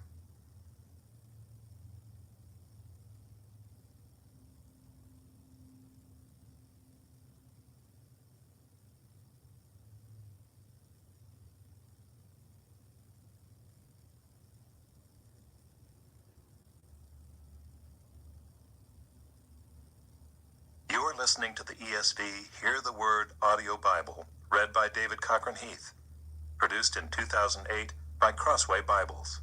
2 Kings, Chapter 1. After the death of Ahab, Moab rebelled against Israel. Now Ahaziah fell through the lattice in his upper chamber in Samaria, and lay sick. So he sent messengers, telling them, Go, inquire of Beelzebub, the god of Ekron, whether I shall recover from this sickness. But the angel of the Lord said to Elijah the Tishbite, Arise, go up to meet the messenger of the king of Samaria, and say to them, Is it because there is no God in Israel that you are going to inquire of Beelzebub, the god of Ekron? Now therefore thus says the Lord, You shall not come down from the bed to which you have gone up, but you shall surely die. So Elijah went. The messengers returned to the king, and he said to them, Why have you returned? And they said to him, There came a man to meet us, and said to us, Go back to the king who sent you, and say to him, Thus says the Lord, Is it because there is no God in Israel that you are sending to inquire of Beelzebub, the god of Ekron? Therefore you shall not come down from the bed to which you have gone up, but you shall surely die. He said to them, What kind of man was he who came to meet you and told you these things? They answered him, He wore a garment of hair with a belt of leather about his waist. And he said, It is Elijah the Tishbite. Then the king sent to him a captain of 50 men with his 50. He went up to Elijah, who was sitting on the top of a hill, and said to him, O man of God, the king says, Come down. But Elijah answered the captain of 50, If I am a man of God, let fire come down from heaven and consume you and your 50. Then fire came down from heaven and consumed him and his 50. Again the king sent to him another captain of 50 men with his 50. And he answered and said to him, O man of God, this is the king's order. Come down quickly. But Elijah answered them, If I am a man of God, let fire come down from heaven and consume you and your 50. Then the fire of God came down from heaven and consumed him and his 50. Again the king sent the captain of a third 50 with his 50. And the third captain of 50 went up and came and fell on his knees before Elijah and entreated him, O man of God, please let my life and the life of these 50 servants of yours be precious in your sight. Behold, fire came down from heaven and consumed the 2 former captains of 50 men with their 50s. But now let my life be precious in your sight. Then the angel of the Lord said to Elijah, Go down with him, do not be afraid of him. So he arose and went down with him to the king and said to him, Thus says the Lord, because you have sent messengers to inquire of Beelzebub, the god of Ekron, is it because there is no God in Israel to inquire of his word? Therefore you shall not come down from the bed to which you have gone up, but you shall surely die. So he died according to the word of the Lord that Elijah had spoken. Jehoram became king in his place in the 2nd year of Jehoram the son of Jehoshaphat, king of Judah, because Ahaziah had no son. Now the rest of the acts of Ahaziah that he did, are they not written in the book of the Chronicles of the kings of Israel? Chapter 2. Now when the Lord was about to take Elijah up to heaven by a whirlwind, Elijah and Elisha were on their way from Gilgal. And Elijah said to Elisha, Please stay here, for the Lord has sent me as far as Bethel.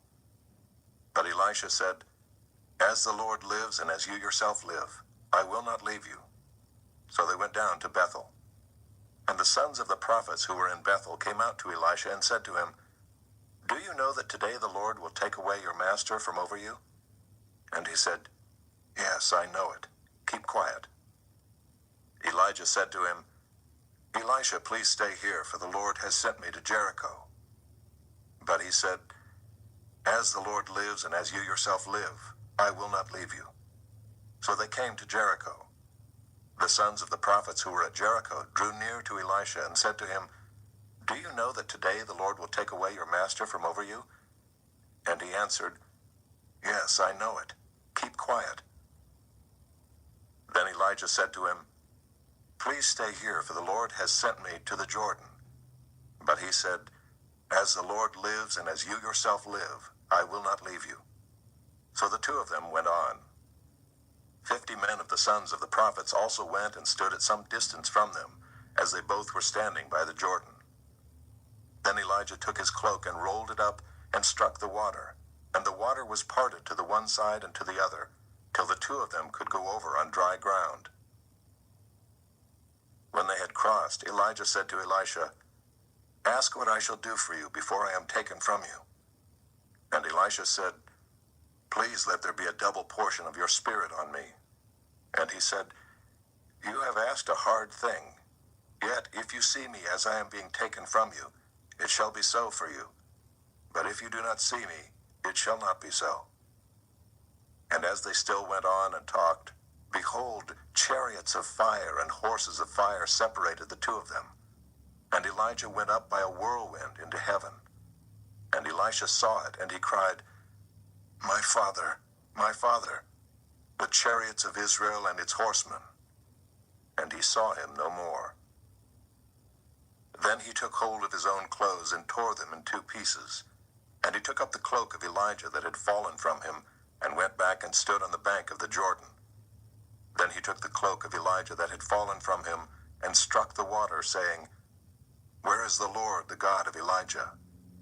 And when he had struck the water was parted to the one side and to the other, and Elisha went over. Now when the sons of the prophets who were at Jericho saw him opposite them, they said, "The spirit of Elijah rests on Elisha." And they came to meet him and bowed to the ground before him. And they said to him, "Behold now, there are with your servants 50 strong men. Please let them go and seek your master. It may be that the Spirit of the Lord has caught him up and cast him upon some mountain or into some valley." And he said, "You shall not send." But when they urged him till he was ashamed, he said, "Send." They sent therefore 50 men, and for 3 days they sought him, but did not find him. And they came back to him while he was staying at Jericho, and he said to them, "Did I not say to you, do not go?" Now the men of the city said to Elisha, "Behold, the situation of this city is pleasant, as my lord sees, but the water is bad, and the land is unfruitful." He said, "Bring me a new bowl, and put salt in it." So they brought it to him. Then he went to the spring of water, and threw salt in it, and said, "Thus says the Lord, I have healed this water. From now on, neither death nor miscarriage shall come from it." So the water has been healed to this day, according to the word that Elisha spoke. He went up from there to Bethel, and while he was going up on the way, some small boys came out of the city and jeered at him, saying, "Go up, you bald head! Go up, you bald head!" And he turned around, and when he saw them, he cursed them in the name of the Lord. And 2 she-bears came out of the woods and tore 42 of the boys. From there he went on to Mount Carmel, and from there he returned to Samaria.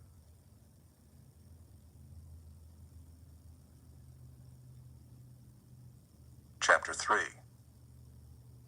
In the 18th year of Jehoshaphat king of Judah, Jehoram the son of Ahab became king over Israel and Samaria, and he reigned 12 years. He did what was evil in the sight of the Lord, though not like his father and mother, for he put away the pillar of Baal that his father had made. Nevertheless he clung to the sin of Jeroboam the son of Nebat, which he made Israel to sin. He did not depart from it. Now Mesha, king of Moab, was a sheep breeder, and he had to deliver to the king of Israel 100,000 lambs and the wool of 100,000 rams. But when Ahab died, the king of Moab rebelled against the king of Israel. So King Jehoram marched out of Samaria at that time and mustered all Israel. And he went and sent word to Jehoshaphat king of Judah, "The king of Moab has rebelled against me. Will you go with me to battle against Moab?" And he said, "I will go. I am as you are, my people as your people, my horses as your horses." Then he said, "By which way shall we march?" Jehoram answered, "By the way of the wilderness of Edom."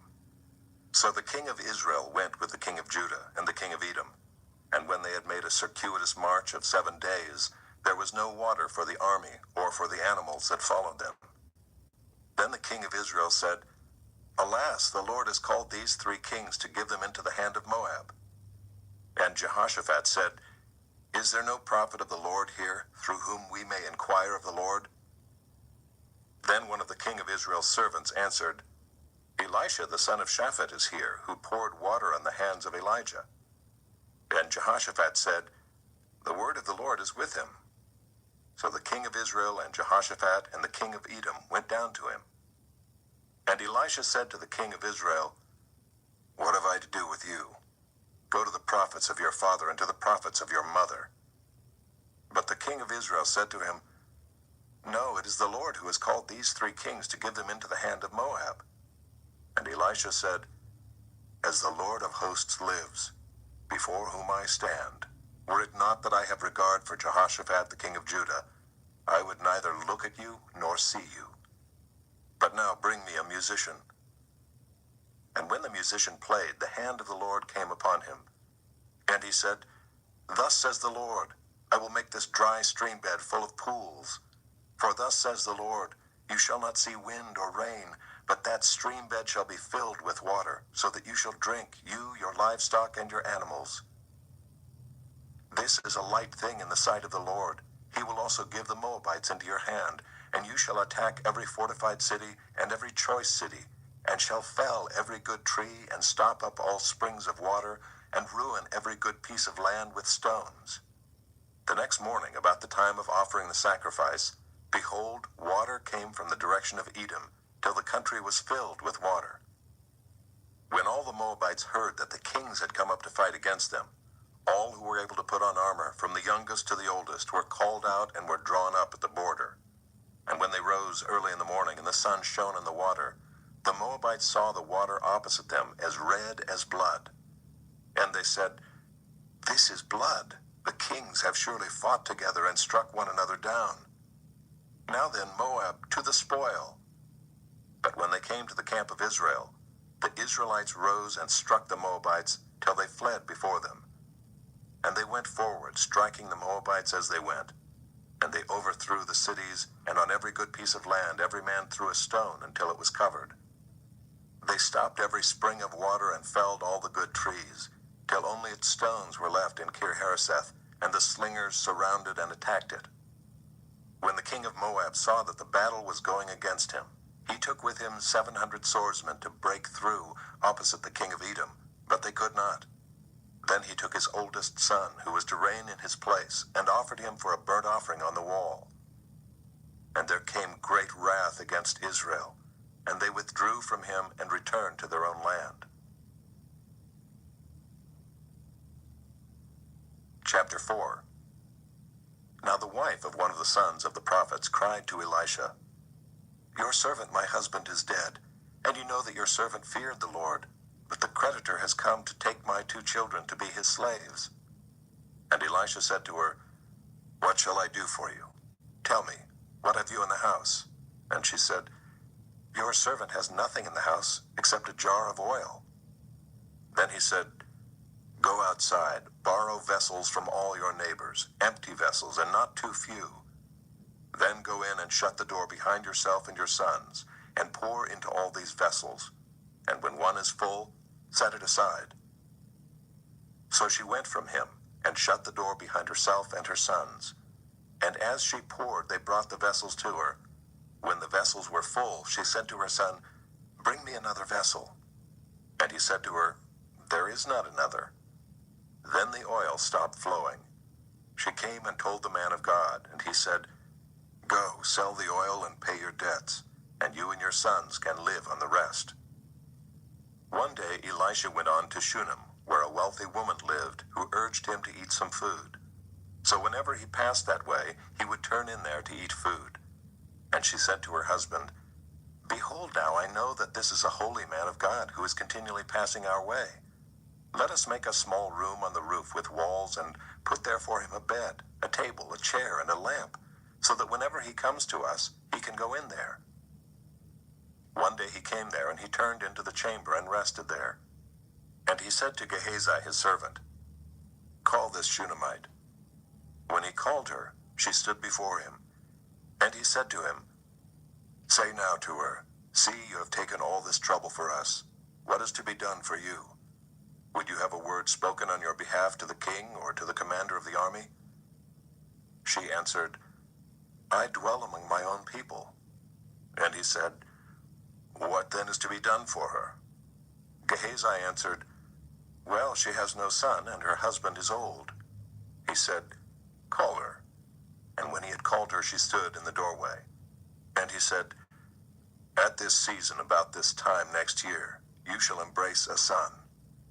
And she said, No, my lord, O man of God, do not lie to your servant.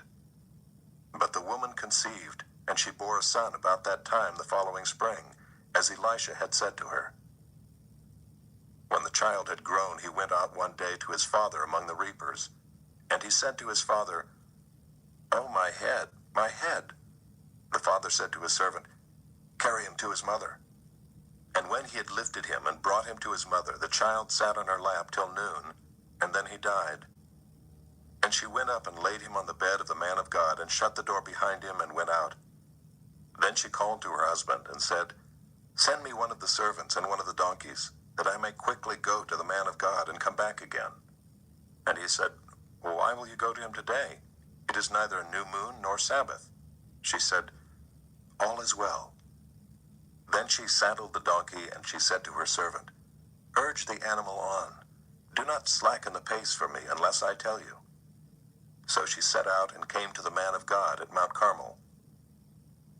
When the man of God saw her coming, he said to Gehazi his servant, Look, there is the Shunammite. Run at once to meet her, and say to her, Is all well with you? Is all well with your husband? Is all well with the child? And she answered, All is well. And when she came to the mountain to the man of God, she caught hold of his feet. And Gehazi came to push her away, but the man of God said, Leave her alone, for she is in bitter distress, and the Lord has hidden it from me and has not told me. Then she said, Did I ask my Lord for a son? Did I not say, Do not deceive me? He said to Gehazi, Tie up your garment and take my staff in your hand and go.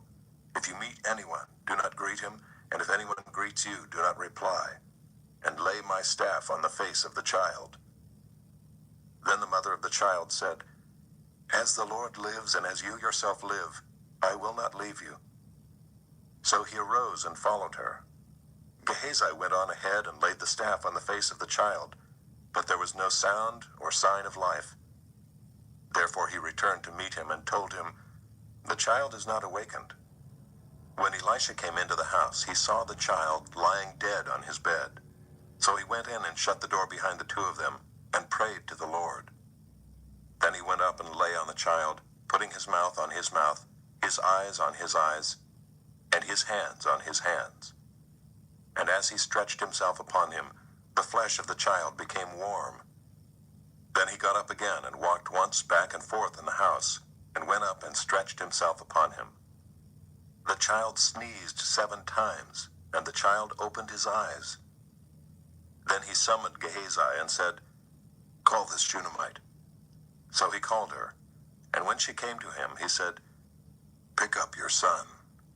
She came and fell at his feet, bowing to the ground. Then she picked up her son and went out.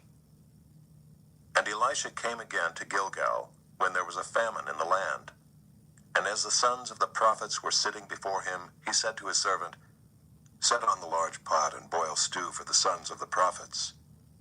One of them went out into the field to gather herbs, and found a wild vine, and gathered from it his lap full of wild gourds, and came and cut them up into the pot of stew, not knowing what they were. And they poured out some for the men to eat. But while they were eating of the stew, they cried out, Oh, man of God, there is death in the pot. And they could not eat it. He said, Then bring flour. And he threw it into the pot and said, Pour some out for the men that they may eat. And there was no harm in the pot. A man came from Baal Shalishah, bringing the man of God bread of the firstfruits, 20 loaves of barley and fresh ears of grain in his sack. And Elisha said, Give to the men that they may eat. But his servant said, How can I set this before 100 men? So he repeated, Give them to the men that they may eat, for thus says the Lord, They shall eat and have some left.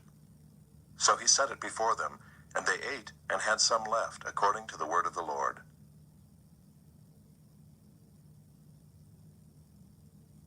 Chapter 5. Naaman, commander of the army of the king of Syria, was a great man with his master and in high favor, because by him the Lord had given victory to Syria. He was a mighty man of valor, but he was a leper. Now the Syrians, on one of their raids, had carried off a little girl from the land of Israel, and she worked in the service of Naaman's wife. She said to her mistress, "Would that my lord were with the prophet who is in Samaria. He would cure him of his leprosy." So Naaman went in and told his lord, "Thus and so spoke the girl from the land of Israel." And the king of Syria said, "Go now, and I will send a letter to the king of Israel." So he went, taking with him 10 talents of silver, 6,000 shekels of gold, and 10 changes of clothing. And he brought the letter to the king of Israel, which read, "When this letter reaches you, know that I have sent to you Naaman my servant, that you may cure him of his leprosy." And when the king of Israel read the letter, he tore his clothes and said, "Am I God, to kill and to make alive, that this man sends word to me to cure a man of his leprosy? Only consider and see how he is seeking a quarrel with me." But when Elisha the man of God heard that the king of Israel had torn his clothes, he sent to the king, saying, "Why have you torn your clothes? Let him come now to me, that he may know that there is a prophet in Israel." So Naaman came with his horses and chariots, and stood at the door of Elisha's house. And Elisha sent a messenger to him, saying, "Go and wash in the Jordan 7 times, and your flesh shall be restored, and you shall be clean." But Naaman was angry and went away, saying, "Behold, I thought that he would surely come out to me and stand and call upon the name of the Lord his God, and wave his hand over the place and cure the leper. Are not Abana and Pharpar, the rivers of Damascus, better than all the waters of Israel? Could I not wash in them and be clean?" So he turned and went away in a rage. But his servants came near and said to him, "My father, it is a great word the prophet has spoken to you. Will you not do it? Has he actually said to you, 'Wash and be clean'?" So he went down and dipped himself 7 times in the Jordan, according to the word of the man of God, and his flesh was restored, like the flesh of a little child, and he was clean. Then he returned to the man of God, he and all his company, and he came and stood before him. And he said, "Behold, I know that there is no God in all the earth but in Israel. So accept now a present from your servant." But he said, "As the Lord lives before whom I stand, I will receive none." And he urged him to take it, but he refused. Then Naaman said, "If not, please let there be given to your servant 2 mule loads of earth. For from now on your servant will not offer burnt offering or sacrifice to any god but the Lord. In this matter may the Lord pardon your servant, when my master goes into the house of Rimmon to worship there, leaning on my arm, and I bow myself in the house of Rimmon. When I bow myself in the house of Rimmon, the Lord pardon your servant in this matter." He said to him, "Go in peace." But when Naaman had gone from him a short distance, Gehazi, the servant of Elisha the man of God, said, "See, my master has spared this Naaman the Syrian, in not accepting from his hand what he brought. As the Lord lives, I will run after him and get something from him." So Gehazi followed Naaman, and when Naaman saw someone running after him, he got down from the chariot to meet him and said, "Is all well?" And he said, "All is well. My master has sent me to say, 'There have just come now to me from the hill country of Ephraim 2 young men of the sons of the prophets. Please give them a talent of silver and 2 changes of clothing.' And Naaman said, 'Be pleased to accept 2 talents. And he urged him and tied up 2 talents of silver in 2 bags with 2 changes of clothing, and laid them on 2 of his servants. And they carried them before Gehazi. And when he came to the hill, he took them from their hand and put them in the house, and he sent the men away, and they departed. He went in and stood before his master, and Elisha said to him, 'Where have you been, Gehazi?' And he said, 'Your servant went nowhere.' But he said to him, 'Did not my heart go when the man turned from his chariot to meet you? Was it a time to accept money and garments, olive orchards and vineyards, sheep and oxen, male servants and female servants? Therefore the leprosy of Naaman shall cling to you and to your descendants forever.' So he went out from his presence a leper like snow."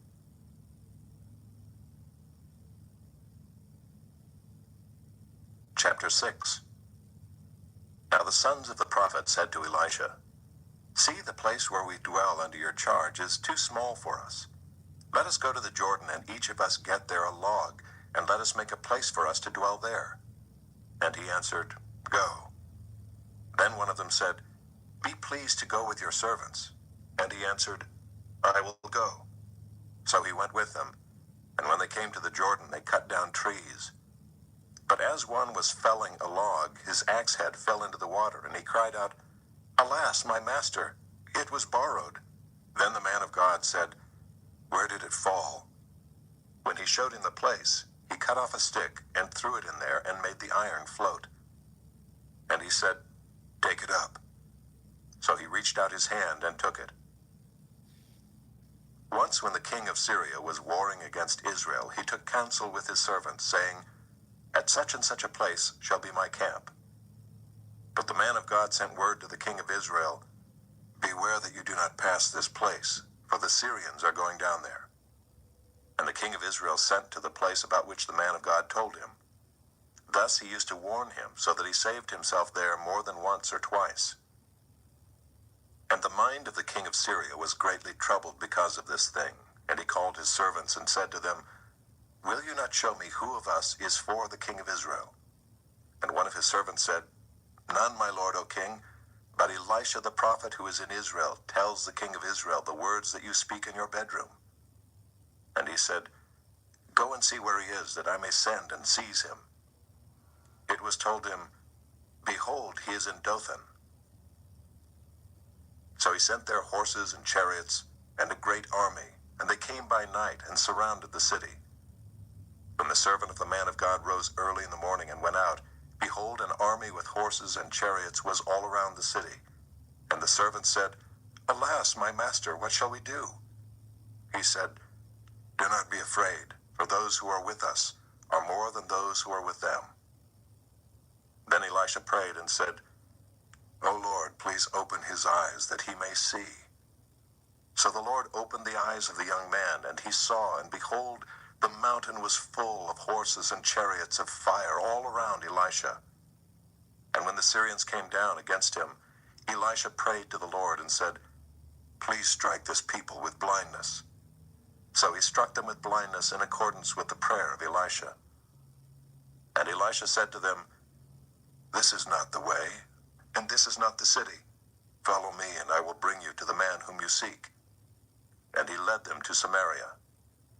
As soon as they entered Samaria, Elisha said, "O Lord, open the eyes of these men, that they may see." So the Lord opened their eyes, and they saw, and behold, they were in the midst of Samaria. As soon as the king of Israel saw them, he said to Elisha, "My father, shall I strike them down? Shall I strike them down?" He answered, "You shall not strike them down. Would you strike down those whom you have taken captive with your sword and with your bow? Set bread and water before them, that they may eat and drink and go to their master." So he prepared for them a great feast, and when they had eaten and drunk, he sent them away, and they went to their master. And the Syrians did not come again on raids into the land of Israel. Afterward, Ben-Hadad, king of Syria, mustered his entire army and went up and besieged Samaria. And there was a great famine in Samaria as they besieged it, until a donkey's head was sold for 80 shekels of silver, and the fourth part of a cab of dove's dung for 5 shekels of silver. Now as the king of Israel was passing by on the wall, a woman cried out to him, saying, "Help, my lord, O king." And he said, "If the Lord will not help you, how shall I help you? From the threshing floor or from the winepress?" And the king asked her, "What is your trouble?" She answered, "This woman said to me, 'Give your son that we may eat him today, and we will eat my son tomorrow.' So we boiled my son and ate him. And on the next day I said to her, 'Give your son that we may eat him.' But she has hidden her son." When the king heard the words of the woman, he tore his clothes. Now he was passing by on the wall, and the people looked, and behold, he had sackcloth beneath on his body. And he said, "May God do so to me, and more also, if the head of Elisha the son of Shaphat remains on his shoulders today." Elisha was sitting in his house, and the elders were sitting with him. Now the king had dispatched a man from his presence, but before the messenger arrived, Elisha said to the elders, Do you see how this murderer has sent to take off my head? Look, when the messenger comes, shut the door and hold the door fast against him. Is not the sound of his master's feet behind him? And while he was still speaking with them, the messenger came down to him and said, This trouble is from the Lord. Why should I wait for the Lord any longer?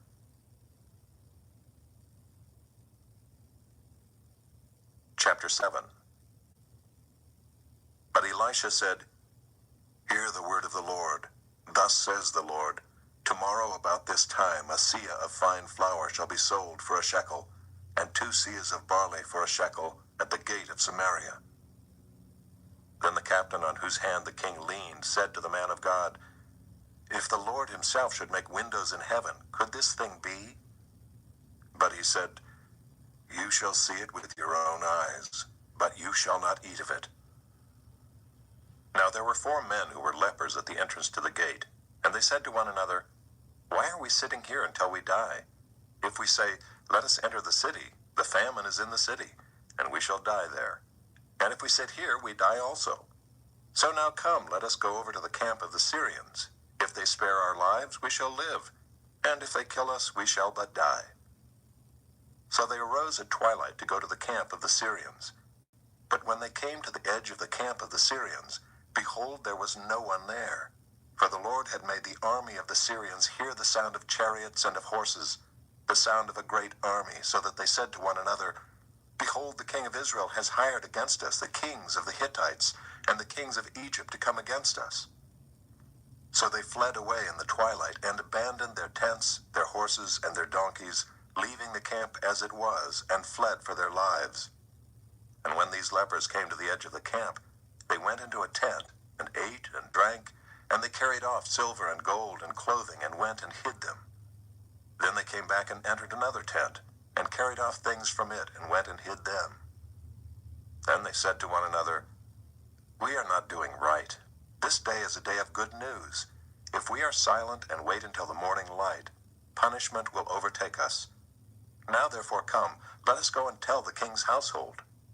So they came and called to the gatekeepers of the city, and told them, We came to the camp of the Syrians, and behold, there was no one to be seen or heard there, nothing but the horses tied and the donkeys tied and the tents as they were. Then the gatekeepers called out, and it was told within the king's household. And the king rose in the night and said to his servants, I will tell you what the Syrians have done to us. They know that we are hungry. Therefore they have gone out of the camp to hide themselves in the open country, thinking, When they come out of the city, we shall take them alive and get into the city. And one of his servants said, Let some men take 5 of the remaining horses, seeing that those who are left here will fare like the whole multitude of Israel who have already perished. Let us send and see. So they took 2 horsemen, and the king sent them after the army of the Syrians, saying, Go and see. So they went after them as far as the Jordan, and behold, all the way was littered with garments and equipment that the Syrians had thrown away in their haste. And the messengers returned and told the king. Then the people went out and plundered the camp of the Syrians. So a seah of fine flour was sold for a shekel, and 2 seahs of barley for a shekel, according to the word of the Lord. Now the king had appointed the captain on whose hand he leaned to have charge of the gate. And the people trampled him in the gate, so that he died, as the man of God had said when the king came down to him. For when the man of God had said to the king, 2 seahs of barley shall be sold for a shekel, and a seah of fine flour for a shekel about this time tomorrow in the gate of Samaria, the captain had answered the man of God, If the Lord himself should make windows in heaven, could such a thing be? And he had said, You shall see it with your own eyes, but you shall not eat of it. And so it happened to him, for the people trampled him in the gate, and he died. Chapter 8. Now Elisha had said to the woman whose son he had restored to life, Arise and depart with your household, and sojourn wherever you can, for the Lord has called for a famine, and it will come upon the land for 7 years. So the woman arose and did according to the word of the man of God. She went with her household, and sojourned in the land of the Philistines 7 years. At the end of the 7 years, when the woman returned from the land of the Philistines, she went to appeal to the king for her house and her land. Now the king was talking with Gehazi, the servant of the man of God, saying, "Tell me all the great things that Elisha has done." And while he was telling the king how Elisha had restored the dead to life, behold, the woman whose son he had restored to life appealed to the king for her house and her land. And Gehazi said, "My lord, O king, here is the woman, and here is her son, whom Elisha restored to life." And when the king asked the woman, she told him. So the king appointed an official for her, saying, "Restore all that was hers, together with all the produce of the fields, from the day that she left the land until now." Now Elisha came to Damascus. Ben-Hadad, the king of Syria, was sick. And when it was told him, "The man of God has come here," the king said to Hazael, "Take a present with you and go to meet the man of God, and inquire of the Lord through him, saying, 'Shall I recover from this sickness?'" So Hazael went to meet him and took a present with him, all kinds of goods of Damascus, 40 camels' loads. When he came and stood before him, he said, "Your son Ben-Hadad, king of Syria, has sent me to you, saying, 'Shall I recover from this sickness?'" And Elisha said to him, "Go, say to him, 'You shall certainly recover.' But the Lord has shown me that he shall certainly die." And he fixed his gaze and stared at him until he was embarrassed. And the man of God wept. And Hazael said, "Why does my lord weep?" He answered, "Because I know the evil that you will do to the people of Israel. You will set on fire their fortresses, and you will kill their young men with the sword, and dash in pieces their little ones, and rip open their pregnant women." And Hazael said, "What is your servant, who is but a dog, that he should do this great thing?" Elisha answered, "The Lord has shown me that you are to be king over Syria." Then he departed from Elisha and came to his master, who said to him, "What did Elisha say to you?" And he answered, "He told me that you would certainly recover." But the next day he took the bedcloth and dipped it in water and spread it over his face till he died. And Hazael became king in his place. In the 5th year of Joram the son of Ahab, king of Israel, when Jehoshaphat was king of Judah, Jehoram the son of Jehoshaphat, king of Judah, began to reign. He was 32 years old when he became king, and he reigned 8 years in Jerusalem. And he walked in the way of the kings of Israel, as the house of Ahab had done, for the daughter of Ahab was his wife. And he did what was evil in the sight of the Lord. Yet the Lord was not willing to destroy Judah for the sake of David his servant, since he promised to give a lamp to him and to his sons forever.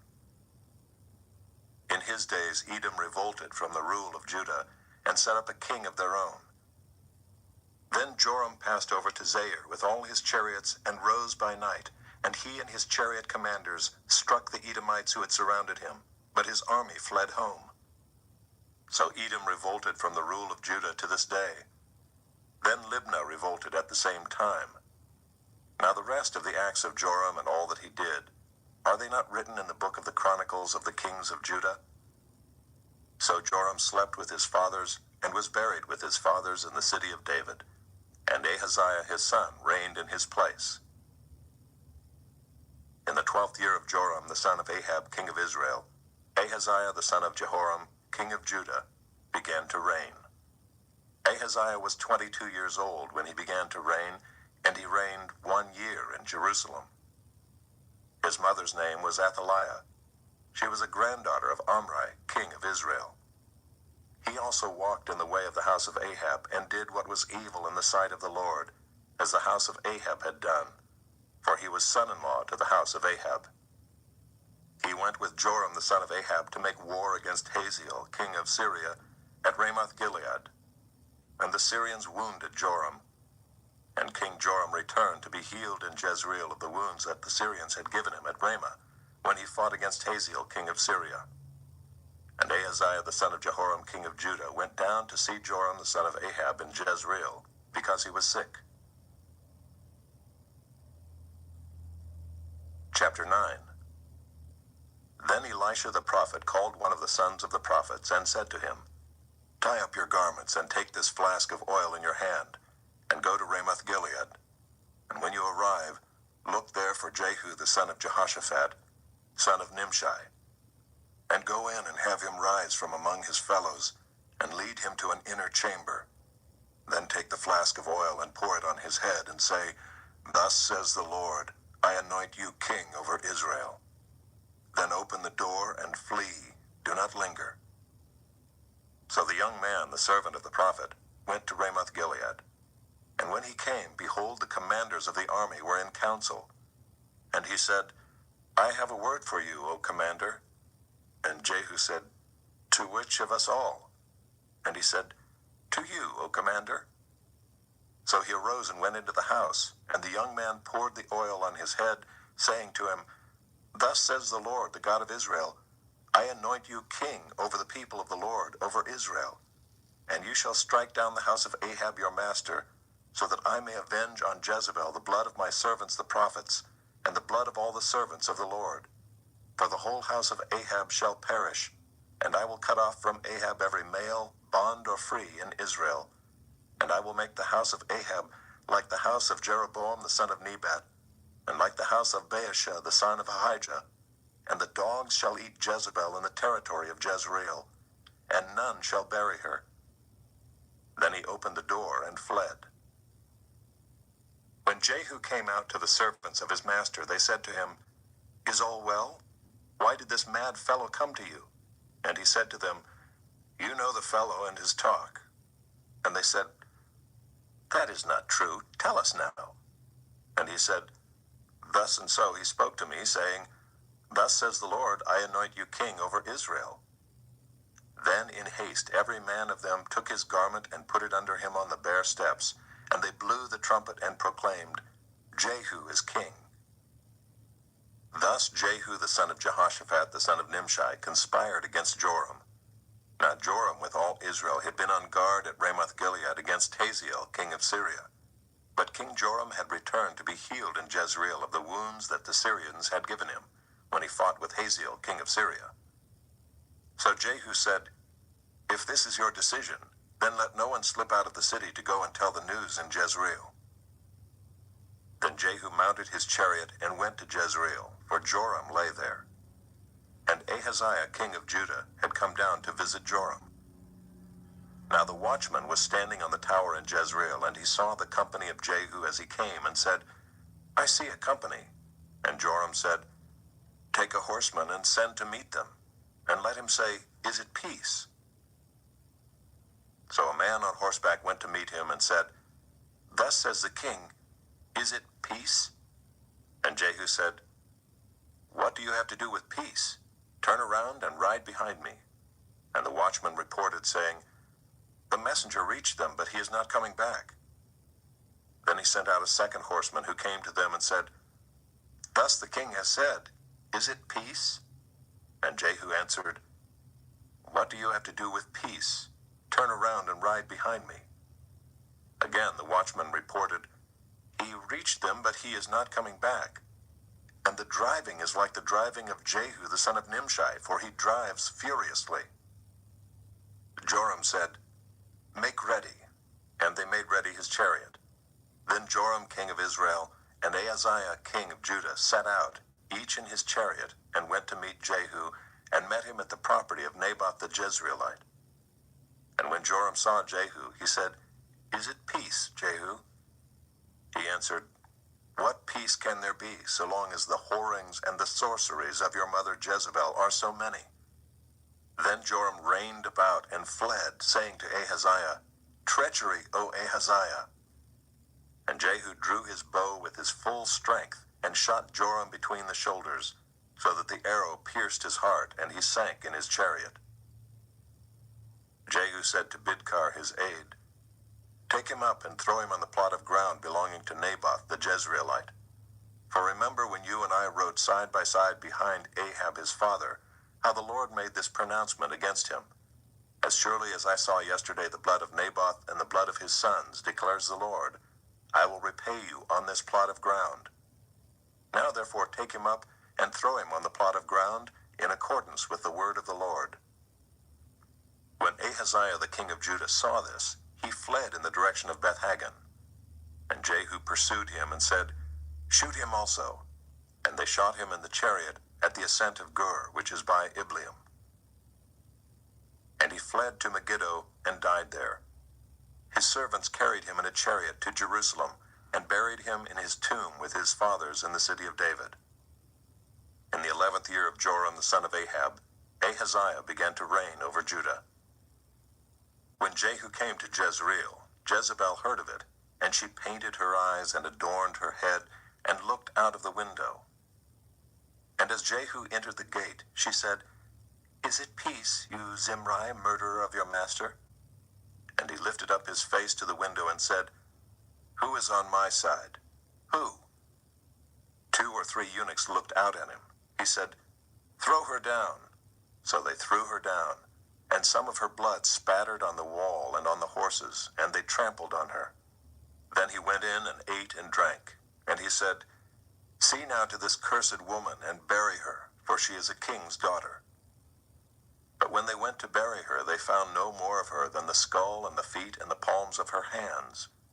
When they came back and told him, he said, "This is the word of the Lord, which he spoke by his servant Elijah the Tishbite. In the territory of Jezreel, the dogs shall eat the flesh of Jezebel, and the corpse of Jezebel shall be as dung on the face of the field in the territory of Jezreel, so that no one can say, 'This is Jezebel.'" Chapter 10. Now Ahab had 70 sons in Samaria.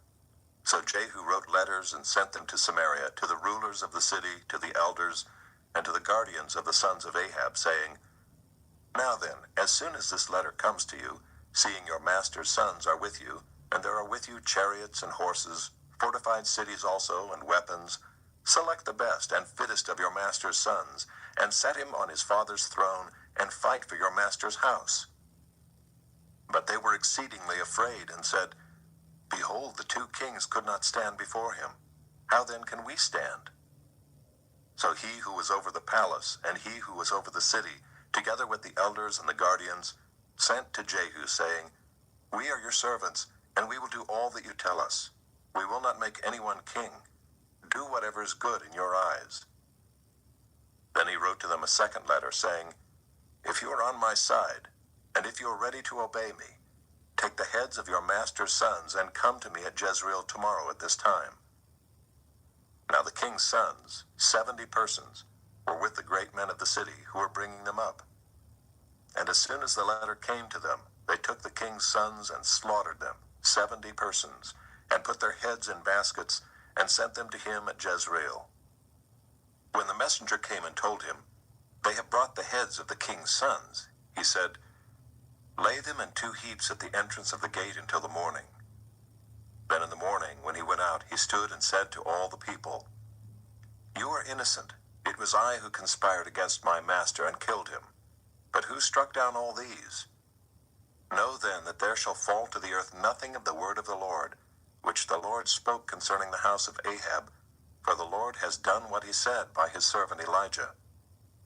So Jehu struck down all who remained of the house of Ahab in Jezreel, all his great men and his close friends and his priests, until he left him none remaining. Then he set out and went to Samaria. On the way, when he was at Beth-Eked of the shepherds, Jehu met the relatives of Ahaziah king of Judah, and he said, "Who are you?" And they answered, "We are the relatives of Ahaziah, and we came down to visit the royal princes and the sons of the queen mother." He said, "Take them alive." And they took them alive and slaughtered them at the pit of Beth-Eked, 42 persons, and he spared none of them. And when he departed from there, he met Jehonadab the son of Rechab coming to meet him. And he greeted him and said to him, "Is your heart true to my heart as mine is to yours?" And Jehonadab answered, "It is." Jehu said, "If it is, give me your hand." So he gave him his hand. And Jehu took him up with him into the chariot. And he said, "Come with me and see my zeal for the Lord." So he had him ride in his chariot. And when he came to Samaria, he struck down all who remained to Ahab in Samaria, till he had wiped them out, according to the word of the Lord that he spoke to Elijah. Then Jehu assembled all the people and said to them, Ahab served Baal a little, but Jehu will serve him much. Now therefore call to me all the prophets of Baal, all his worshippers and all his priests. Let none be missing, for I have a great sacrifice to offer to Baal. Whoever is missing shall not live. But Jehu did it with cunning in order to destroy the worshippers of Baal. And Jehu ordered, Sanctify a solemn assembly for Baal. So they proclaimed it. And Jehu sent throughout all Israel, and all the worshippers of Baal came, so that there was not a man left who did not come. And they entered the house of Baal, and the house of Baal was filled from one end to the other. He said to him who was in charge of the wardrobe, Bring out the vestments for all the worshippers of Baal. So he brought out the vestments for them. Then Jehu went into the house of Baal with Jehonadab the son of Rechab, and he said to the worshippers of Baal, Search and see that there is no servant of the Lord here among you, but only the worshippers of Baal. Then they went in to offer sacrifices and burnt offerings. Now Jehu had stationed 80 men outside and said, The man who allows any of those whom I give into your hands to escape shall forfeit his life. So as soon as he had made an end of offering the burnt offering, Jehu said to the guard and to the officers, Go in and strike them down, let not a man escape. So when they put them to the sword, the guard and the officers cast them out and went into the inner room of the house of Baal. And they brought out the pillar that was in the house of Baal and burned it. And they demolished the pillar of Baal and demolished the house of Baal and made it a latrine to this day. Thus Jehu wiped out Baal from Israel. But Jehu did not turn aside from the sins of Jeroboam the son of Nebat, which he made Israel to sin, that is, the golden calves that were in Bethel and in Dan. And the Lord said to Jehu, Because you have done well in carrying out what is right in my eyes, and have done to the house of Ahab according to all that was in my heart, your sons of the 4th generation shall sit on the throne of Israel. But Jehu was not careful to walk in the law of the Lord, the God of Israel, with all his heart. He did not turn from the sins of Jeroboam, which he made Israel to sin. In those days the Lord began to cut off parts of Israel. Hazael defeated them throughout the territory of Israel, from the Jordan eastward, all the land of Gilead, the Gadites and the Reubenites and the Manassites, from Aroer, which is by the valley of the Arnon, that is, Gilead and Bashan. Now the rest of the acts of Jehu and all that he did, and all his might, are they not written in the book of the Chronicles of the kings of Israel? So Jehu slept with his fathers, and they buried him in Samaria. And Jehoahaz his son reigned in his place. The time that Jehu reigned over Israel in Samaria was 28 years.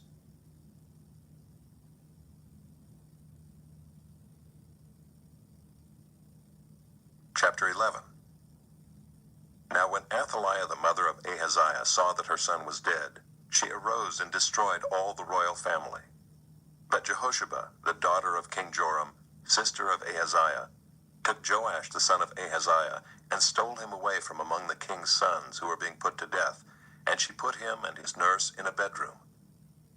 Thus they hid him from Athaliah, so that he was not put to death. And he remained with her 6 years, hidden in the house of the Lord, while Athaliah reigned over the land. But in the 7th year Jehoiada sent and brought the captains of the Kerites and of the guards, and had them come to him in the house of the Lord. And he made a covenant with them, and put them under oath in the house of the Lord, and he showed them the king's son.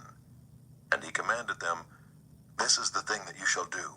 1/3 of you, those who come off duty on the Sabbath, and guard the king's house, another third being at the gate Sur, and a third at the gate behind the guards, shall guard the palace. And the 2 divisions of you, which come on duty in force on the Sabbath, and guard the house of the Lord on behalf of the king, shall surround the king, each with his weapons in his hand. And whoever approaches the ranks is to be put to death. Be with the king when he goes out and when he comes in. The captains did according to all that Jehoiada the priest commanded, and they each brought his men who were to go off duty on the Sabbath, with those who were to come on duty on the Sabbath, and they came to Jehoiada the priest. And the priest gave to the captains the spears and shields that had been King David's, which were in the house of the Lord. And the guards stood, every man with his weapons in his hand, from the south side of the house to the north side of the house, around the altar and the house on behalf of the king. Then he brought out the king's son, and put the crown on him, and gave him the testimony. And they proclaimed him king, and anointed him, and they clapped their hands, and said, "Long live the king!" When Athaliah heard the noise of the guard and of the people, she went into the house of the Lord to the people. And when she looked, there was the king standing by the pillar, according to the custom, and the captains and the trumpeters beside the king, and all the people of the land rejoicing and blowing trumpets.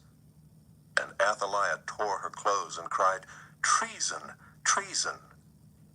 Then Jehoiada the priest commanded the captains who were set over the army, "Bring her out between the ranks, and put to death with the sword anyone who follows her." For the priest said, "Let her not be put to death in the house of the Lord." So they laid hands on her, and she went through the horses' entrance to the king's house, and there she was put to death. And Jehoiada made a covenant between the Lord and the king and people, that they should be the Lord's people, and also between the king and the people. Then all the people of the land went to the house of Baal and tore it down. His altars and his images they broke in pieces, and they killed Mattan the priest of Baal before the altars. And the priest posted watchmen over the house of the Lord. And he took the captains, the Kerites, the guards, and all the people of the land, and they brought the king down from the house of the Lord, marching through the gate of the guards to the king's house. And he took his seat on the throne of the kings. So all the people of the land rejoiced, and the city was quiet after Athaliah had been put to death with the sword at the king's house. Jehoash was 7 years old when he began to reign.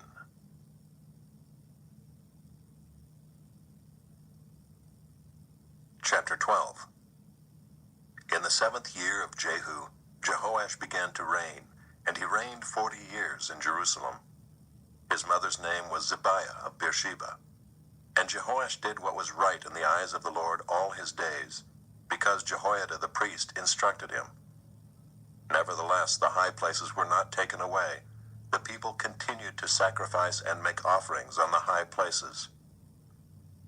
Jehoash said to the priests, "All the money of the holy things that is brought into the house of the Lord, the money for which each man is assessed, the money from the assessment of persons, and the money that a man's heart prompts him to bring into the house of the Lord, let the priests take, each from his donor, and let them repair the house wherever any need of repairs is discovered." But by the 23rd year of King Jehoash, the priests had made no repairs on the house. Therefore King Jehoash summoned Jehoiada the priest and the other priests, and said to them, "Why are you not repairing the house? Now therefore take no more money from your donors, but hand it over for the repair of the house." So the priests agreed that they should take no more money from the people, and that they should not repair the house. Then Jehoiada the priest took a chest and bored a hole in the lid of it, and set it beside the altar on the right side as one entered the house of the Lord. And the priests who guarded the threshold put in it all the money that was brought into the house of the Lord. And whenever they saw that there was much money in the chest, the king's secretary and the high priest came up, and they bagged and counted the money that was found in the house of the Lord. Then they would give the money that was weighed out into the hands of the workmen who had the oversight of the house of the Lord. And they paid it out to the carpenters and the builders who worked on the house of the Lord, and to the masons and the stone cutters, as well as to buy timber and quarried stone for making repairs on the house of the Lord, and for any outlay for the repairs of the house. But there were not made for the house of the Lord basins of silver, snuffers, bowls, trumpets, or any vessels of gold or of silver from the money that was brought into the house of the Lord, for that was given to the workmen who were repairing the house of the Lord with it. And they did not ask for an accounting from the men into whose hand they delivered the money to pay out to the workmen, for they dealt honestly. The money from the guilt offerings and the money from the sin offerings was not brought into the house of the Lord. It belonged to the priests. At that time Hazael king of Syria went up and fought against Gath and took it. But when Hazael set his face to go up against Jerusalem, Jehoash king of Judah took all the sacred gifts that Jehoshaphat and Jehoram and Ahaziah his fathers, the kings of Judah, had dedicated, and his own sacred gifts, and all the gold that was found in the treasuries of the house of the Lord and of the king's house, and sent these to Hazael king of Syria. Then Hazael went away from Jerusalem. Now the rest of the acts of Joash and all that he did, are they not written in the book of the Chronicles of the kings of Judah? His servants arose and made a conspiracy, and struck down Joash in the house of Millo, on the way that goes down to Silla. It was Josachar the son of Shimeath, and Jehozabad the son of Shomer, his servants, who struck him down so that he died. And they buried him with his fathers in the city of David, and Amaziah his son reigned in his place. Chapter 13. In the 23rd year of Joash, the son of Ahaziah, king of Judah, Jehoahaz the son of Jehu began to reign over Israel in Samaria, and he reigned 17 years. He did what was evil in the sight of the Lord, and followed the sins of Jeroboam the son of Nebat, which he made Israel to sin. He did not depart from them. And the anger of the Lord was kindled against Israel, and he gave them continually into the hand of Hazael king of Syria, and into the hand of Benhadad the son of Hazael. Then Jehoahaz sought the favor of the Lord, and the Lord listened to him, for he saw the oppression of Israel, how the king of Syria oppressed them. Therefore the Lord gave Israel a savior, so that they escaped from the hand of the Syrians, and the people of Israel lived in their homes as formerly. Nevertheless they did not depart from the sins of the house of Jeroboam, which he made Israel to sin, but walked in them. And the Asherah also remained in Samaria. For there was not left to Jehoahaz an army of more than 50 horsemen and 10 chariots and 10,000 footmen, for the king of Syria had destroyed them and made them like the dust at threshing. Now the rest of the acts of Jehoahaz and all that he did, and his might, are they not written in the book of the Chronicles of the kings of Israel? So Jehoahaz slept with his fathers, and they buried him in Samaria, and Joash his son reigned in his place. In the 37th year of Joash king of Judah, Jehoash the son of Jehoahaz began to reign over Israel in Samaria, and he reigned 16 years. He also did what was evil in the sight of the Lord. He did not depart from all the sins of Jeroboam the son of Nebat, which he made Israel to sin, but he walked in them.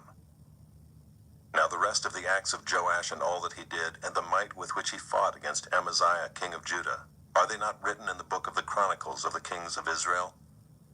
So Joash slept with his fathers, and Jeroboam sat on his throne.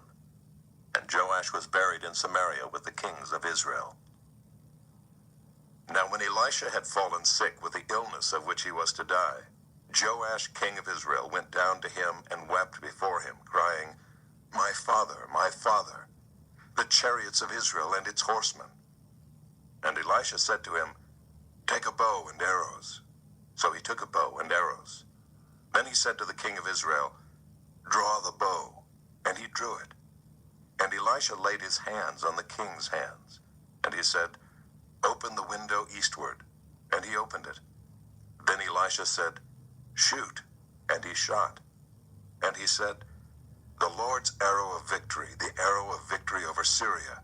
For you shall fight the Syrians in Aphek until you have made an end of them. And he said, take the arrows. And he took them. And he said to the king of Israel, strike the ground with them. And he struck 3 times and stopped. Then the man of God was angry with him and said, you should have struck 5 or 6 times. Then you would have struck down Syria until you had made an end of it. But now you will strike down Syria only 3 times. So Elisha died, and they buried him. Now bands of Moabites used to invade the land in the spring of the year. And as a man was being buried, behold, a marauding band was seen, and the man was thrown into the grave of Elisha. And as soon as the man touched the bones of Elisha, he revived and stood on his feet. Now Hazael king of Syria oppressed Israel all the days of Jehoahaz. But the Lord was gracious to them and had compassion on them, and he turned toward them because of his covenant with Abraham, Isaac, and Jacob, and would not destroy them, nor has he cast them from his presence until now. When Hazael king of Syria died, Benhadad his son became king in his place. Then Jehoash the son of Jehoahaz took again from Benhadad the son of Haziel the cities that he had taken from Jehoahaz his father in war. 3 times Joash defeated him and recovered the cities of Israel.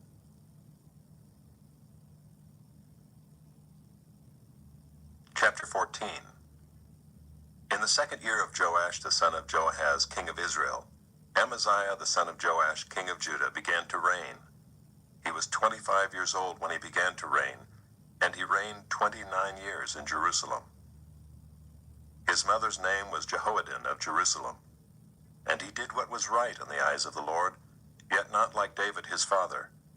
He did in all things as Joash his father had done. But the high places were not removed.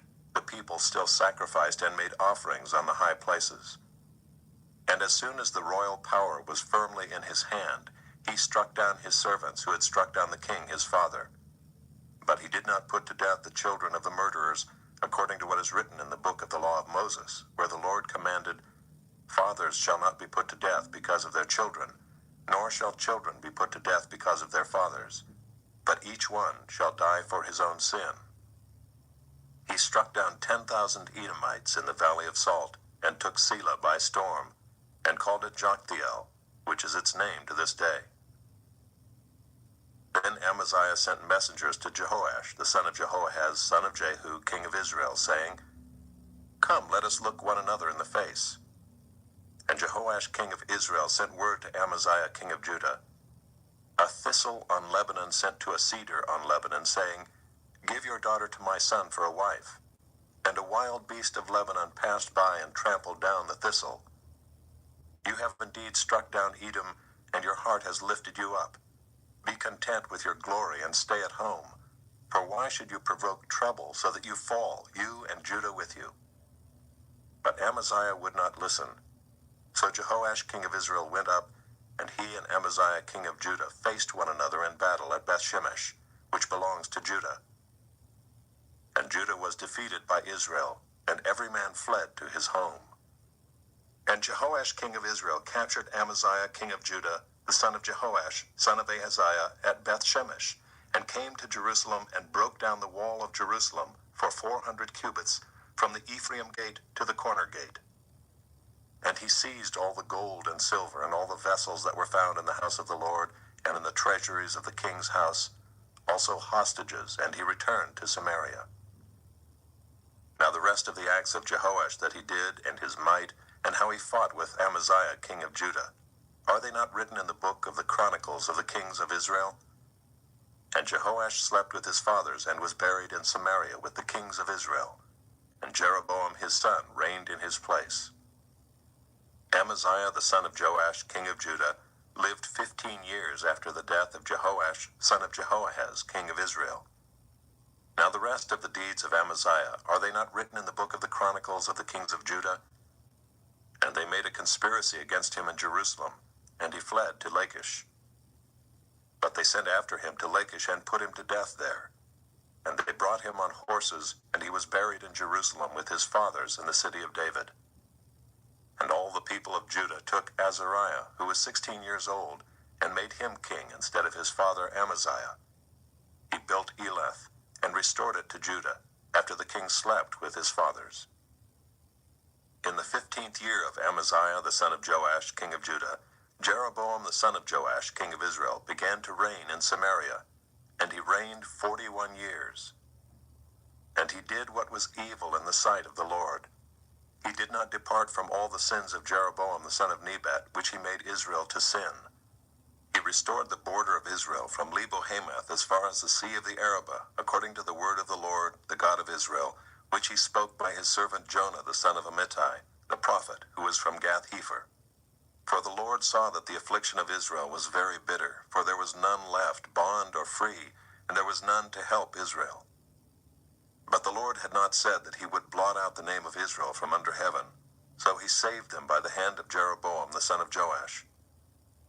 Now the rest of the acts of Jeroboam and all that he did, and his might, how he fought, and how he restored Damascus and Hamath to Judah in Israel, are they not written in the book of the Chronicles of the kings of Israel?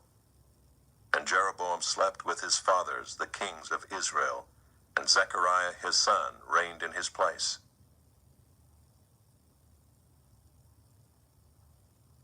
Chapter 15.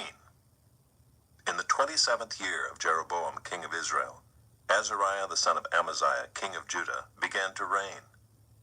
He was 16 years old when he began to reign, and he reigned 52 years in Jerusalem. His mother's name was Jechaliah of Jerusalem. And he did what was right in the eyes of the Lord according to all that his father Amaziah had done. Nevertheless, the high places were not taken away. The people still sacrificed and made offerings on the high places. And the Lord touched the king so that he was a leper to the day of his death, and he lived in a separate house. And Jotham the king's son was over the household, governing the people of the land. Now the rest of the acts of Azariah and all that he did, are they not written in the book of the Chronicles of the kings of Judah? And Azariah slept with his fathers, and they buried him with his fathers in the city of David, and Jotham his son reigned in his place. In the 38th year of Azariah king of Judah, Zechariah the son of Jeroboam reigned over Israel in Samaria 6 months. And he did what was evil in the sight of the Lord, as his fathers had done. He did not depart from the sins of Jeroboam the son of Nebat, which he made Israel to sin. Shallum the son of Jabesh conspired against him, and struck him down at Ibleam, and put him to death, and reigned in his place.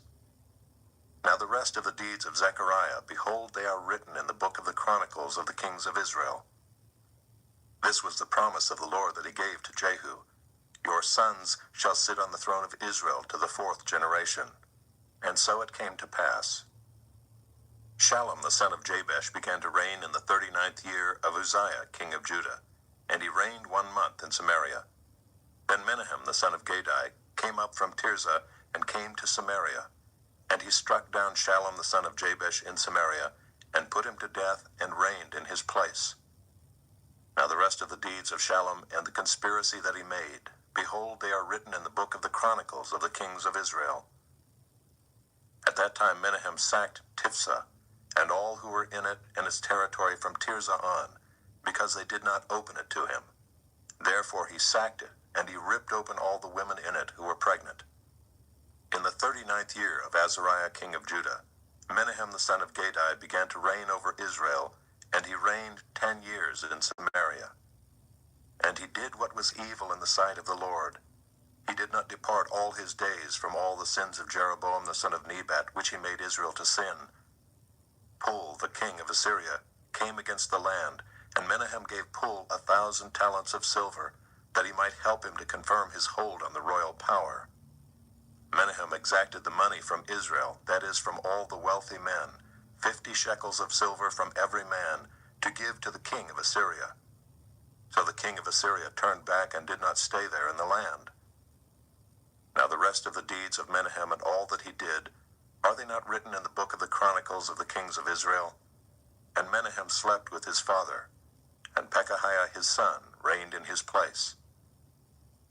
In the 50th year of Azariah king of Judah, Pekahiah the son of Menahem began to reign over Israel in Samaria, and he reigned 2 years. And he did what was evil in the sight of the Lord. He did not turn away from the sins of Jeroboam the son of Nebat, which he made Israel to sin. And Pekah the son of Remaliah his captain conspired against him with 50 men of the people of Gilead, and struck him down in Samaria, in the citadel of the king's house with Argob and Ariah. He put him to death and reigned in his place.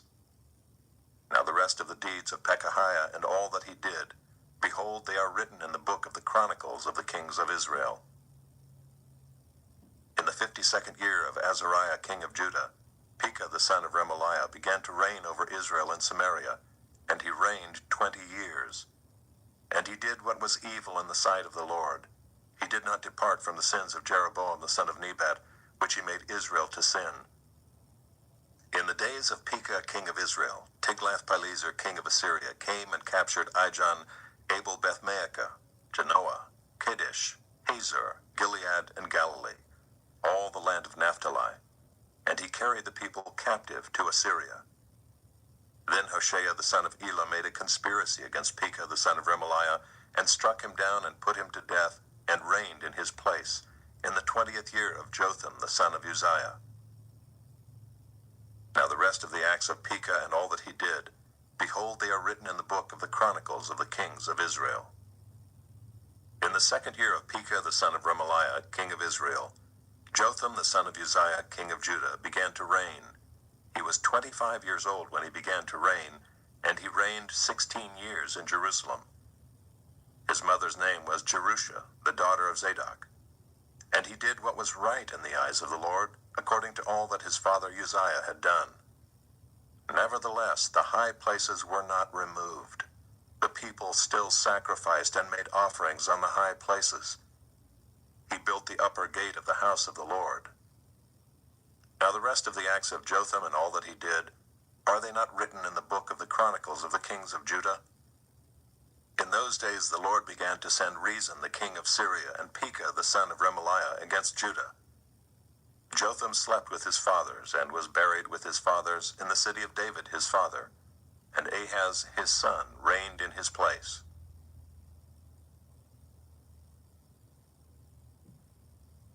Chapter 16.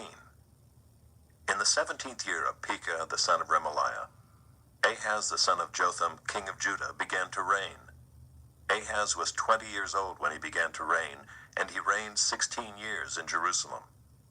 And he did not do what was right in the eyes of the Lord his God, as his father David had done, but he walked in the way of the kings of Israel. He even burned his son as an offering, according to the despicable practices of the nations whom the Lord drove out before the people of Israel. And he sacrificed and made offerings on the high places and on the hills and under every green tree. Then Rezin king of Syria and Pekah the son of Remaliah king of Israel came up to wage war on Jerusalem, and they besieged Ahaz, but could not conquer him. At that time Rezin the king of Syria recovered Elath for Syria and drove the men of Judah from Elath, and the Edomites came to Elath, where they dwell to this day. So Ahaz sent messengers to Tiglath-Pileser king of Assyria, saying, I am your servant and your son. Come up and rescue me from the hand of the king of Syria and from the hand of the king of Israel, who are attacking me. Ahaz also took the silver and gold that was found in the house of the Lord and in the treasures of the king's house, and sent a present to the king of Assyria. And the king of Assyria listened to him. The king of Assyria marched up against Damascus and took it, carrying its people captive to Kir, and he killed Rezin. When King Ahaz went to Damascus to meet Tiglath-Pileser king of Assyria, he saw the altar that was at Damascus. And King Ahaz sent to Uriah the priest a model of the altar and its pattern, exact in all its details. And Uriah the priest built the altar in accordance with all that King Ahaz had sent from Damascus. So Uriah the priest made it, before King Ahaz arrived from Damascus. And when the king came from Damascus, the king viewed the altar. Then the king drew near to the altar and went up on it, and burned his burnt offering and his grain offering, and poured his drink offering, and threw the blood of his peace offerings on the altar. And the bronze altar that was before the Lord he removed from the front of the house, from the place between his altar and the house of the Lord, and put it on the north side of his altar. And King Ahaz commanded Uriah the priest, saying, On the great altar burn the morning burnt offering and the evening grain offering, and the king's burnt offering and his grain offering, with the burnt offering of all the people of the land, and their grain offering and their drink offering. And throw on it all the blood of the burnt offering, and all the blood of the sacrifice. But the bronze altar shall be for me to inquire by. Uriah the priest did all this, as King Ahaz commanded. And King Ahaz cut off the frames of the stands, and removed the basin from them. And he took down the sea from off the bronze oxen that were under it, and put it on a stone pedestal. And the covered way for the Sabbath that had been built inside the house, and the outer entrance for the king, he caused to go around the house of the Lord, because of the king of Assyria. Now the rest of the acts of Ahaz that he did, are they not written in the book of the Chronicles of the kings of Judah? And Ahaz slept with his fathers, and was buried with his fathers in the city of David. And Hezekiah his son reigned in his place. Chapter 17.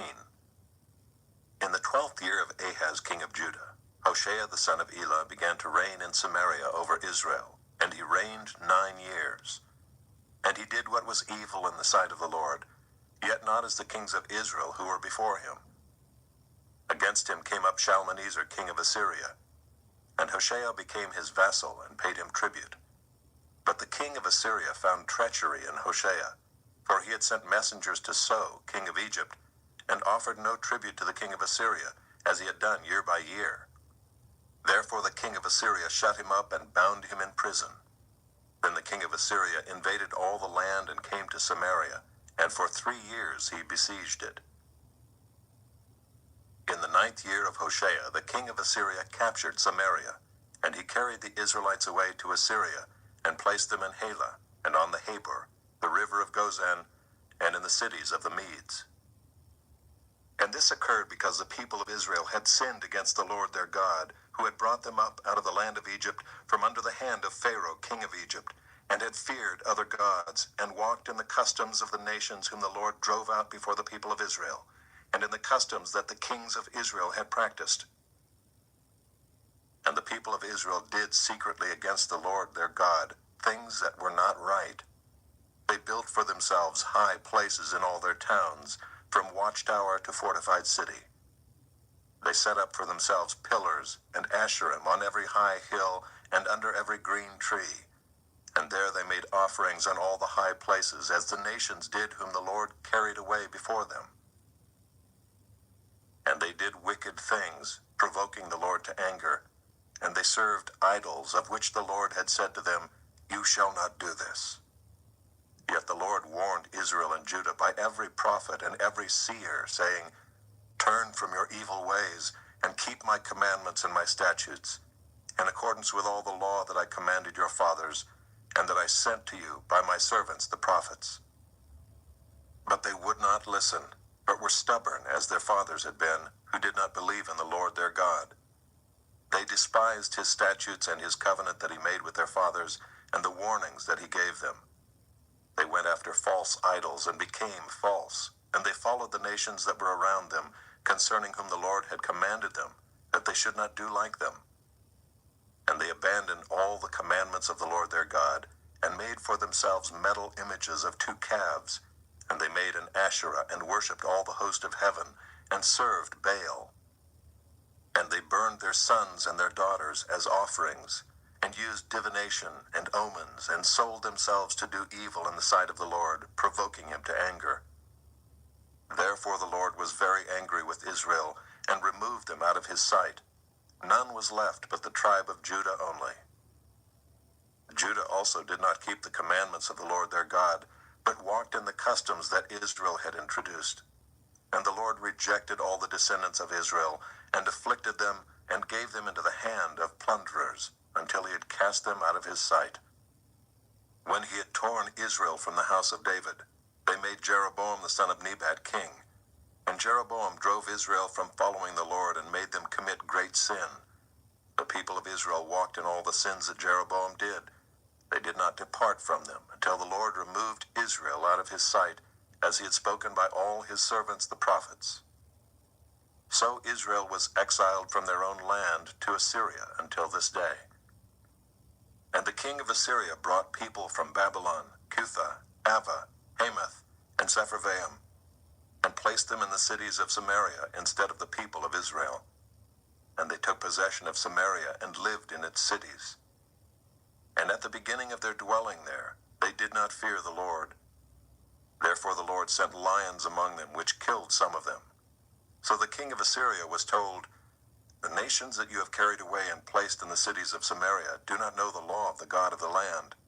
Therefore he has sent lions among them, and behold, they are killing them, because they do not know the law of the God of the land." Then the king of Assyria commanded, "Send there one of the priests whom you carried away from there, and let him go and dwell there, and teach them the law of the God of the land." So one of the priests whom they had carried away from Samaria came and lived in Bethel, and taught them how they should fear the Lord.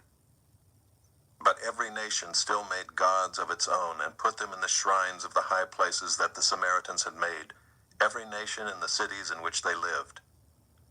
The men of Babylon made Succoth-Benoth, the men of Cuth made Nergal, the men of Hamath made Ashima, and the Avites made Nibhaz and Tartak. And the Sepharvites burned their children in the fire to Adramelech and Anamelech, the gods of Sepharvaim. They also feared the Lord and appointed from among themselves all sorts of people as priests of the high places, who sacrificed for them in the shrines of the high places. So they feared the Lord, but also served their own gods, after the manner of the nations from among whom they had been carried away. To this day they do according to the former manner. They do not fear the Lord, and they do not follow the statutes or the rules or the law or the commandment that the Lord commanded the children of Jacob, whom he named Israel. The Lord made a covenant with them and commanded them, "You shall not fear other gods or bow yourselves to them or serve them or sacrifice to them. But you shall fear the Lord, who brought you out of the land of Egypt with great power and with an outstretched arm. You shall bow yourselves to him, and to him you shall sacrifice. And the statutes and the rules and the law and the commandment that he wrote for you, you shall always be careful to do. You shall not fear other gods, and you shall not forget the covenant that I have made with you. You shall not fear other gods, but you shall fear the Lord your God, and he will deliver you out of the hand of all your enemies." However, they would not listen, but they did according to their former manner. So these nations feared the Lord and also served their carved images. Their children did likewise, and their children's children. As their fathers did, so they do to this day.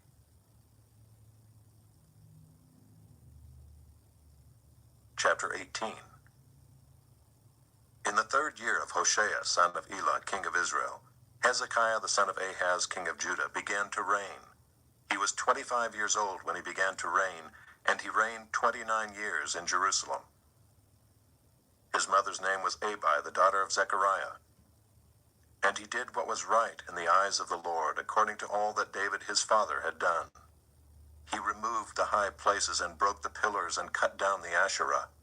And he broke in pieces the bronze serpent that Moses had made, for until those days the people of Israel had made offerings to it. It was called Nehushtan. He trusted in the Lord, the God of Israel, so that there was none like him among all the kings of Judah after him, nor among those who were before him. For he held fast to the Lord. He did not depart from following him, but kept the commandments that the Lord commanded Moses. And the Lord was with him wherever he went out, he prospered. He rebelled against the king of Assyria and would not serve him. He struck down the Philistines as far as Gaza and its territory, from watchtower to fortified city. In the 4th year of King Hezekiah, which was the 7th year of Hoshea son of Elah, king of Israel, Shalmaneser king of Assyria came up against Samaria and besieged it. And at the end of 3 years he took it. In the 6th year of Hezekiah, which was the 9th year of Hoshea king of Israel, Samaria was taken. The king of Assyria carried the Israelites away to Assyria, and put them in Halah, and on the Habor, the river of Gozan, and in the cities of the Medes, because they did not obey the voice of the Lord their God, but transgressed his covenant, even all that Moses the servant of the Lord commanded. They neither listened nor obeyed. In the 14th year of King Hezekiah, Sennacherib king of Assyria came up against all the fortified cities of Judah and took them. And Hezekiah king of Judah sent to the king of Assyria at Lachish, saying, "I have done wrong. Withdraw from me. Whatever you impose on me, I will bear." And the king of Assyria required of Hezekiah king of Judah 300 talents of silver and 30 talents of gold. And Hezekiah gave him all the silver that was found in the house of the Lord and in the treasuries of the king's house. At that time Hezekiah stripped the gold from the doors of the temple of the Lord, and from the doorposts that Hezekiah king of Judah had overlaid, and gave it to the king of Assyria. And the king of Assyria sent the Tartan, the Rabsaris, and the Rabshakeh with a great army from Lachish to King Hezekiah at Jerusalem. And they went up and came to Jerusalem. When they arrived, they came and stood by the conduit of the upper pool, which is on the highway to the washer's field. And when they called for the king, there came out to them Eliakim the son of Hilkiah, who was over the household, and Shebna the secretary, and Joah the son of Asaph the recorder. And the Rabshakeh said to them, "Say to Hezekiah, Thus says the great king, the king of Assyria, on what do you rest this trust of yours? Do you think that mere words are strategy and power for war? In whom do you now trust, that you have rebelled against me? Behold, you are trusting now in Egypt, that broken reed of a staff, which will pierce the hand of any man who leans on it. Such is Pharaoh, king of Egypt, to all who trust in him. But if you say to me, we trust in the Lord our God, is it not he whose high places and altars Hezekiah has removed, saying to Judah and to Jerusalem, you shall worship before this altar in Jerusalem? Come now, make a wager with my master the king of Assyria. I will give you 2,000 horses, if you are able on your part to set riders on them. How then can you repulse a single captain among the least of my master's servants, when you trust in Egypt for chariots and for horsemen? Moreover, is it without the Lord that I have come up against this place to destroy it? The Lord said to me, go up against this land and destroy it. Then Eliakim the son of Hilkiah and Shebna and Joah said to the Rabshakeh, please speak to your servants in Aramaic, for we understand it. Do not speak to us in the language of Judah within the hearing of the people who are on the wall. But the Rabshakeh said to them, has my master sent me to speak these words to your master and to you, and not to the men sitting on the wall, who are doomed with you to eat their own dung and to drink their own urine? Then the Rabshakeh stood and called out in a loud voice in the language of Judah, hear the word of the great king, the king of Assyria. Thus says the king, do not let Hezekiah deceive you, for he will not be able to deliver you out of my hand. Do not let Hezekiah make you trust in the Lord by saying, the Lord will surely deliver us, and this city will not be given into the hand of the king of Assyria. Do not listen to Hezekiah, for thus says the king of Assyria, make your peace with me and come out to me. Then each one of you will eat of his own vine, and each one of his own fig tree, and each one of you will drink the water of his own cistern, until I come and take you away to a land like your own land, a land of grain and wine, a land of bread and vineyards, a land of olive trees and honey, that you may live and not die. And do not listen to Hezekiah when he misleads you by saying, the Lord will deliver us. Has any of the gods of the nations ever delivered his land out of the hand of the king of Assyria? Where are the gods of Hamath and Arpad? Where are the gods of Sepharvaim, Hena, and Ivah? Have they delivered Samaria out of my hand? Who among all the gods of the lands have delivered their lands out of my hand, that the Lord should deliver Jerusalem out of my hand? But the people were silent and answered him not a word, for the king's command was, do not answer him. Then Eliakim the son of Hilkiah, who was over the household, and Shebna the secretary, and Joah the son of Asaph the recorder, came to Hezekiah with their clothes torn, and told him the words of the Rabshakeh.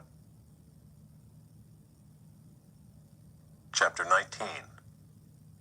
As soon as King Hezekiah heard it, he tore his clothes and covered himself with sackcloth, and went into the house of the Lord.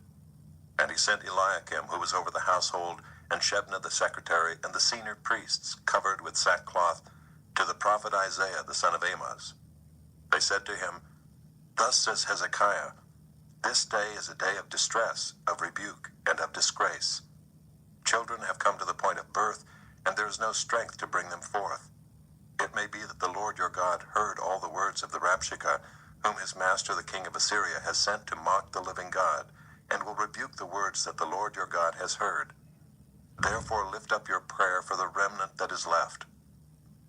When the servants of King Hezekiah came to Isaiah, Isaiah said to them, say to your master, thus says the Lord, do not be afraid because of the words that you have heard, with which the servants of the king of Assyria have reviled me.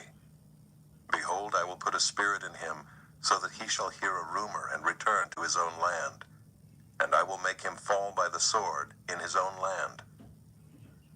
The Rabshakeh returned and found the king of Assyria fighting against Libnah, for he heard that the king had left Lachish. Now the king heard concerning Tirhakah, king of Cush, behold, he has set out to fight against you.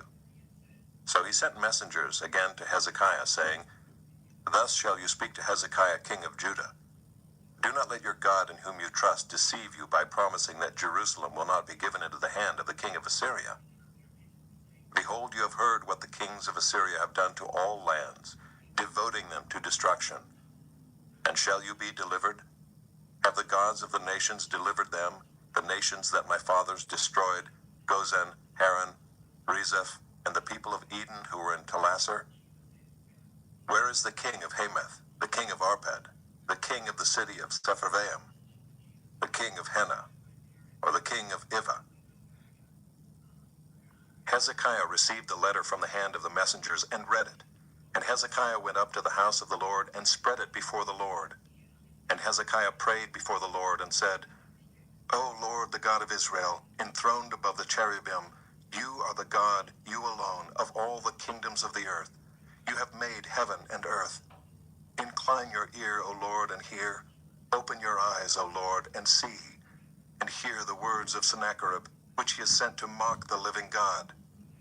Truly, O Lord, the kings of Assyria have laid waste the nations and their lands, and have cast their gods into the fire. For they were not gods, but the work of men's hands, wood and stone. Therefore they were destroyed. So now, O Lord our God, save us, please, from his hand, that all the kingdoms of the earth may know that you, O Lord, are God alone. Then Isaiah the son of Amoz sent to Hezekiah, saying, Thus says the Lord, the God of Israel, your prayer to me about Sennacherib, king of Assyria, I have heard.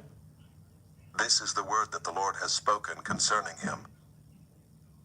She despises you, she scorns you, the virgin daughter of Zion. She wags her head behind you, the daughter of Jerusalem. Whom have you mocked and reviled? Against whom have you raised your voice and lifted your eyes to the heights? Against the Holy One of Israel. By your messengers you have mocked the Lord, and you have said, With my many chariots I have gone up the heights of the mountains to the far recesses of Lebanon. I felled its tallest cedars, its choicest cypresses. I entered its farthest lodging place, its most fruitful forest. I dug wells and drank foreign waters, and I dried up with the sole of my foot all the streams of Egypt. Have you not heard that I determined it long ago?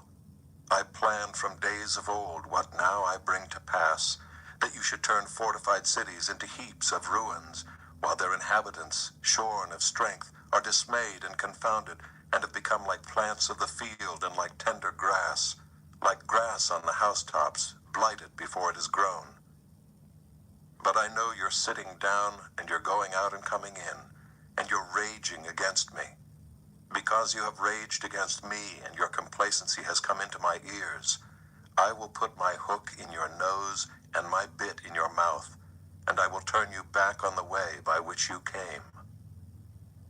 And this shall be the sign for you. This year eat what grows of itself, and in the second year what springs of the same. Then in the third year sow and reap and plant vineyards and eat their fruit. And the surviving remnant of the house of Judah shall again take root downward and bear fruit upward. For out of Jerusalem shall go a remnant, and out of Mount Zion a band of survivors. The zeal of the Lord will do this. Therefore thus says the Lord concerning the king of Assyria, He shall not come into this city or shoot an arrow there, or come before it with a shield, or cast up a siege mound against it.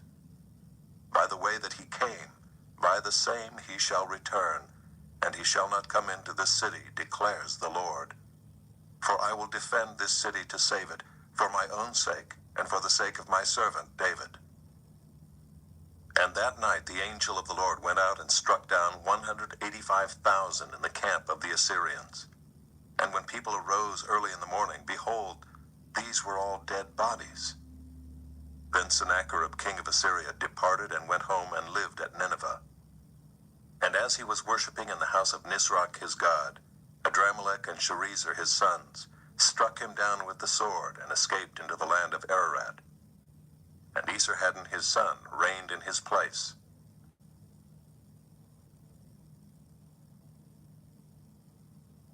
Chapter 20. In those days Hezekiah became sick and was at the point of death. And Isaiah the prophet, the son of Amoz, came to him and said to him, Thus says the Lord, Set your house in order, for you shall die. You shall not recover. Then Hezekiah turned his face to the wall and prayed to the Lord, saying, Now, O Lord, please remember how I have walked before you in faithfulness and with a whole heart, and have done what is good in your sight." And Hezekiah wept bitterly. And before Isaiah had gone out of the middle court, the word of the Lord came to him. "Turn back and say to Hezekiah, the leader of my people, 'Thus says the Lord, the God of David your father, I have heard your prayer, I have seen your tears. Behold, I will heal you. On the third day you shall go up to the house of the Lord, and I will add 15 years to your life. I will deliver you and this city out of the hand of the king of Assyria, and I will defend this city for my own sake and for my servant David's sake." And Isaiah said, "Bring a cake of figs, and let them take and lay it on the boil, that he may recover." And Hezekiah said to Isaiah, "What shall be the sign that the Lord will heal me, and that I shall go up to the house of the Lord on the third day?" And Isaiah said, "This shall be the sign to you from the Lord, that the Lord will do the thing that he has promised. Shall the shadow go forward 10 steps, or go back 10 steps?" And Hezekiah answered, "It is an easy thing for the shadow to lengthen 10 steps. Rather let the shadow go back 10 steps." And Isaiah the prophet called to the Lord, and he brought the shadow back 10 steps, by which it had gone down on the steps of Ahaz. At that time Merodach-Baladan, the son of Baladan, king of Babylon, sent envoys with letters and a present to Hezekiah, for he heard that Hezekiah had been sick. And Hezekiah welcomed them, and he showed them all his treasure house, the silver, the gold, the spices, the precious oil, his armory, all that was found in his storehouses. There was nothing in his house or in all his realm that Hezekiah did not show them. Then Isaiah the prophet came to King Hezekiah and said to him, "What did these men say, and from where did they come to you?" And Hezekiah said, "They have come from a far country, from Babylon." He said, "What have they seen in your house?" And Hezekiah answered, "They have seen all that is in my house. There is nothing in my storehouses that I did not show them." Then Isaiah said to Hezekiah, "Hear the word of the Lord. Behold, the days are coming when all that is in your house, and that which your fathers have stored up till this day, shall be carried to Babylon. Nothing shall be left, says the Lord. And some of your own sons, who shall be born to you, shall be taken away, and they shall be eunuchs in the palace of the king of Babylon." Then Hezekiah said to Isaiah, "The word of the Lord that you have spoken is good." For he thought, "Why not, if there will be peace and security in my days?" The rest of the deeds of Hezekiah and all his might,